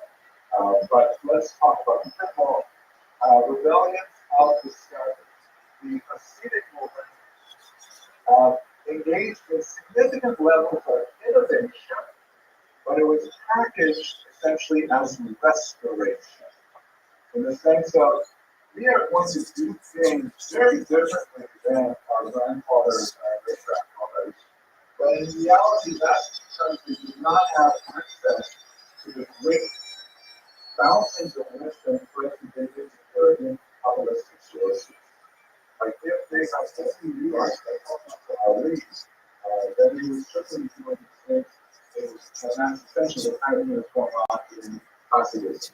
Kabbalah is huge, right? Like this, inspired the idea of this hero really became a lot of traction in the 17th century, 16th century, really in thought. This animates their friends. One of the things that it wasn't really, I mean, we were trying to get the, that's why we have Mr. Carter. But we were trying to get all this one of those, so that all the methods trying to consider that even things that are resources. So that's how we, and that's how we the one that's how we just we go. We're going to go there. We still do have some of the tools that we're doing in society of Israeli, and we're learning all these things, but wasn't very no. So that's kind of like a question, sort of like in theology of the student movement, like if we are rediscovering stuff that existed hundreds, thousands of years ago, how come people weren't talking about it earlier? So that's a good question more on a theological level. On a historical level, you definitely know how the ideas go back very far. Yeah, because the rebellion based on discovery. If you could imagine that I stood in front of you today and not wear a suit and tie, or wore, for example, the kind of clothes that Tana might have worn, or an Emola. You look at me kind of crazy, but I said, no, these flowing robes. This is the way to go. You know, like maybe you wore exactly the same shade. Like that would be like a rebellion. That would be something different, but it would be of discovery. I learned that many people's old dress is what I want to do. Mr. Rothschild, I think that you just go from like the new fresh things to nowadays, it's like, I say because like this guy wants to make a shout, I think like, whoa, you know, kind of stuff like that. So, you know, you're asking a really important question. It's like an incredibly vibrant, innovative movement for like the first 50 years. And then it goes through a period where a lot of historians consider deified, that it goes into courts and dynasties. And most historians have seen that as kind of like a downturn of the Hasidic energy, but not all. Many have said that we just don't understand that kind of thing. So stay with that question at the beginning. The Vatican tradition, this is basically this tradition, that says, no, we have to rebel by doubling down on what we have been doing. Like up until now, we've been kind of relaxing. We have not been engaged in super high level cognitive study. We just sort of say, yeah, that's for the elite. But in reality, everybody's got to report. Everybody's got to do this. That's more of a rebellion tradition. But doing something that Jews typically do not do that much historically, but we are going to reinterpret it in order to make it really matter. Mr. Trump, why all these rebellions? What was going on in that? What do you said? I'm being that. Yeah, I get it. It's kind of like a Belgian shot. Like, occasionally there are things that happen in history that just make everyone sort of light up and say, well, that's kind of different things. When I get to the discussion of Rothschild's speech, I believe that's the kind of like the bracing of the gap that is all of these movements, because there are those who say, well, Rothschild's speech is really dangerous, but there's some aspects of it that's totally cool and I to go with those. And others say that Rothschild's is so dangerous because we can protect ourselves in the future. But it's like the Rothschild's speech in the same place. 9/11 is one of those. You know, like here in America, I was existed before 9/11. I like to do that, right? We were all like, before 9/11. There was a very big struggle before 9/11. We did not have to go through security to get on the plane. You know, we just like walking in like this, and we didn't even smoke on the airplane. You know, you're wondering why there's really not a lot of smoke there. Everybody's smoking there. It doesn't matter if you're tiny. Fuselage flying through the sky with all the smoke in there. He was like, cancer. But there was a pre-9/11 world. But now we live in a very post 9/11 world where the security of airports, you have cyber security that's huge, you have all kinds of like strange threats that nobody ever thought about. It's because of 9/11 now we have this very good world. You guys don't even realize it because that's the area 3. But old people remember what it used to be like. So too, before Rothschild and after what snag snag can be interpreted as a derogatory event. So it's not the fear of something went on. But yes, it is fear was. There's a huge fear. And I advise people all the time that like look at this stuff and look at that. This is a big thing that out there. Honestly, okay. So whether that's the game that takes one game that's new, like there's a game that takes that's what freaks me out. We're going to talk about all that stuff too. It is interesting. Not all the dishes that we find at houses, but in the most authoritative dishes printed by the wrong house, snack house, like the concrete house, is actually published or wrong. The picture of the wrong shots, the wrong shots, or certain incidents which really step later. So what today's like modern Orthodoxy can be comparable to the Western background? Mr. That's a great question. The 21st century question, though. And I think as you shall see, modern Orthodoxy, depending on how we want to define it, follows from all of these. You know, it's the waves of that tsunami. These are the 3 asteroids. We're like absorbing those waves and mixing them. Last question is coming. That makes why is feeling of this fish worry so much by its tsunami? Why wasn't there? Okay. If you don't know the reason for something, the reason probably is money. Exactly. I don't know how expensive it is to devote a working age male the full time for a study. Right? It's incredible. You guys, 60 years ago, who would have been already earning a pension, working in a mine or something? But to imagine this number of men at age full-time study at age 20, 21, 22, it's over 200. It's so expensive. Well, we reaffirmed our priority. And also, we lost that story. Don't forget, you guys, I hope you realize that people are really elite. Like, just do the numbers. This is last year.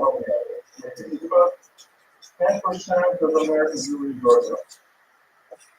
Of that 10% that's Orthodox, how many are like really devoted to full-time study as young adults? Maybe half. People are like, well, so maybe half of those that 10, 5%.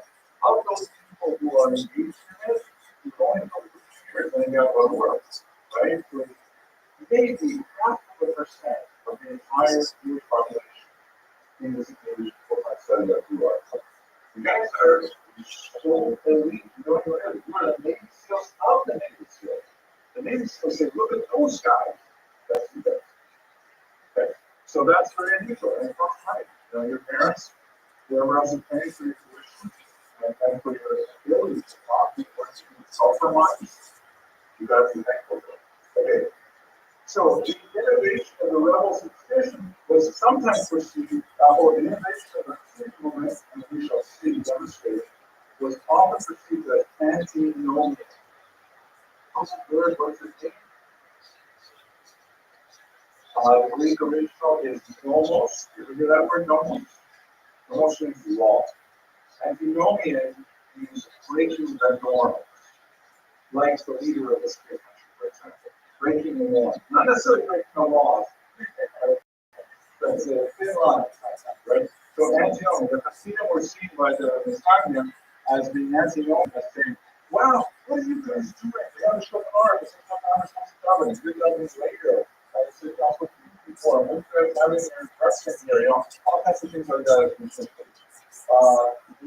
The greatest example of this extreme nostalgic approach was the Sam Sofer, I think, and that's fascinating exchange, where he said in the late 19th century, so I'm borrowing the later time, but riffing on the Gemara, speaking about when wheat is permissible to be consumed, he said, Hadash Asur Min HaTorah. People say the Hadash also in the Torah, but what does that mean? Translate something. Hadash Asur Min HaTorah.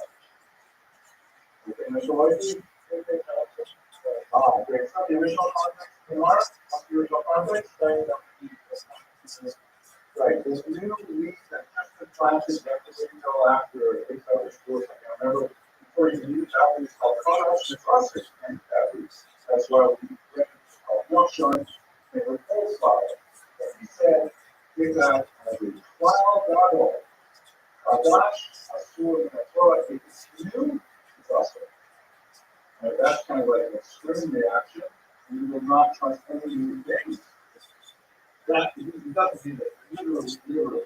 You should think of as a sort of rebellion of the kind of book. Okay, the last one here is the rebellion of the expansion. And where we see this, this is associated more with the skillet movement that we'll talk about probably on Monday, where we say, wait a second, our world has been too small. There are lots of things outside the world in great distinction to what some Sofer says about Asher or what are you talking about? If it's not Asher, it must be Asher. And if it's not Asher, it must be Mutter, then we should be doing it too. So the slide in the Askelim were interested in experimenting with the outside world. With, adopting all kinds of new practices and behaviors. And although this is not really fair comparison, I know a bunch of people would not be happy with even suggesting to think about it, but their hero is of course the Rambam. And they say, look at the Rambam, again, my students here are unfairly teaching the Rambam as the poster child for their values. But we say, the Rambam was a medical doctor. He wrote in Arabic. He was like the courts of the royalty. He was like completely involved in the outside world. And this is the iconic image. There is actually an article that I saw 2 weeks ago that says, we don't know exactly where this came from. This is essentially a 21st century colorization of 90% portrait that was very prominent smartphones, but we can't go back to the 12th century. We don't have any of those from animals. It's very good. I'd say so. We're a servant.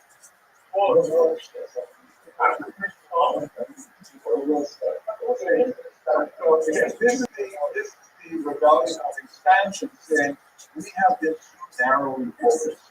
With a lot of the political changes that happened in the 18th century, well, the 18th century is also birth of modern France, the French Revolution, birth of America, right? 1776.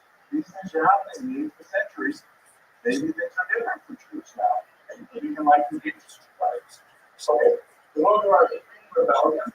Let's go down to chapter 2. Any last question before we do this?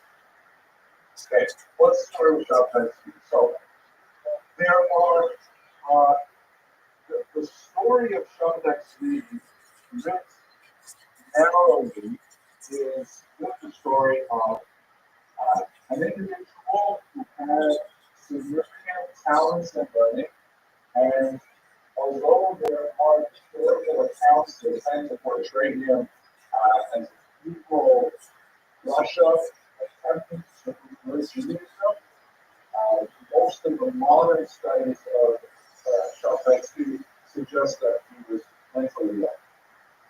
He was in his early 20s when he began to experience things. Again, we have descriptions of his followers to tell us what he was going through, and it sounds a lot like bipolar disorder, or manic depressive syndrome, or even schizophrenia, which is especially associated with young men in their early 20s. So, obviously, we can't really do psychoanalytic dissection from afar, especially over centuries, but what I can tell you is that he's going through these periods of what he calls illumination, where he experienced tremendous elation and joy and feelings of grandeur.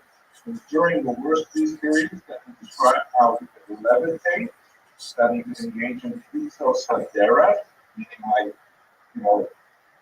transportation over wide space of the territory, and with the encouragement of an unhappy colleague named Nathan of Gaza, he came to believe that he was in fact Mashiach. And not only that, you have to imagine this guy is tall, he's good looking, he had several marriage offers, but he wanted to remain in his studies for a long time until he started getting bonus. Later, he would get married actually 4 times, and you can't count one of those because it was a Torah school that got married to at one point. Marriage is symbolic of marriage, I guess. It's a very weird kind of story. But he not only convinced himself that he's Mashiach, he convinced thousands of Jews across Europe and North Africa that he was in fact Mashiach. And so he gathered this massive group with them, and we'll really develop the end of it. Trying to show you just correct it. All of these subjects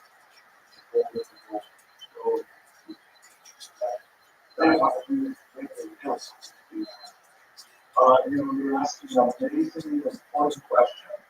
I was repeat it for the people on the look that how were people so gullible? How did they The historians point to the fact that there was a widespread depression after the Magnitsky rebellion that we discussed on Monday that ended in 1649.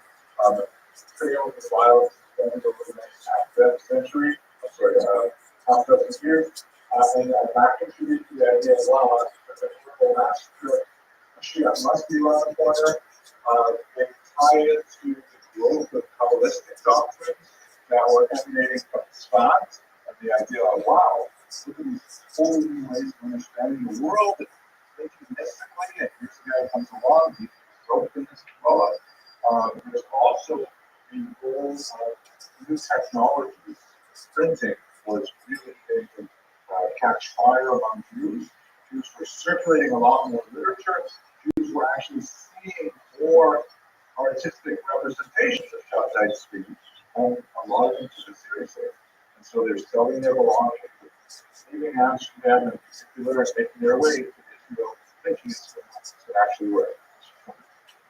When you say that they say that these things all leaders or even these horrible dictators who follow us in the even people follow them then or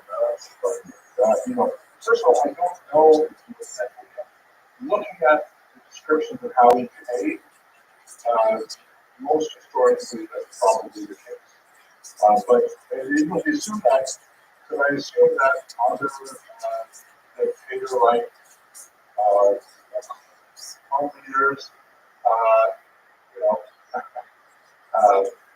narcissistic, self-serving, childish, occasionally nasty leaders, that doesn't stop them from, throwing nuclear weapons. We don't necessarily vote for people who demonstrate sanity. Why am I going on? It's being recorded. I just got my signature. I know. You're already testing it.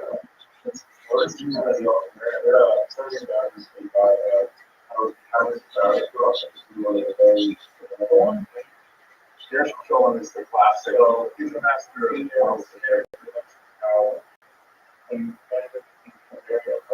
yeah.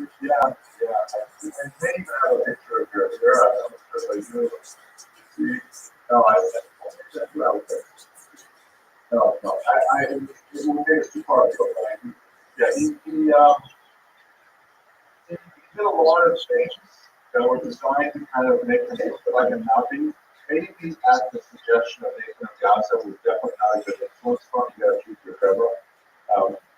He married a woman who was an orphan from her. She was named Sarah, and she was not a particularly faithful partner to him. And he did this apparently. He wanted to imitate the Nazi. Yes. No, it's not black out here. You're shining. Okay, that's the kind of thing I said. He also married a woman I feel with you. And it was not totally okay, guys, I love the entrance, but not very close. So let's just go back a little bit before we jump at speed. We'll kind of go quickly on 14 to expulsion and stay. A couple of these as far as the 50 class, we talked about this a lot. It's a major stage in Jewish history. It is, in fact, one of those huge ruptures that's almost a Holocaust style. Spain was, without doubt, for 200 years, the most powerful center of the Jewish people at the time. Centuries upon centuries of scholarship, large communities, and wealth, basically like America, right? The Northeast, New York and New Jersey, that's what Spain was like, and then all of a sudden just collapsed. The pogroms of 1390, the forced conversions, the Inquisition, and then finally the expulsion. And all of these Jews find themselves scattered to the winds, taking their way across the Mediterranean basin, up into Europe, and Latin America, all trying to find a way to reconstruct themselves. And many Jews turn to mystics of saying, how do we explain this huge rift in our experience here? It must be that something has changed dramatically, and we need to find new truths. In particular, the Jewish community of 85 who founded the Science Circle, where you have, the great publicist Rabbi, his student Elisa, hugely influential, also like Joseph Caro and Joel Page settled there, Walship, many others, Alphabets, Dio. Why do people always say that? Right, correct. Why do people always do? Why do you always do what? the experience of mysticism. Like they had like they got COVID. Everybody's like you have to figure out how to answer it out of the ship this week or next week or the week after. Well, when we do it every year, so huge overgeneralizations, right? Because like not all people do it, not all people do this, and not all people react. But the I think this is it can be a refuge, right? If you have difficulty understanding the world as we reason does not give you the kind of emotional support you need, you may find it in this. You may find it in poetry, you may find it in saying, oh, I'm glad I feel.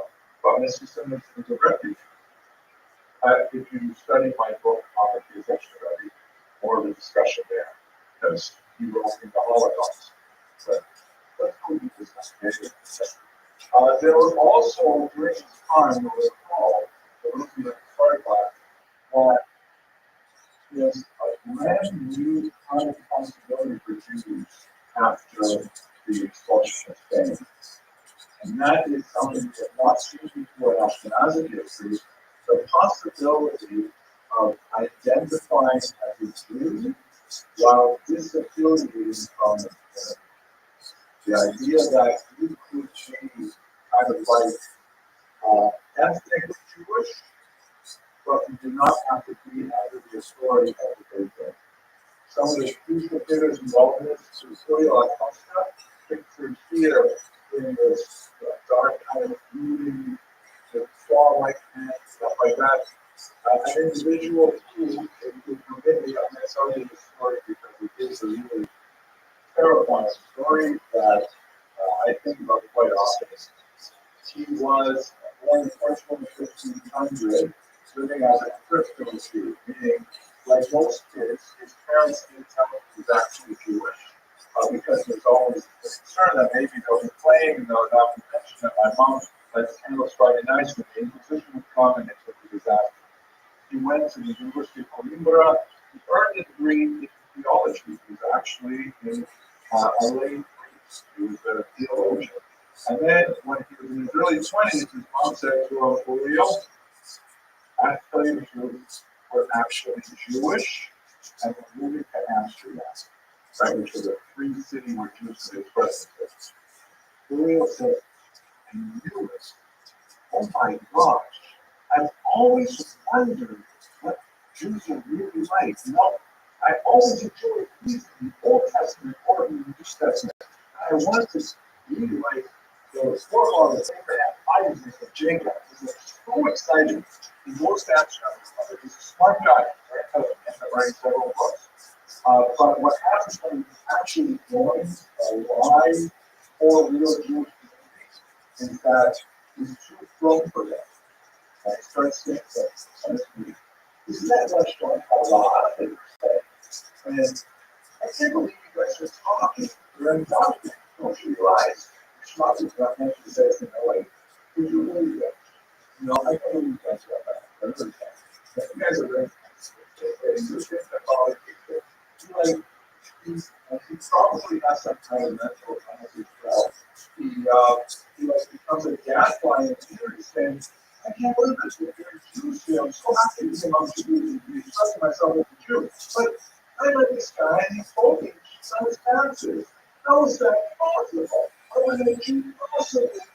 I mean, come on. He's like walking around, he's like speaking to many people, and he's like, and the day they ask you out, it's not, if you don't want to rock the boat, right? They actually have a pretty good at Amsterdam.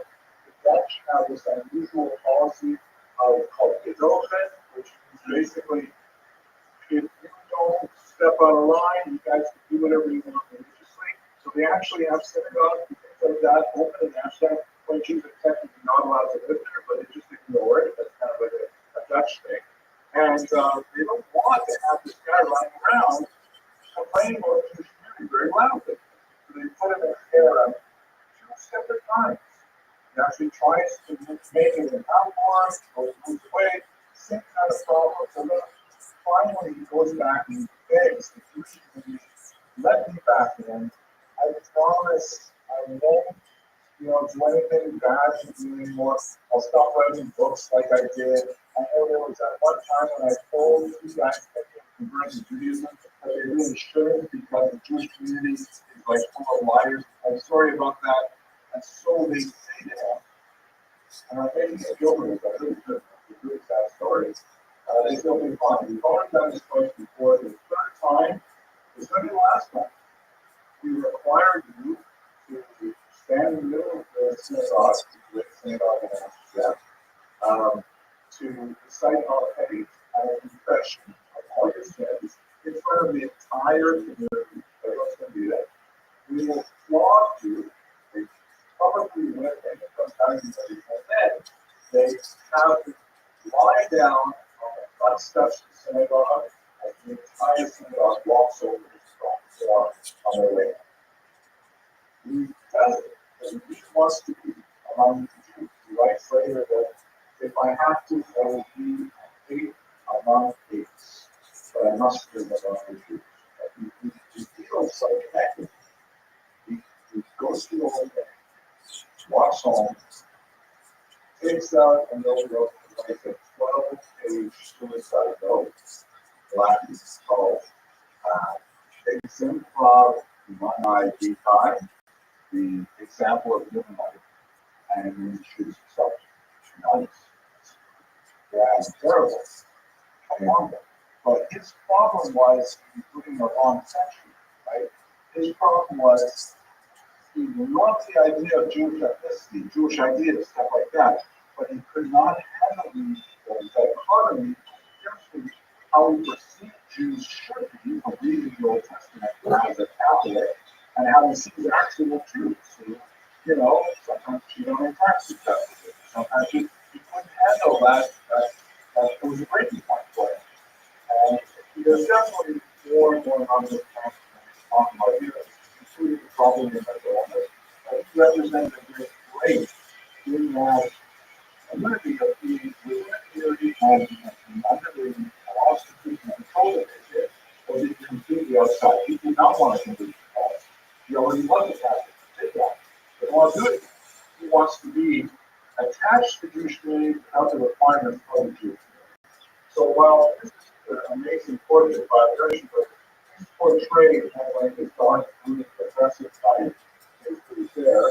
The child on his lap, who was his younger contemporary, is Senator Baruch Spinoza, who has a lot of the same story, but not Baruch Spinoza, of course, one of the great philosophers of the 17th century who made a huge impact, a corrosive impact on religion, because he adopted a lot of the ideas of real Costa without the self-destructive behavior. And so Spinoza showing that language that he's reaching out with his hands, he's playing with flowers, he's got these curls, with bright colors, that's showing kind of intellectual evolution that he's community between Christian values and real. Here's another example of this is when Spinoza, he went through the same thing because the Amsterdam community was having difficulty controlling these Jews who were kind of stepping outside the boundaries. They also put him in Pharaoh, a terrible, awful Pharaoh, and he basically just ignored it. Well, okay, fine, you guys can say what you want, it doesn't change how I feel about myself or how much I feel about this university world. Here he is, just walking lost in a book. So, and in the background, you have these portrayed as negative aspect. He's cowering, afraid of him. This guy looks like he's picking up a rock to throw at him. That's what's changing big time in the 17th century. Judaism, as experienced and expressed by Jews, is suddenly seeing kind of like a different way of existing that's radically changed from what previous generations have done. And that builds on the horrible masters of humanism that we talked about, and the crisis of Shanghai speed, which we're talking about now. Okay, questions, arguments, discussions? Would you like to accept these communities, or would you just like a response button that was given this guy, like different factual Jewish ideas that will move, like people trying to move up, people trying to go about their daily life, and like those guys that we lost. So I don't want to use modern terms like modocs to characterize these people, but it was a legitimate faith in a sense that any community could form a legitimate faith. None of the people involved in the faith were like famous people. You might read their words in face measures, but they're like big cities, and they did not find the right formula for how to control a guy putting on the coast, and they also couldn't control knows that at all. Although it's interesting to mention that context a little while ago, there was a incident where an Israeli historian wanted to get access to the famous East Science archive in Amsterdam, but he had written some nasty things about, some critical things about the baby that's handling of Rothschild. So basically, they listed they banned him as well. He said, sorry, you're banned. There's a kind of like you coming into our library. You know some of those famous libraries that Europe. But once you learn nasty things about us, we're going to borrow these our ancestors and put a hair on you. And intellectual. Shut things to. Okay, so we talked a little bit, we started with the run off the first sheet. This is one of just unfortunately we have the shut things because it's very popular among Christians as well. Christians were fascinated by this further shut things because it was that interesting. The Jews went down on the side and what's going to happen. So there's lots of projects for transitioning each other. Definitely by now you know.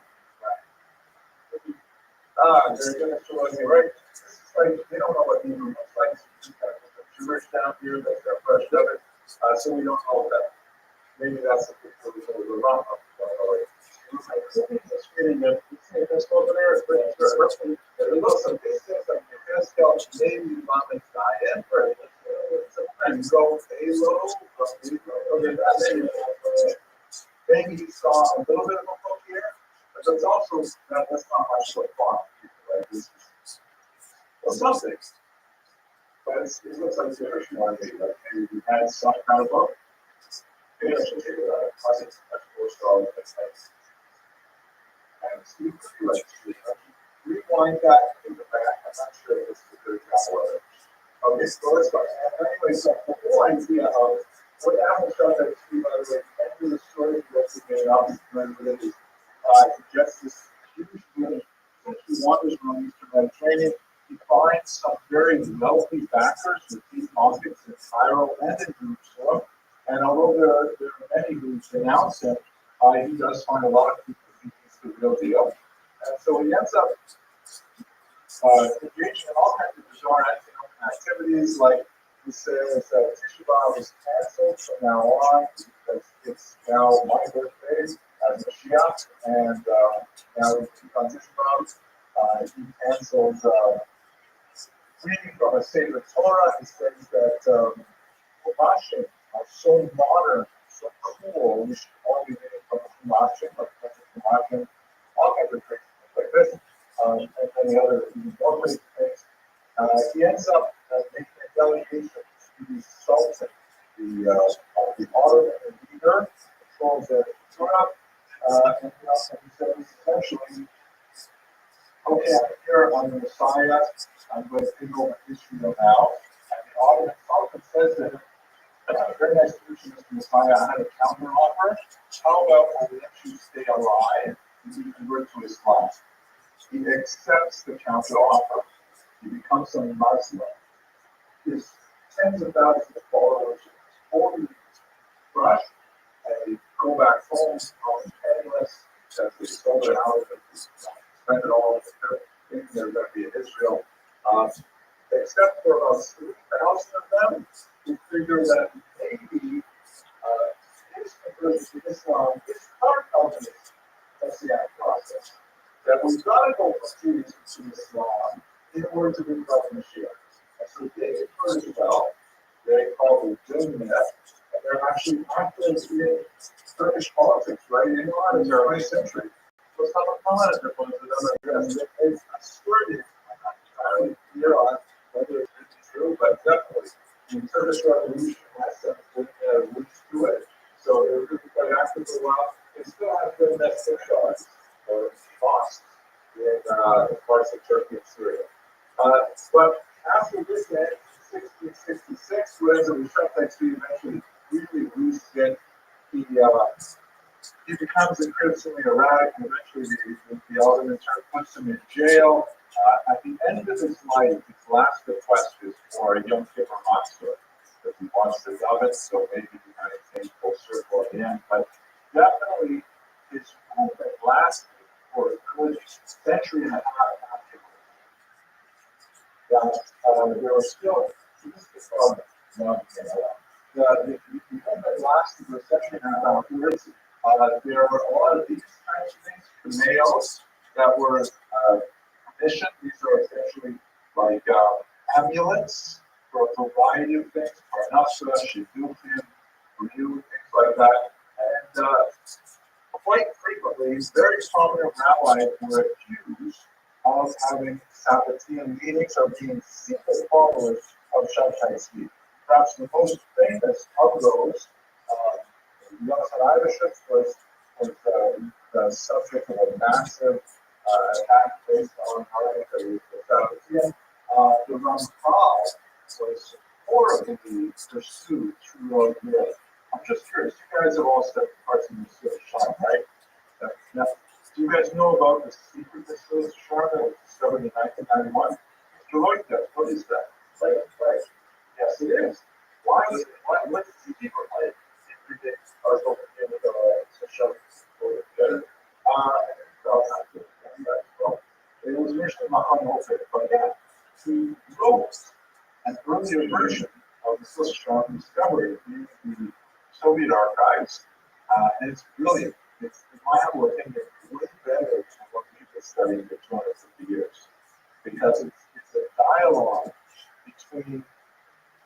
Okay, I'll tell you because it is really important. And I have a personal ambition to study Mesilas Yesharim 101 times.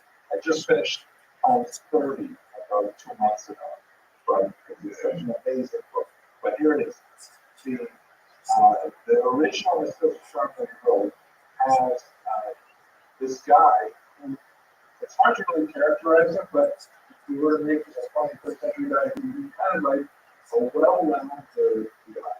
He appreciates Torah, he likes learning, he also likes science and sports and culture. He's got kind of like a broad, everything sort of personality. But, what is it those fancy facts? You might be able to bring that back. You really stuff about how they what are those facts? What, what motivates them? What's the interesting? One day, right, in the book, he sees a whole high school friend of his who flipped out in Shiva, and now he's like all black and blue black hat, like 6 feet across there. And he says, "Oh, great! Good." And goes up to Shalom Aleichem, how are you? His high school stuff. And says, "Listen, do you mind if I ask you some questions? I noticed you become like Haredi." He doesn't use the word Haredi, because he's already in the 18th century. But he says, like, what do you see? How can you rest for so so long? How can you do it so long? What's going on in your life? And they begin this conversation that goes through the entire Mesilas Yesharim. And of course, within a few chapters, by the time you get confused, the regular guy, he calls it Chacham, is completely blown away by the trusted, and he just says, "Well, you just take the wheel and drive me anywhere you want, and I agree with you here, but I appreciate the world." And that's what this difference, the original Mesilas Yesharim is. Now, why did the Ramchal publish the first version? He had it written in his own handwriting. Why did he publish the second version? Yes, Mr. Blaschman. I'm sorry? Justability. Justability is good argument, although I would say that the original is way more than that. You want to know like it's on stick or something. It's lightsaber style, but the Ramchal had no problem with that. You don't play. You don't have any dramatic plays. Like the characters. But that's people would be interested in something like that, but they're too hard to say. I would think I would have more people be interested. But you guys, you don't know the answer for sure. You want to see what people have and they're even he got persecuted so badly at that time. Put under house arrest, they tried to seize the passport, and because people didn't know whether it was out of enforcement, they actually buried it and then lost it. They forgot where they buried it.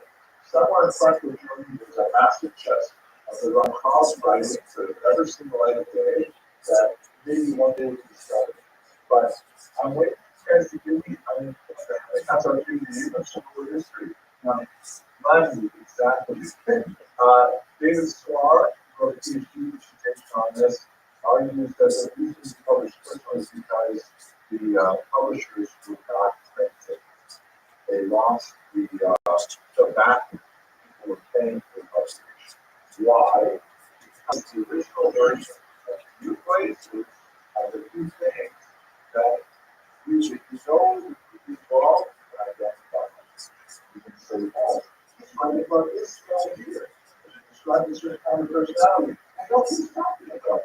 And it was just way too incendiary. So he gave up. And his students said, no, Rabbi, this is such a great book.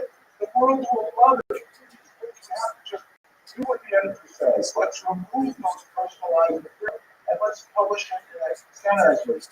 How said, you can read this if you read the introduction to the book where he thanks his students for working on it. He says, okay, whatever you want, you take care of it. And his students edited it to the version that you guys read now. Way more sanitized, way better, but it's just a mind-blowing experience, you know. Now, why was it persecuted? That's why I put here. It was persecuted because there were individuals in Eastern Europe, including Moshe Rabbi, the son of the Chacham Tzvi. The Chacham Tzvi was the number one Shabbatized city hunter of the era. Anybody who was talking his son continued it, but by the time he got to Rothschild age, there's very, very few big scholars who was left.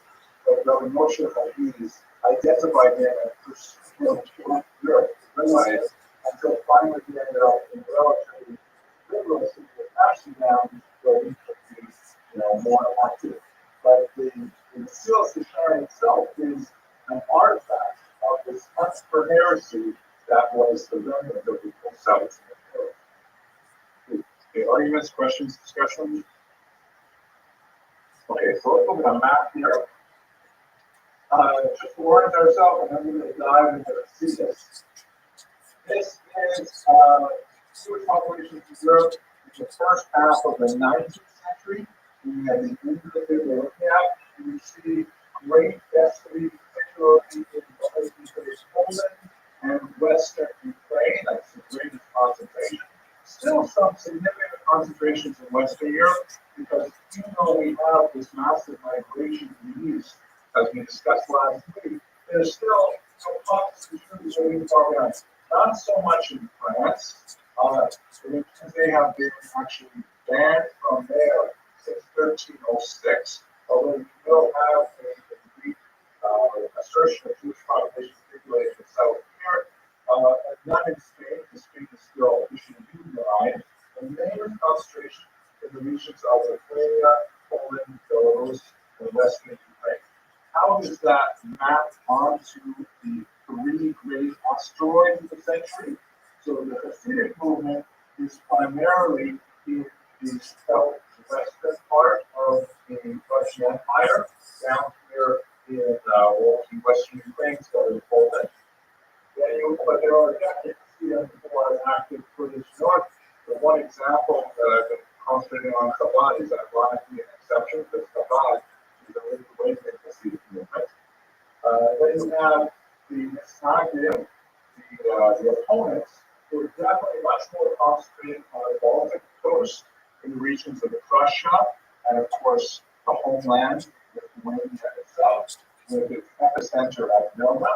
And then finally you have the Maskilim, the adherents of the Haskalah, as most Muslims, who are much more associated with Germany in particular, than the West. But what you notice about a Venn diagram is that they overlap, right? So you can have regions where you easily have Hasidim, Misnagdim, and Maskilim living cheek to jowl, arguing with each other, influenced by each other, and so on. Mr. Brandon. You mentioned this. Right.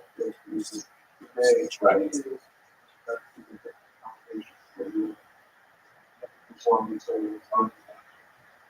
So, it's a great question. How does the denominations?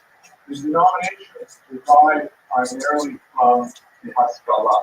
And the whole idea of what we call a denomination is in itself a major breakaway. Because even when they are fighting, trying to strangle each other with the most violence, none of them see them over the Stalins were saying that the others are Jewish. And none of them were arguing that you don't have to follow cardiac mitzvahs. The Maskilim were the ones that kind of broke that open and said, well, wait a second. And so their denominations really are an offshoot of Haskalah. Of course, once the denominations were really created in the 19th century, then they might get back in and say, oh, let's be, Hasidic flavors, or let's be, Mustang flavors. But that's a much later phenomenon. Mr. Krantz? Following what the song said, there are to use writers of the movement. Yes, I'm still very understanding, and that's why it's standing and all of these together with it. We are all serving Hashem. We're all trying to be also in the way that we can do Hashem. These guys are the person. I have a one-word answer for Mr. Krantz. Monday. Monday, we're going to look into that. Okay, at this point, it makes sense to stop.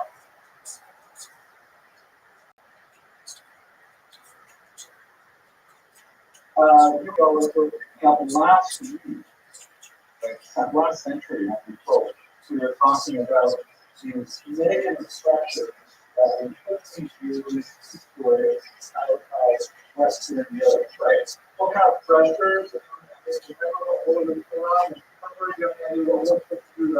Western Europe and Mediterranean here. Barbaric crusaders, right? Exactly, the massacres of Showtime 96 onward, good. But also, some Latin amount, governments were doing governments came out, right? You've got expulsions in France from 1182, and like 5 or 6 of them through the next century and a half. And England told 90, right? Yeah, but why are they kicking them out? Generally speaking, when the peasants vote use money, you have a rebellion. When the nobles vote use money, you have an expulsion. Right? That's just because that's how they're doing it. And of course, they end up inviting them back. Right? What about some of like the really bizarre ideas that were circulating at the time that made you feel that welcome? Or is it racial? Blood libel, social separation, good. What is ritual murder? Almost. Not to use one day, probably kill the crackers. That was most decorations. What's their name of the crackers? Kill the crackers. Okay, that's it. Ritual murder is technically the earliest phase of blood libel. The ritual murder charge is mixed in 1144 in North England is the idea that Jews must, for some bizarre reason, reenact the crucifixion, and so they ritually murder a child. That's the argument. Later, they added to that the blood aspect of it. Okay, so we've definitely got an environment where the Jews are distinctly uncomfortable in Europe. At the same time, we're going to have this code, this actual invitation for Jews to please come to Eastern Europe. Like one door is shutting, another door is opening at the same time, and this is going to be the basis of the great Eastern European Ashkenazic Center. Because even though, as we saw in our very good classes looking at the genetic history of Ashkenazim, even though the vast majority of Ashkenazim descend from the eastern regions of Poland, Lithuania, Ukraine, and Belarus, to certain degree Russia, they really passed phenomenon from the 13th and the 18th centuries in particular. They moved from Western Europe. Okay, historical here. Let's just think for a second about historiography before we continue. We've already seen Salomon, that we talked about him a few weeks ago. He's a very important 20th century historian. I think he died in 2008, something like that. He was especially known for his conception of the lachrymose vision of Jewish history, meaning that he's criticizing the tear-filled definition of Jewish history, that oh, it's all persecution, and yet we overcome persecution, do great things and stuff like that. So when we talk about Floridas, and I'm going to come back to it in just a second, but I want to introduce you to two other great historians who made a huge impact in the way we think about history. This man, Von Ranke was one of the first people to really try and figure out what is history, what do we mean by this discipline we call history. Notice it's years, right? It's quite late 19th century. That means that all those people who wrote history centuries and centuries before him were not necessarily writing history doing modern historians. Right? What could possibly be different about history written in the year 1000 and history written in the year 2000? What's different? Maybe sure old Americans that history look like okay, good more use of sources, but even more basic than what sources you read. Well, let's get a little focus on it there. What do you mean by that? Direct facts. What is a direct fact? Just things that actually happened, maybe instead of fiction stories. I'm so glad that you said that. Can you repeat that? No, before you said that, you said exactly the you were McConnell who was written from Ranke when you said things that actually happened. Remember you said that? Right? He said history is Geschichte ist, was es eigentlich gewesen war. Translation, what actually happened. History is what actually happened. And this was his big deal. When Rothschild said, you know what? Too much of this all the history that's been written up until now is not what it identity is for. Sometimes what actually happened. What are people writing? They're writing stories, edification. They're writing like narratives. And the purpose of these earlier histories are not to chronicle the facts of what actually happened, but to try and make people feel a certain way, to feel patriotic, to feel religious, to feel wise. Whatever it is, there's more of an art form than a science to be sure. And Von Ranke said, we have to really think about what we're doing because history is not supposed to be fiction. There's supposed to be a big, line in the shelf of the library on the left is fiction, on the right is history. But in reality, until Von Ranke, a lot of history was still pretty fictionalized. Like there was no problem going to mythology straight into like wars and princes and stuff like that. So this is a huge step forward in history. He would later be really criticized in the 20th century, saying, well, I guess that's not right now. But that's a really important, sort of turning point in how we understand history. Is history supposed to be for something, like to inculcate certain values? Chances are when you went to study history in high school, particularly if you studied Jewish history in high school, they were trying to teach you a certain value set rather than teach you a bunch of facts. And that was, it's appropriate because we want to build up people's identity one way or another, but it's not necessarily the history on Ranke with the obvious. Another really important point to remember here is this guy, Rothschild. Rothschild is not a friend of the strike. I'm going to tell you what's wrong. Definitely not a friend of the strike. He is the founder of modern biblical criticism. As distinct from some precursors like Paulo Spinoza, but Wellhouse was the first person to really try and use history to undermine the way in which we read our life. And so we have an incredibly corrosive impact on how everybody appreciates history and courage. So we're not going to go into the theories, but one of them is so important for us that we can't avoid putting them on the board here. And that is a very, very valuable insight that history tends to reveal more about the period in which it is written than the period in which it is writing about. What could that possibly mean? History reveals more about the period in which it is written than the period which it is writing about. Please, Mr. Allen. Yes. The people who are writing this here are trying to be people who living during those times, and they are kind of using impartial mix to what's going on. Feel more about their personal views for on matters who are actually Nice take if you're talking about the primary sources. But for example, I wrote my dissertation on the period 1917 to 1920. Contrary to my notes, I am not that old. Right? I was not around in 1917. I was like you were using primary sources with research. So right, but I was writing history in 1990s.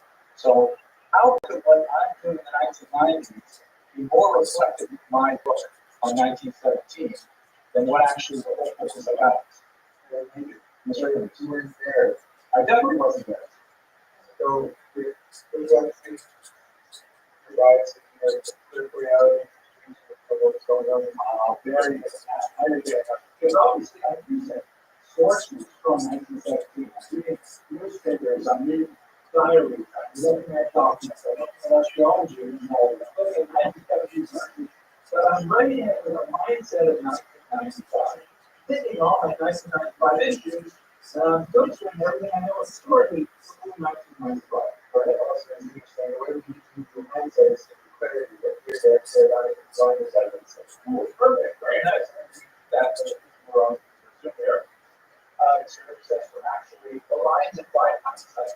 Exactly, we're looking backwards, perspective today. So what I'm trying to understand everything through today. It's like, for example, sometimes people will look at the biographies of great individuals, and they'll see that occasionally they may say something that jars us by our common sensibility. Like they jar us when they say something about slavery, without necessarily being, saying, "Oh, we hate slavery, it's bad."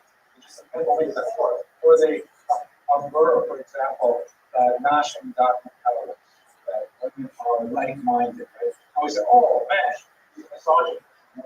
Well, excuse me, there were no misogynists in the 12th century. That was like everybody thought like that. But if we do that person's attitudes as if he lived in the 21st century, then we'll make these facile character judgments, which is bad history. But that's what Bellhausen's main point is, that we tend to view history from the perspective of where we're living today and bring to that history all of our contemporary biases. And it takes a tremendous amount of intellectual work to try and break free of them. Some historians, some philosophers would say it's impossible to break free of them, but that's not what I'm saying.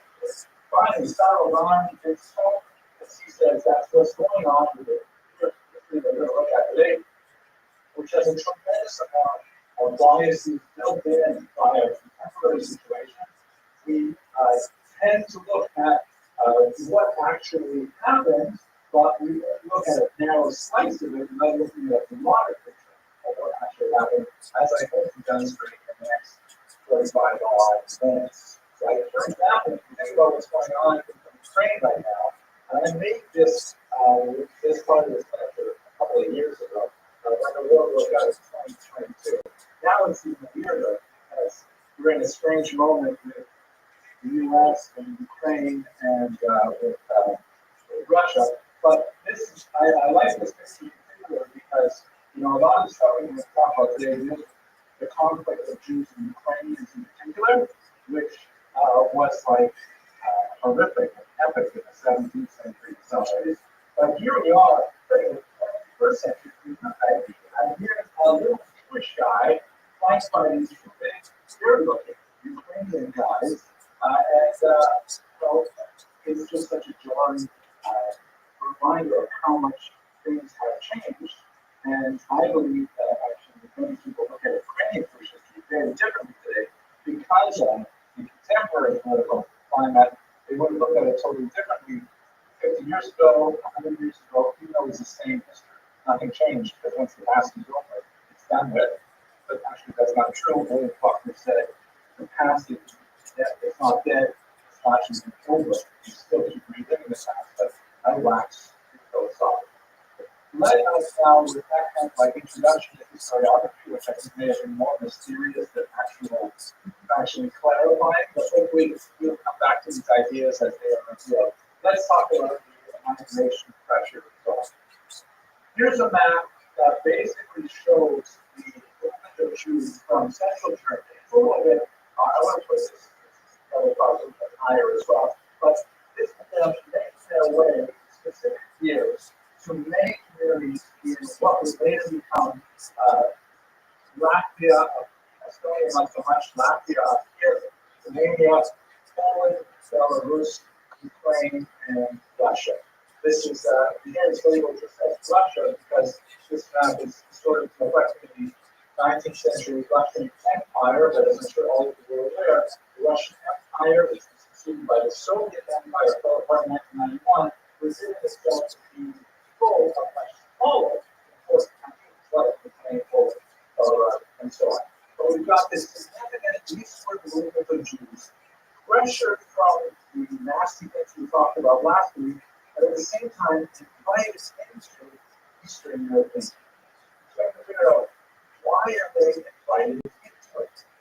Okay, let's look at it. Here is the political map of the largest country in Europe, with much of the later modern period. It is a country known as the Polish-Lithuanian Commonwealth. The reason why it's called the Commonwealth is because it was produced as a result of a dynastic union between the monarchies of Poland and Lithuania. And as you can see, it's massive, stretches all the way from the Black Sea, the Baltic Sea, almost down to the Black Sea. Here, this would be the southern part of Ukraine. Here's Crimea, still a contested region of contemporary Ukraine held by Russia right now. Actually, I looked at it. This is more or less the front line of the Russian-Ukraine war today, too. But Russia has most of this, although Ukraine has a 50 territory goes further, and here is part of Russia, although this part is still kind of close to contemporary war. Very much over here. Right? So, Central Europe, way over here, we just learned, but it's a big, big country. And more significantly, it's actually filled with several distinct ethnicities. There are Ukrainians and Belarusians who are Eastern Orthodox, right? The Christian church has an Eastern section called Orthodox, and ruled by 7 patriarchs. The Western church, Poland in particular, is under the Catholics. There's a little chunk of Ukrainians here who are also Catholics. And they're also speaking closely related Slavic languages for the most part. Ukrainian and Belarusian are both written with a Cyrillic alphabet, like Russian, with a handful of letters different, both in shape and in pronunciation. Poland is also a Slavic language, but written with the Roman alphabet, the one that's used for English. Lithuanian and Latvian, Estonian are a totally different language family altogether. So many different people there. You also have a certain amount of Greeks and Armenians, but the next biggest minority, of course, will become Jews. The Jews first entered this area, as far as we can tell, from the Crimea Peninsula, where they were first in with Greek trading organizations back around the year 0. And then you also have some Byzantine and Khazar migration, specifically to the region of Kiev, so Kiev is in region English. Actually, let's clarify that for a second, kind of a weird thing. When you listen to the radio, everybody says Kiev is not a place. I don't know why they put two syllables in that word. In Russian, it's pronounced Kiev or Kiev. And that's why in English, for the longest time, that's what you say, yeah. Just like, I'm Paris. Yeah, that's the name. But in Ukrainian, they have slightly different vowel combinations, the sounds are something, and it's pronounced A, two syllables. I don't know why people say Kiev, but it's A. So it's Kiev, sitting right up here was actually the center of the middle period of a massive princedom, kingdom, that was later regarded by Russians, Ukrainians, and Poles and Belarusians as their homeland. But in many ways, it's totally separate. And in fact, after the Mongol invasion of 1240, they're literally separate because that was influenced. We do know that there's lots of Jews active in the KO from the year 1000 on. There's lots of archaeological evidence, there's topographical evidence, places like the Khazarian Gate and so on. And I believe we discussed, we did the famous Otis that many of us, the Chronicle of Blind Bygone Years, where it takes about a year and decided between religions. So that dates from about the year 999. So we definitely know that Jews are very active in this region from a very, very long time ago. Then you've got this massive influx that comes in from Germany. And this is really where we get the huge bulk of Jewish population. So much so that they're really involved, among other things, in the very first mints in Poland, meaning making money, literally making money.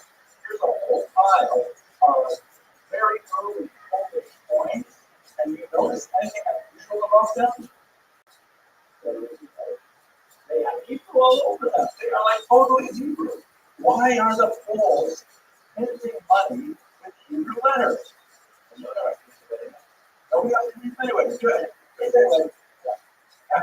Always Joseph written on them or something. Yeah, exactly. The Poles are not literate. And the only people who are really producing these things are the Jews. The Jews are the ones who know how to handle them, know their values, and so on. And they're only, and don't know the Latin alphabet. They're printing money with Hebrew letters. Why are Jews doing this? So why do you think that Polish people do this?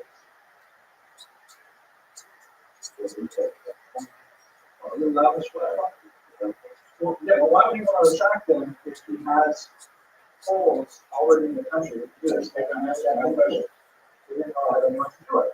The Jews already, by the time they get to 1300, they've got a long track record of being extremely strong finance. The reason we study this, right? They've got a basic monopoly on money lending because of the church itself. Then the only people down to that money. They're literate in numerate. They have extensive experience by now with producing coinage. And so the Poles were saying, it's so hard to get us from this old barter economy where people are buying things like rabbit skins and bushels of grain. We need to move to that more advanced money economy like they're doing in Germany and France. Let's get some Jews over here to do this for us. And the Jews are very happy to come in and start working on these things. You can see lots of little folks up in there. This one's my favorite. It's Mashko Karo, King Eshko, which is great. Karo is king. Which is amazing things. Going back to this year, a lot of them settle in particular in right bank Ukraine. Why that is so significant. But what this term right bank means is because there is a major river that bisects Ukraine. It runs from Chernobyl, Chernobyl Rabbi, Chernobyl disaster. It runs from the north down into the Black Sea. And as it flows southward and the face of the water flow, the right hand is called the right bank. And the left side is called the left bank. The Jews are deeply concentrated right bank primarily because of an economic institution that was especially welcoming for them. That's called the Avenda. So hang on to that word Avenda, because there's one right after. Something like 40,000 Jews lived there in 1648, which is an important date because it's the outbreak of the Great History Rebellion. But you look at this map here, it just gives you a sense of the tremendous scope of Jewish settlement. Each one of these place names represents a place that had Jews living there by the time you get to the 17th century. Huge spread of Jews, unlike in Shire ones and mines, we have a tiny little group concentrated in three places. Here Jews are spread out. They're small numbers. They tend to be village and town based, some cities as well.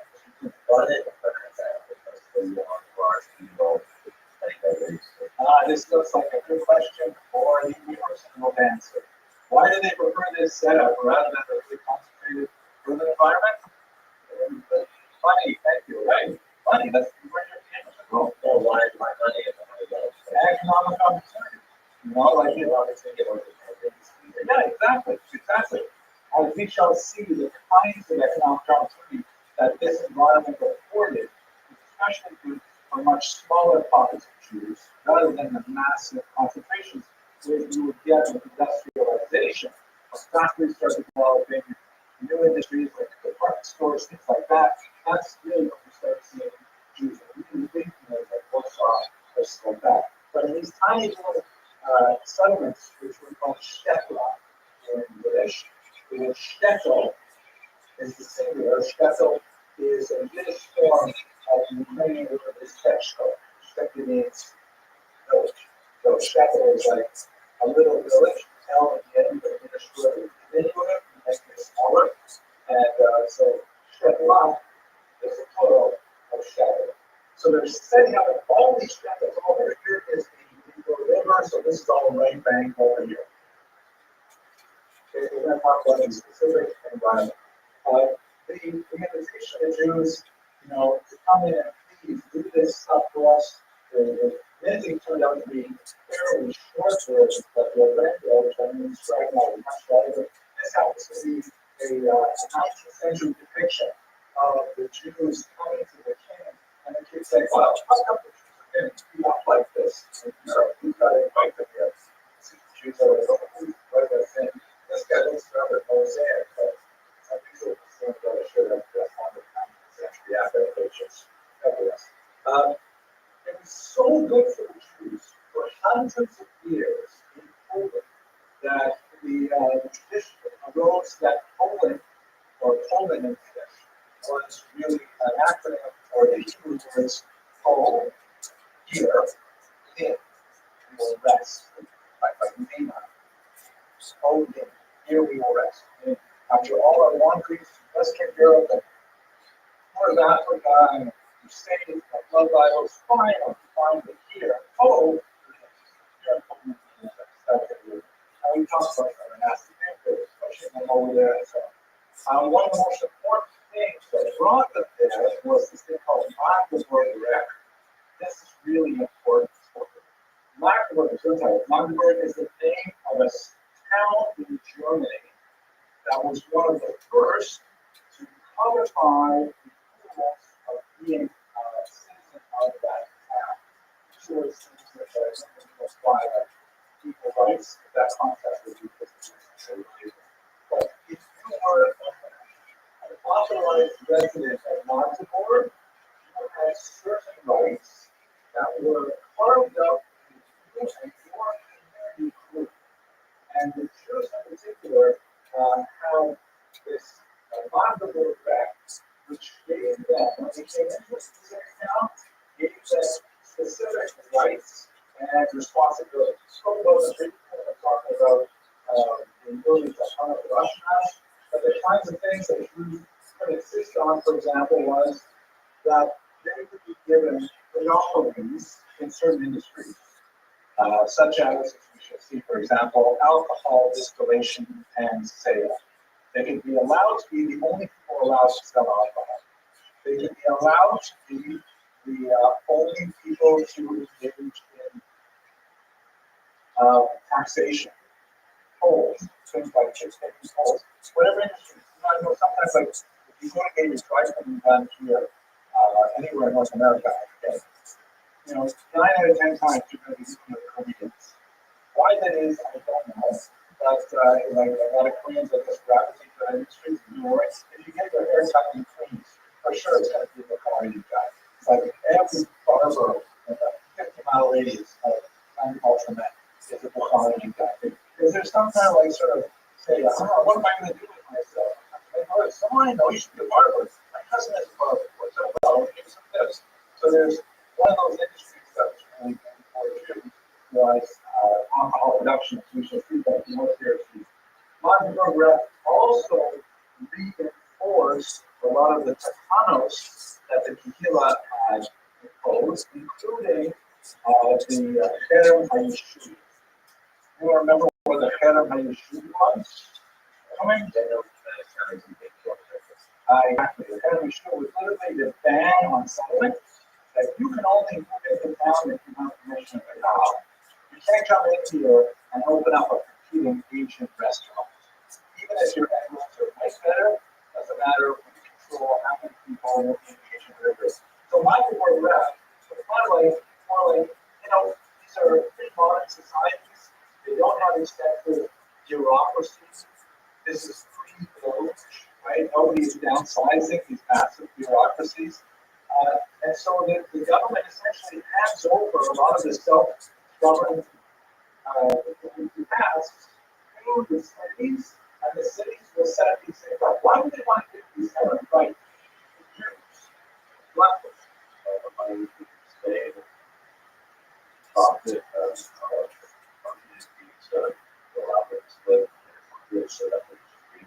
I would say not so much number one, not so much number two, but number two is fine.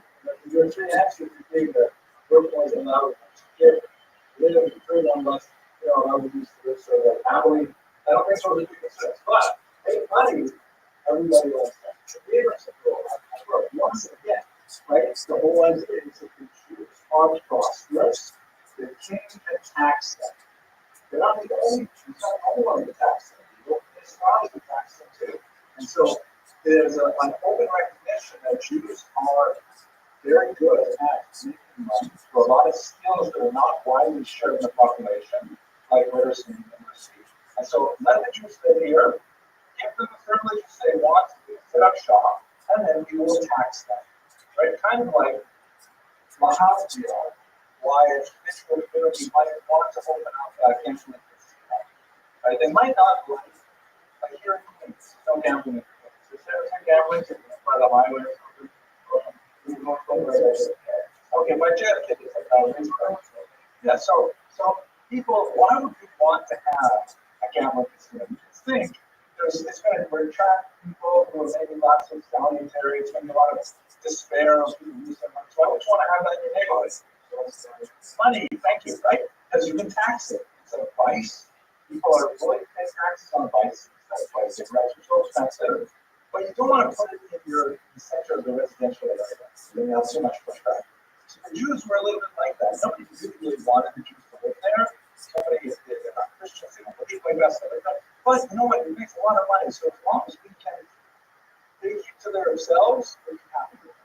My rent was like a whole body of laws that was good for Jews. It gave them rights and protection and privileges, and it regulated the degree to which they did at the same time. Let's see what was that. Yes. Oh, yeah, thank you. It was started named after one town in Germany, but it was copied over and over again throughout Eastern Europe. As the Jews from the East were saying, oh, you want us to move to this town? Fine, we'd like to have some Magdeburg rats. And they'll say, what are Magdeburg rats? Oh, I'll tell you. And then they would set up the same kind of thing. That's like the classic thing. So by the time we get to the 18th century, just over the density of Jewish settlement here in what would be put in the measure of Pennsylvania is massive, right? Really complicated, especially in right back to Ukraine. And now, we really got to get to the lens of that whole. I'll talk about the council of lands first. Here is one of the most amazing things about this period of time, which one of the early dissertation of work on the great Jewish historian Shimon Rothschild, who was the father of historian of Eastern Europe. He lived until 1941 when he was shot dead by the Nazis. His last words to his students who came crowding around his body as he let out, he says that in Yiddish, Schrein and Vorschrein. Right and the core. And next, I gave a sequence to last night, the last will. Keep recording, keep writing it down. I think I know what happened.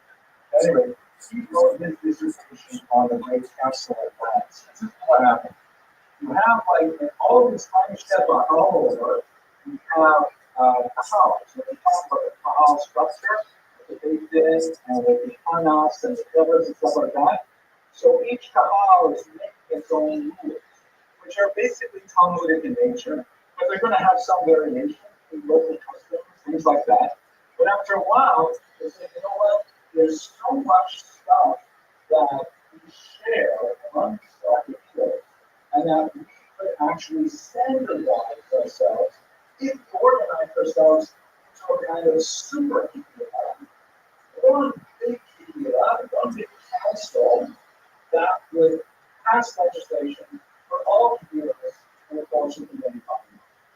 And the compound, that's what he did. He set up first thing what they call four lands, then 5 lands. I'm just calling it the Council of Lands for simplicity. This was essentially a super government, which was ironically way more sophisticated, provided far more services than the actual government of Lithuania for about 200 years. This is like an incredible high point of Jewish self-government, where every single community was operating in the same legal system, same kinds of avenues of appeal, and allowed a tremendous expansion of the Jewish people. So, like, exactly, so if you were a council of 4 lands, it's really an amazing institution.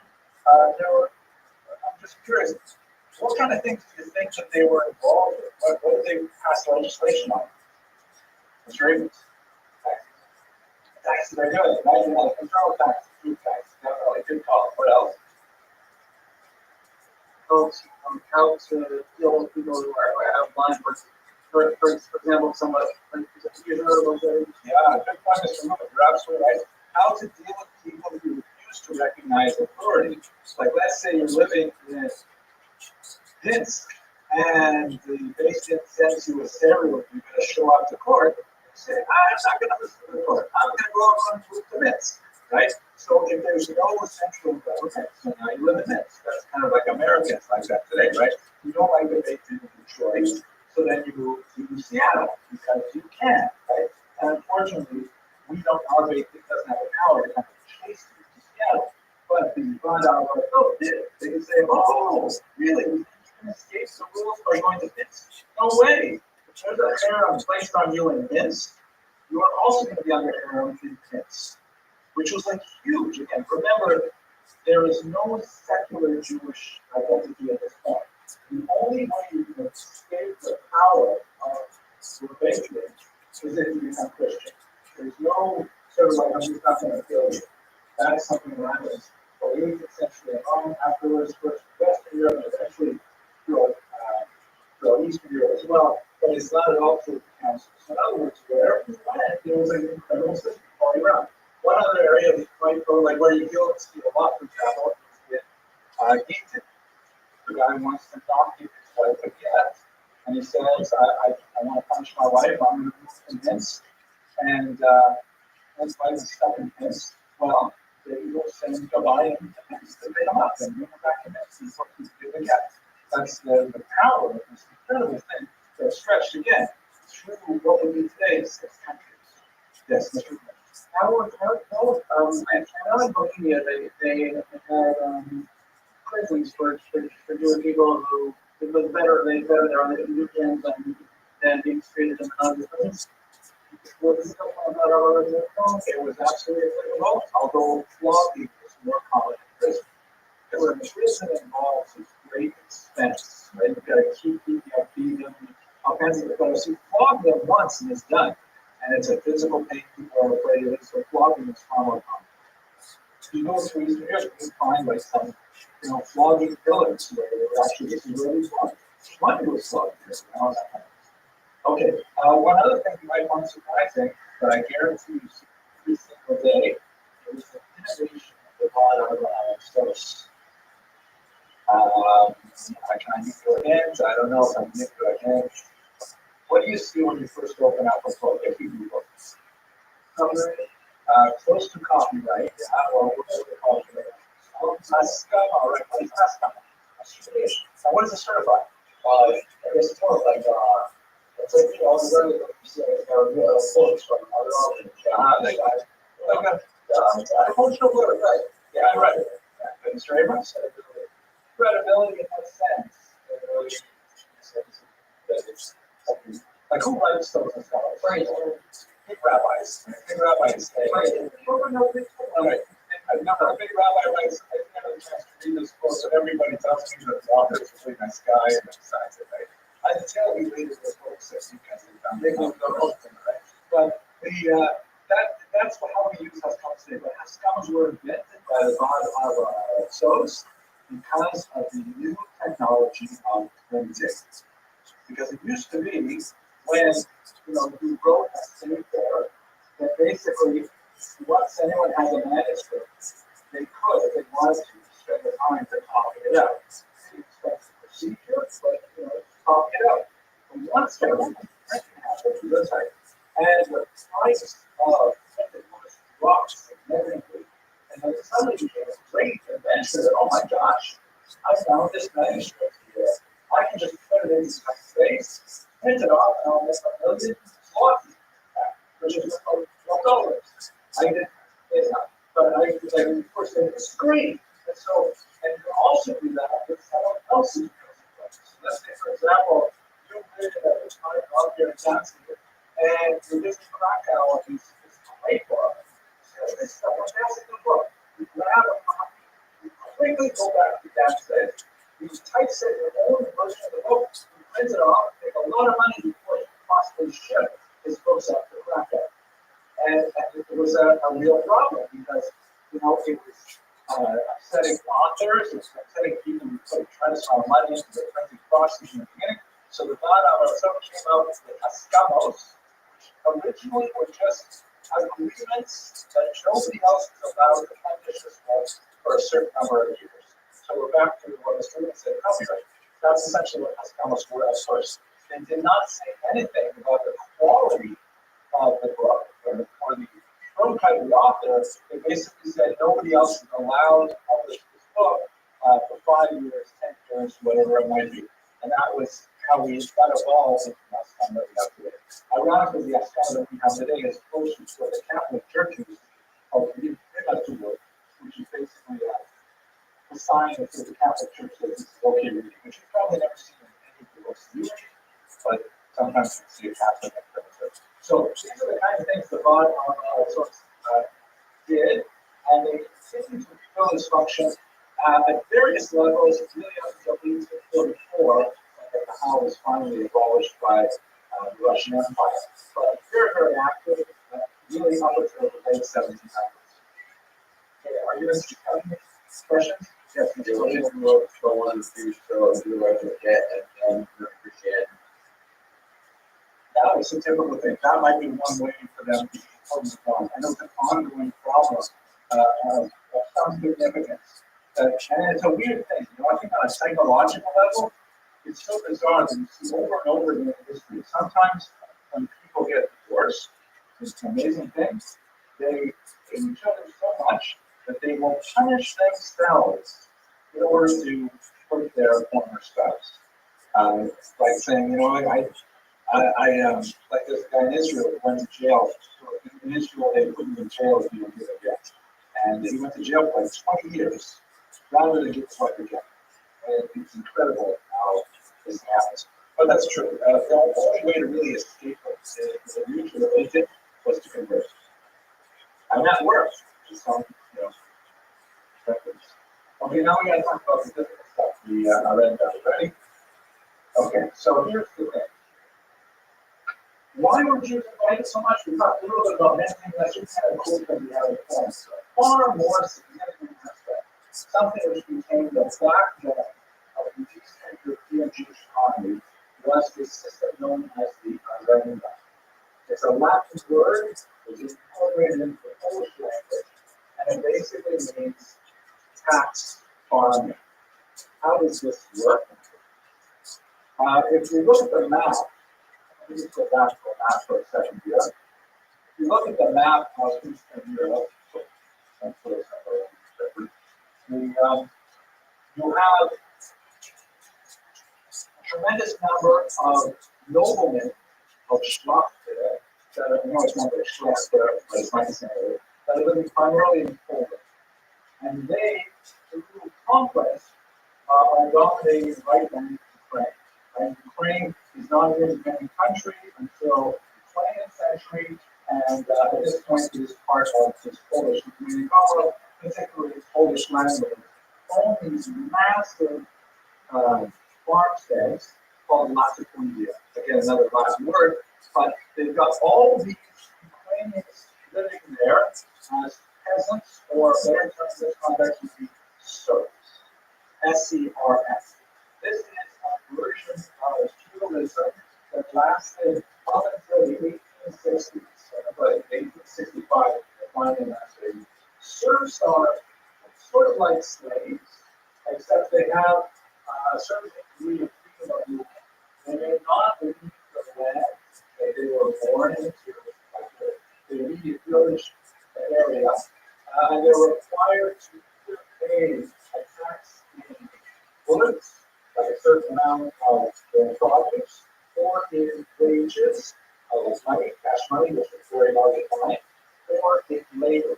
So which is basically they would have to spend 1-2 days a week farming during the winter, and the rest of the time they were for themselves. And so imagine the ethnic divide is really crucial. Poles are Catholic and Western facing. The Ukrainians are Orthodox and Eastern facing. They regard each other as aliens to each other, and the Ukrainians are dominated by the Poles. So the thing is, the Poles live far away, and they have these massive farms. How do they speculate those farms? How do they actually derive benefit from them? The way they do it is the Jews. They bring the Jews in as so-called Aridatos, which means masters of the Aventa, where they are the official tax collectors for the Poles. And it works as a kind of community system.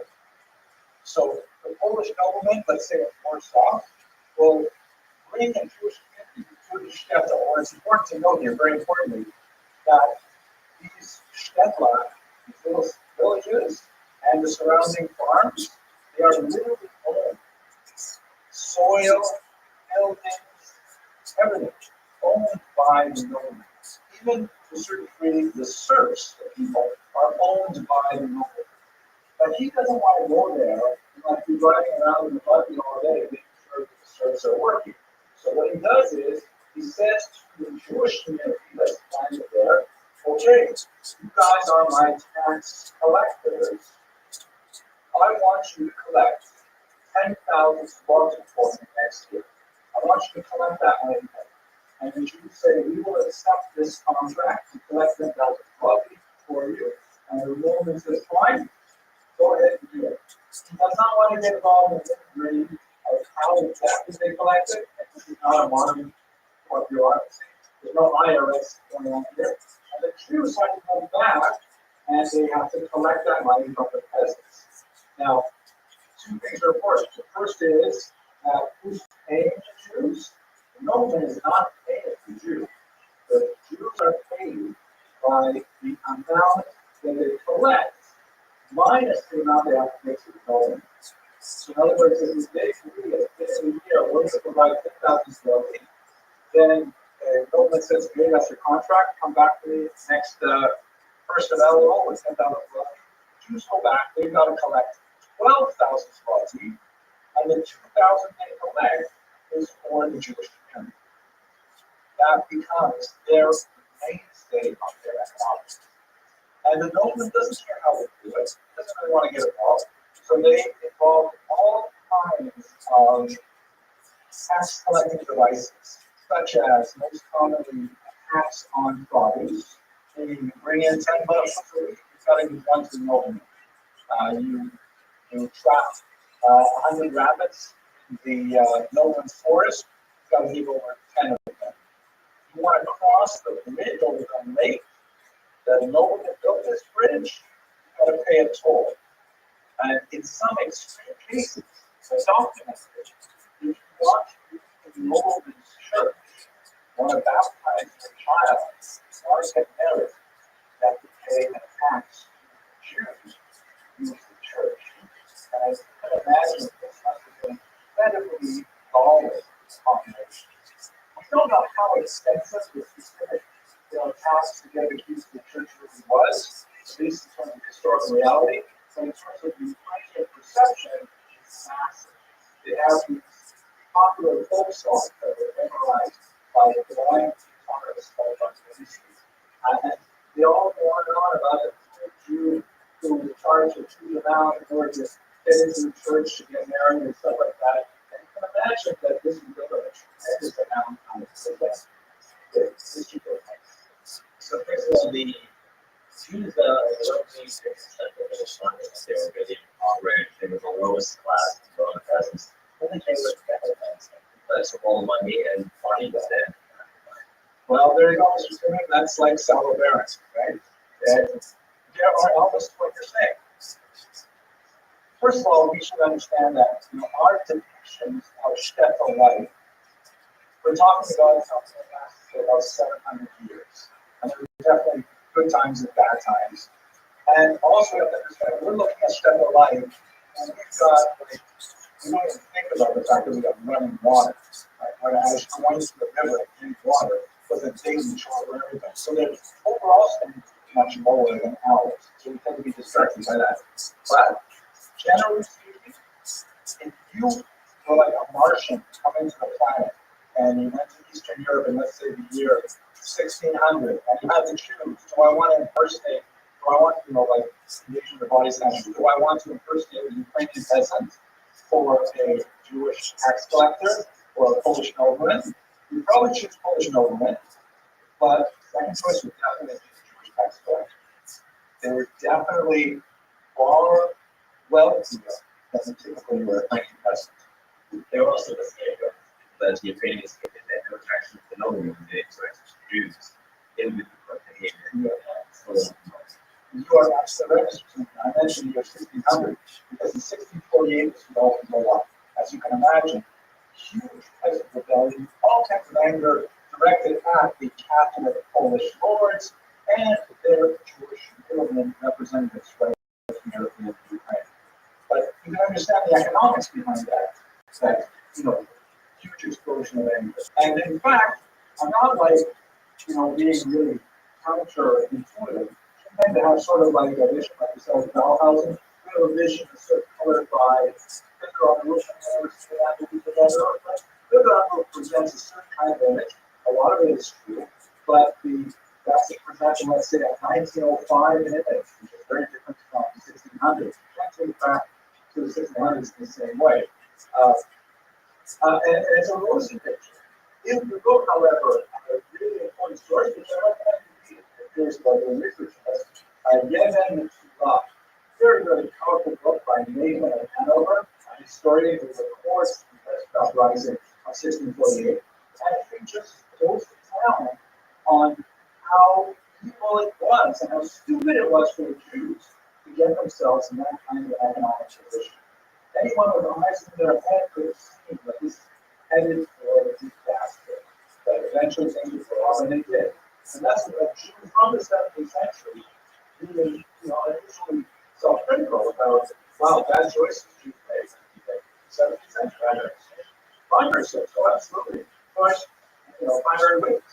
Another example might be like, if you look at, it's a terrible shocker, it's such a terrible challenge. If you look at the newspaper, you see that the financial scandal, like some cheating government, some cheating Medicare, something like that, and you see this whole thing is going to not be a Jewish name, and then you see a stun or a bird, it's just like, So that's the same kind of thing, where unfortunately, perhaps I did, everybody in the 1600s were black hats and really more Shabbos. It's unfortunately not true. And even the people who wore black hats and were Shabbos, who sometimes unfortunately fall into very shitty and exploited economic practices.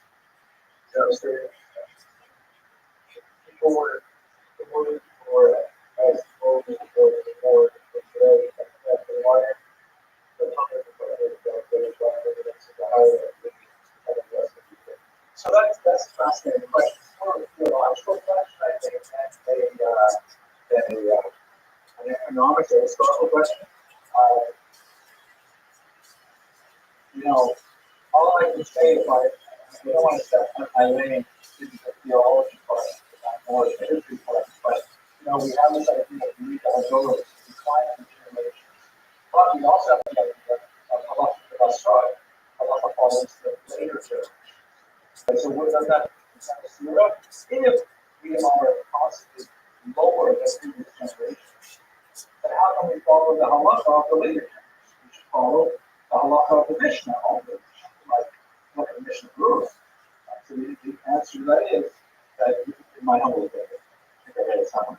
You read that don't refers to their spiritual capacity, their ability to, I don't know, empathize or to do something differently, but not their scientific intelligence, not their grasp of advanced math. Those things we follow where we are today.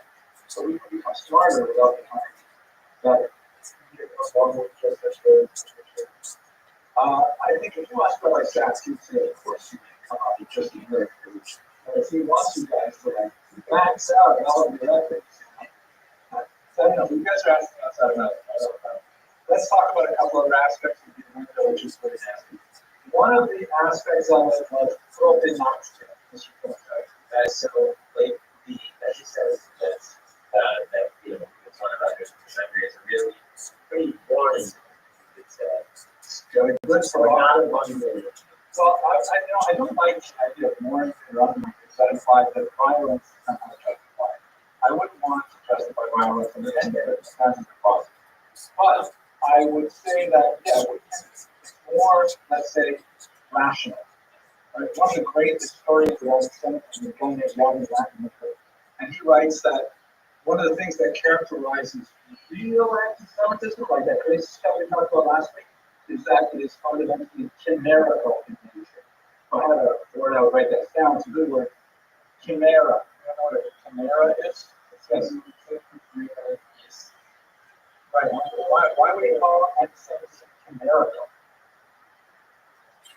So chimera is like a made-up monster, or you attach things one to another to make up something like, it's like just bizarre, like a three-headed beast or a pink elephant or something like that. So some of that weird stuff that we saw going on in Western Europe, it's like, children and their blood, it's the cloud, what weird, totally irrational stuff. This anti-Semitism, on the contrary, is more like an explosion of a socioeconomic basis. I'm not saying it's justified, and certainly not focused on individual criminals. It's an explosion that affects everything. It's horrible, but the consequences, but you can see where it's coming. Even an analyst, the Jews should realize that the agenda was intrinsically harmful. We should not be in this business.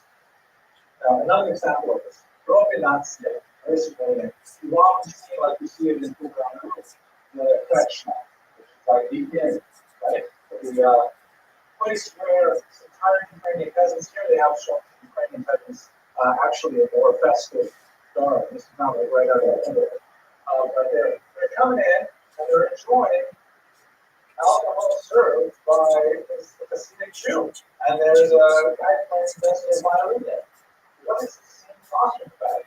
What this is referring to is the fact that one of the fastest ways to get taxes is through vices. Say, I'm going to go again, right? Alcohol is also a huge money business. Why it's so hard to ban alcohol, and you can have access to everything.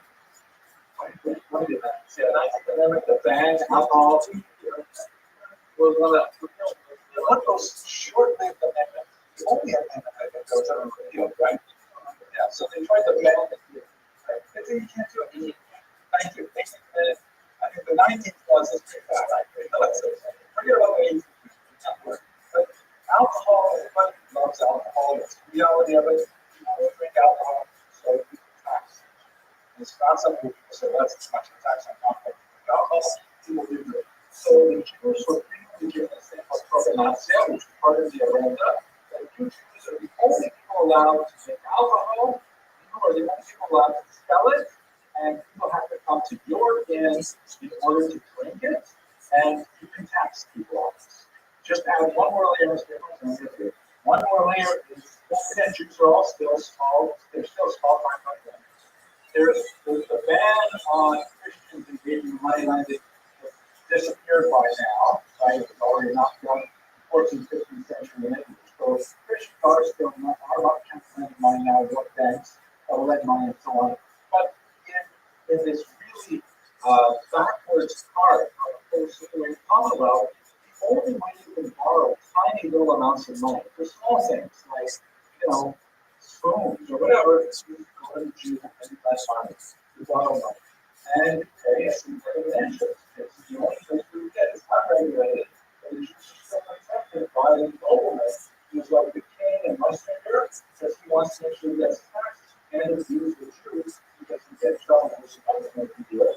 So Rothschild is added to the money lending in a way that training peasants, they work hard in the fields all day, they just want to come back and have a glass of kettle or a glass of sauce, they show up in the dish, they drink up food, they say to the Jewish innkeeper of the restaurant, put it on my tab. Jewish innkeeper says, no problem, here it is, one's water. And then at the end of the harvest season, the guy has all kinds of money, and he's holding all his meat, and he says, okay, I want to settle my tab, and for his laundry has a great interest, we found like 6, 7 zloty. And that's not the only value on his tab. So all of a sudden he's got like a 300 zloty bill for alcohol over here. And he said, what is this? So this was like an especially noxious form of the agenda that was ultimately very, very interesting. Yeah, Mr. Finch. So they would tax them just for pay samples, and then come at night and fees things. And then like, what was that relationship? How did they really interact with this? They couldn't make them alcohol, but like these are bad guys. Well, I think the question is backwards because there's no bad guys. There are people trying to live their lives. They're not independent. Yeah, these people are stealing our money, but how did they get out of that? Where they that's right. They know what the numbers. So their stories. The Jews weren't stealing their money at all. This was just reality that, like, there's only 2 things which are inevitable, right? Death and taxes. Jews are on charge of death. But the taxes, they weren't charging. And the reality is, you have to work for the nobleman. Everybody needs to go to the nobleman. And the Jew happens to be the tax collector. It's also collected a little drip at a time. You cross this bridge, fish in this pond, you get this, whatever. That was the reality. Nobody likes taxes, but it's rare you have tax revolts, right? People maybe are grumbling more in late March when they have to pay their taxes, but we don't have that many like storming of the capitals. Maybe not say how often, right? Hang on a second. So, they basically may not have always liked them, but it was not like a wartime situation. Also, let us not forget, and it's so hard to teach this properly because I have to keep both of these in mind. The Jews and Poles and Ukrainians lived together in great peace and prosperity for about 1,000 years. 1,000 years with only a few very memorable moments of violence in that time. Now, some of those moments were like incredible explosions, like 1648. And they're also accelerating and get to modern era. You have organization in 1903, 1905. 1919 was horrific, it was the Holocaust. But for most of those centuries, they lived with each other. And case in point, so much of what we do in Ashkenazi Jewish culture is basically Ukrainian, Polish, Belarus, and Russian culture. You cannot sit down to a meal in Ashkenazi house without having, for example, Russian cooking. Right? What is Russian? What noodle is Russian based on? It's not non-Ukrainian. No, it's Yoshina, which is Ukrainian for noodles. Kumel is German. Or you can have, I don't know, some other examples. Borscht, for sure. Children, no, is actually French. Children, still hot. For a long time. So, there's so much of the stuff to do, the rituals we do are basically things that we sort of borrow from them, they borrow from us. Oh, this is that was you think, and guess what they call the Jewish, which they use as it up. Jewish, Jewish. And this is good stuff, that's Jewish. So our cultures are so closely interrelated. Like that is one of the best things I've ever on the road is when you're in a Frenchman. and they're kind of like all linked together. And when you're training a guy who wants over to have you a muscle toe, it says, "Nas Doravia," through your health. And the head was a little bit intimidated, but then they end up starting dancing together, and it's like, wow, it's like, oh, and that is true. There's hostility, there's separation, but there's also a tremendous degree of cultural borrowing. Where that especially happens, gentlemen, and I don't want to go too far on this, but encourage me, I would probably do it. Women, the women talk to each other. Recipes are exchanged. They're picking up fashion hints. They're doing all kinds of women are much more the glue of societies than men disregard. Men may have stories of political things like that, but the women will talk to each other.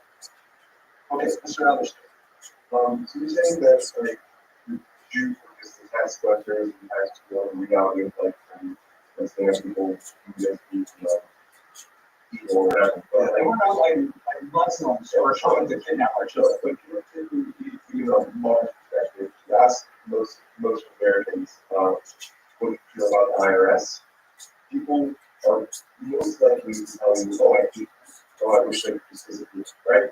And the IRS body of government does a lot more oversight than you use.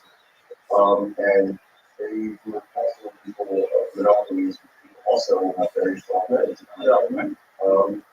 So, Mr. Tony, your idea definitely seems very much like forward.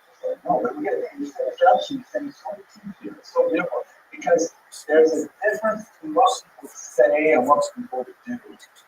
Nobody likes the IRS. Nobody does. Maybe if you work for the IRS, you might like the Boston Tea Party was over 3% tax. okay, good. And when was that? That was in 17. Right. And when was the next tax revolt? That's what right? There are tax revolts for sure, but they're, as long as the taxes are not too awful, we'll deal with it. We'll complain. And America has an unusual kind of pressure release because we have elections. You just say, pull the thumbs out, and that makes America look easier. But generally speaking, taxes are just an accepted part. Nobody likes them, but everybody agrees. There have been many revolts over taxes. It's like, obviously, it's like your consideration, and some socialist or communist countries have tried going socialist or communist and increase taxes exponentially. Had revolts, sometimes relatively quickly. Yeah, I will not disagree that this does happen, but in the main,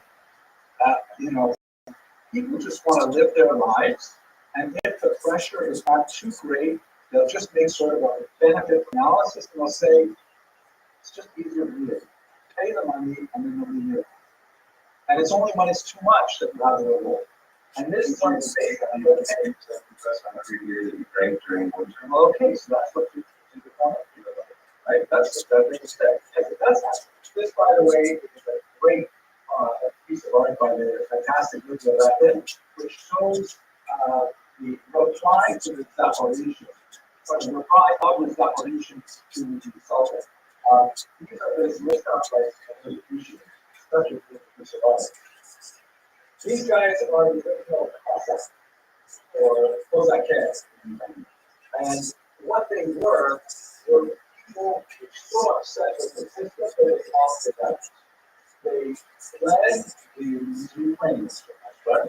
They fled the settlements, and they went as far south as they could out of the reach of the Schlachta, the and they essentially set up these sort of like independent cowboy settlements where they lived close to their own fields. And they had all kinds of sort of fashion things, like this walrus mustache, this classic Cossack style. There's top as well. It's quite often it's like the top knot there. And this is, by the way, for the Ukrainians. These are kind of like their national people. Like we think in America, we idolize the gunslingers or Wild West, right? The horrible after the big cash riding off the sunset on his horse, that kind of thing. This is like the cowboys for Ukraine. Unfortunately, the national heroes for Ukraine are like the national enemies for the Jews. Because what would happen? What's going on in this particular seen is the Cossacks. So one of the things they did, but which they are valorized by the Finnish, is they fought the Ottoman Turks who would raise Ukrainian villages for children and take them back to be slaves.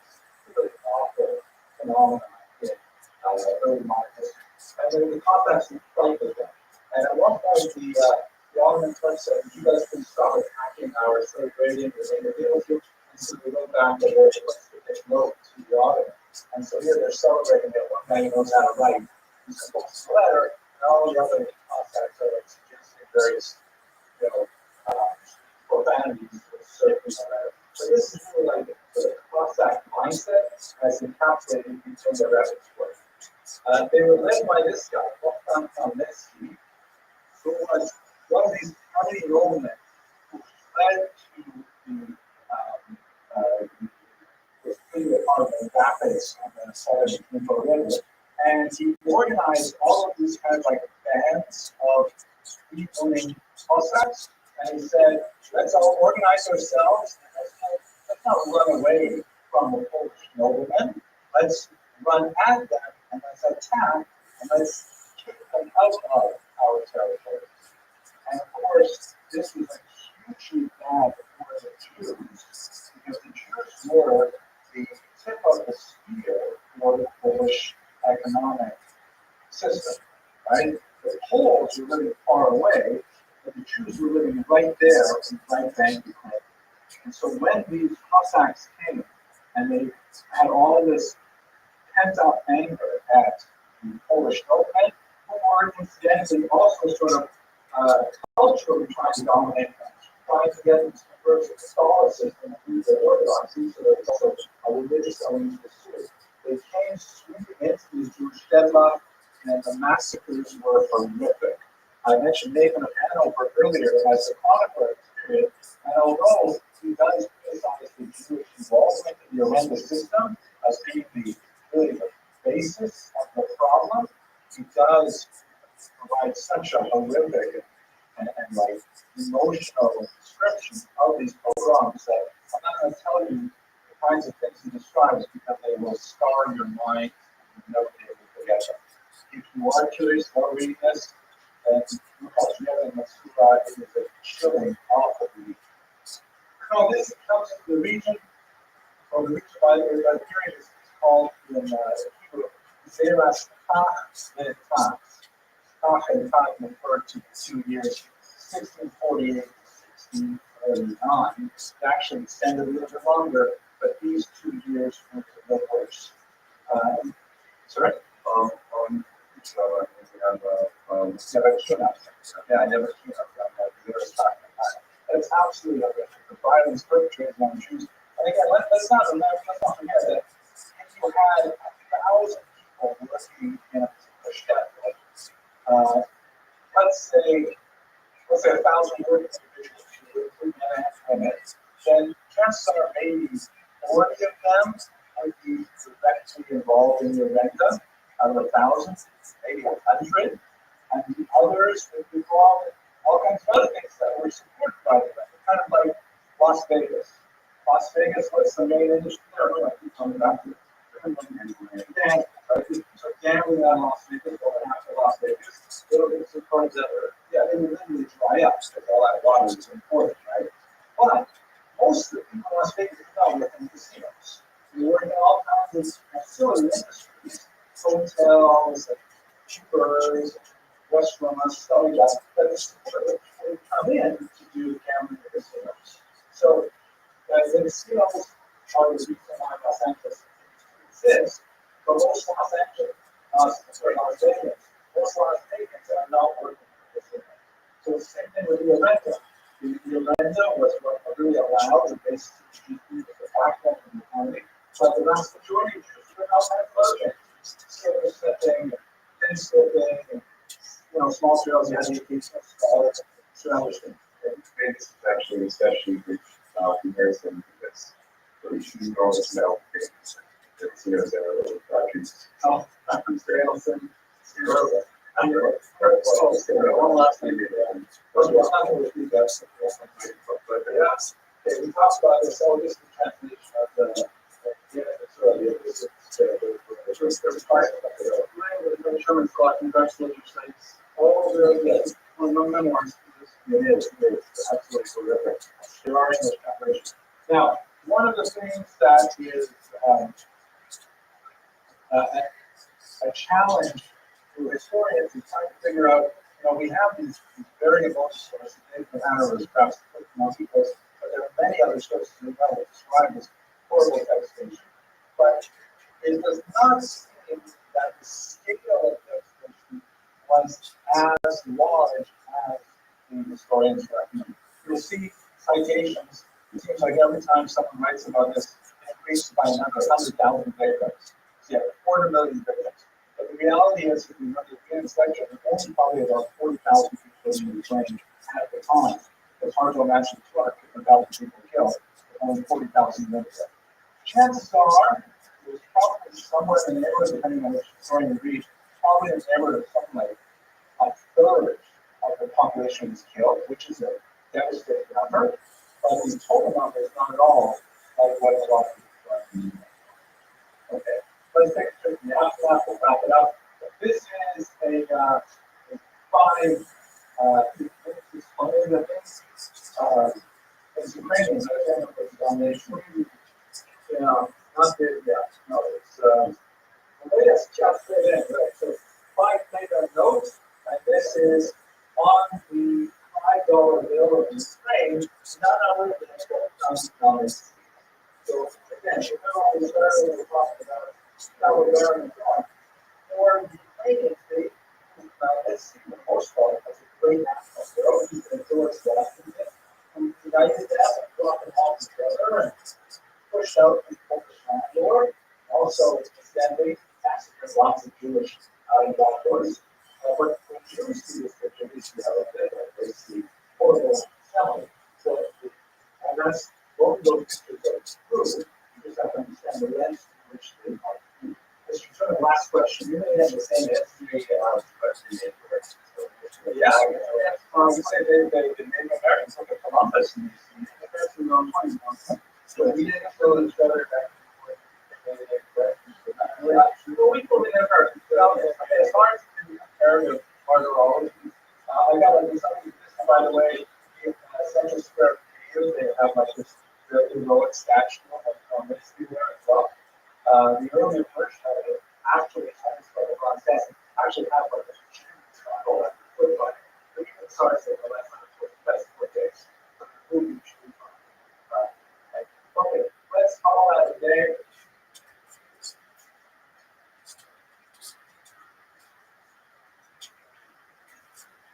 Exclusionary pressures in Western Irish. So what's going to happen? Now we're at a transitional point in our history. We've looked quite a bit, especially the materials I put online from last week. We looked quite a bit at the environment of Jews in Western Ashkenaz, which basically comprises England, France, and Germany. Once you get east of Germany, you're getting into Central Europe or Eastern Europe. And what's going to happen from the 13th century onwards, peaking in the 17th century, you'll have a massive migration of Ashkenazi Jews from the traditional heartland of Western Europe to Eastern Europe.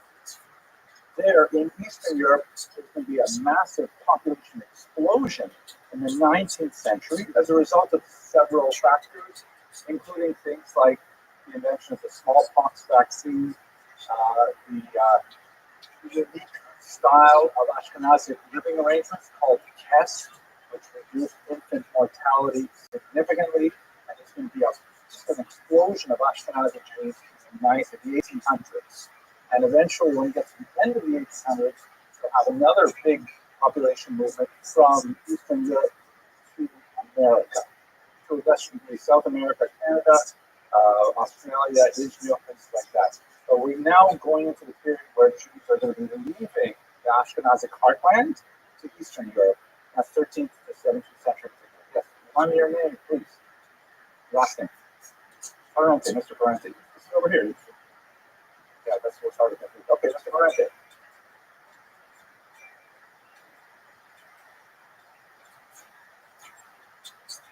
So that's a question. The question shall we repeat because people who are watching videos sometimes ask me to repeat the question. Does the word Ashkenaz refer to a people or a country or a region? So if you have a look at the very first lecture, we went over the terminology. It is associated with I think it's a grandson of Noah in the biblical period. I think Noah. I forget his name. Anyways, one of the grandsons, maybe great grandson. And over the Middle Ages, various regions were associated with the land of that particular individual and his descendants.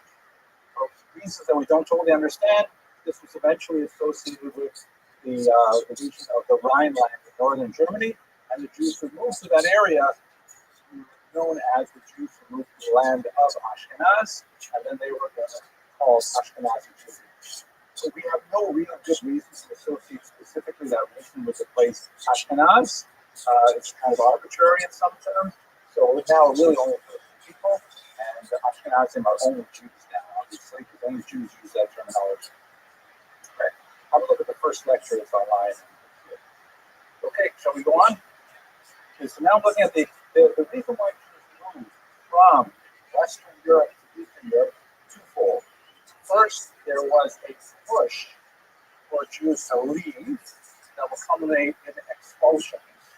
Really strong push that Jews felt unwelcome in Western Europe. And at the same time, not for our discussion today, but probably next week, there was an economic vacuum in Eastern Europe inviting Jews in. Literally, leaders of municipalities, of kingdoms, saying, please, Jews, come here.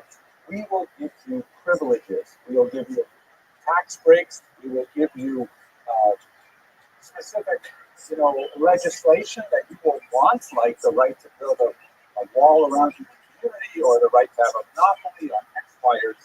And so that will be like a vacuum, an invitation, bringing Jews in, pushing Jews out, bringing Jews in at the same time. We're going to talk about the pushing Jews out first. Mr. Krantz.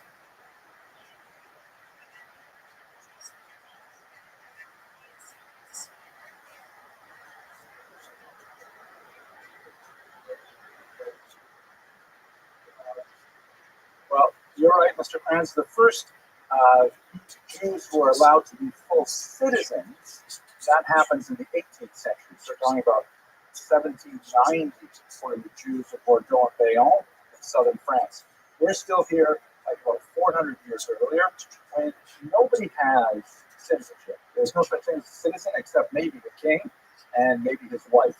And that's basically it. Everyone else is a subject, or maybe not even his wife. Everyone is a subject of the king, right? That's feudalism.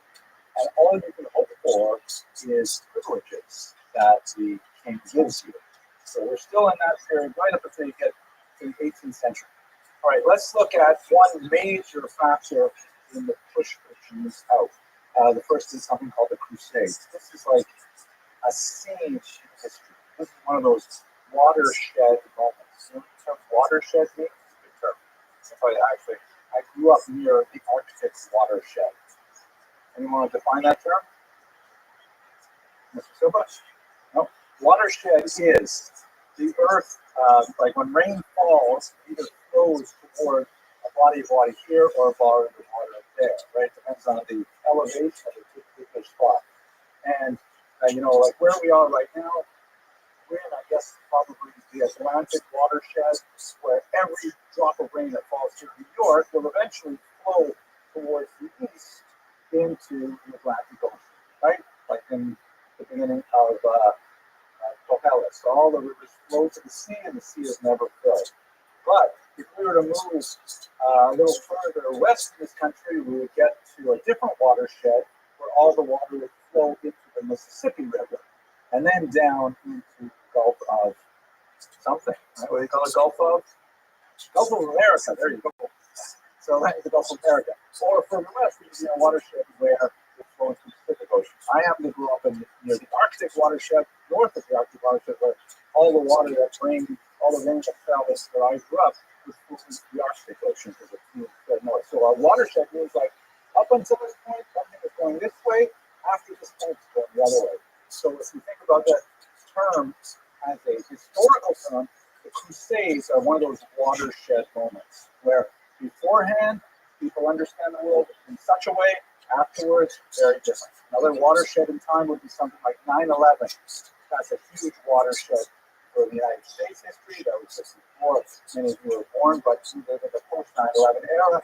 Changed everything in so many ways. The Crusades are one of those moments. This is the history. This guy, Pope Urban II, 1095, he complains that the holy city of Jerusalem, which is controlled at this time by the Muslims, right? Muslims are in charge of the land of Israel at that time. They are not allowing Christian pilgrims appropriate access to the holy sites. Church of the Holy Sepulchre, various sites that Christians revere in a very significant way. And he's like really upset about it. He reaches out to Christian Orthodox, right? There are, don't forget, at this time, 1095, there are basic major kinds of Christians. There are Catholics who are ruled from Rome, the Pope in Rome, and there are Orthodox who are ruled by 7 patriarchs in the Eastern world, sometimes called Greek Orthodox, sometimes called Russian or Armenian Orthodox. It's a different form of Christianity than Catholics, but they both are Christian faiths. If you want somebody to look at these terms, denominations, but they are 2 different, let's say, flavors of Christianity. And they have not gone along well for the last couple of hundred years.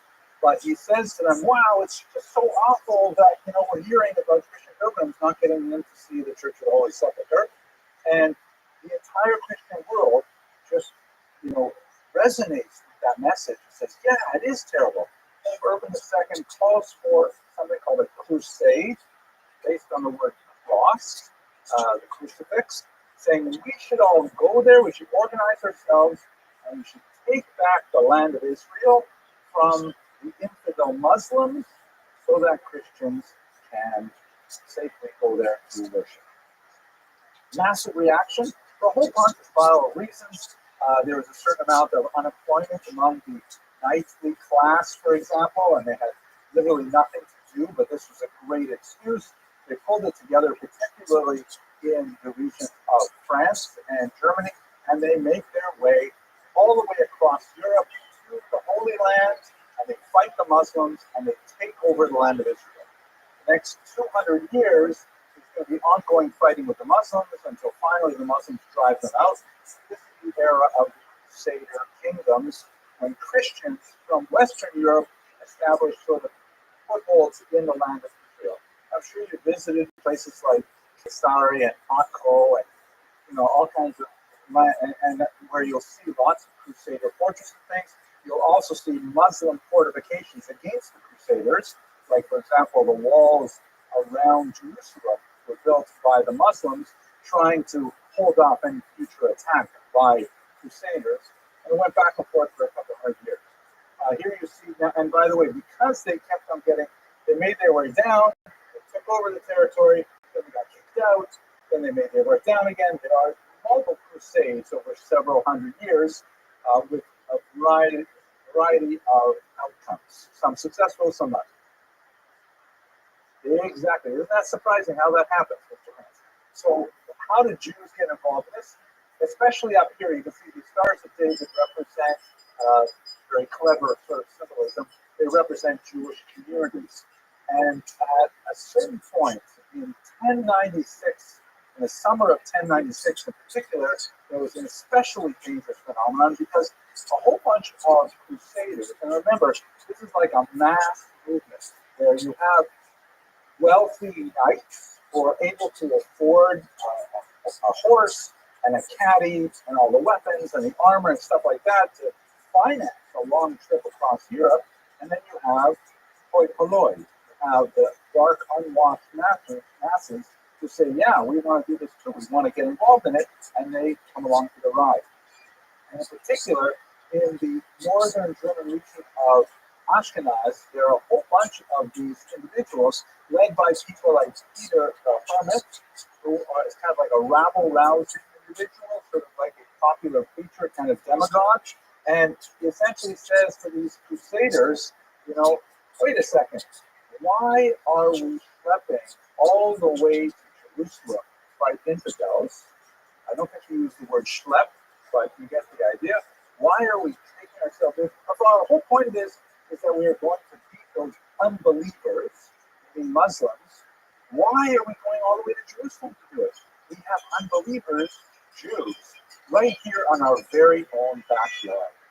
And so a lot of these, especially the less professional crusaders, the less disciplined crusaders, they start making these religiously inspired pogroms that specifically targeted these tiny little Ashkenazic,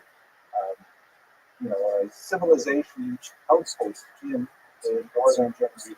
This is like one of those huge scars in Ashkenazic history that we will remember every week in the Abba Rachamim prayer, which Abba Rachamim, which we read on Shabbos, after the Torah, specifically speaking to the horrible massacres that occurred in the summer of 1096, and then onward for the next 200 years on a smaller scale.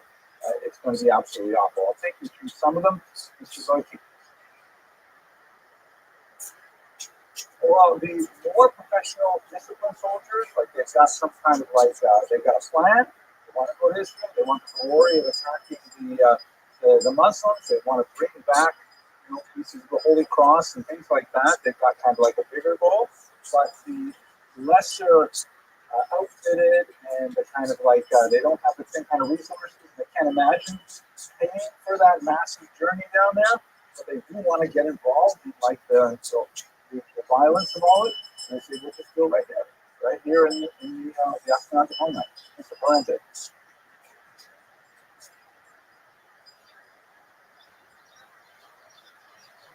So I think that if you asked a crusader, he would say the goal was to reclaim the Holy Land. And then maybe a side benefit would be the fact that we can show those unbelievers what they're worth. And by the way, where you see this especially clearly in the Rhineland massacre is because Jews were given the option convert or die.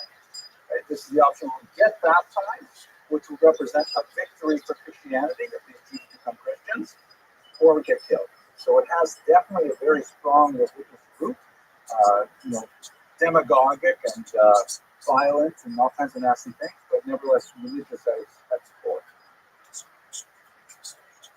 Right? Okay, so he says to these crusaders, why are you slipping all the way down there? Let's do this right here. Here's another image from that time. And we have a lot of chronicles, by the way. We have source material for this written by Jews, some of the really heartbreaking chronicles written by Jews, like a handful of them.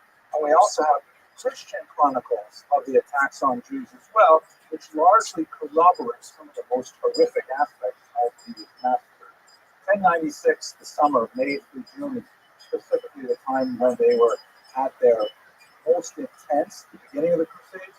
There would be, as I mentioned, later Crusades that also had, violence against Jews attendant upon it. You'll recall in the lecture where we looked at Ashkenazic genetics, we saw all those Jews thrown down the well. So that was as part of the Second Crusade. There's a tremendous story about Rabbi Tam being involved in one of these crusades as well. It was absolutely horrific. The three main towns, however, that are the epicenter are called Speyer, Worms, and Mainz. They're known as the Schum communities by acronym. These are three really small but important old Ashkenazic settlements. Remember, Ashkenaz at this point only has been around for about 200 years, and there's still maybe a few thousand Jews in each one of these places, but nevertheless, they were the three that were most powerfully attacked in the beginning.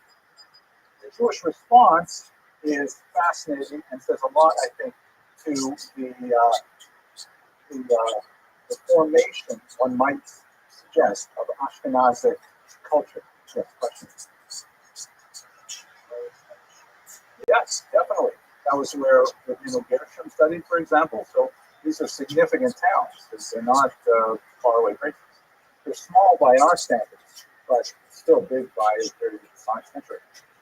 So this is where one of the oldest techniques that Ashkenazim developed, Jews in general, but Ashkenazim in particular, for dealing with communal threats. There are three basic strategies that you can possibly think of when you're confronted by a threat. What do you think those three strategies are? Pay them off. Thank you. Thank you. Fight back. What happens if you fight back? You'll probably lose. You'll be overwhelmed by the numbers, right? Because we're talking about masses of pogromists who are attacking small communities who are not, inclined militarily. There is an argument to be made, and we do see it happening in the 1900s, the pogrom waves that swept through Russia, that you might actually scare them off by showing a little bit of backbone.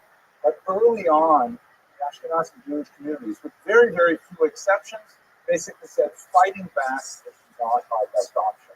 We are going to get completely murdered, massacred if we fight back.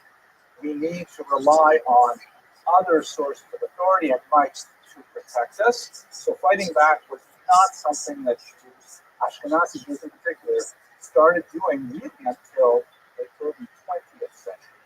We have a long, old history of military resistance that goes back to biblical times, but basically living as a minority in the diaspora, we set it aside as a strategy. Since the Maccabees, actually a little later, since the revolt against Rome, since Bar Kokhba in the 2nd century, they set aside military responses. That's why, by the way, maybe we'll get to it again this semester, that's why Israel represents another watershed moment in Jewish history, because this is the first time that we really organized ourselves to bring back some of that old martial tradition that we had in the ancient period. But that's not what's going to happen in the medieval period at all. The other possibilities are you run away, and yes, we have lots of flight of Jews. It's not always possible, though, You're talking about your family, talking about your children. How you're going to run away with all of them? They're going to catch up with you. It may not be a very viable option. The third option is to bribe the criminals. Try to pay your way out of it. This is what one of my students once memorably said. This is the fee or flee strategy of Jewish survival. So you can remember that, fee or flee. Either pay or run away. Those are the two basic options that Jews use. So typically, like for example, in April of that year, they were able to avoid the massacres by simply going out to the Crusaders and saying, "Hey, whoa, you don't want to attack us. We are loyal subjects of the king. Remember the service of Agi Kamarai, that stuff we talked about. But we appreciate the desire to liberate the Holy Land from the Muslims. Here's a big bag of gold to help you finance your military endeavor." And they were able to successfully, avoid a massacre, at least in April. They also would appeal to the emperor, right? Because that's part of how Jews survived, was by being part of the tax structure that the emperor wanted to protect. But later on, it would get worse. This strategy would not survive. Going on to Speyer in May of that month, they tried to barricade themselves in the synagogue, and many Jews who were outside the synagogue were killed by the Crusaders. Remember, it's a get baptized or die kind of moment. Many of them chose to die rather than be baptized. In fact, what we will see happening in some of these chronicles, which is absolutely horrific and hard to imagine, but we see it very clearly in the chronicles that Jews in the Crusades frequently chose suicide over baptism. This was like an incredibly dramatic moment where you have situations where Jews were trapped inside synagogues, and the Crusaders would say, come out and be baptized, or we will set the synagogue on fire. And the Jews inside would actually take out knives and slaughter their own children before they took their own lives, and the Crusaders would set fire to a building that had no more. Absolutely horrific examples recorded not only in the Hebrew Chronicles, but also in the Christian Chronicles, saying, "Can you believe these Jews? They're amazing. They would rather kill themselves and their own children, like hundreds of times. They would rather kill their own children rather than submit to baptism." And Gentlemen, I would hazard as something for you to think about further. This is one of those moments that define Ashkenazic history. That from the Crusades onwards, much of Ashkenazic culture sort of like bend inwards and begin to say that, wow, the outside world is so dangerous. The outside world is so toxic. It is fundamentally and existentially threatening to us. We must protect ourselves at all costs from everything involved in the outside world. And Ashkenazi culture tends to be kind of like that inward focus that results in some interesting cultural expressions we'll see shortly. Sephardic culture, by contrast, they didn't have this same challenge of the Crusades. The Crusades did not sweep through Spain at this time. Spain is also, where Jews are mainly living, it's Muslim. It's not even under the Christians. But their big challenge would come after 1391, as we discussed last semester, that their challenge would come after 1391, where now they've been forcibly converted without their will, without a chance to even say no, and now they have to live in both the Christian world and in the Jewish world simultaneously. Sephardim develop a kind of cultural tropism where they can direct themselves to adapting to outside society while preserving a Jewish identity. And you see the contrast between the two. Ashkenazim, sword in the sand, saying, if you force this on me, I will literally kill myself. Sephardim say, give me your worst, I'll find a way to cope with it, and I'll do sort of, pardon the pun, Jiu-jitsu, and find a way to keep my Jewish identity, despite the fact that I'm living outwardly as a Christian. Two different, very different survival strategies. Okay, so it was inspired, and we have the first example of this, that was recorded in the Jewish Chronicles of a Jewish woman who chooses to die rather than to submit to baptism, and this becomes kind of like a major theme of the Crusades.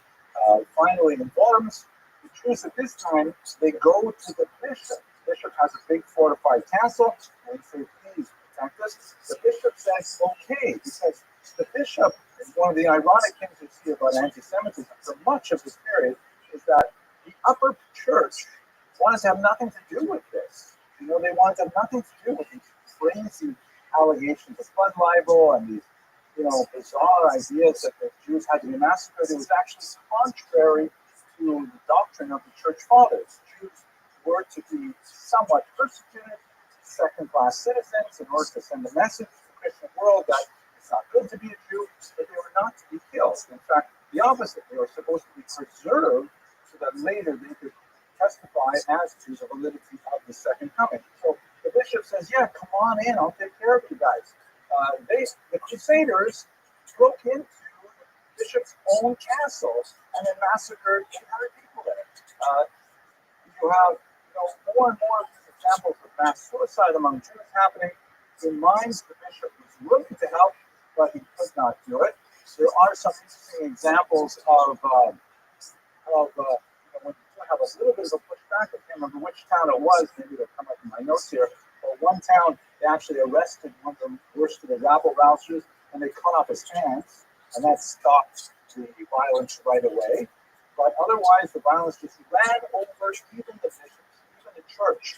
If they wanted to stop this movement, they could not. It's like when you wake up this kind of elemental hatred, even though it is technically disguising itself with a religious sort of veneer, it's a much more powerful impulse than any kind of religious thought at the time. Count Amico is one of these examples. He's one of the worst of the pogromists at this time.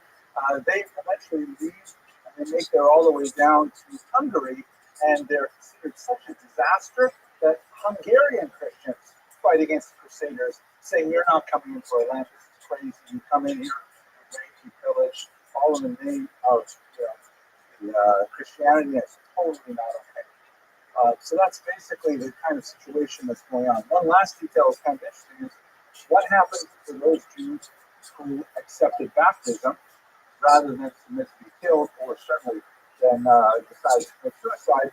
There is a significant debate in both the Christian world and in the Jewish world.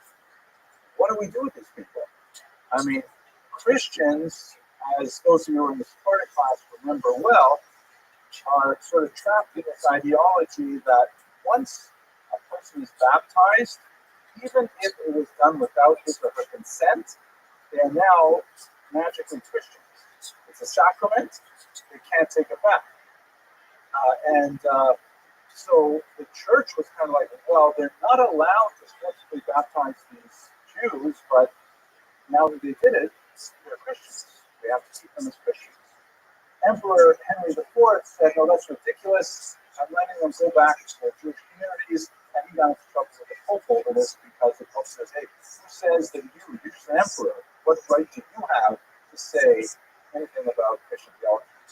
But even on the Jewish side, there were many prominent Jews of the time, largely overruled by the Rishonim that you are familiar with. Rashi being perhaps the most important of them.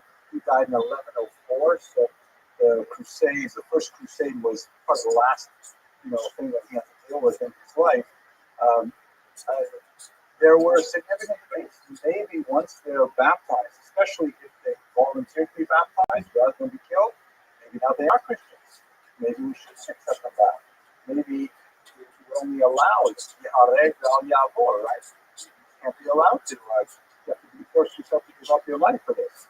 Nevertheless, the consensus developed over the course of about 100 years. It's not such an easy thing to do. The consensus developed that, yeah, we'll allow them to come back. We'll allow them to consider Jews. We'll consider this an ones, a forced situation. They were not responsible for that decision. Okay. Arguments, discussions, anything on that? It's clear as the sun at noonday.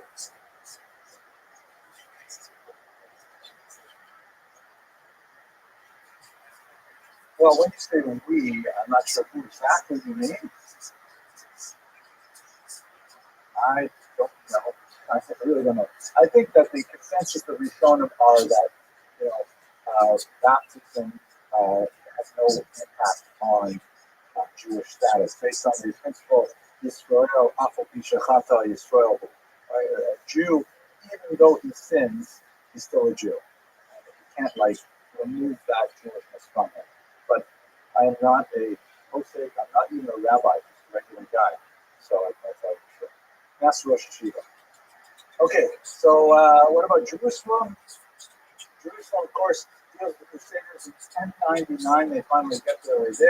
There's a huge battle in Jerusalem, which is kind of like in the First Crusade, it was the peak of the crusading story and became like myth. You have guys like Richard the Lionheart who make their reputations in these huge battles for Jerusalem. Ultimately, Jews and Muslims in Jerusalem fight shoulder to shoulder against Christians, and they lose. There's going to be a massacre, and the Jews are sold to slavery and Gesundheit. And it is ironic, we should remember that right now, Muslims and Jews have loggerheads primarily over politics in the Middle East. It's been like that for the last century and a half, more or less. But prior to this, there are many points in time where Jews and Muslims were actually on the same side against Christians.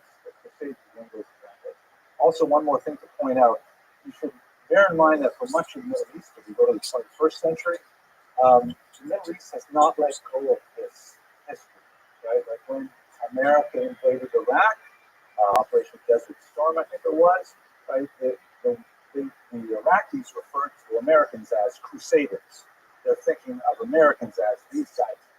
Here are Muslims minding their own business in Jerusalem. It's not even clear how much they're really interfering with Christian pilgrims, but all of a sudden they get all of Europe comes down here in their big metal armor and their horses and stuff like that, and they make a war with us.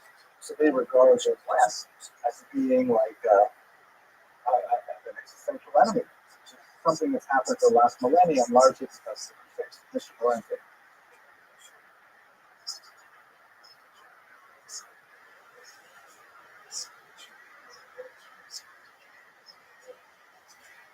Yeah, so you got to take this Spartan Jewish history class. That's you do have this period which they call, it's a little bit of exaggeration, about convivencia, the period of coexistence. Lasted about 200 years. About give or take 950 to 1150. Yes, exclusively together. But that's it. It's an interesting period of time. Sephardic Jewish history. You think right now everybody's getting along?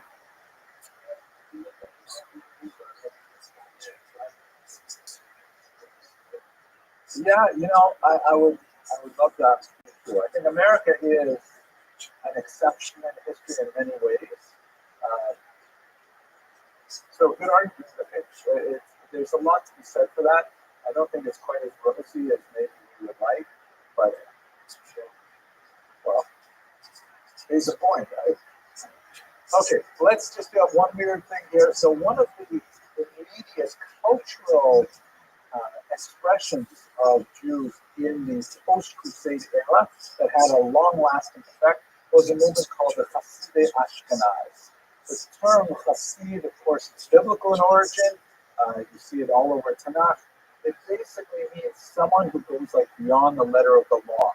But it has been used so many times in history.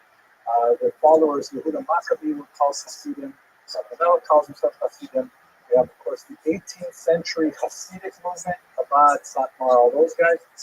But this is a different movement. It just happens to be the same name. They flourished for about 100 years right after the Crusades.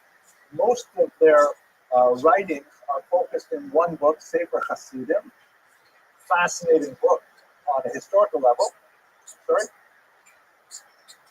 Yes, so the Yehuda Hasid is one of the major authors of this, also his father.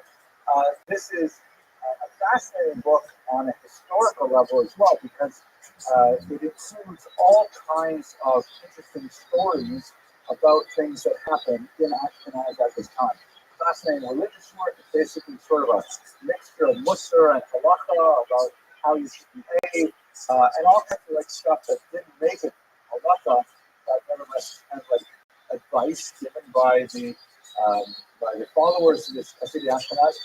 What is especially unique about it, though, what distinguishes it from a lot of other trends, and is not something that really lasted in the Ashkenaz tradition. It's very, very sharp at this time, though, is that the Hasidic Ashkenaz were really big into self-blame, self-denial, martyrdom, all kinds of like, we have to do more tshuva.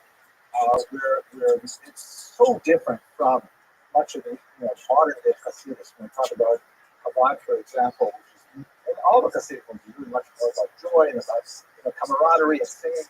No way, these Hasidic Ashkenaz were really into like self-mortification, like literally rolling snow. Fasting was a big deal, lots and lots of fasting, and even like after death, customs like putting in your will that you want your coffin dragged along the street to your burial as a last chance to atone for any of your sins. Those kinds of things show up in the Hasidic Ashkenaz movement. It is a kind of like a cold, dark period in many ways culturally, but the Sefer Hasidim is actually quite fascinating when you look at it. It's short-lived, but certain ideas definitely do find their echoes later on. I think I have here. No, I don't have these. It is at this point, by the way, where the Hasidic Ashkenaz have this influence on not portraying women's faces in particular. That in the artwork that we have from the time, a lot of I can make it later on in the lecture, or maybe I'll put it in the videos. A lot of the artwork will show women with animal heads rather than with human heads. I'll try and find it. Sometimes all people, not just women, but especially women. And that also happens today too. The idea is like we're not sure exactly what the idea is. What most theorists say has to do with the idea of like more it's not right to look at the faces of women, stuff like that. Okay. Yes, question.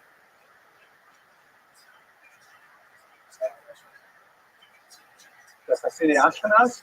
Well, it was kind of like an intellectual religious movement. There were several prominent rabbis who were deeply involved in it and influential. And so people followed it.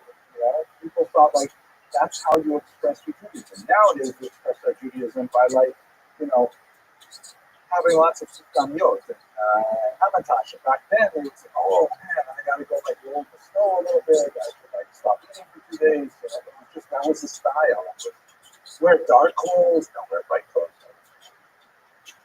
Well, that's, I think, precisely what a lot of historians would say. The Crusades maybe were seen as like a divine punishment because we are having too much levity.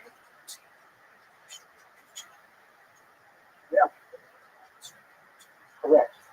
So it stands to reason that they were influenced by the environment. We'll see the same kind of thing to a certain degree happening with the Black Death.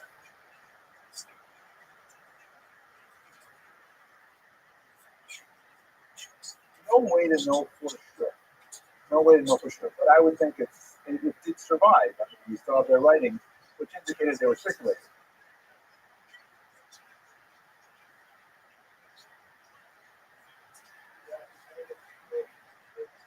You'd have to find a way to measure that. I don't think anyone knows. Mr. Pence.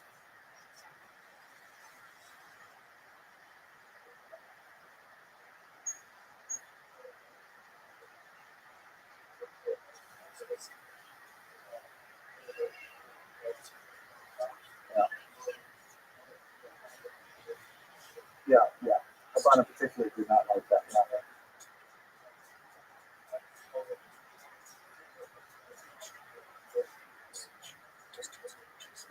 I don't know. Could be. Not sure. Okay, let's go weiter. Now, the next nasty, right? The whole point of today's lecture is to illustrate exclusionary pressures, right? That reasons why Jews want to leave Western Europe. Crusades, fairly focused violence associated with the crusade itself. The Jews were able to, over the course of the next couple hundred years, sort of see when these things are developing, reach out well in advance to authority figures to try and protect them. It helped quite often that you didn't have the same kind of big massacres that you did in 1096, but there were other things happening at the time as well. One of the most awful of the developments of this era was something called the blood libel, which I'm sure you have heard of because unfortunately it is a myth that continues to this day. This is a map from the Encyclopedia Judaica that shows you the places in Europe that had a blood libel with the centuries when they occurred. And you can see the numbers in circles are the 19th and 20th centuries. So there's definitely an ongoing persistence of this bizarre idea that started first up here in Norwich, and right here in the, actually the earliest one is in 1144. The story goes, and this is basically repeated over and over again, that the Jews need to kill, God forbid, a Christian child. There's actually two distinct charges. The first one is called ritual murder, and later it develops into what's called the blood libel. Ritual murder is this idea that, well, why would you think to kill a Christian child? Well, the reason is because, as the crazy theory goes, and for those of you who are going to be watching this in the recording, it's not true. Jews don't do this stuff. But, and the church has, by the way, said this over and over again. The popes are constantly publishing bulls saying, no, it's not true. Don't believe those crazy people who say this happens. But nevertheless, it is one of those things that is, hard to root out of the psyche once it gets in there. The charge is that Jews need to ritually murder a child in order to vicariously reenact the passion, meaning the crucifixion of the founder of Christianity. That because Jews so hate Christians, they want to do that same thing again, specifically around Passover, right? That's the season of the Passion. The term Passion refers to that whole story of the crucifixion. And so whenever it happens, unfortunately, and it does happen, young children, God forbid, are kidnapped, frequently abused, and then murdered. Such things happen, of course, even in our own day. So, people are really upset, and they say, who did this terrible thing? And someone says, I bet it was the Jews. I heard the Jews do this. It is April after all. It must be part of their ritual murder. And the story goes out, and then what happens afterwards is sometimes there's like a mob lynching of Jews. Sometimes there will be like a bizarre sham of trial that will result in mass hangings, and it never ends well for the Jews. The evolution of this charge of ritual murder, which really begins in 1144, and then it just goes like crazy. Everybody just catches on to this idea. It's a little bit like an urban myth. Like, people for a while were talking about how don't go to these, countries in Central America because one day you'll wake up in a bathtub and you'll find a scar and someone has stolen your kidney. Right? You ever hear those crazy stories? You go to a bar, someone will put something in your drink, you wake up the next day, missing a kidney. And people say, yeah, that happened. Oh man, but even though, I don't know how often or how seldom it happens, it just sort of like takes up way more space in people's brains than it actually deserves. Historically, that's what happens to ritual murder. The blood libel just added a dimension of crazy to this that made it even more popular. The blood libel is the argument that not only do Jews need to reenact the crucifixion, they need to drain and drink the blood of the victim. They have to actually go. Why do they need to drink the blood? Well, there's lots of different reasons. As I'll show you, here's like you see a crowded map of how many places had blood libels after that first trial, right before the fourth. This is Simon of Trent from 1479, one of the most widely publicized blood libels. You can see all of the Jews gathered around here. This is like it's part of a large Rothschild. Like one of the reasons why it's so popular in the 15th century is because that's when the printing press comes out, and public announcements were often made on these large sheets of what would look like newsprint, and then they would like post them on walls. Sometimes they would actually make, in Europe, this would go like around pillars in public spaces and post these big things there. In Israel, you see in Pashkevilin, same kind of idea, like don't go to a college kind of messages that you see in some places. I should say that's how this would be posted. It was not colored. This is a colorized version. It just has a little level of vibrancy to it. The Jews here, and they all have names because below it would be a long text in medieval German that most people could not read, but they could see the cartoonish image. They have these little ruels here, these little badges that indicate that they are Jews. From year 1215 on, Jews are required to wear some kind of distinguishing badge like this. And here is the unfortunate Simon, who is held in a cruciform position.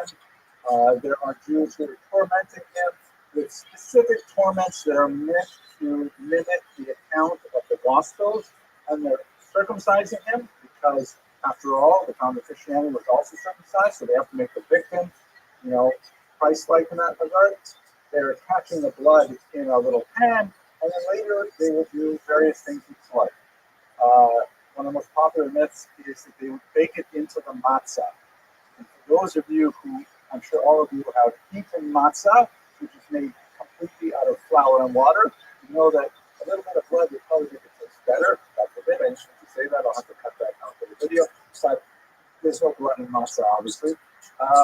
There are also interesting thoughts that Jewish men are subject to menstruation. And so they lose iron every month, and they have to drink Christian blood in order to replenish the iron. Other stories that say that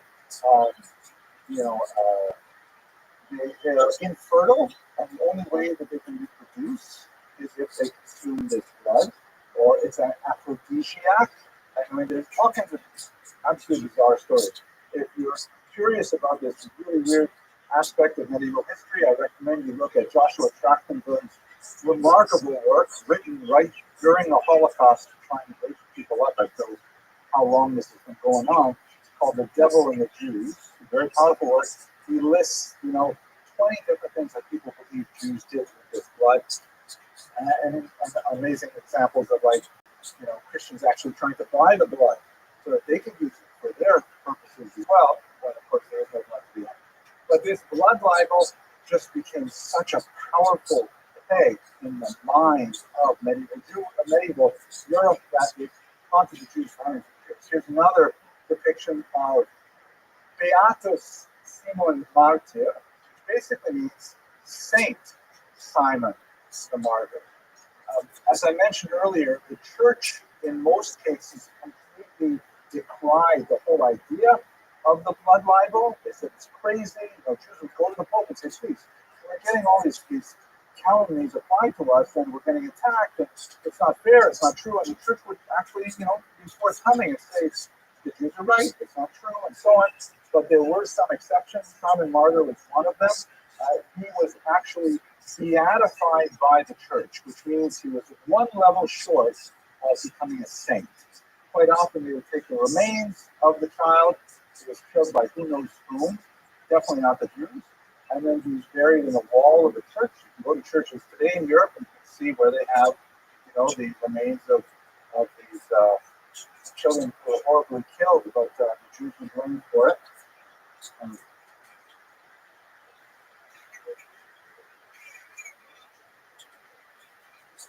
Well, I don't think you'll find too many people who are going to go along with that, but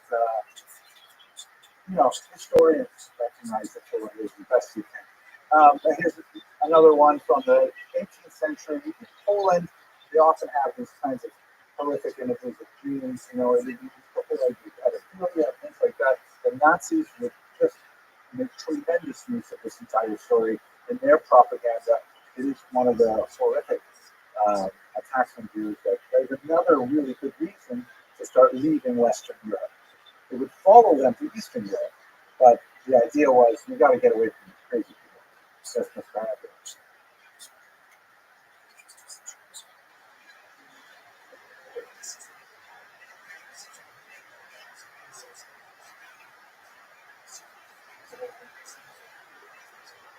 So the question is, Conte asks is, there's kind of like an iconographic standard for the ugly Jew.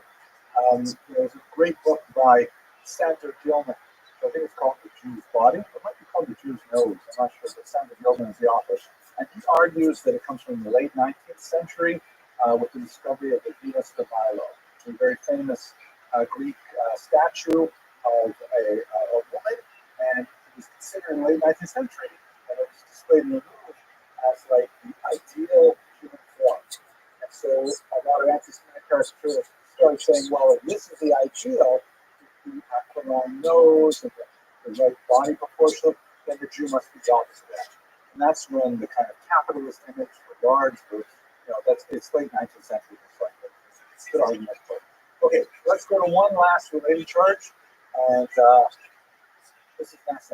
Now, the ritual murder morphs into the blood libel, makes Jews feel very uncomfortable during this time period. And we can say much more about this. We could teach a whole semester on the blood libel, the crazy examples where, for example, you didn't even have to have a body.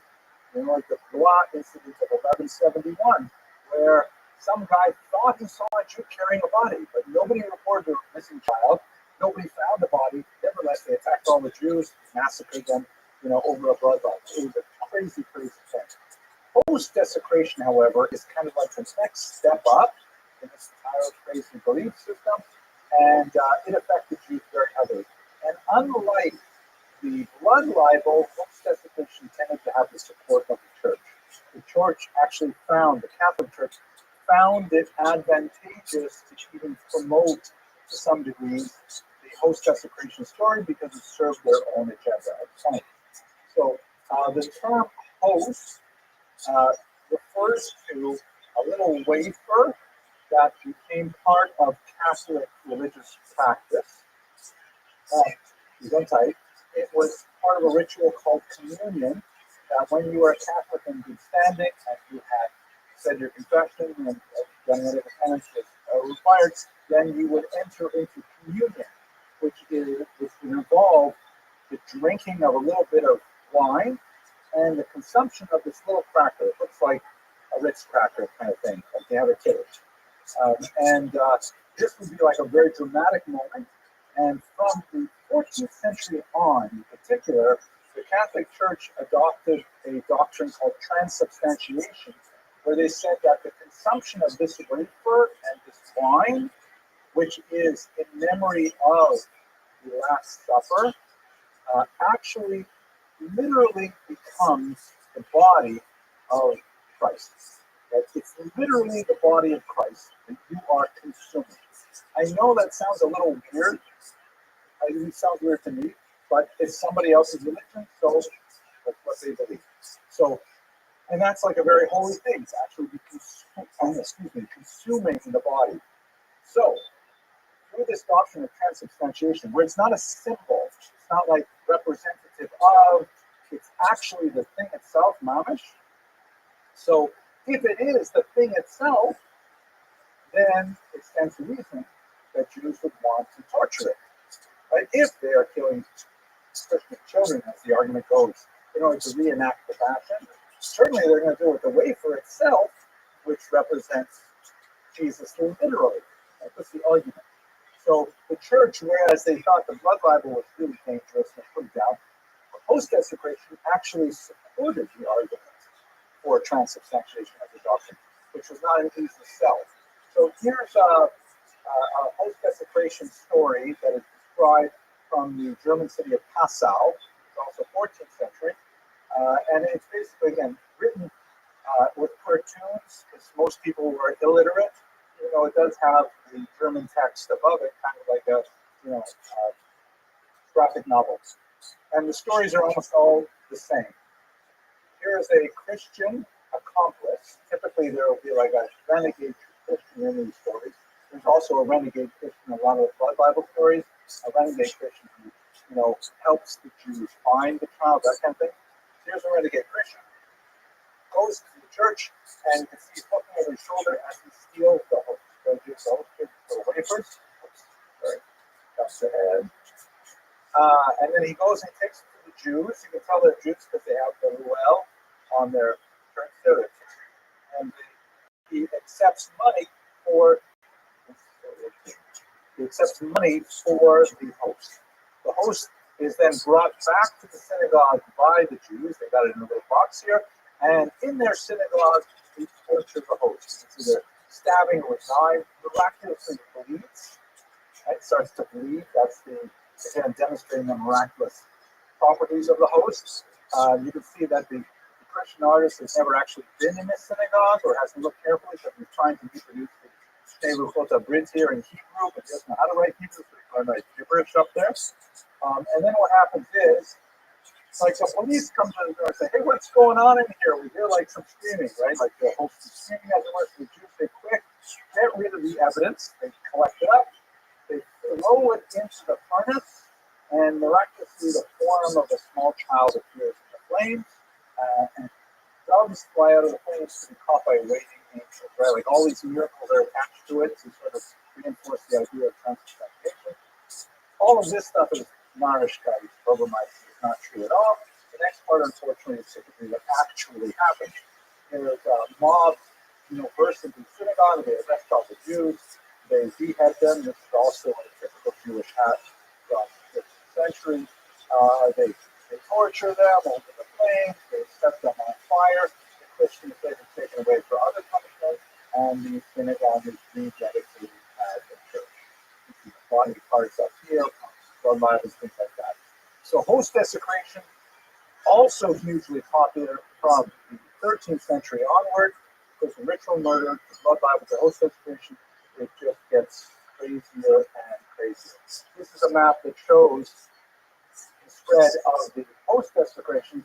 This also spreads into Spain quite heavily as well. Okay, well, that's so exhausting. Questions? Yes, Mr. Valentine.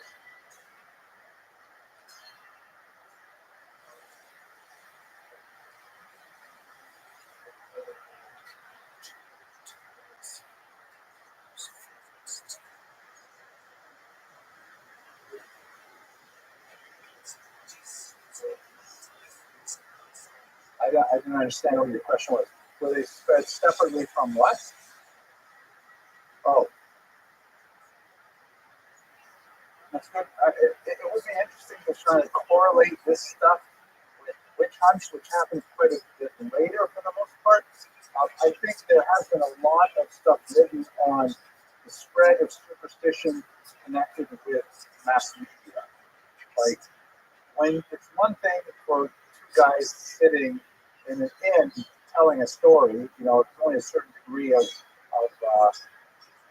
impact you can have when it's one to one or one to a few. But once you start like getting broadsheets, and once you start getting like, you know, you won't have newspapers at this time, but once you have like more technologies of dissemination, then it just goes crazy. Like, you know, we live in the same times. We live in the era of the internet, right? Where someone can have a super crazy idea, like QAnon, right? And within weeks, all of a sudden, QAnon is like a real thing. And people start saying, oh my gosh, it's true. Who is Q anyways? You guys know what I'm talking about, by the way? What else? I'm sorry?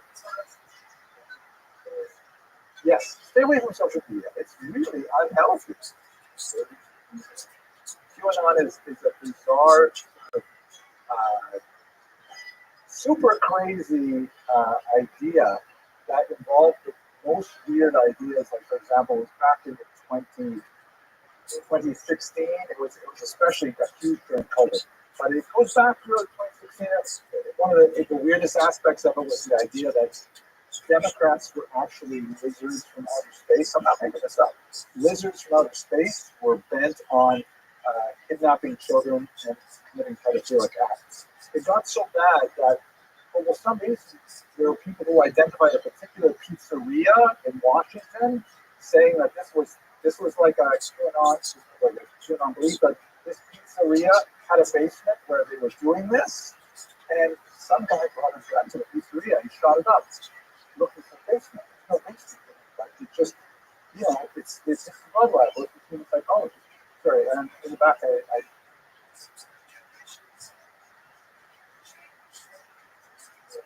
yeah. Yeah, it did happen. It's super crazy thing to happen. And it has a lot to do with how information is shared. And we don't know what it means to share on the internet. Maybe you know better than I do because you're digital natives, but we don't know how to push it. Mr. Rubin.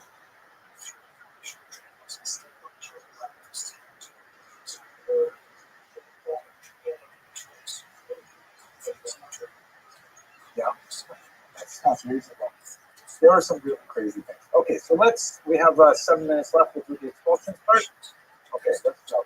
Oh, Black Death. You might not get the expulsions. But, if things couldn't get worse, you have the Black Death in the middle of the 14th century. Right? The 1340s to about 1360s, you have this terrible plague that reaches Europe, and nobody has natural immunities to it. The contemporary opinion is that it's based on a particular bacteria that's on a particular kind of flea that was on a particular kind of rat that made it from Asia on some of the boats landing probably in Italy or maybe in Sicily, and it just like carves a swath of deaths for all of Europe, with mortality rates reaching like 40-50% in some places. Horrible bleeding death with these big ulcers called bucos that would grow up in, you know, the lymph glands and things like that.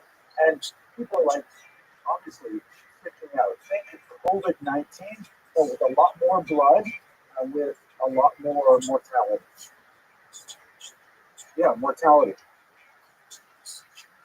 Yeah, it was happening really fast. And also, people don't have any good idea about how germs spread, right? Yeah, they don't have a good idea about any kind of this contagion period. There are a lot of interesting Jewish accounts because remember, how would Jews be related to this in any way? Well, they're playing photo seats. No. Okay, so unfortunately, as much as we like to think that, we have no basis for saying that Jews suffered less. We do have these arguments that, okay, Jews wash more because they wash their hands before bread. Again, usually without soap. I don't know how many times you guys wash the toilet with soap, right? So we wash without soap. And we would bathe more often, like that. So, right? So that's not exactly bathing so much. There's another argument that says that it's kind of crazy, but Jews didn't like dogs. Right? There is some stuff in the Gemara about owning a bad dog. The Jews own cats instead. Cats chase rats. Rats run away. No rats, no fleas, no bubonic plague. But all of that is just supposition. In fact, more likely, refugees probably died at a higher rate because of the breathing penalty. They're living in close contact with each other. When you have a contagious disease like this, you're much better off living isolated in a farm than you are living in an urban setting. We simply don't know if there's a Jewish death rate different from Christians during the Black Death. The reason we do know a lot about the Black Death in Jews, though, is because a lot of Jews were doctors. And Jewish doctors are writing down, hey, I tried this, it worked, it didn't work, I tried that. And we have a lot of fascinating accounts. There's specifically from Jewish doctors describing the progression of the disease. How this affects Jewish history specifically, though, is that, at the time, like this is a 16th century religion, the triumph of of death, right? These horrific kind of scenes, really worth looking at when if you watch the videos and look at it closely, with skeletons riding all over the place, big, like hurting people into coffins like this. It was just a period of tremendous fear, and nobody knew what exactly was going on. One of the versions of explaining the Black Death that circulated, became very popular, is that Jews were poisoning the wells of Europe. And what they were doing is they made a pact with lepers, and they were taking bits of their flesh that fell off and poisoning the wells. So here's an example. This is actually from England that shows a Jew at the time was resigned. They didn't know what Jews dressed like because Jews had already been expelled from England at the time. But he's wearing kind of their impression of what a Jew must wear, with a special hat and things like that. And he's holding this leather pouch that has, the flesh of lepers in it, and he's dumping it into the well, and coming spinning out of the well is a kind of a demon, and urinates back into the well and poisons it. In the background, just for good measure, is a ritual murder victim as well. And since this is in English, I'll show you a little bit close up of the text. I think you can look at. And here it says in the little shoulder notes, a great infection throughout all Europe by reason the water in the wells was poisoned. Right? The allies themselves, meaning the Jews, allies themselves in concert with their lepers by holes and horses and means they made an ointment with the protection of the blood of man, being composed with certain venomous herbs, wrapped with a little linen cloth. Find a stone to the same, and it sink to the bottom. They lightly cast to the said infection unto all the fountains and wells of the fish. Bizarre kind of idea circulating. All of this things together makes poetry.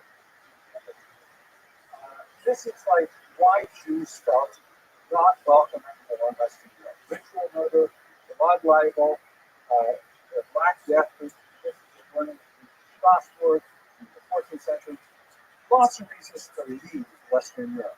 Again, as we will see, God willing, on Monday when we meet again, Eastern Europe was saying, hey, please, Jews, come here. You don't have a very advanced economy.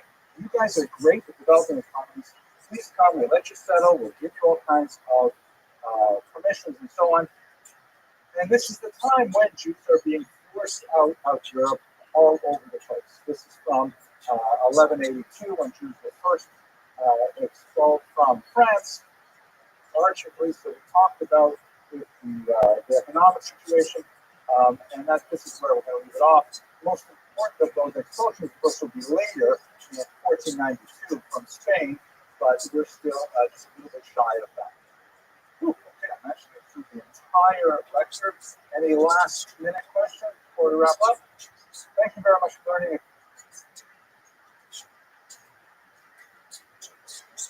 All right, so where we left off, we talked about trade and commerce as one of the most important elements of the Jewish economy in the medieval era. Another extremely important element, and in fact, probably the most important element for much of medieval history, was specifically money lending.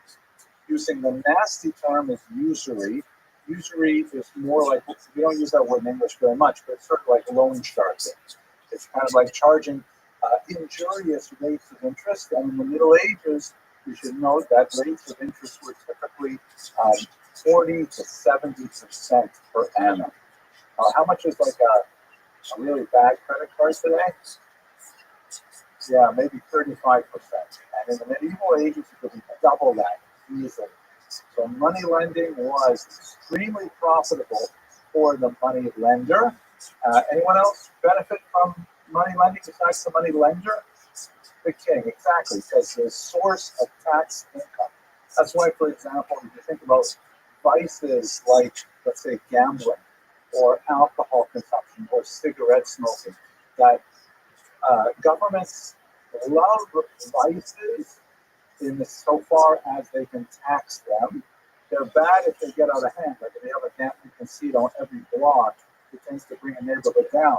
But having a few gambling casinos where people could go and then their winnings are heavily taxed, the governments love them. And that's exactly the situation with Jewish money lending. It was in some degrees a vice, and you'll see exactly why that is so in the medieval context, but it was a massive source of income for taxation. So it was not only tolerated, but protected very often. Now, let's try to understand, why would there be an opposition to money lending? It really boils down to the fact that the Catholic Church interpreted the Hebrew Bible precisely the same way that Jews did. Here's the key passage, which is from Devarim. You shall not lend on interest to your brother. Interest of food or money or anything on which interest can be charged. You may charge interest to a foreigner, but not to your brother. So Jews interpret this passage to mean a Jew may not charge interest to his fellow Jew, but he may charge interest to a Christian, a Muslim, a pagan, whoever. Right? That's pretty straightforward. I tried calling up Visa MasterCard to find out if the CEO was Jewish, but they wouldn't answer my call. Now, Christians read this verse and said exactly the same thing. And they said, okay, Christians are all brothers, so Christians may not charge interest to other Christians. And that basically shuts down the economy very effectively. Because especially if you're in an agricultural economy, right? You buy your seed, that requires a huge upfront investment to buy the seed. You got to put a lot of energy into working the land. You put the seed into the soil, and then you got to wait. And all that time between buying the seed and the harvest, you have no income. So how do you make it, right? There's a big, natural drop in the middle of the agricultural cycle. It's expensive the first couple every year. Okay, if you're smart, like Joseph Atzadik, you set aside from that first investment, and then you've got money to carry you through. But people are not always so smart about how they save money for the winter. And also, all kinds of things can happen. Bad things like terrible harvests or rampaging nomadic civilizations and they steal all your grain, or good things like you have a new baby, or you have a big party, or whatever it is. All kinds of things can happen, and all of a sudden you have no income whatsoever. The only way to get through it is with a short-term loan. Things like people have these payday loans with really high levels of interest, but if you're living paycheck to paycheck, and all of a sudden your car breaks down and you got to invest money in fixing it, you need money for the next paycheck. So you go to the Jew. You go to the money lender, and he'll say, no problem, happy to lend you money. It'll cost you 70% interest, and just make sure you pay me back. It tends to be very small amounts, but very good.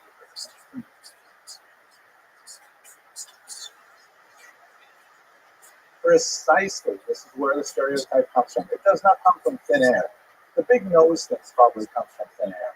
But the idea of the Shylock, right, who was a character in Shakespeare's Merchant of Venice, who actually, if you ever read Merchant of Venice, which I recommend, it's a very powerful play, I personally don't think that particular play is actually anti-Semitic. Shylock is very, very badly treated, and when he finally has a chance to get his revenge, he loans money to, I forget the guy's name, Christian, and he says, but if you fail to pay me, what I want to charge you is not interest, but a pound of your flesh. And I'll choose a pound of your flesh as my payment. And then, of course, the guy can't pay, and then there's a whole lawsuit and stuff like that. In the end, Shylock loses, and it's the happily ever after. It's actually a comedy. But Shylock comes across, I think, when you read it, as a very human character that's deeply wronged by whatever his name is. Antonio, was it? Antonio, here we go. So that's where you get the phrase, though, the pound of flesh, meaning that it's a usurious, extreme rate of interest. So here, but think about it economically, right? The Jews are living this very precarious kind of existence. Farming is not a good option for them because they can be kicked off their land, or they can be evicted, or they can be chased out by pogroms and things like that. They can make a small amount of living in small crafts and things like that, but quite often advancement requires membership in a guild, which is closed to Jews, just like we talked about the Karaman Shul, where Jews would actually regulate how many Jews could come into a town. They also were regulated against by the various guilds.